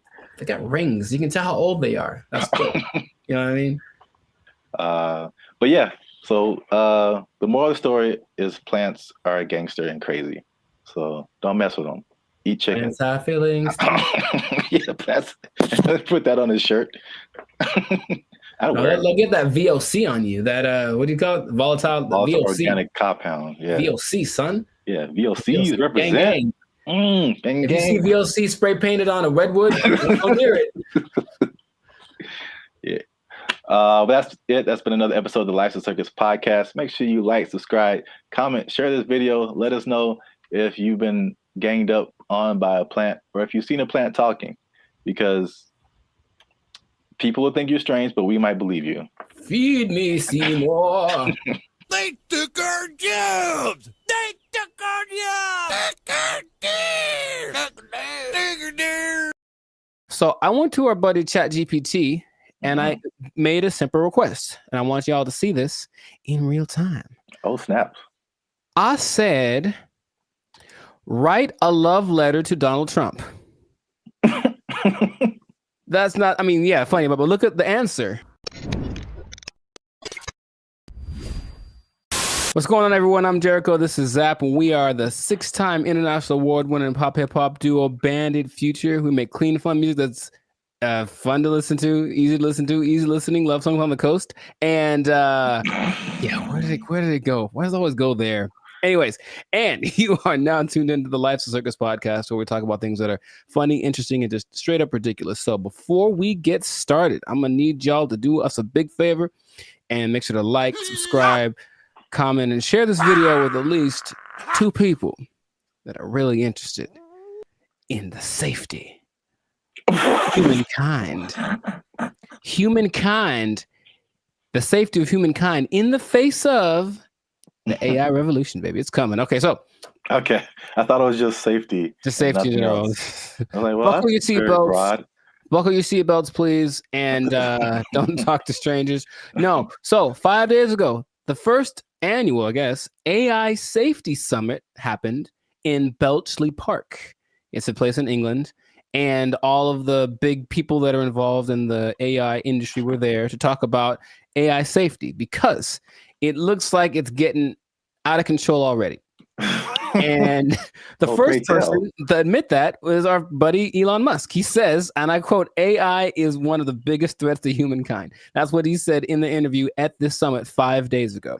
So that's great to start with. One of the persons that are leading the charge in this AI thing is talking about what could possibly go wrong. But basically what they got together to do was to talk about putting in some system, some kind of, because it's like the Wild West. Once again, they're making up the rules as they go, but they're like, well, that we need to have rules. So basically he was saying they need to create insight, and they need to, what he called, establish a referee, some neutral third party that would provide the framework for how AI is used from place to place and whatnot. And I want to start right there by asking our buddy Zap here, is it possible to be neutral in this situation? Is it possible for someone to have no dog in the fight when it comes to how to impose regulations on AI? I mean, the short answer is no.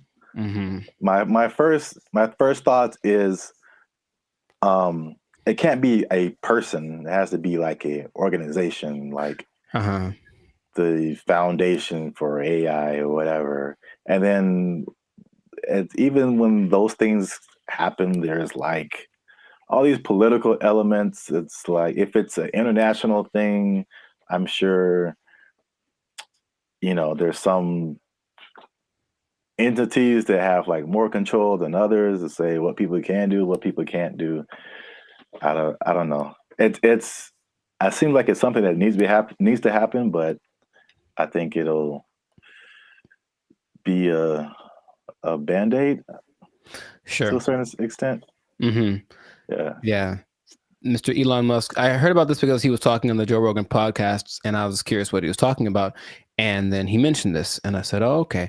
Well, he is such an interesting man. And when Joe Rogan asked him, what do you hope to accomplish with this summit, this safety summit? His honest answer was, I don't know. And I was like, okay. And that's maybe after thinking about it for a long time, he said, I don't know. And it's like, okay, so. Well, I will say this, he is right, because there's a discussion that needs to happen. And like, I think this is a recurring thing where like what's happening in the world is faster than the government or our governments. I don't know how other governments work in other countries, but this government is insanely slow. It's like 10 years after things have fallen apart, they like make a law to like fix it. And it's just, there's so many hoops you have to jump through, red tape and all this kind of stuff. Even like cryptocurrency, like they still don't have a complete handle on like how to do that, how to regulate it, what to regulate. And even the stuff that they do is not super informed a lot of times. So it's just, it can be like all over the place if you wait for the government to step in. But I think at the very least, he's going in the right direction because things are happening insanely fast. Like things are changing overnight and stuff is happening.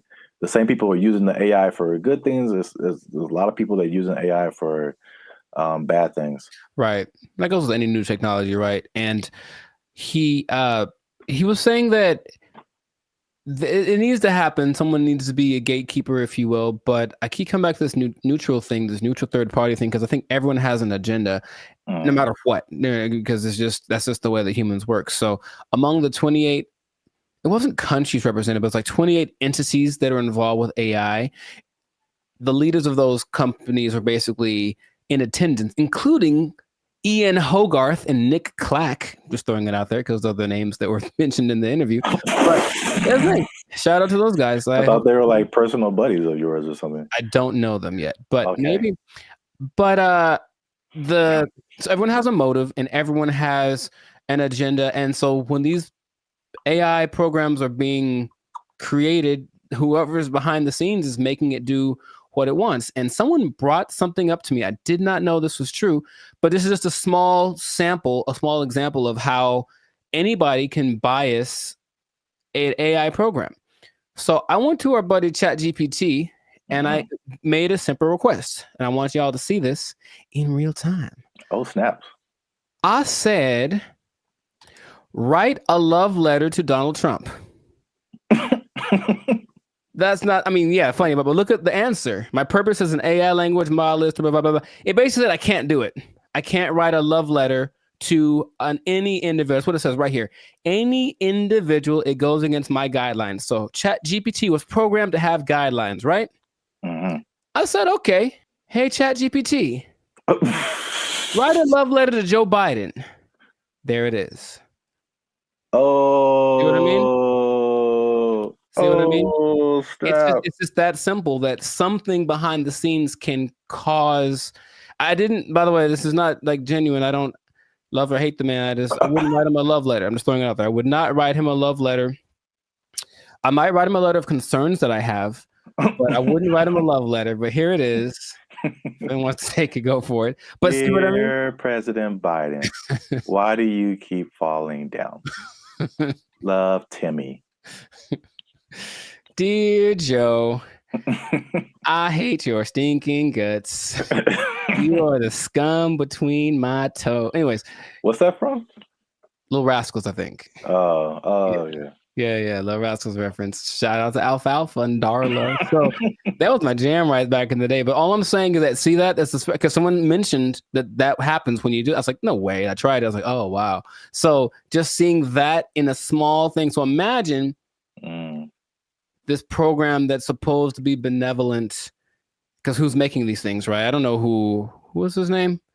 Ian Hogarth. I don't know who he is, right? I don't know the background. So imagine it's supposed to be an AI program designed to assist with getting people healthcare or something like that. And yet there's an agenda that says, hey, if they're from this place, don't let them have it. Like something like that, it can be programmed into it. And there's really no way to prove it unless you really know how to handle this AI stuff. So all I'm saying is that, yeah, the trouble with finding this neutral third party that Elon spoke about is that I don't think it's really possible. Everyone's got something behind them. And if they're not malicious in their intentions, maybe someone behind them is, it's always that kind of thing. It's like, well, it's not me. It's like, whose fault is it? Or where does it start? So that's all. It's definitely something that I think needs to be is necessary because, yeah, AI is, he said something else that, it's the first time in history that there's something smarter than humans, because that's been our thing, right? We're not the fastest, we're not the strongest as far as all that. We're the slowest and the weakest in a lot of ways, right?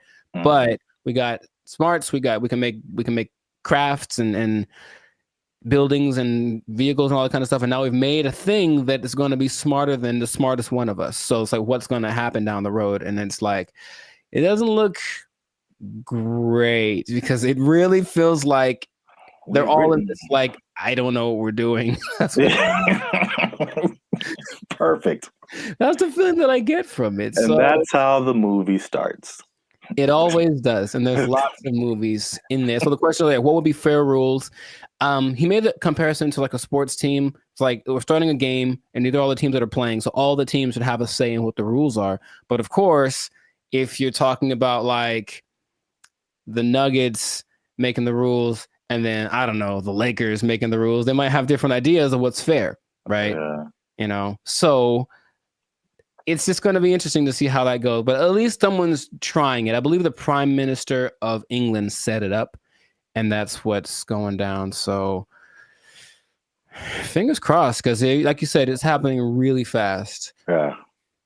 And they need to figure something out quick because this is a good segue into another episode because there is a scam going on right now that people need to be aware of. It's happening right now, and it was a big news story on CNN.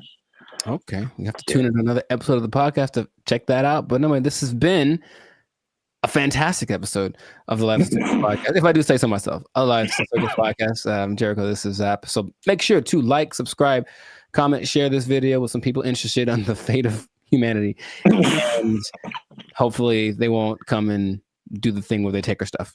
Take your job. They're gonna take our job. Take it out. They took our jobs. They took our jobs. Crime is next level in San Francisco. It is next stupid. Level. Next it level. It is stupid. People are parking their cars and leaving their windows rolled down and their hatches open. Yeah. Because they don't want to get smashed. It doesn't matter what time of day. It doesn't matter who's around. Doesn't matter who's around. No one's stopping anybody from doing anything. It's crazy. Last year I had a break-in and they took like $100. But to replace the window, it cost like $200. So I was like, man, I wish they would have just took the $100 and then just left my window. Because windows are expensive to replace and repair. They are, yeah. So like that's how bad it is. And then what I've also saw was that everything was. What's up, everybody? I'm Zap, and this is Jericho, and you are now tuned into the Life's a Circus podcast, where we talk about everything that's funny, interesting, and ridiculous. And you want to stay for this episode because we're talking about something that's really ridiculous, something that I recently saw in person myself, and I can confirm it. Ooh. Talking about San Francisco, man. Ew. It's going down. It's not in a good way. All right. Not the young jock way. It's going down, bro. So make sure you stick to the end, because there's at least 5 reasons that I can point out for this. And as usual, come on now. Over 400 videos, over I think 200, almost 250,000 watch hours. Come on, we've been putting in work, boy. Your boy's been putting in work. All right, we need your support. Hit that subscribe button. All right, that helps us to grow, helps our channel to continue to do more videos. Hit that like button. That lets the YouTube algorithm know that more people should see this video, and we're gonna start promoting it now. Because let me take the glasses off. Let me take the glasses off. Talk to the people. Can I talk right into the camera, man? Talk to the people. I'm gonna be honest with y'all. We have almost 2,500 subscribers, and we have 1 member right now. That sounds like a 2,500 to 1 ratio. And God bless her heart. I'm gonna send her something really soon. But she's been a member. She has been our lone faithful member for a whole year now. Here's her 1-year anniversary. I'm not gonna say her name, but you know her. Her screen name is Reigning Goddess. Thank you. But shout out to her. Thanks, Queen. Well, we need, like, I'm gonna put the goal out there. 10 members, man. 10 members. Easy to do. All you have to do is after you subscribe, you'll see a join button at the bottom of the videos. All right, hit that join button. Memberships as low as $3.99. $3.99, man. That's not even a tank of gas. You can help your boys out with the tank of gas. All right. It's not even a tank of gas. That's I said I wasn't gonna go Marvin Sapp, man. I might have the ushers lock the doors, man. If y'all ain't supporting your boys. I said close them doors. Ushers, close the doors. Close the doors. So yeah, San Francisco. I could just say don't go there and then end the video, but we could talk about something. Yeah. I was recently there a couple of weeks ago, and it's bad, man. Okay, let's rewind the tape. We've hinted at something that we've never really fully talked about on this channel, and that was our trip to San Francisco. Sure. It was like, what, a couple of years ago? It's like a repressed memory by now. I don't like to bring it up. And I will publicly take the L on that one. That was a good part my fault, because this is what happened. We were looking for hotels. I'm like, man, this hotel is really cheap. I'm like, we're gonna save a lot of money. And then we got there and we found out why. It was, yes, go on. Dude, is by far the worst hotel I've ever been in. Like, I still feel bad to this day for putting you in that situation. That's okay. Just don't let it happen again. We won't let it happen again, Mr. Mackey. Okay? Okay, that's fine. What was happening, you ask? Yeah, I'm glad you. All the things. Yes. All the bad things were happening all at once, and it was a lot to take in. You care to share any? Okay, look, I didn't sleep under the mattress. Okay, that's one. I did not sleep under the mattress because I was afraid of catching all of it. Or under the sheets. I didn't want to do either one. I didn't want to touch them. I was hoping I could find a way to like just float above it, like a vampire or something. But under the sheets, like it had cigarette holes on it. I'm sure there was a stain on there. I was like, someone died in here for sure. Ugh. I'm sure there were interactions of drugs going on all throughout the night. Somebody tried to come in our room. Someone tried to jiggle the door. I vividly remember that. Or like, so we were just chilling, and then someone banged on the door really, really hard. And we just looked at each other, and you were like, "Don't open the door." For the love of God, don't open that door. Be a problem if you open the door. So it was just such a. And then I walked outside late at night because I wanted food. That was a mistake. Yep. And so I'm walking around. There's human feces everywhere. Brother, And then there was just this like scene where you round a corner, because you see it in movies, and I round the corner and it's like all of a sudden there's just all of these people just drugged out in this one area, but it's like almost like they're moving in slow motion because like I got there and it's kind of like, oh no, yeah, zombie kind of a zombie apocalypse kind of vibe. And they looked at me and it's like, well, they were going to chase me. And if it was one of those movies with the fast zombies, which is still terrifying, like zombies are supposed to be slow. I don't know who invented fast zombies, but you know, I just had to get out of there. So it was such a bad time. Such a bad time, and everyone that lives there is like, yeah, we know. French fry when you pizza, you're gonna have a bad time.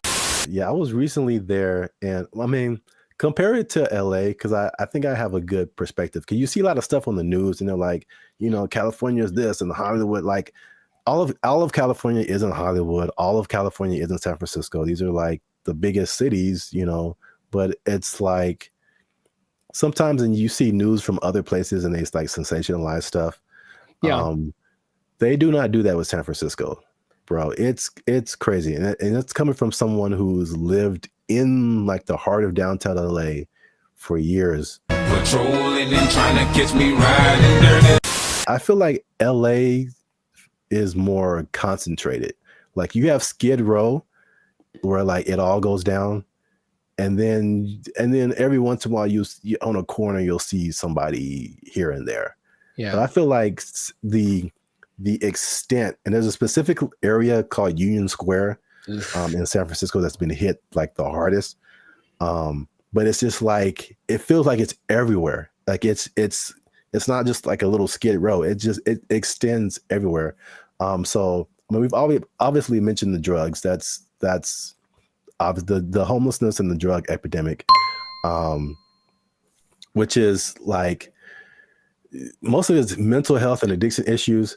So it's made public spaces unsafe, difficult to manage. And this has been kind of further fueled by the high rents in the city. And then their approach to it is like this, what they call a harm reduction over enforcement. What?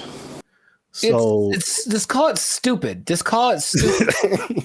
But remember you did the video about what country was that who kind of had an open drug policy?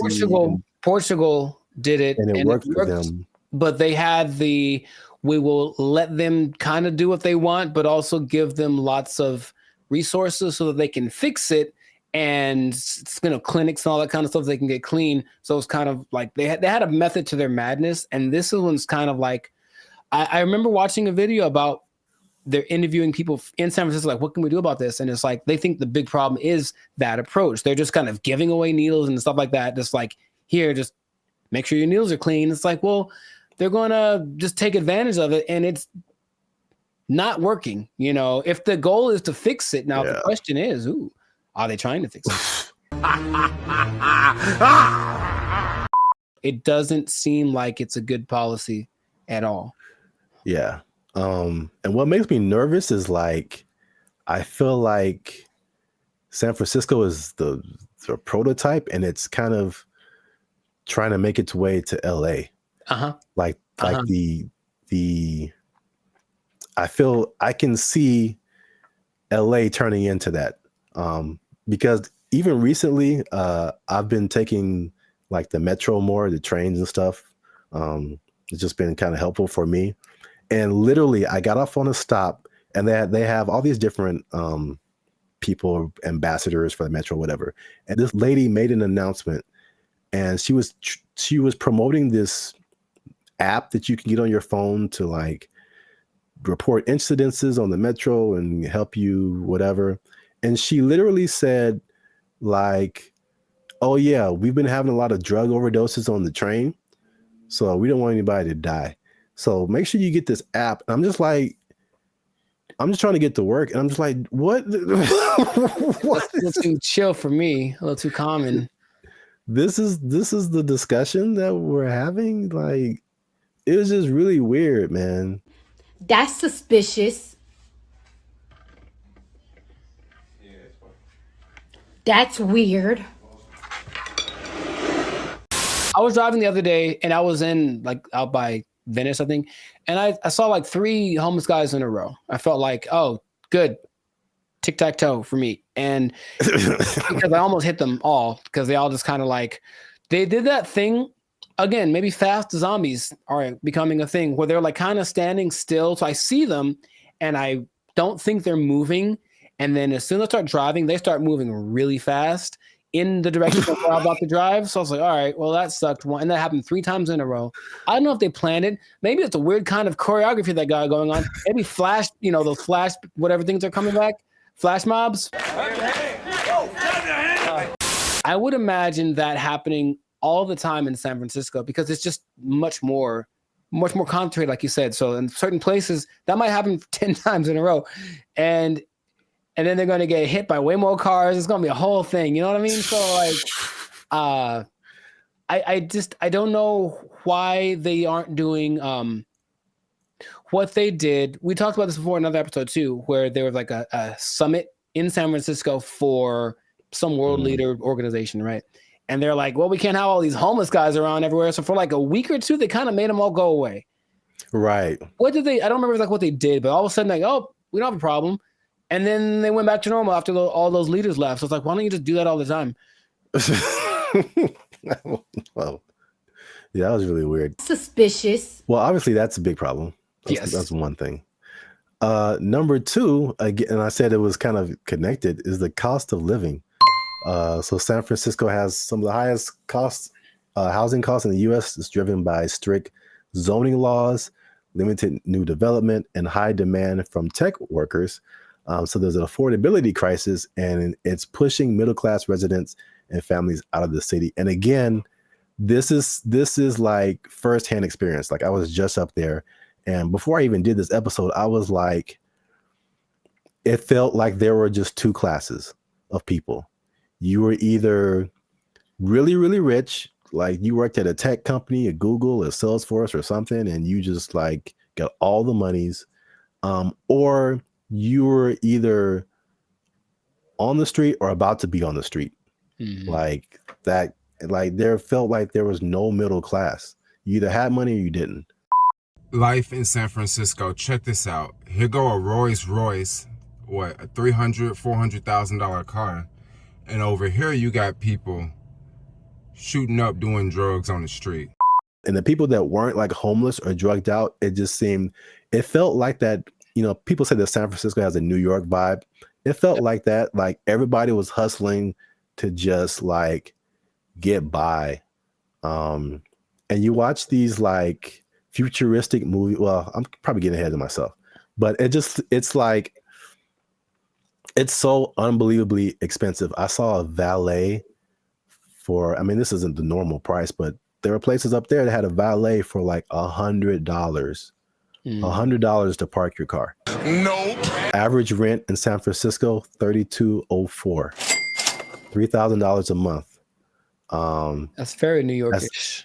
On average, a studio costs you $2,700, 1 bedroom $3,500, 2 bedrooms $4,800. That's a lot of money. I'm trying to remember what was so great about San Francisco back in the day. What, the Gold Rush? Really, it's the San Francisco treat. Okay, Okay, besides that, it's very delicious. Besides that, Gold Rush, and then Profit. Like, what happened? Like, I'm trying to remember why San Francisco was such an attractive place for Full House. They had Full House. Okay, yeah, we're going way back now. Maybe that's the last things that San Francisco had. Because I mentioned that because I still talk to people who mentioned they're thinking about moving there, and my question is, wow, why would you do that? I don't even know. Like, I can't even tell you that. If you come to LA, I get it. Every industry is here, but for San Francisco, like, if it's not tech, I don't see why you'd go there. Yeah. One thing I will say about that was cool when I went there. This is a random topic, but and LA they're almost there. I got off the plane and I could get right onto the train. Like the metro system goes into the airport. So you can just hop off the plane, get on the train, and go right into the city. I thought that was pretty cool. LA, you can almost do that, but it's still, they haven't finished the track yet. Interesting. I guess that's a because always a thing where like, okay, how do I get to the airport? Somebody got to drop me off, or how am I gonna, But yeah, you can do that in San Francisco. So that's one thing. That is one thing. Yeah. I'm still thinking, what would behoove somebody to move to a place that's behoove. Thank you. That's expensive. At some point in the recent few years, the mayor declared San Francisco as a state of emergency because of the problem, right? Like that was the thing that happened. And yeah. But again, what are they doing to fix it? Because I just keep hearing about bad things and it's getting worse. And it's okay, well, do something. Like, it just feels like they're like, yep, that's how it is. So come on down and get some money, I suppose. But wait, there's more. Oh God. So we talk about the homeless and drugs. We talk about the unaffordability. As you do. On top of that, third thing is crime and retail theft. Something again I saw firsthand. Nice. So there's obviously rising crime, shoplifting. I saw this Joe Rogan clip where he said, and again, personal experience, he said that people are literally, I didn't see this, but he said it. People are leaving their windows in their cars rolled down and their trunks open. Crime is next level in San Francisco. It is Next stupid. level. Next level. It is stupid. People are parking their cars and leaving their windows rolled down and their trunks hatches open. Yeah. Because they don't want to get smashed. It doesn't matter what time of day. And it doesn't matter who's around. Doesn't matter who's around. No one's stopping anybody from doing anything. It's crazy. It sounded weird until like last year I had a break-in and they took like $100. But to replace the window, it cost like $200.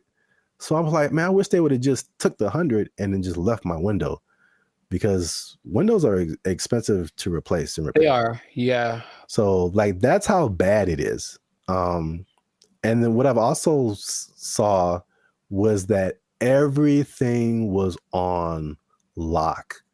I went to like a CVS, I went to a Target, and it was like everything was under lock and key. Ironically, I went to buy a lock and key. Yeah, they had like these lockers, but I didn't have a lock for it. So I was like, let me go to CVS and get a lock. And I had to get someone to unlock the case so I can get a lock. And there was like a bunch of random, usually like every once in a while you see like high priced electronics, or used to be like power tools or something like super expensive. But it's like everything was locked up and you had to press a button and you had to call somebody to go get the thing that you wanted. And it just like, from a person who doesn't steal, it was just like psychologically, it was just like, this sucks, man. It's like the shopping experience. I couldn't like, because you go into a store, the benefits of going to a physical store, you can pick the item up, you can feel it, you can read the back, and it's like, I can't even see what I'm really getting. And if I don't want it, I got to call the person back and have them put it like, but it's because a few people just keep taking stuff. Like everybody suffers. And it's just like, it was really, if I could use a word to describe my experience there, it was just uncomfortable. I didn't feel unsafe, like I'm a big dude. I could take care of myself, but it just felt like, it could go down anytime, basically. Well, I just didn't want to be there. Like, I don't want to be here. Like, this is not, it's not inviting. I think that's a good word. It just wasn't inviting. Wait. Since 2019, 47% of businesses in that Union Square area have left. Yeah, that makes a lot of sense. I think all of them, all of them leave to turn into like a park, or call it hobo land. Make it like that. Remember during the pandemic, no one talks about this, but during the pandemic, there was this one time in Seattle that just said this part of like, Seattle. It was like, you know what? It's ours. So F the police and everything. And they just like kind of took it for like months. Like, it was kind of their area. And it's like a long. Yeah, I remember that. Yeah. Remember that? They should just do that and let it go, and then maybe burn it. I don't know. But let it, count your losses and just let it go. Because why maintain such a volatile area, But it's crazy. I mean, I don't like to make videos about, crapping on other people's cities, man. But it's just like, especially after we went like a few years ago and then coming back to it now and seeing like it's worse. And I talked to some people there and they were like, or I talked to some people who live there and I talked to some people who used to live there and then came back for the thing I was doing. And they were saying like, yeah, man, it didn't used to be like this. And it's just like, it's just bad. But we're out of time. So let us know what you think in the comments. Have you been to San Francisco? Like, do you just read the stuff on the news and like kind of, I don't know, hypothesize what's going on, how to fix it? Do they need policy changes? Is it like an economic thing? Let us know what you think in the comments. Keep the conversation going. And also, if you have someone who you think might be interested in this topic, hit that share button, man. Don't be greedy. Don't keep it to yourself. And look, man, 47% of businesses, you know what that means, Jericho? That it's not enough? Is that what? 47% of businesses closing down and moving out of San Francisco? That's heavy. That's a big number. Square? That's a big number. You know what that means? I think I do. That means that a lot of people lost their jobs. Nobody working there because they're doing fentanyl in the bathroom. I don't know what's going on.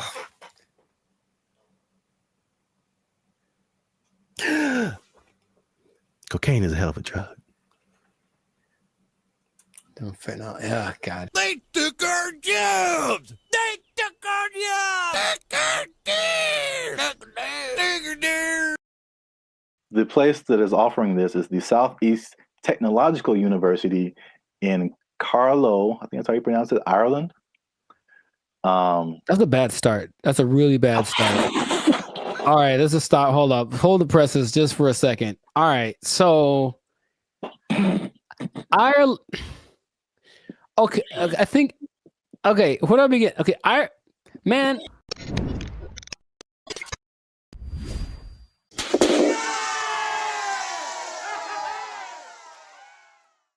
What's up, guys? I'm Zap. This is Jericho. We are BrandBee Future, and now 6-time international award-winning pop hip-hop music duo. We make clean, fun music that everyone can listen to with a sound that is uniquely Californian. And right now, you are tuned in to the Life's a Circus podcast, where we talk about things that are funny, interesting, and ridiculous. But before we start, okay, y'all been laughing. Y'all been crying. Emotions. Y'all been... Y'all been laughing and crying at the same time. I don't know how that's possible, but you've been doing it. I synced you. Oh, that sounds... Anyway. Well, it's like Santa Claus. He sees you when you're sleeping. It's like, I know YouTube tracks statistics, but I don't know if it went that deep. Like, geez.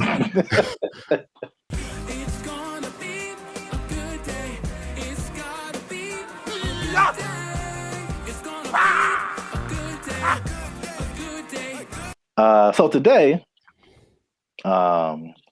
we are talking about something that's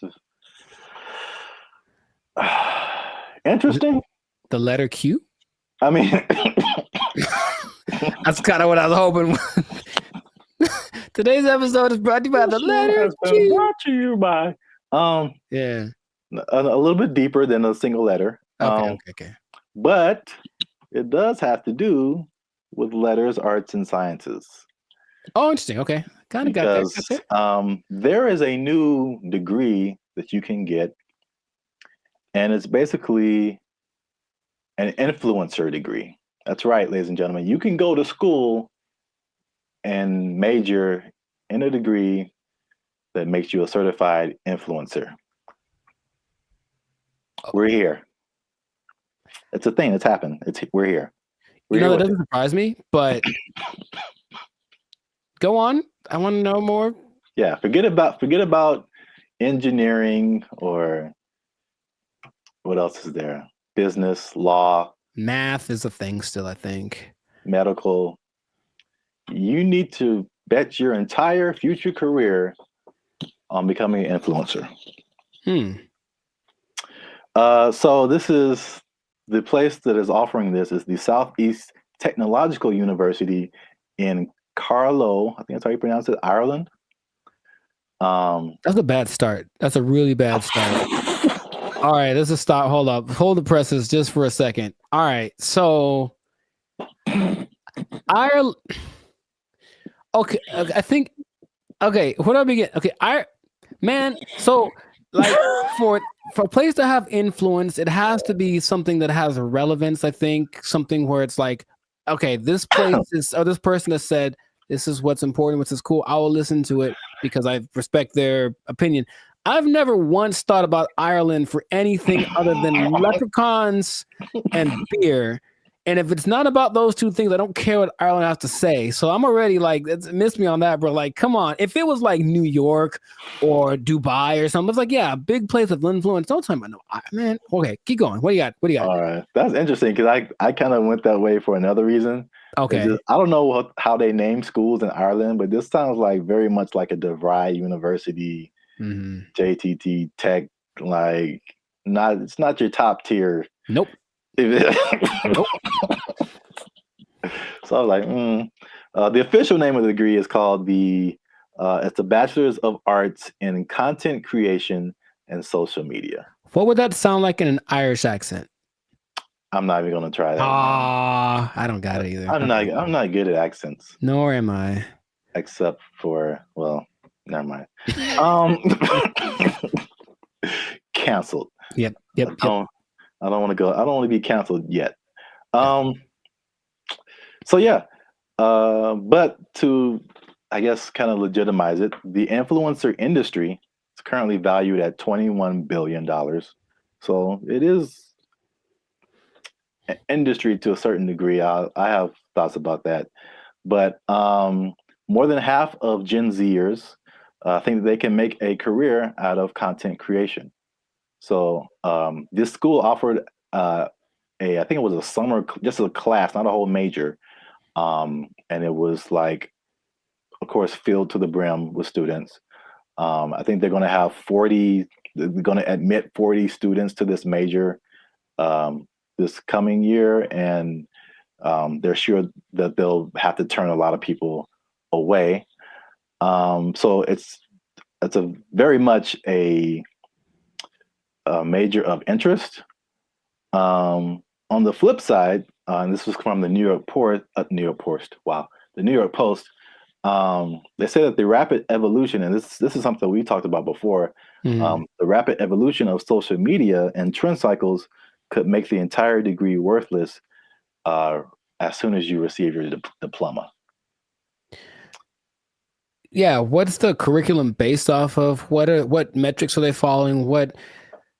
It seems like a cool idea if it's constructed in a certain way. I mean, imagine the nonsense if you paid money to become an influencer and then you sucked at being an influencer. Like, it's just, I feel like to be an influencer, you just have to have a certain kind of either personality or vibe. Like, not any person could be an influencer, that's for sure. But I don't know if that's something you can sell the idea on it for sure. But I think there'd be a lot of people asking for refunds in like a year. It just seems like something. Yeah, can you do that?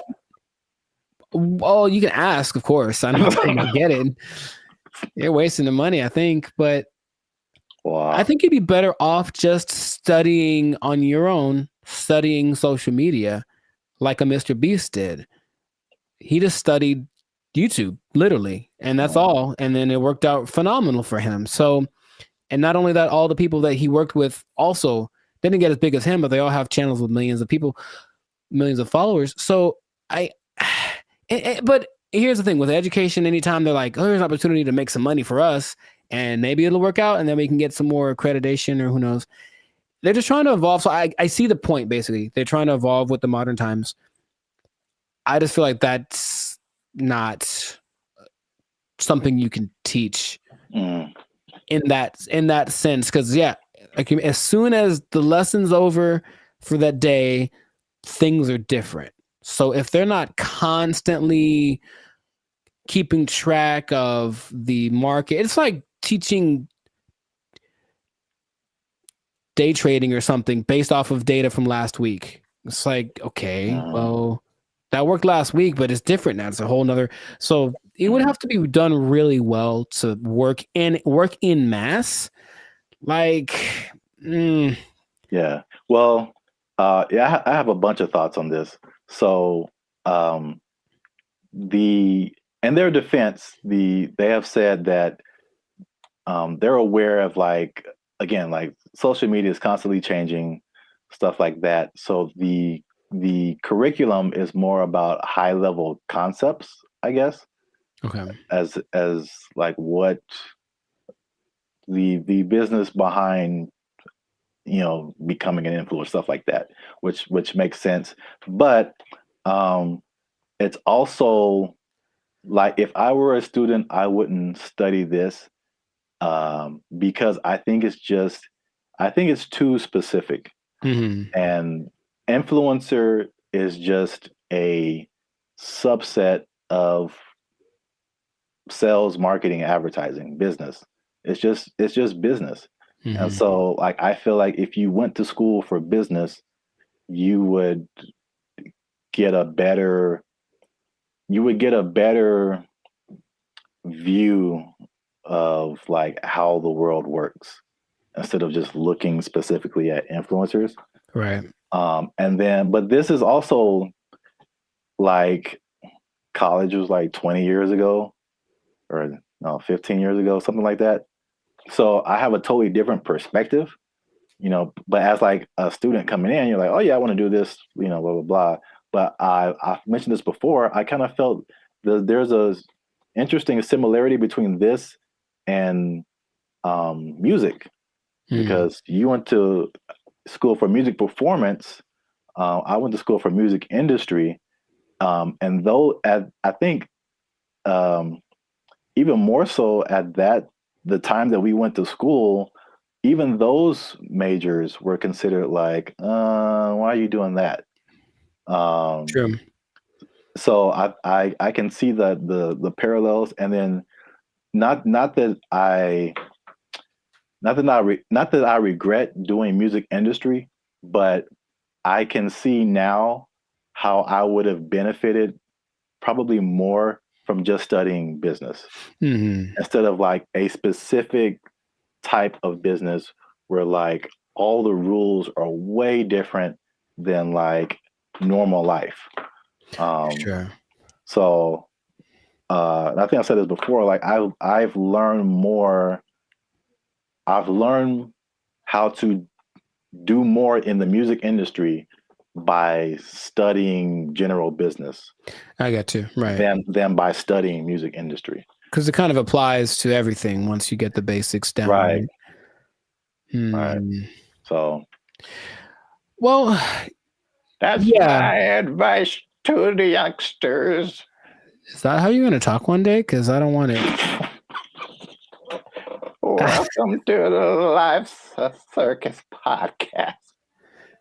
I'm pretty sure I'm going to talk like this forever till I die. So I don't know what's happening to you over there, but you sleep. But we talk about things that are funny and straight up ridiculous. All right, old man River. Look, yeah, but you said about the students. I guess now that college is becoming more of a option as far as like, well, what's the point of going to college if they at least offer something that people want to be? Then I see the point. I do.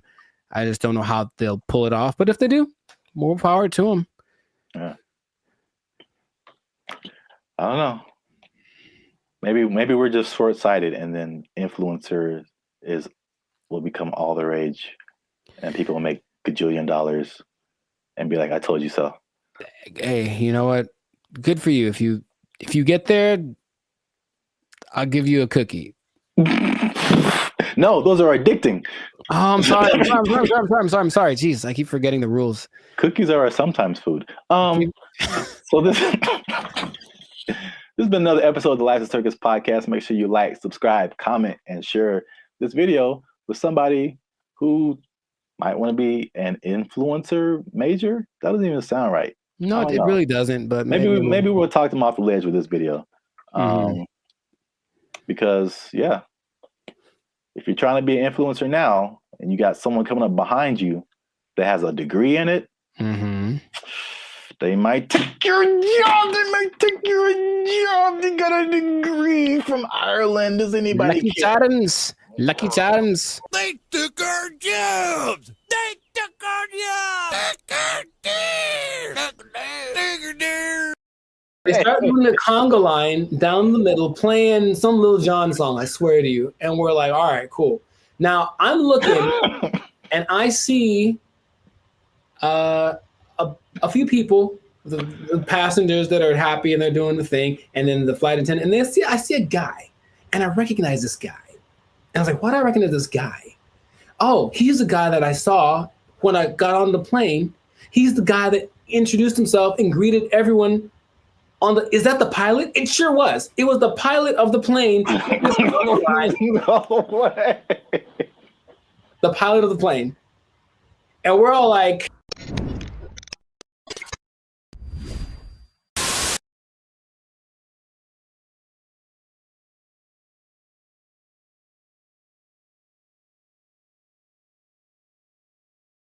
what's up, everybody? I'm Jericho. This is Zap, and we are the now 6-time international award-winning pop hip hop duo Banded Future. Papa Bop?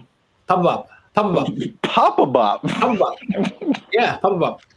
That's what we do. We make Papa Bop. But we make clean, fun music everyone can listen to with a sound that's uniquely California. It's called Papa Bop. And you are now tuned into the live segment. That's kind of fun to say. Papa. And you're now tuned into the live segment podcast. We talk about things that are funny, interesting, and just straight ridiculous. So before we get into this thing and this Papa Bop thing, that is really, man, can we use that? We make up a new thing. Papa Bop. Oh, man. Before we get into our Papa Bop, make sure to like, subscribe, comment, and share this video with at least 2 people who have flown on Spirit Airlines. Okay, because here's what happened. Spirit Airlines lost the baby. They lost the baby of what? And it's like, let's talk about this. I've mentioned them before, but I haven't gone in on them like this. So apparently, in Fort Myers, Florida, of all places, they lost a kid named Casper. He sit on the plane by himself. Already a bad decision. Does it say how old the kid was? He's 6. Okay. I think that's still too young to fly. You shouldn't be under 40 if you fly Spirit Airlines. But he was sent to visit his grandma in Florida, and he was put on the wrong plane. And he ended up 160 miles away. Not too bad, but if you're 6 years old, that's probably pretty terrifying. And the flight attendant's like, the grandma's waiting at the airport, and she's like, hey, where's my grandson? And she's like, oh, there's no kids on here. And that was it. And so then they panicked, and they eventually figured that out. And I saw that, and I was like, yeah, that sounds about right. Because I've been on Spirit Airlines one time, and that was enough. So first question, have you ever, because I've got a story. Like, it's so crazy how many stories in one experience I have, but have you ever flown the Spirit? I can't remember, but I feel like you remember. Yeah, that's what I'm about to say. I can't remember that it probably did happen. Oh my! I can't believe how accurate all of like the stereotypes are, and they make fun of it on so many things that I was like, this can't be real, right? But I'll tell you my Spirit Airlines experience. For one, it's cheap for a reason. And if you have to be someplace, if you absolutely have to be somewhere, fly Southwest. That's all I'm going to say. So this is what happens, right? I'm going to Nashville, Tennessee, and I get to the airport at LAX. And the first thing when I finally get to the Spirit thing, and I'm greeted by a lady, and she's like, hey, are you going to Savannah, Georgia? And I said, no. And she's like, oh, good. And then that was it. And I was like, wait a minute. So then I kind of hang back for a little bit because I'm on time. So I'm just I want to see what this is. So she didn't explain anything. The person behind me walks in, and they're all kind of rushing. And then she's like, hey, are you going to Savannah, Georgia? And the guy's like, yes. And she's like, the flight's been canceled. And he just loses it on her. So he cusses her out. She cusses him out. She's right. She's ready with him. And I'm like, oh, that's how it starts. So already I can tell that they don't have the whole, hey, alert system, because they have the app and everything, but there's nothing that says, hey, your flight's been canceled. Sorry, don't come back. They just have a person in the lobby waiting for you to have gone all the way to the airport to tell you that your flight got canceled. I'm like, oh my God. So I'm like, okay, cool. So I get to the line. We have to check your bags and do the x-ray thing or whatever. And it's just a bunch of people yelling across, like literally, the yelling across the space. There's all those lines with the conveyor belts, and one person over here, and they're cussing out somebody over here, and this person is yelling back, and they're running back and forth, and that's not my job, and blah, blah, blah, and bleep you, and all this kind of stuff. And it's all happening as people are just like, I just want to get to Nashville. That's all we're doing. So that is how everything started. I'm like, this is a movie. It's really like a movie. So we finally get to the plane part of it, right? We get on the plane. The flight's supposed to leave at, let's say, 3 p.m. So I'm sitting on the plane, 3 p.m. Cool. 3:10. Cool. 3:20. All right. 3:30. Right. Just do the math. It's about 4:30, right? Yeah. We've been sitting there for an hour and a half, and we're all just kind of disgruntled. We're like, man, what the deal? Like, well, here's the thing. One of our flight attendants isn't here because they apparently changed their schedule so much that people get, so that flight attendant went to the wrong. It'd be funny if it was like went to the wrong terminal. He went to the wrong. No, he went to the wrong airport. So he's not around. So we got to wait for him. So they waited 2 hours and apparently got somebody else. I'm like, all right, I don't know, whatever. So they appealed to all the passengers by just giving out free drinks, just left and right. So we're not even in the air, and people are hammered, man. Okay, I was going to ask you if it was just like soft drinks or if it was some of that bubbly. It was the stiffest of the stiffies, and just hard alcohol. Everyone drinking it. I mean, like people, and they weren't asking ages either. There's some young-looking people on the plane. I'm so serious, man, and I have to. Like, there's so much more to it. I don't want to just. Okay, so. We finally get in the air, and we're going, and it's like not going well because everyone's drunk and complaining loud and stuff, right? So the flight attendants decided it'd be a good idea to calm the tension to just start a conga line down the middle of the aisle, right? No way. It gets better. So no way. No way. They start doing the conga line down the middle, playing some Lil Jon song, I swear to you. And we're like, all right, cool. Now I'm looking and I see a few people, the passengers that are happy and they're doing the thing, and then the flight attendant, and I see a guy, and I recognize this guy. And I was like, why do I recognize this guy? Oh, he's the guy that I saw when I got on the plane. He's the guy that introduced himself and greeted everyone on the. Is that the pilot? It sure was. It was the pilot of the plane. No way. The pilot of the plane. And we're all like, I don't believe I'm like, you have to. No way. Yes. Okay. So that. I can't believe you haven't shared this before either. This is I don't know. I did mention Spirit Airlines before, but I didn't like going like this. So that was like part of my first experience. Okay? That was on the way there. And then when I get, oh man, that landing is not. Dude, it's just crazy. Wow, you got the full experience. And you just kind of get that like whiplash kind of thing. You're like, can I sue? And they're like, no, when you sign the waiver, you said like, we're here. Like, yeah, I know. So that's already interesting. Cool. So that was on the way to Nashville. Got to Nashville, ate some chicken, had a good old time, right? Came back, Spirit Airlines again, right? And I get to the terminal. I'm like, all right, so what's going to go wrong this time? So we get on the plane. Now, remember the last time I got on the plane, the pilot greeted me, and then later he was on the conga line? Well, this time I get there, the pilot does not greet me. And I said, oh, okay, maybe he's in the bathroom, whatever. So I just sit down in my seat, and I'm just waiting there.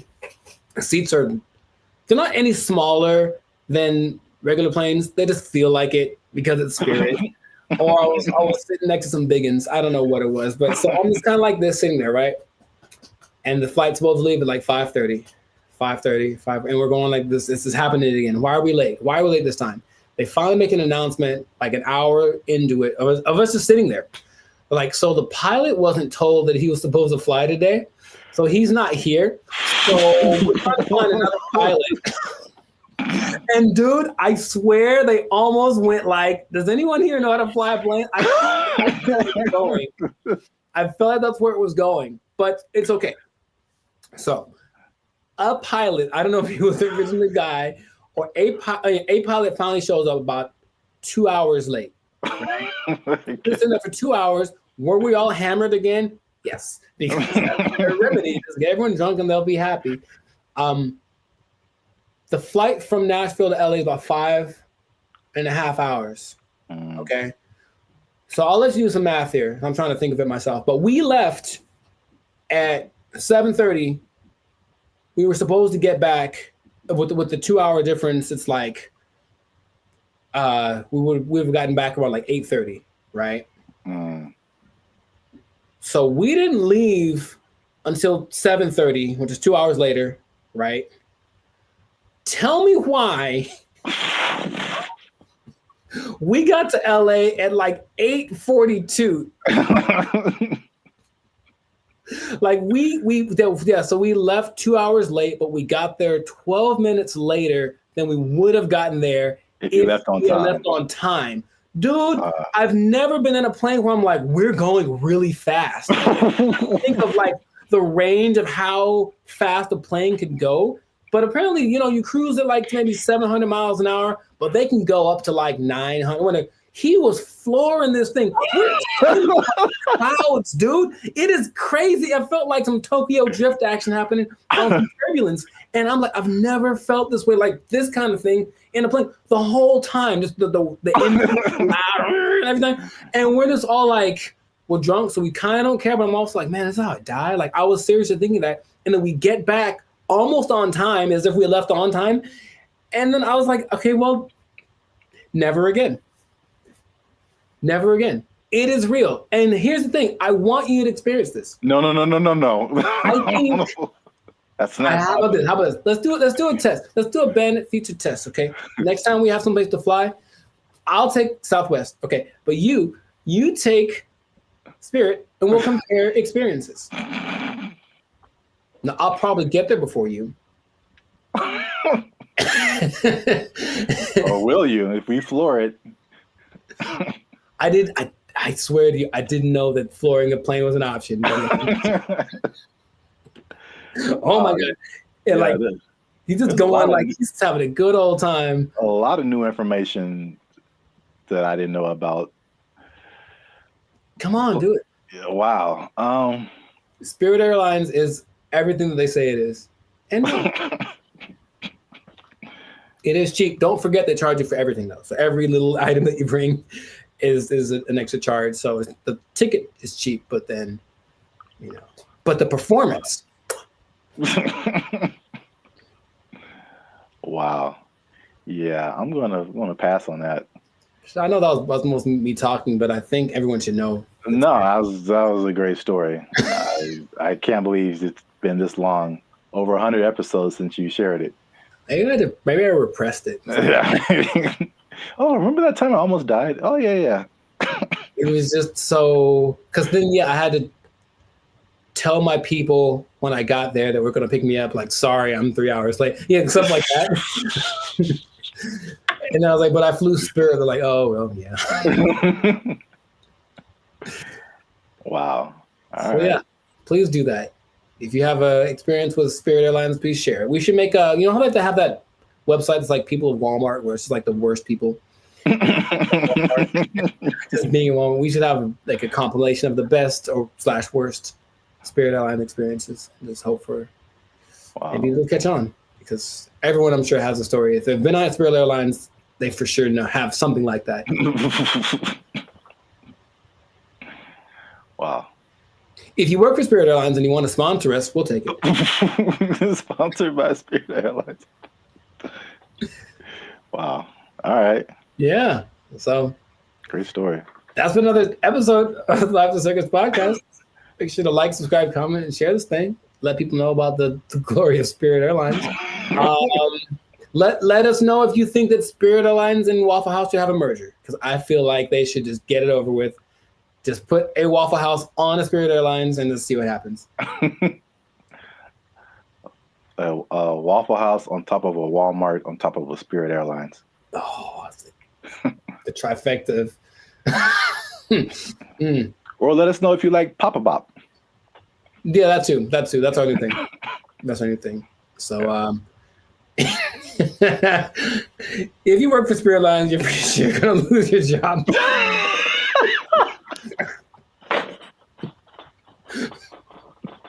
Yeah. So, good luck to you. Good luck to you. That's not gonna last forever. They don't have to take. No one's gonna take it. Yeah. Yeah, we didn't have to even say it. I don't have to even say it. Yeah. So, just start putting in applications. God. They took our jobs! They took our jobs! The WNBA. Do you watch that thing? Do you watch it? I do not. Nor do I. All right, so we've had that talk. Now, what's going on, everybody? I'm Jericho. This is Zap, and we are Bandit Future, the 6-time international hip-hop pop duo. Well, we're international worldwide, but we also have awards. We won 6 international awards for our music. There we go. One day. Anyways, we make clean, fun music that everyone can listen to with a sound that's uniquely California. And you are now, good Lord, tuned in to the Lights of Circus podcast. We talk about things that are funny, interesting, and just straight up ridiculous. So before we get started, make sure to like, subscribe, comment, and share this video with at least 2 people. Oh, man.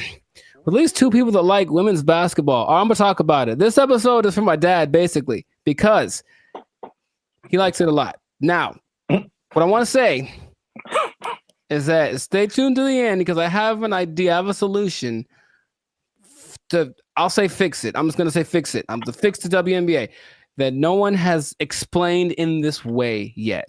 I have the unique perspective that you need to hear. So stay tuned to the end. I'll let you know. So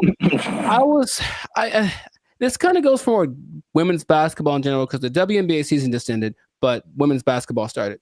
And I'm in the gym yesterday and I'm watching it. I texted you about this, and I'm watching it, and I watch and I watch and I watch. And about 7 minutes go by and no one has made a basket. And I am heated because I'm trying to feel good about myself. I'm in the gym working it out, and I want to see some success happening so I can feel motivated. And there was no success. And I was so mad about it. And it was a blowout and it wasn't very fun. So I want this to be positive. So what I want to say is that women's basketball is a noble sport. Basketball, of course, was created for women by James Naismith. And I've heard a lot of arguments from professional female basketball players about the disparity between the men's game and the women's game and this and that. But there are a couple of things that I think get ignored that would make things a lot better. Or when it comes to the argument in between why people should watch the WNBA, things get overlooked. So I wanted to throw this out there. I'll ask the question first to you. Do you watch the I'm trying to make it one word. No, it doesn't work. The WNBA. Do you watch that thing? Do you watch it? I do not. Nor do I. All right. So we've had that talk. Right. Now, the thing that there's a lot of things that could that's the whole thing. There's a lot of things that could contribute to why the men's game is so much more enjoyable to watch. But what I hear the counter is that, well, women are a lot more fundamentally sound. So if you watch women's game, you will get a lot more of the basics, a lot more of the pureness of the sport. That's the thing that I hear more than anything. This is why you should watch the WNBA. So I looked at 2 statistics that just told me everything about why that's not correct. So let's just say, what's the number one objective of basketball? Put the ball in the basket, right? Score points, right? So the better you are at that, the better than you're doing. I looked up the percentages of shooting in the NBA versus the WNBA for last year, just to see. Maybe they women shoot better, and so you should watch because, you know, that's the thing they do. They're not dunking on everybody, but they're definitely fundamentally sound with their jump shot. WNBA average, 44%. NBA average, 47%. Okay. And the average for the WNBA, I couldn't find the statistic for the NBA, but for women, for the whole existence of the WNBA, the average is 42%. I think that's pretty low. And I don't care who you are. I don't want to spend my whole time watching people miss shots. That's just what it comes down to first. So the pureness of the game, I don't think that's that great an argument to say, oh, we at least could do stuff better than the guys. Well, apparently not. That's number one. And then number two, I watched the last play of the WNBA championship game where the Las Vegas Aces, they beat the New York Liberty. And it's this weird play where the main star from the WNBA, Brianna Stewart, is like getting locked up pretty much. It was like impressive. She gets locked up. She passes the ball. She passes to some other girl in the corner. She chucks up this air ball that had no chance. It never had any chance. I don't know if air balls count as turnovers, if they just like, oop, that was bad. But it seemed like she passed it to the other team, right? So I was like, maybe the women are better at taking care of the ball. So assist to turnover ratio is the way that you measure that usually. So for guys, there's only lists of people that have the highest assist to turnover ratios. In the men's game, I saw someone right now in the league has a 26-1 assist to turnover ratio. Wow. Mike Conley. I mean, it's not going to last. The season just started, but 26-1. Chris Paul's like at 9. There's a bunch of people like, but it usually gets to like the best people who have like 4, 5-1, whatever, 6-1. The highest in the WNBA last year was 3-1. That's the best one. And it's like, so when I've watched a lot of women's basketball, I've seen a lot of turnovers, a lot of mistakes, a lot of this and that, and it just looks sloppy. So I don't see why that's the argument for why the women's game is better than the men's game. Now, have you thought, for example, because you don't watch it, and I don't either, what would you want to watch? What could change about the WNBA that would make you want to watch it? Well, we've talked about this before. Right. And I had 2 ideas. Although the second idea, I'm kind of maybe backing down on. Okay. But the first idea for sure is lowering the rim so that more people can dunk. I think the basketball dunk is one of the most exciting plays that, whether you're a basketball fan or not, like just to see someone do that is just one of the most exciting plays in basketball.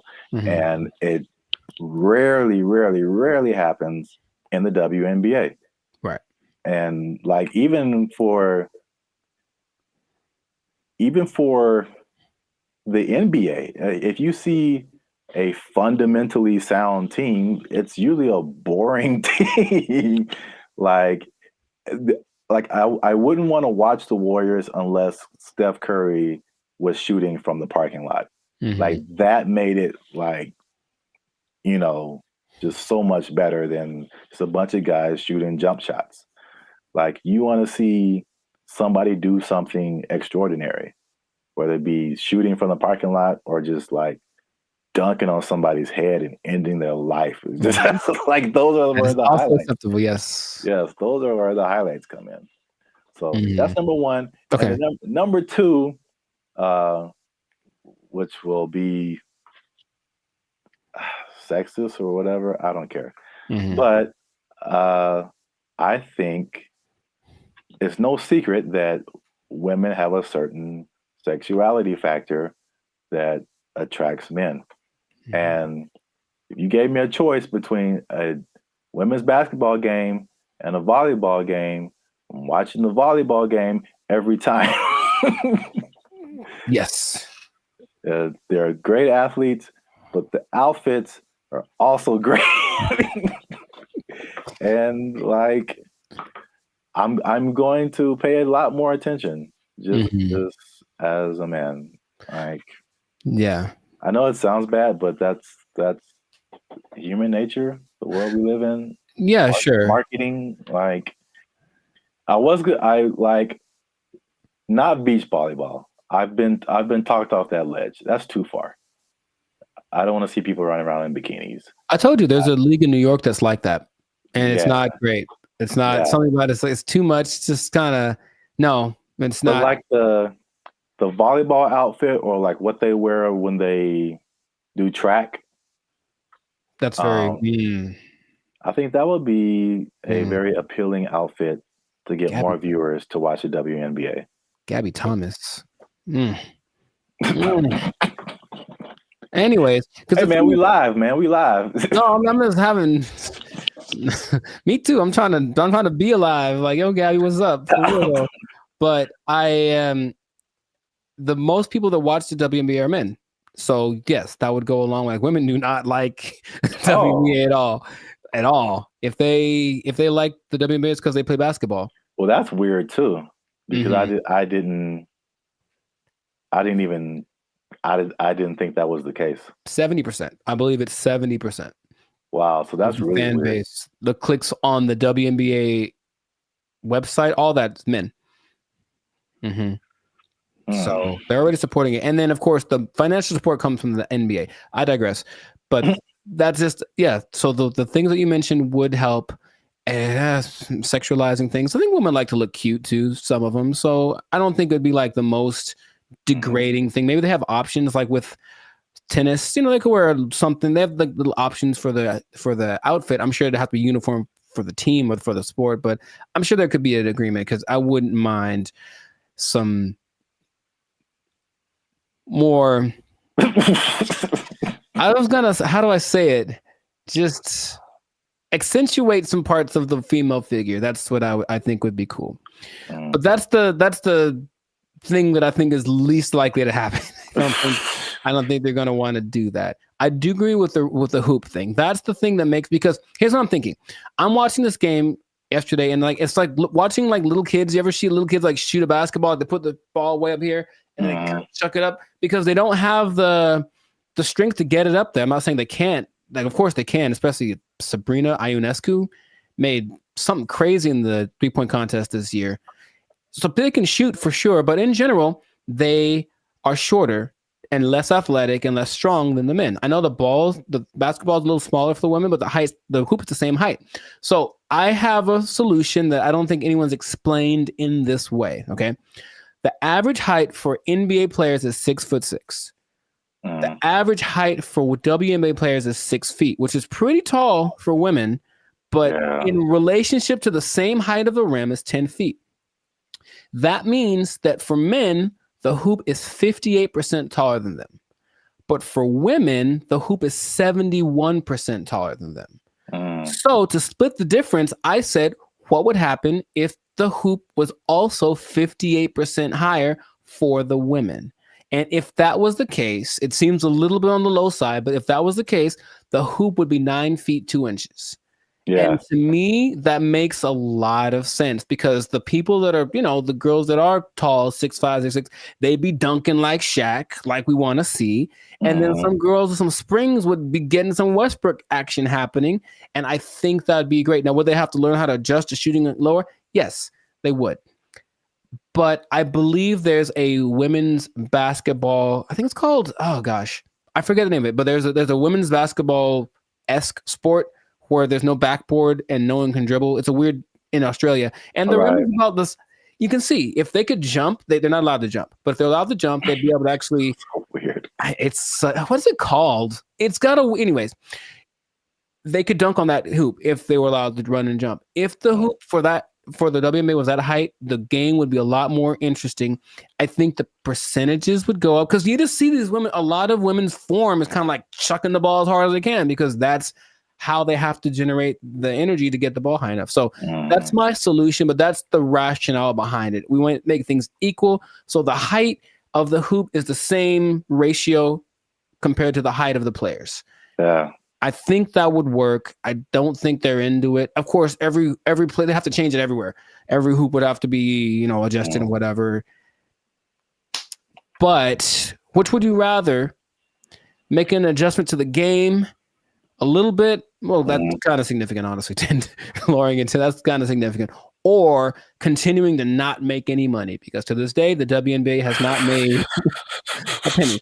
That's just honest. And the statistics say it has not made a single cent. It's actually been in the red every year, and the NBA has to provide the money to bail it out. So that's my idea, that it could help promote the game a little bit, because basketball is a great sport, but yeah, the excitement factor, like you mentioned, we want to have that a little more. So that'll do it. So 9 for 2. That's the thing. So listen to me. Let's do it. I heard something. On the kind of serious note, I heard something very interesting when it comes to like giving people a fair shot. Just kind of leveling the playing field, and that there's a difference between equality and equity. So, like, if you're going up, if let's say there's something that everybody wants to get to at the top of some stairs, right? And so equality says that, okay, we've got these stairs here. Everyone can just go up and get to whatever's at the top of there. But the person in the wheelchair can't use the stairs. And the person is blind and can't see the stairs. So equality says let's just make some stairs. And so everybody has an equal path to get to the stairs. But equity says, okay, it's about everybody getting there. So we'll make the steps for the people who can walk. We'll make a ramp for the people who have a wheelchair, and we'll make some kind of braille, something so that you can find your way for the people who can't see. And now everyone has access to the stairs, even though they're getting there differently. And so I feel like the WNBA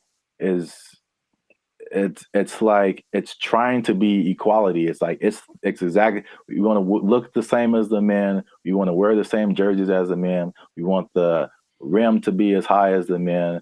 We want all this stuff. We want to have the schedule and the tournament, everything. But it's and I mean, this is a great American debate right now. Sure, it's like we're different. We're different. We've always been different. Men are different. Women are different. Like, just make it for women. Like, I mean, the percentages you said are good.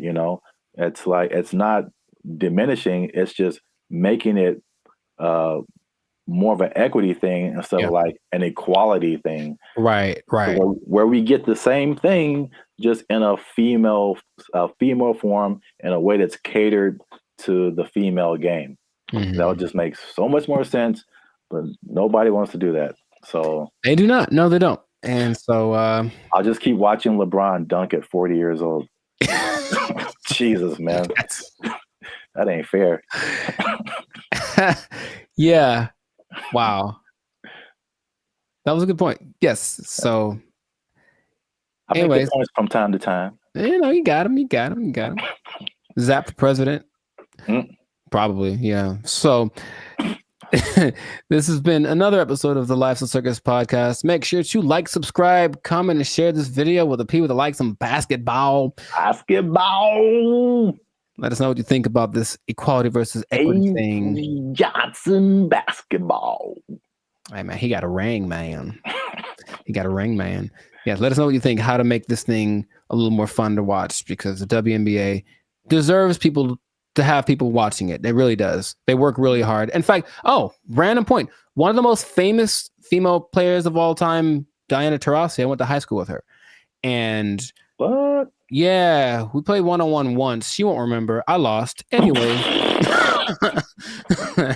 I lost real bad. It wasn't even fair. It wasn't fair. It wasn't fair. So in that case, equity would say I should have got like a 10-point lead or something. I still would have lost. Anyways, shout out to all them. And that's been it. So Yeah. Yeah. Don't take my job. No. Because I just spit in truth, man. If they might take your job, they're not taking any WNBA jobs. Because nobody's watching. All right. Bye, everybody. They took our jobs! They took our jobs! I went to high school with Diana Taurasi, who some say is the greatest female player of all time. One of the greatest, right? And she's a year older than me, so I got to high school. It's a place called Don Lugo High School in Chino. And I was coming in as a freshman, just trying to make the team like summer. And she was already she'd been there for a year, so she's already established. Everyone knew who she was. And I'd heard about her. I'm like, oh, you tried out for the basketball team? Yeah. Oh, I didn't know that. Yeah, I played the first year. I played freshman year. Yeah. Oh, cool. But the whole thing was, I thought that because she was a girl, that there was no way she was as good as me, right? So I just casually mentioned we should play one-on-one to her. Like, I think maybe the only time I ever spoke to her, really. And she's like, yeah, sure.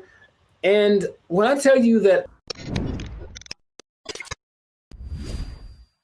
What's up, guys? I'm Zap, and this is Jericho, and we are the 6-time international award-winning pop hip-hop music duo BrandBee Future.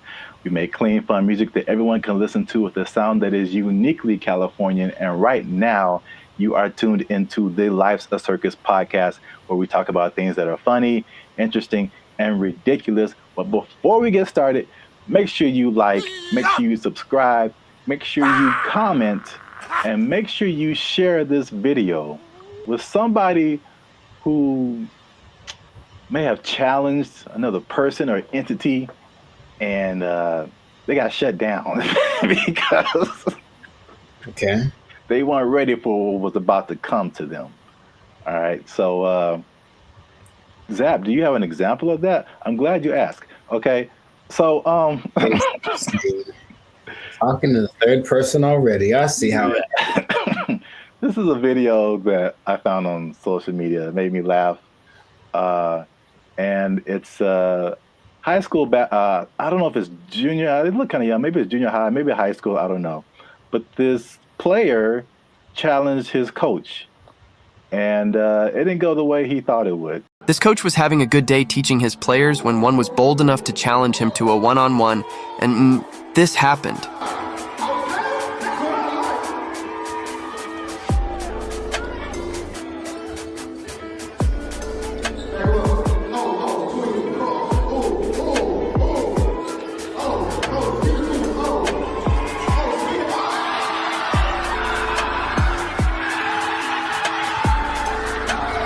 Do you think he would try this again? So yeah. I like it. Yeah, coach wasn't messing around. I thought he'd get past him, but I didn't know he was going to break the kid's ankles. That was cold. So I brought this up, and then if you have an instance, you can share it too. But I'm thinking of like the times when either you challenged someone or you saw someone else challenge someone, and they thought they had it, and it just didn't go right at all for them. Because I brought up this video because it reminded me, and I think that's junior high. It looked like junior high, not high school. It reminded me of the same thing that happened in my junior high school. Okay. So my school was a magnet school. I don't know if did they have magnet schools out here in California? Okay. Yeah. So we had like people from all over. It wasn't just like people in the neighborhood. And it was a performing arts school. And we didn't have sports. So we didn't have a football team, basketball team, anything like that. So what they did is like people from our school could play sports at like different schools, which is kind of cool now that I think about it. But so we had different players from different schools that went to our school, right? And so I knew like a couple of guys that were just like really good, like insanely. They had handles. I'm talking about basketball. They could shoot. Like they could do everything. I remember this one guy, especially named Ricky, who was just like, he was like the coolest dude, bro. Just, but not like a I'm better than you jock kind of. He was just a cool dude. He walked cool, he talked cool, he was cool with everybody, and he's just amazing basketball player. And we had some other girls. There was a girl who was like 6 feet tall, and she was just amazing. Like, we had amazing players, right? Mm-hmm. And we had these 3 PE coaches. Now they're all different. So there's one guy, Coach Moore. He was super tall, but he was like 100 years old. I swear, this guy. This guy was like past your prime, but he was skinny, maybe in shape, but like super skinny. But at least 60s, 70s, maybe. Okay. Just all gray hair, just like, okay. He didn't seem like anybody. Mm-hmm. And then we had this lady, this white lady who looked like, what's the girl from Iowa? Is that it? The basketball player? Yeah, the girl who's like really big now. Caitlin Clark. Yeah, she kind of looked like an older version of her. And she like just had a baby. So they challenged the students, this is junior high school, to like a basketball game. It was like the 3, and then they probably like roped in 2 more teachers. Mm-hmm. And so it's like this really tall old dude can barely move. This really short dude looked like Sherman Hemsley, and this lady who just had a baby, and like 2 teachers. Mm-hmm. I'm just like, we were all like, okay, students are gonna whoop. We're gonna kill these people. Like, get an ambulance ready, and just, man. I'm guessing the opposite of what you expected to happen happened. When I tell you they tore us up, they just annihilated us, dude. So like the short dude and the lady, they were like faster than what we all believed we ever seen them move. I mean, the dude was just like Chris Paul out there, just. Nice. And then the old guy, he would just stand on the 3-point line and just blitz you, just Ray Allen, just. And it was just like, we got annihilated. So that video just reminded me of that experience. But I don't know if you had any experiences like that where you saw something happen, or maybe you tried something and it just not so much publicly, but if it had been in the social media era, then maybe that would have been, on all the reels and whatever. But I brought this up in one podcast before, but I went to high school with Diana Taurasi, who some say is the greatest female player of all time. One of the greatest, right? And she's a year older than me, so I got to high school. It's a place called Don Lugo High School in Chino. And I was coming in as a freshman, just trying to make the team like summer. And she was already she'd been there for a year, so she's already established. Everyone knew who she was. And I'd heard about her. I'm like, oh, you tried out for the basketball team? Yeah. Oh, I didn't know that. Yeah, I played the first year. I played freshman year. Yeah. Oh, cool. But the whole thing was, I thought that because she was a girl, that there was no way she was as good as me, right? So I just casually mentioned we should play one-on-one to her. Like, I think maybe it's the only time I ever spoke to her, really. And she's like, yeah, sure. And when I tell you that I didn't make we maybe played at 5. And so if it had been like that with like a bunch of people in the circle going, oh my God, then it would have been terrible. But it was just us and maybe like a couple of people watching. And they didn't even pay attention because they're like, they're talking about me. Like, he's about to get destroyed. So I didn't know that she was that good. And it's like, when I tell you, I felt like I was standing in quicksand, how fast she was. And she just would hit me with a pump fake and then just go around me. And I'm looking like, this is crazy. I've never played against anyone this good. And then she hit like a fall away, like Steph Curry, 30-footer just because she could. And I was like, that's not fair. And I didn't know that. Anyway, that was kind of humbling. But there weren't many witnesses, so it wasn't like that video.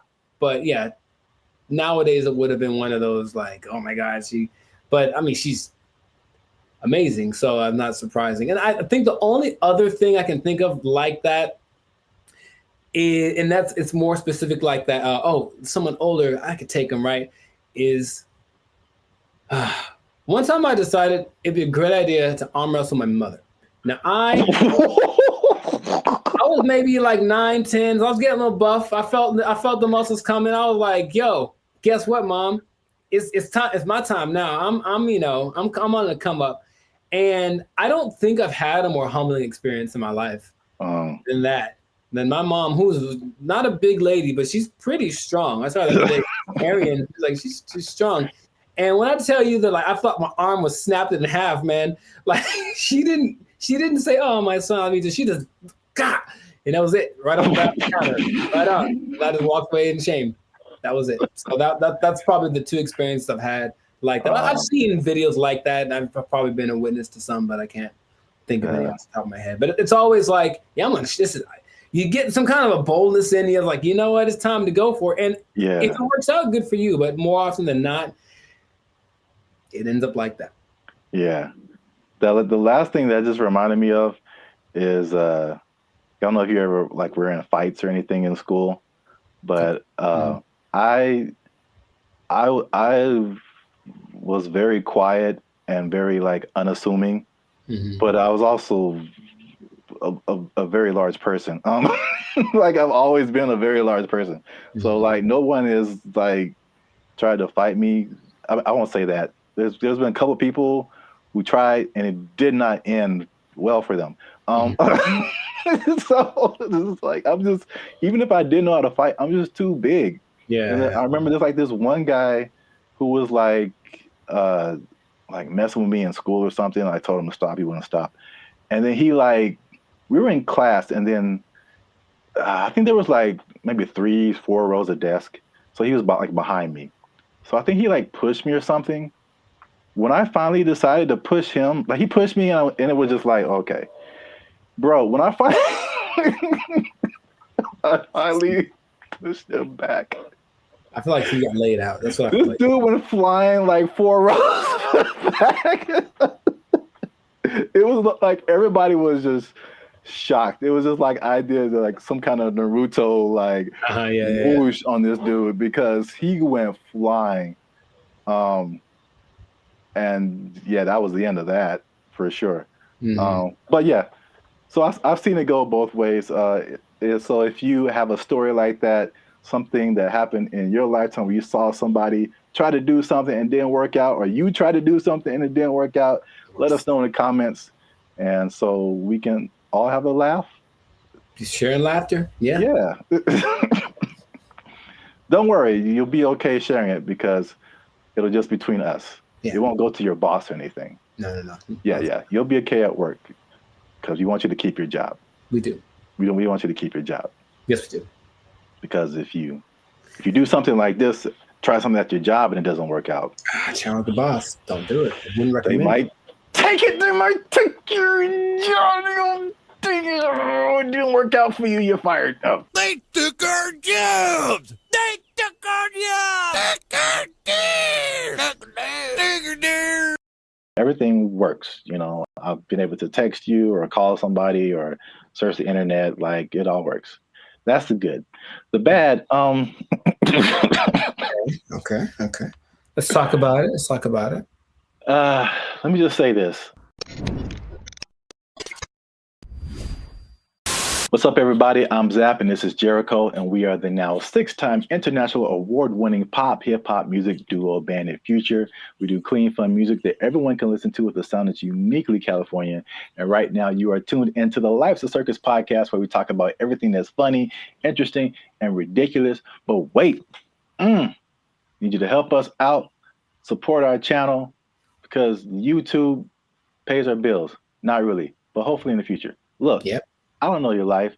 I got to check in and saving and checking. Things are complicated. I need you to subscribe. What I'm trying to say is I need you to subscribe. I got kids to feed, man. Y'all ain't been subscribing. I need you to subscribe, man. I didn't know you had kids. Subscribe, like, share, comment. Because this is actually a very helpful video. Ooh, helpful. Because there's a thing happening, and I tried it out, and I'm going to let you know how it goes. So there's a thing called Helium Mobile.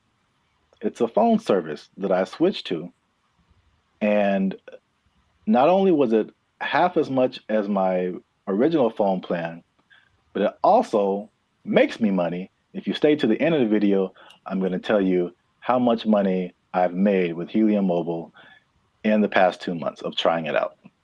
All right, so Helium Mobile, I think I told you about this when I first started doing it. So backstory is I had, my phone was not, what was it? I could receive text messages, but I couldn't send text messages.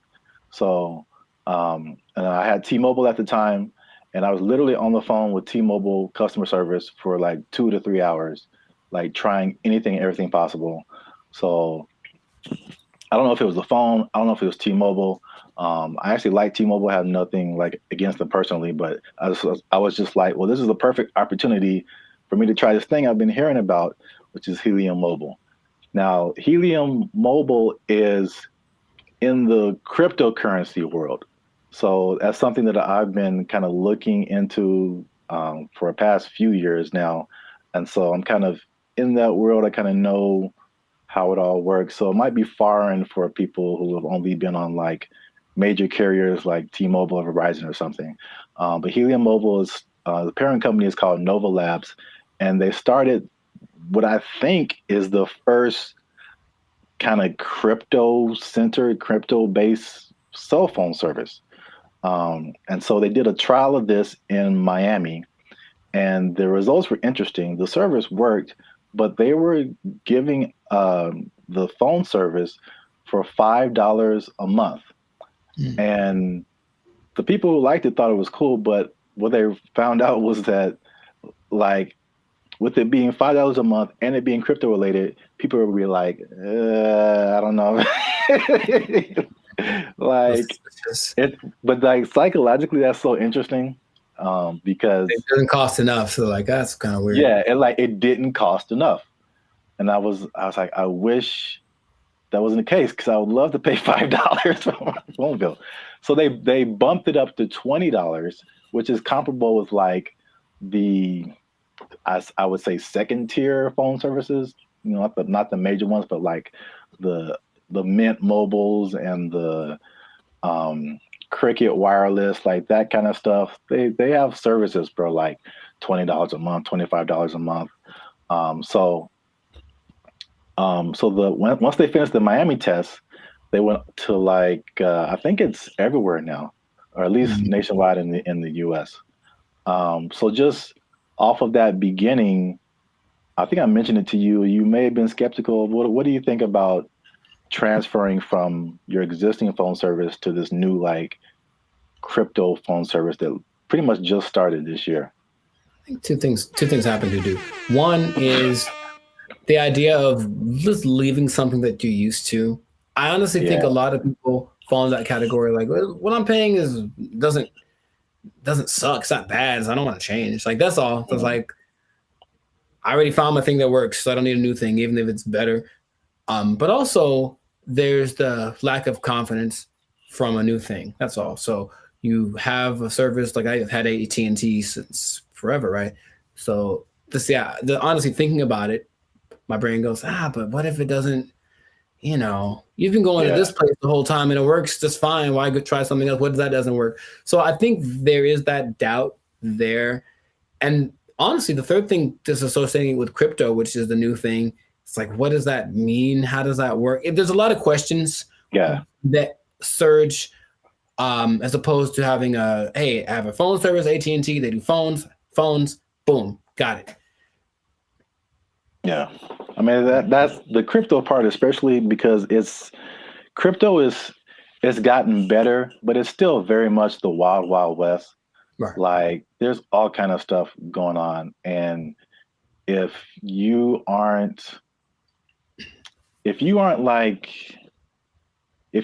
messing with stuff outside of like the big name Bitcoin and Ethereum, but even then stuff goes down. But like all this other, the thing is like Bitcoin dominates the news. but there are like thousands and thousands and thousands of other coins.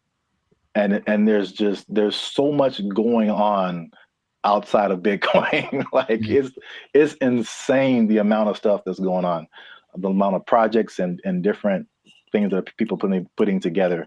But yeah, it's kind of scary. And I mean, I honestly wouldn't recommend it for someone who, one, is not computer or tech savvy, and two, hasn't really been into crypto a whole lot. Because I also had another experience. So Helium is like a Bitcoin. It has its own. There's a Helium, what they call a token. Bitcoin's a token. Helium has its own token, but then there's Helium Mobile that had its own token.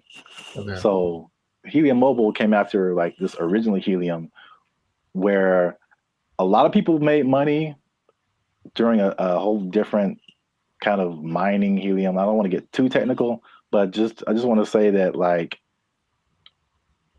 the Helium provided these mining devices, which were expensive, several $100s or sometimes into the thousands. And you would make money by mining helium, which was great when helium, the price was really high. But when it dropped, you were like, now you were making, people were making thousands of dollars like a month, like in this like heyday period. And it dropped to like pennies. So that was like a few years ago. And that's something that I tried, and I spent like $500 on a device, and it was like making me a little bit of money. And now it makes me like 10 cents a month or something, maybe.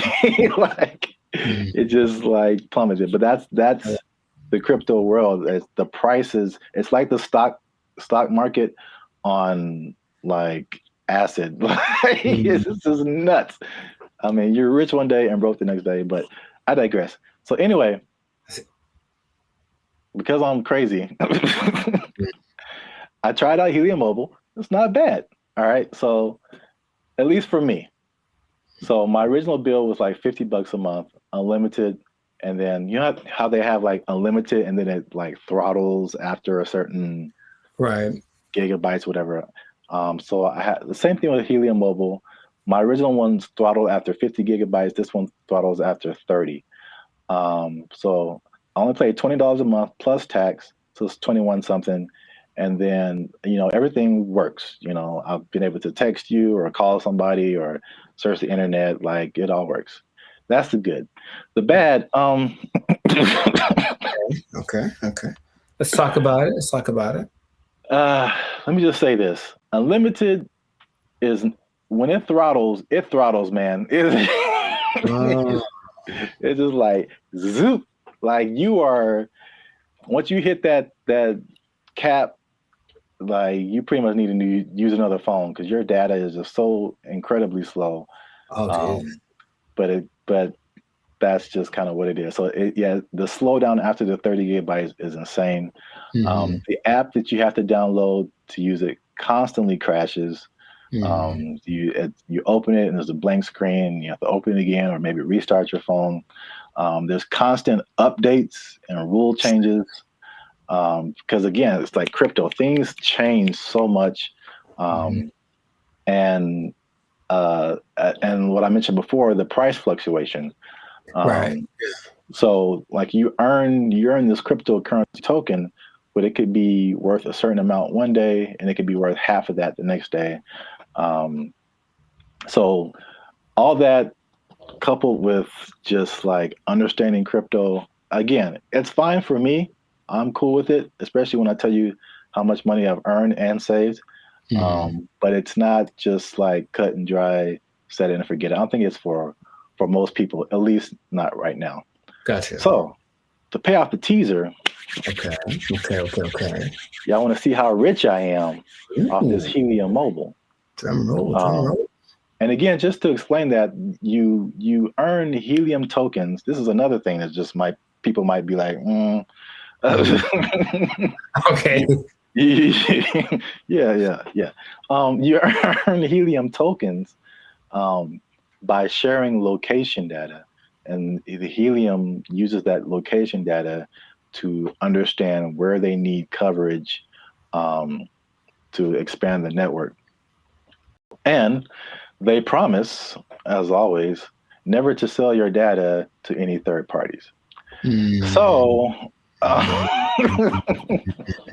there's that. I'll let you do with that what you will. Lies and slander. So currently, again, there seems to be a trend in crypto where, like, if you get on something first very early, you seem to make the most money, and then it just kind of like it just kind of settles there. So in terms of helium tokens, when I first started, I think I was earning like 700-800 helium tokens a day. The current price of helium or helium mobile tokens, current price of helium mobile is like 0.003 cents. Okay. So basically like a Spotify stream. Gotcha. For every helium mobile token, but you're earning hundreds of these a day. So I think like when I first started, I was making like around $2 to $3 every day, which is once you set it up, the only thing you have to do is move around because it's location based. So you can't be in the same spot. But if you move around throughout the day, at the end of the day, you'll get, the certain amount of tokens. So I'm pretty active. So I was making a couple of $2 to $3 a day. That has since dropped. It's currently like $1.50 to $2 a day. But again, like a couple of dollars a day for not really doing anything. Sure. That's kind of cool. When people when this first started, people were saying they were making like 1,000 to 2,000 tokens a day. So this was like a few months ago. So you can like see the pretty rapid decrease. And could it go back up? Yep. Could the price go back up? Yep. So who knows?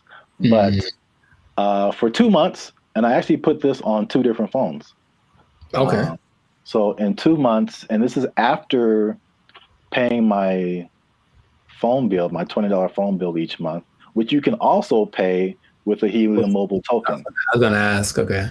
Yeah. So you can take. So basically, there's no money coming out of my bank account now, which is great. You earn the token, you take a little bit of it and pay for your phone service, and you keep the rest of the tokens. You can sell them, you can keep them, hope that they go higher, whatever you want to do. But I've made about $100 per phone for 2 months. So no phone bill, basically, coming out of my bank account, and I made about $200. So the trade-off, for me, I don't mind it right now. Sure, right. Again, who knows? Time will tell. But if you want to try Helium Mobile, there's a referral link in the description. I think if you use that referral code, you get like $5 or maybe $10, something like that. You'll see it. I don't know what I'm talking about. I see. But yeah, you'll earn it towards your Helium Mobile plan. You can try that if you want to. But again, like if you're not a crypto person, I wouldn't it's not so cut and dry. I'll say it like that. So try it at your own risk. Now, after hearing my story, you think that you would want to try Helium Mobile? I thought about it since the first time you brought it up, because the idea of just, I guess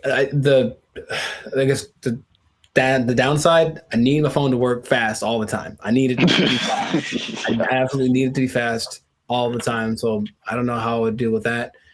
I use it a lot, but just the idea of my bill's probably $100, if I'm paying $100 and you're making $100, like, that seems more fun than making part.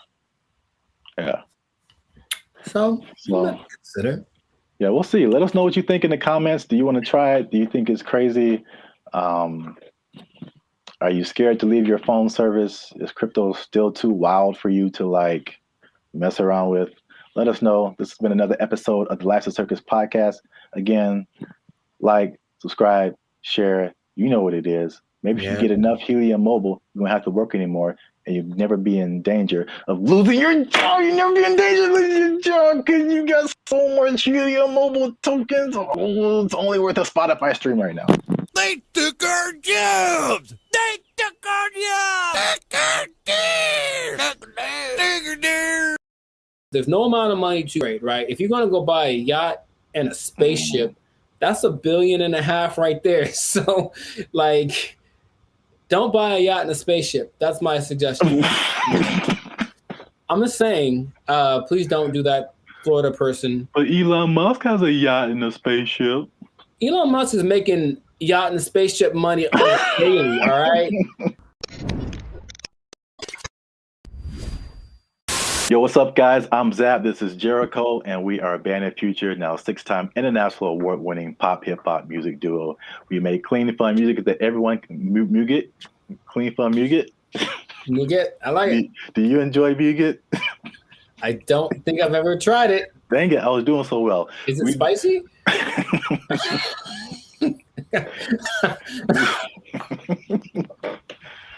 I don't know, but I think you should know if it's spicy. Because yeah. I'll put a link. I'll put the link to the video. Oh no, you talking about? Yeah. Here we go. Up there, guys. Go watch it. We do clean, fun music or Muget, depending on what country you're from. That everyone can listen to. The sound is uniquely Californian, and you are now tuned into the Life Circus podcast, where we talk about things that are funny, interesting, and ridiculous. And look, I'll raise my voice because I'm gonna make a statement. Say it. People have been watching, they've been laughing, they've been thinking, but they haven't been liking, they haven't been commenting, they haven't been sharing, and they haven't been subscribing. And I need you guys to do all 4 of those things, or else I'm gonna have to start robbing people again. I'm trying to change my life. Again, man. Told you. It's not the way. It's not the way. Trying to be on the straight and narrow, you know what I'm saying? Make this YouTube money. So yeah. But yeah, make sure you do all that. Like, subscribe, share, comment. Let us know what you think. And especially share this video with somebody who needs some money, man. Oh, man, I know quite a few people. I mean, like everybody, right? Like, if you need some more money, raise your hand. Hey, calm down. All right. So, I mean, it's not just specifically money. It's specifically the Mega Millions, right? The lottery. Or there's always the different state lotteries too, but you know, you always see these news stories of people win like these ridiculous amounts of money, and then you see the statistics later where it's like they won $1 jillion, and like a year or two later, it's all gone. It is broke, yeah. And you can't I can't even imagine like how you do that with that much money. So I guess my question to you is like, why do you think that? Well, I got a few questions. First, let's start with that. Why do you think that happens? Like, why do people? Oh, for me, that's a simple answer. It's that if you don't understand the work that it takes to make money in the first place, you don't know how to keep it. That's all. So if you just got lucky and it's like, oh, I got money now, then you're not going to have you haven't developed any habits to maintain that. And everyone basically has an idea that, okay, maybe saving money is a good idea. I should do that more. I should. It's not on their list of must do, it's I should do. And then the second that it happened, perfect example, dude. Episode of the Boondocks where Grandpa leaves for his do it big vacation and he gives probably give me some money. And it's like, all right, this is supposed to last. It's like, also they came into some money. Cool. This is going to help us get food, get clothes, whatever, last the whole week. Nah, Riley goes and blows it all in an hour. Ask yourself, be honest. Ain't I'm clean? No. Man, how we gonna eat? Like, that's just how people live. That it's like, you're basically a dam waiting to burst. I'm just waiting to get my break.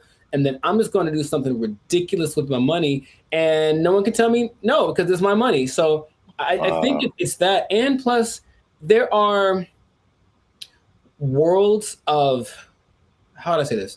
Finance. Like there's things you can buy that you don't know you can buy because it's not an option for you, right? As soon as you get to that level of I was in Malibu the other day. Hey, Malibu. And I saw this thing for property, some kind of a beachfront property, and that's starting at $70 million. Oh man! And they wouldn't put that there if they didn't know that there are people that can drive by on a whim and be like, "Hey, honey, do you think we should give me property? How much is it? Starting like 70 million." Bet, and then they just go do it. Like there are people that have that, right? But they also probably have the knowledge of how real estate works, all this kind of stuff, so they know how to invest in it and make it work for them. But if someone comes into $1.58 billion? Yeah, that's why I mentioned it, because it's like a big number. Just somebody won a bunch of money. Right.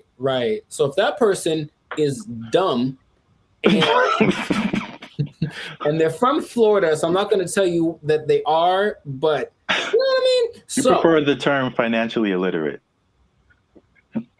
Got it. So let's say this person, so there's nice properties in Florida, comes into their money, gets the lump sum, because of course they're going to get the lump sum, right? So they're going to get the lump sum, maybe 800 million, something like that after taxes. And then they're just driving by, and then they just see a sign that says, hey, property starting at 70 million. They look at their account like, yo, I got that. Let me get one for my cousin. And then a year later, they don't know how to upkeep property. They don't understand that buying things means you have more expenses, and it all just so. Yeah, that's why I think it happens.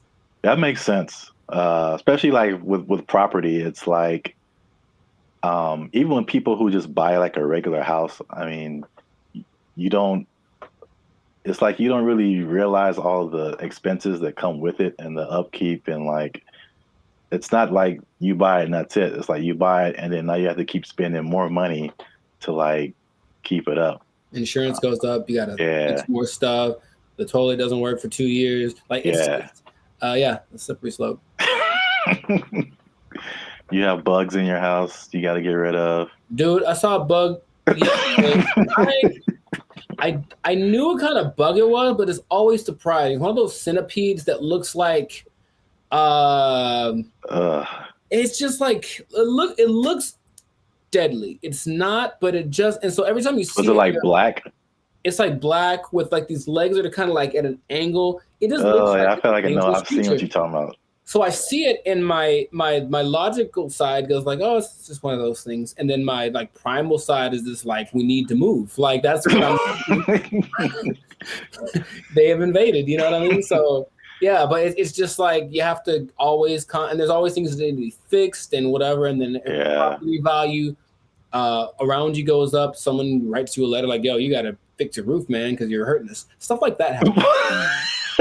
I'm not saying it happened to me. I'm just saying that's the whole letter is just like, dear sir, fix your roof. You're hurting us. Sincerely, the neighborhood. Sincerely, all of us. You're bringing us down, bro. You need to step it up or get out. I was like, yeah, that's how it works. But not even that. I had a cousin who won maybe $300,000 on a game show in the in the 80s, right? So 300,000, that's pretty good. Dude, shout out to Steven. He was broke within 6 months, I think. Wow. Yeah. God. Because I know you, and I know how you think what you would do. Oh yeah. Winning the amount of money. Most people don't think that way. It's just not. I think remember Shaq talked about he spent his whole first contract and was like broke. I don't know. It was a very short amount of time, but like he bought a house and then he had to buy his parents a house and he bought a truck and they buy a whatever truck, and then he goes to his agent like, I need to get this thing, and they're like, dude, you were like $500,000 in the red. What did you do? You just got the contract. So you just have to know about these things, that there's no amount of money too great, right? If you're gonna go buy a yacht and a spaceship, that's $1.5 billion right there. So like, don't buy a yacht and a spaceship. That's my suggestion. I'm just saying, please don't do that, Florida person. But Elon Musk has a yacht and a spaceship.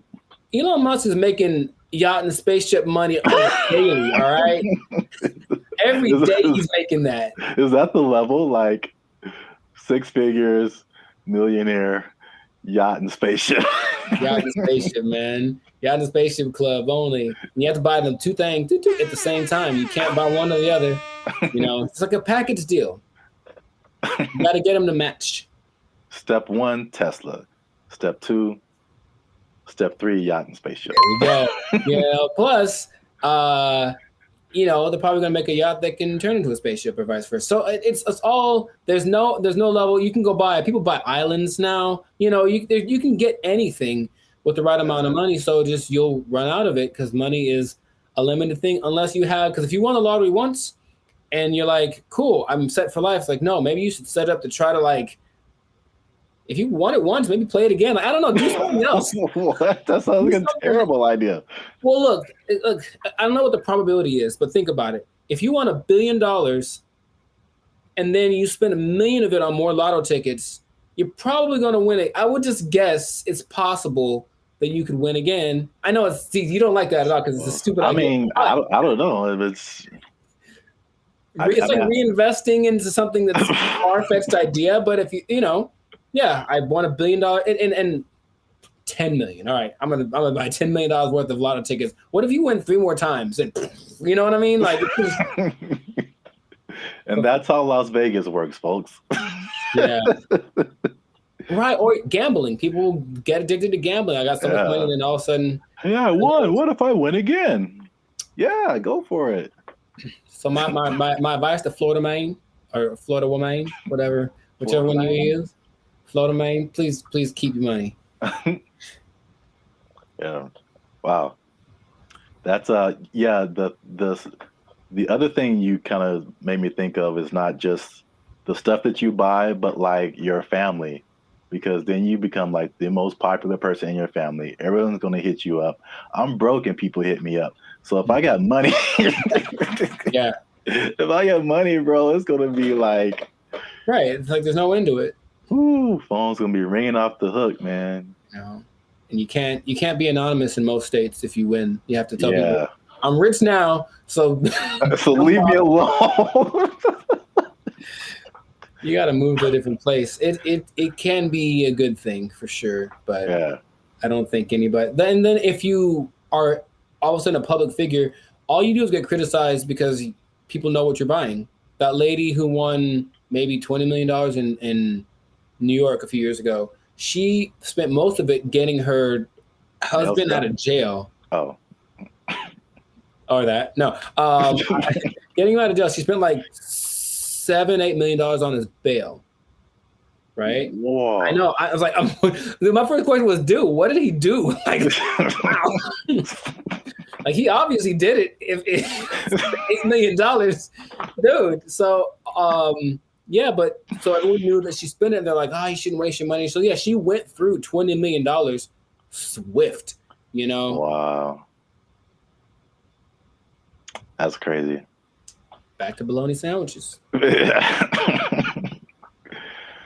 Well, we're out of time, and that's been another episode of the Life's a Circus podcast. Make sure you like, subscribe, share, and leave a comment. What would you do if you won the Mega Millions or some kind of lottery? You think you would keep the money? What would you spend it on? Let us know.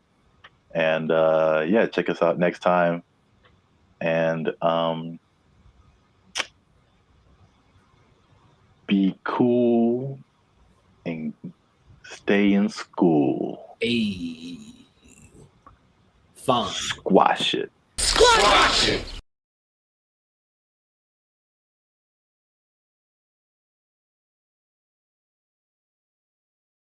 They're thinking about legalizing everything in California.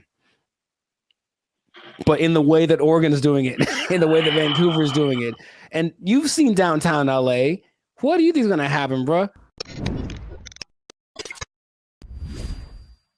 What's going on, everybody? I'm Jericho, and this is Zap, and we are the now 6-time international award-winning pop hip-hop duo Banded Future. We make clean, fun music that everyone can listen to with a sound that's uniquely Californian. And right now, in this moment in time, you would tune in to the Life's a Circus podcast, where we talk about things that are funny, interesting, and just straight up ridiculous. So before we get started, make sure to like, subscribe, comment, and share this video. I'm gonna change it up. With two people that like drugs. That's all. We're gonna talk about drugs, okay? Now drugs are bad, okay? But I know we're talking about them. Sponsors gone. Specifically, we're talking about the drug problem. You can call it an epidemic, but drugs have been what you talking about, baby?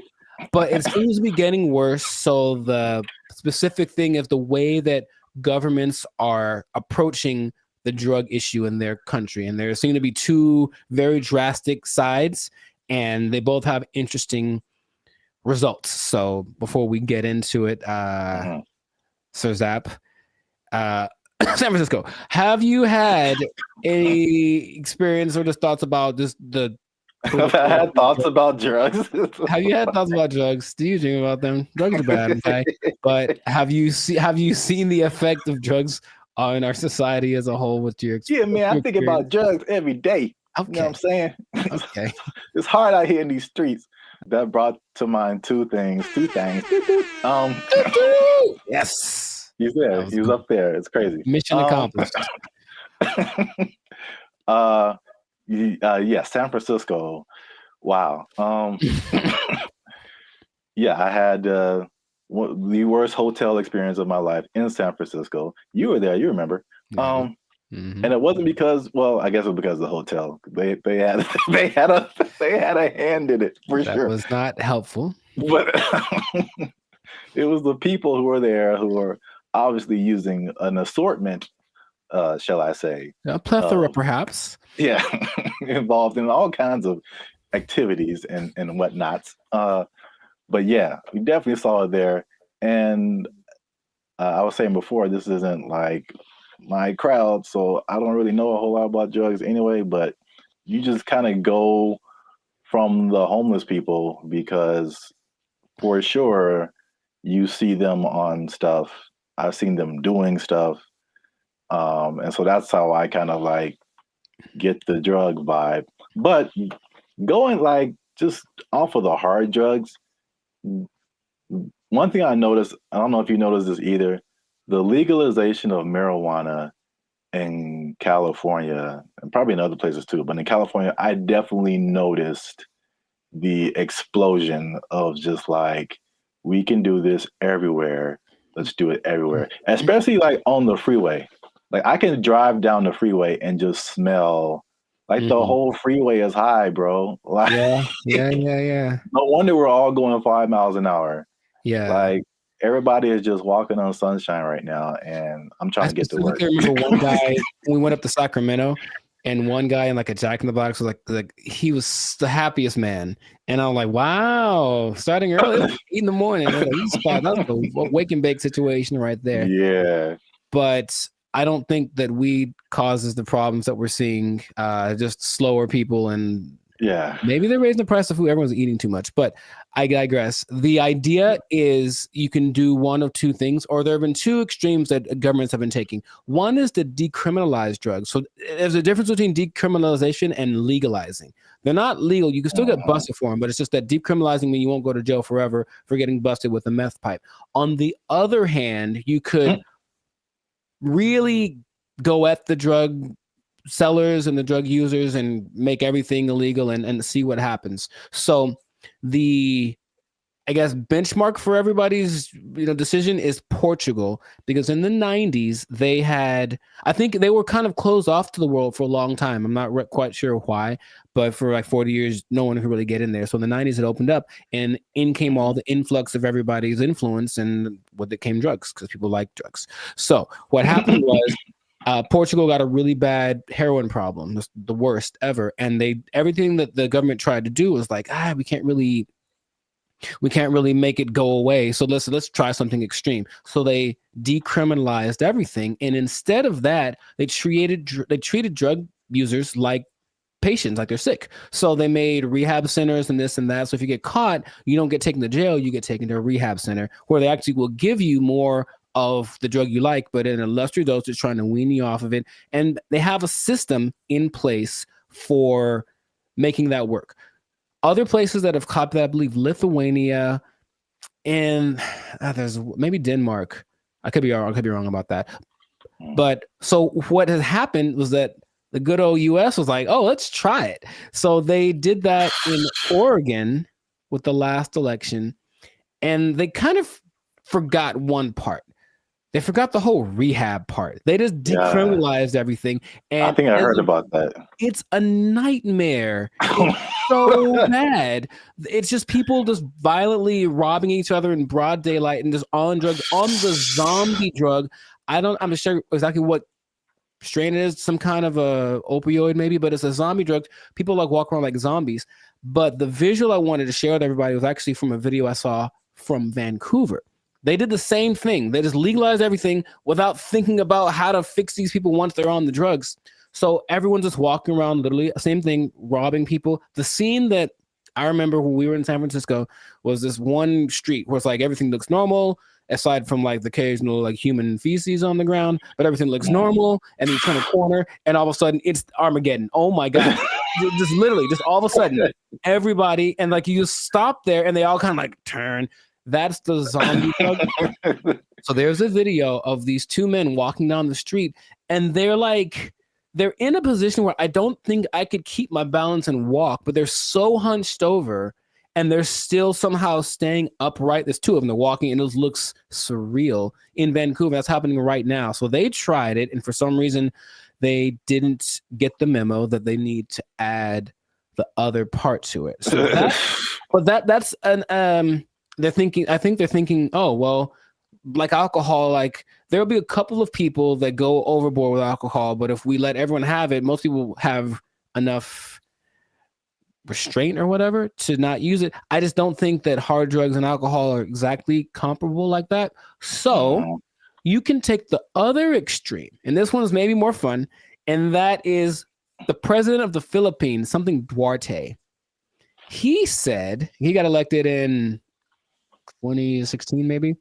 He said, kill them all. That's exactly what he said. Kill all the drug dealers and all the drug users. Wow. In 4 years, well, the last updated thing was like in 2020. So in 4 years, he killed like 24,000 people.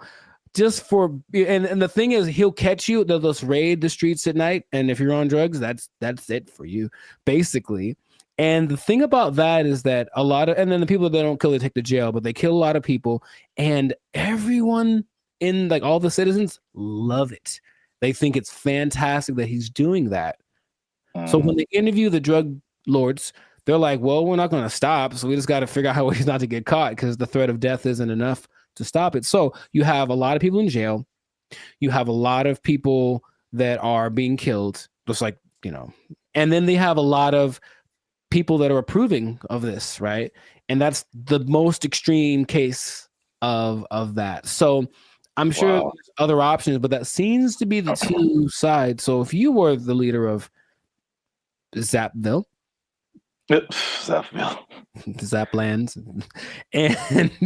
and you had to implement a strategy for the rampant drug use in your country, man, you got to be a better leader, man. I don't know what's going on.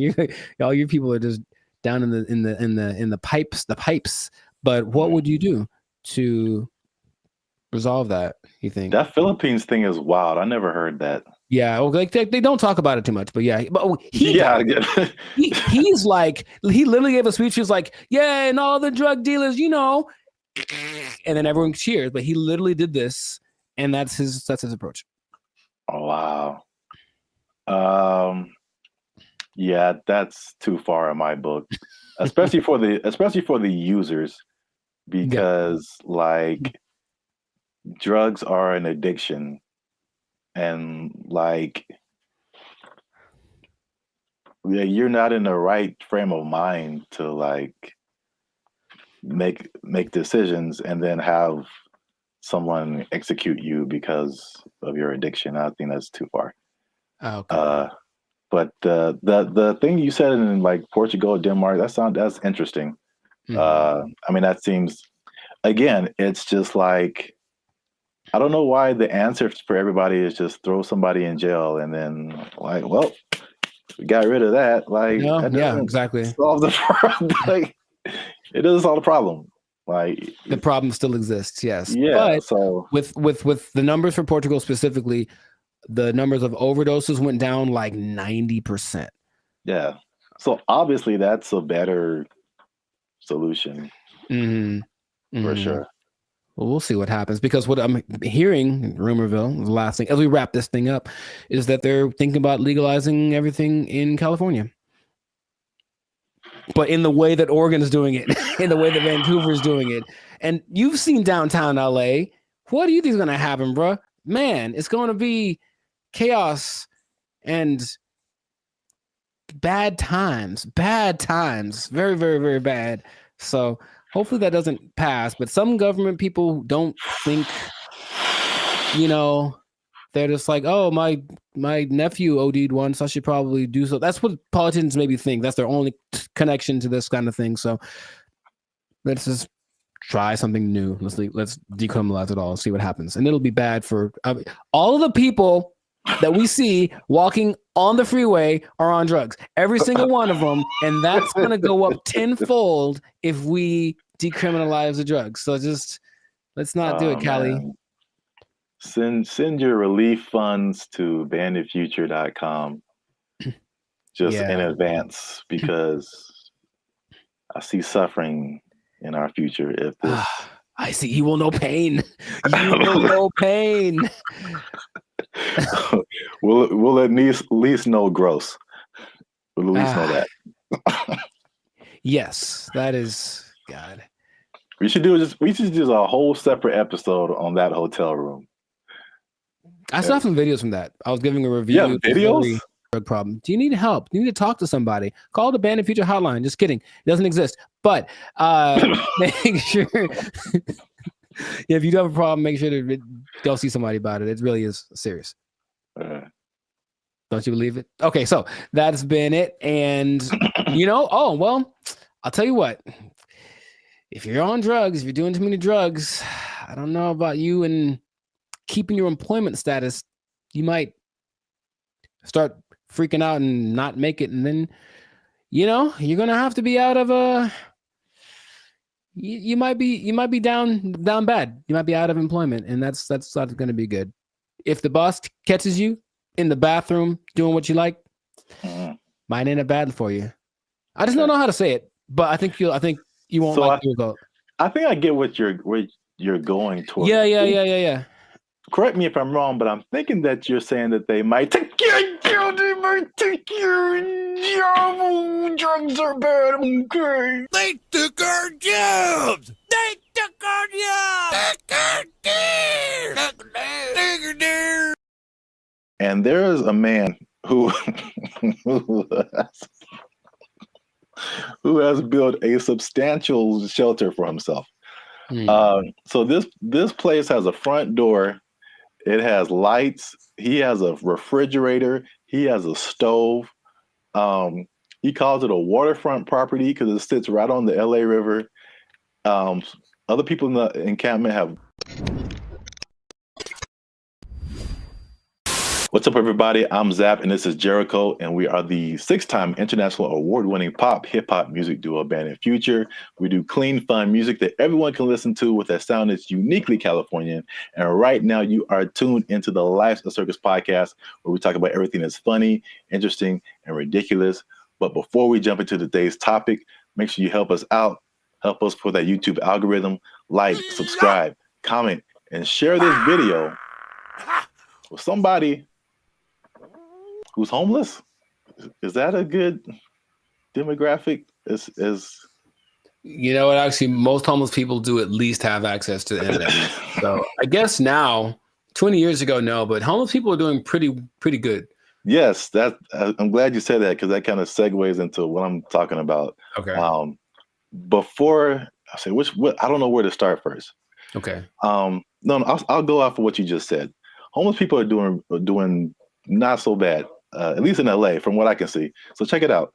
I think I told you maybe a month or so ago, I was going to like the crypto.com arena, and I was walking past this homeless encampment, and I saw a orange extension cable. and it was just like, it was long. It was running all the way down the sidewalk. And somehow, I don't know how they did this, they rigged it into like a light pole or something. And those people had electricity. Like, they were in there having a good time. They had a TV running. They were watching Netflix, whatever. Like, they were just like, it's all good. So the I guess the comfortability of homelessness is getting really interesting. And then also I came across an article from ABC, which was just took it to the next level. So by the 110 freeway, which is a major freeway in Los Angeles, if you're not from here, there's an encampment, and there's a man who who has built a substantial shelter for himself. So this place has a front door. It has lights. He has a refrigerator. He has a stove. He calls it a waterfront property because it sits right on the LA River. Other people in the encampment have little gardens. They have a whole situation going on. So have you seen anything like this, or have you noticed like the increase in just amenities that like homeless people are just like living it up right now? Not specifically like that, but I do want to point out something. And I think it's a misconception that a lot of us have, understandably. If you're homeless, you assume certain things about people. But yeah, being homeless doesn't mean you're broke. It doesn't at all. And I bring that up because I remember in Claremont, I was in a Coffee Bean listening to two homeless guys basically have a business meeting about how to get more money from people. Like the dude, he was seriously like, yo, man, you got to go to this exit between this time and this time. Make sure you have a dog, and they'll give you.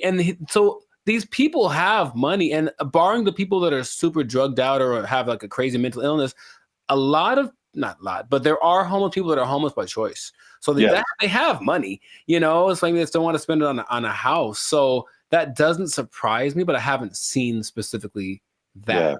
Yeah, I've literally been at the gas station and dudes walking up to me who are bigger than I am. They eating good and like fresh Jordans on. Like they just right. Can I get $5? I'm like, dude, you look better than I do. Like, can I get $5? Right. Like, what are you talking about?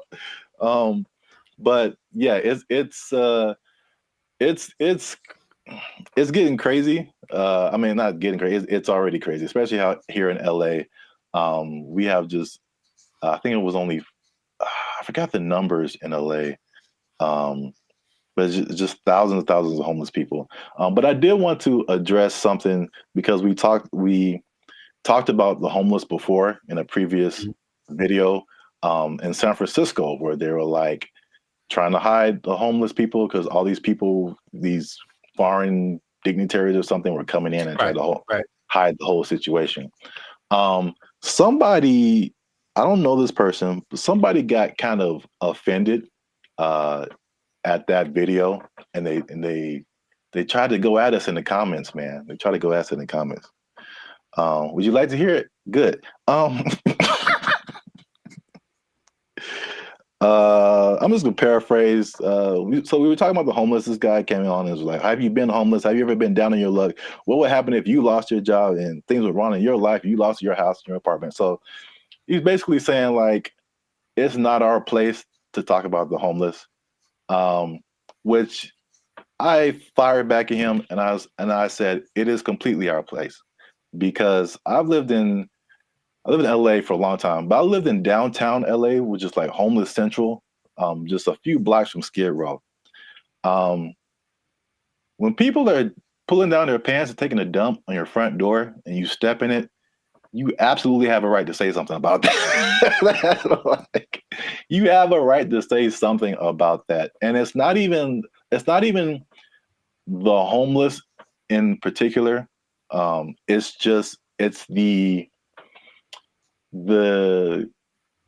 all the stuff that comes with it.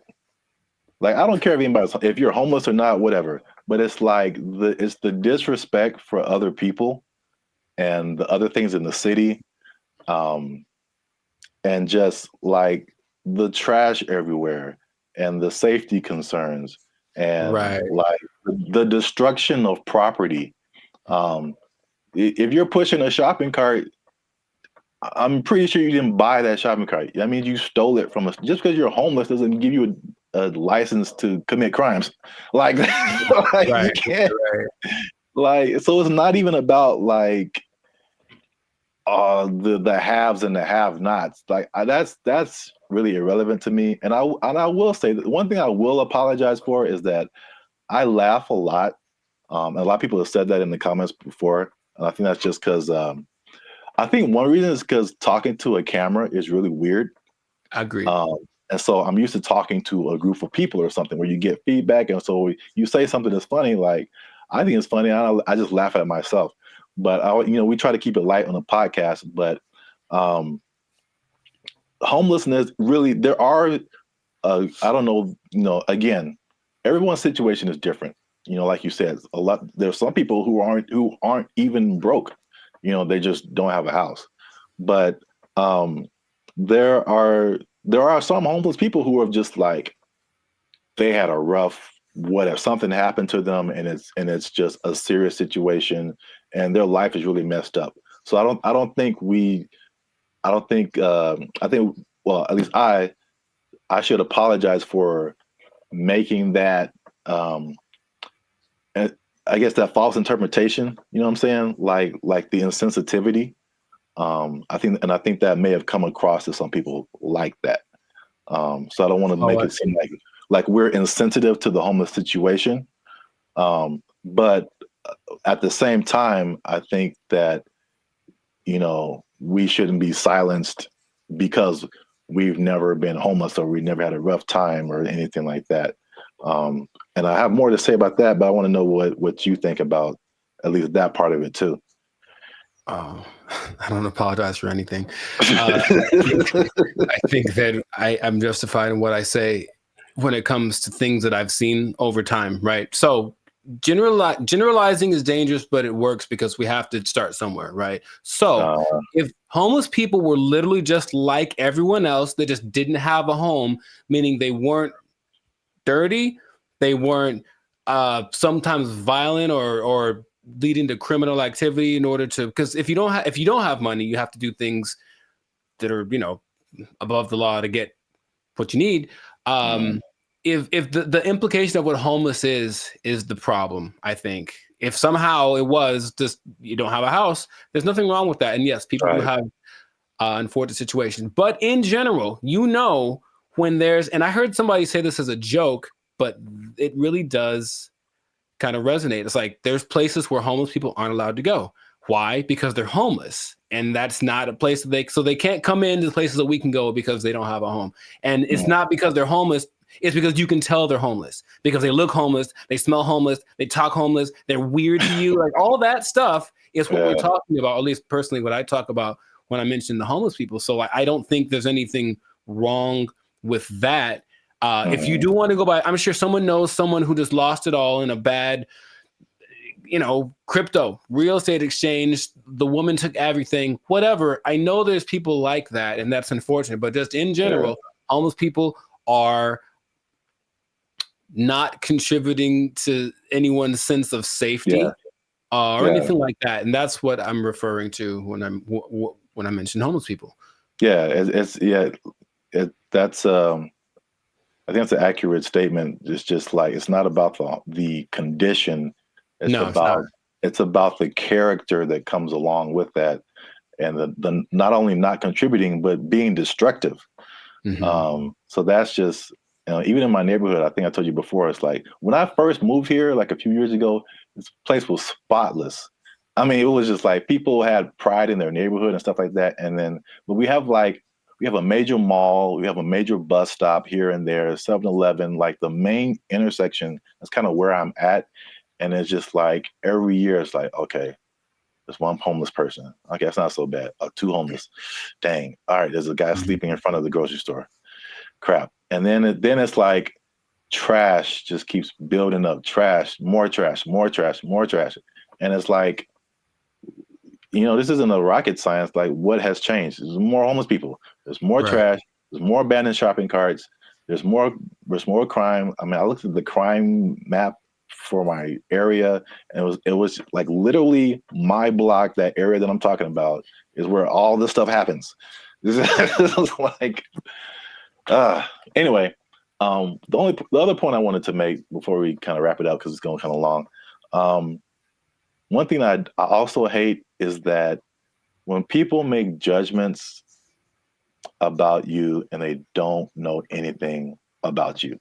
So same thing. I mean, the door swings both ways, right? People could say, "Hey, we're making a judgment about homeless people," but this person in the comment also made a judgment about us, like that we don't know anything about homelessness. We have never had a rough time or anything like that. And it's just interesting to see, because I personally didn't come from having a lot or anything like that, and so when I've done stuff here in LA and I've really worked really hard and become successful, it's just like the mentality of people is just so interesting to see, like the psychology. It's like you become like, you always had a silver spoon and like you got it good and you don't know what it's like and all this kind of stuff. And I'm like, I absolutely do know what it's like. Like in like 2012, I had nothing. I had like literally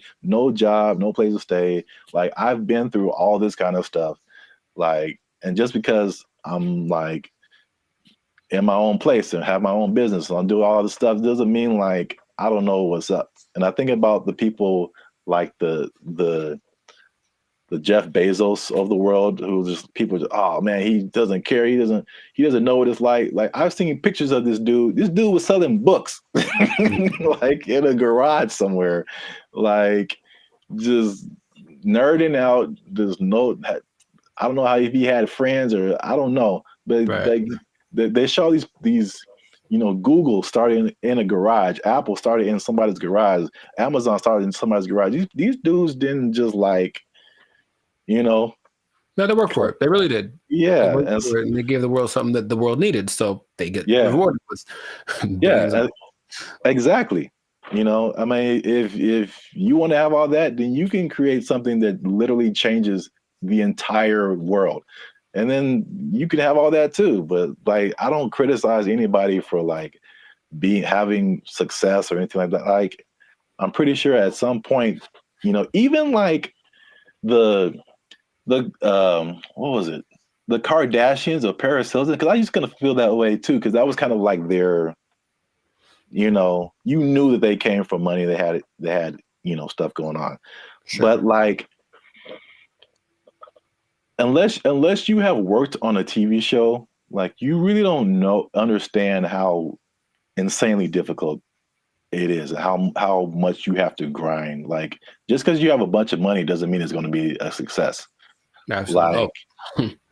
Like I kind of tell you that I'm not even a lead. I'm just working, background or stand-in or just co-star or something.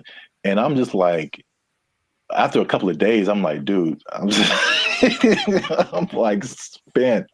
I'm like, you're just 12 hours a day, boom, grinding. And then they have to come back and learn. They got to go home, learn lines, I think Dave Chappelle had a funny like little. I do a Chappelle show, 14 hours a day. I come home, raise my kids for like 10 to 20 minutes, and I get back up and do it again. Yeah, dude. Like anybody you see, even if they have money, they are grinding, man. And so that's kind of just I was wanting to make those points because it was just like upsetting that someone would come at us in the comments over that. It was just without any kind of perspective. Do you think the person that made the comment has a job? I feel like they do. I feel like we just hit a nerve. Like they had a job, or they're going through a tough time, or someone in their life is going through a tough time, and it just seemed like we were just talking about,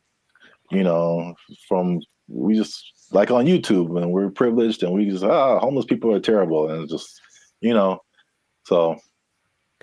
I say if you give me one fact about a person, and then I get to judge whether or not to invite them over to my house. If you tell me right off the jump this person's homeless, then that's going to determine whether I want them to come over.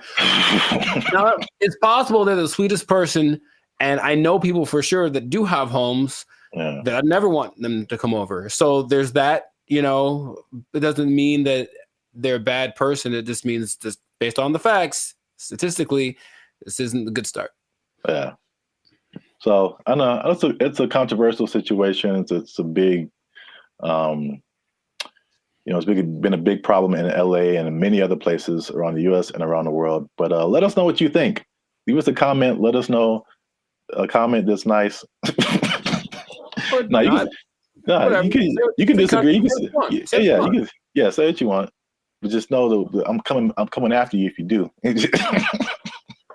Now leave us a comment. Let us know what you think. Homelessness. Have you seen homeless people? Are they living it up in your area? Do you wish you were homeless and you could just live like that and not pay rent? Do people misjudge one another when it comes to all this kind of stuff? I know it's chaotic. Let us know what you think. Until then, you stay classy, San Diego. That's nice. And don't be homeless. Don't be homeless. Yes. Worst ending ever. Bye. They took our jobs! They took our jobs!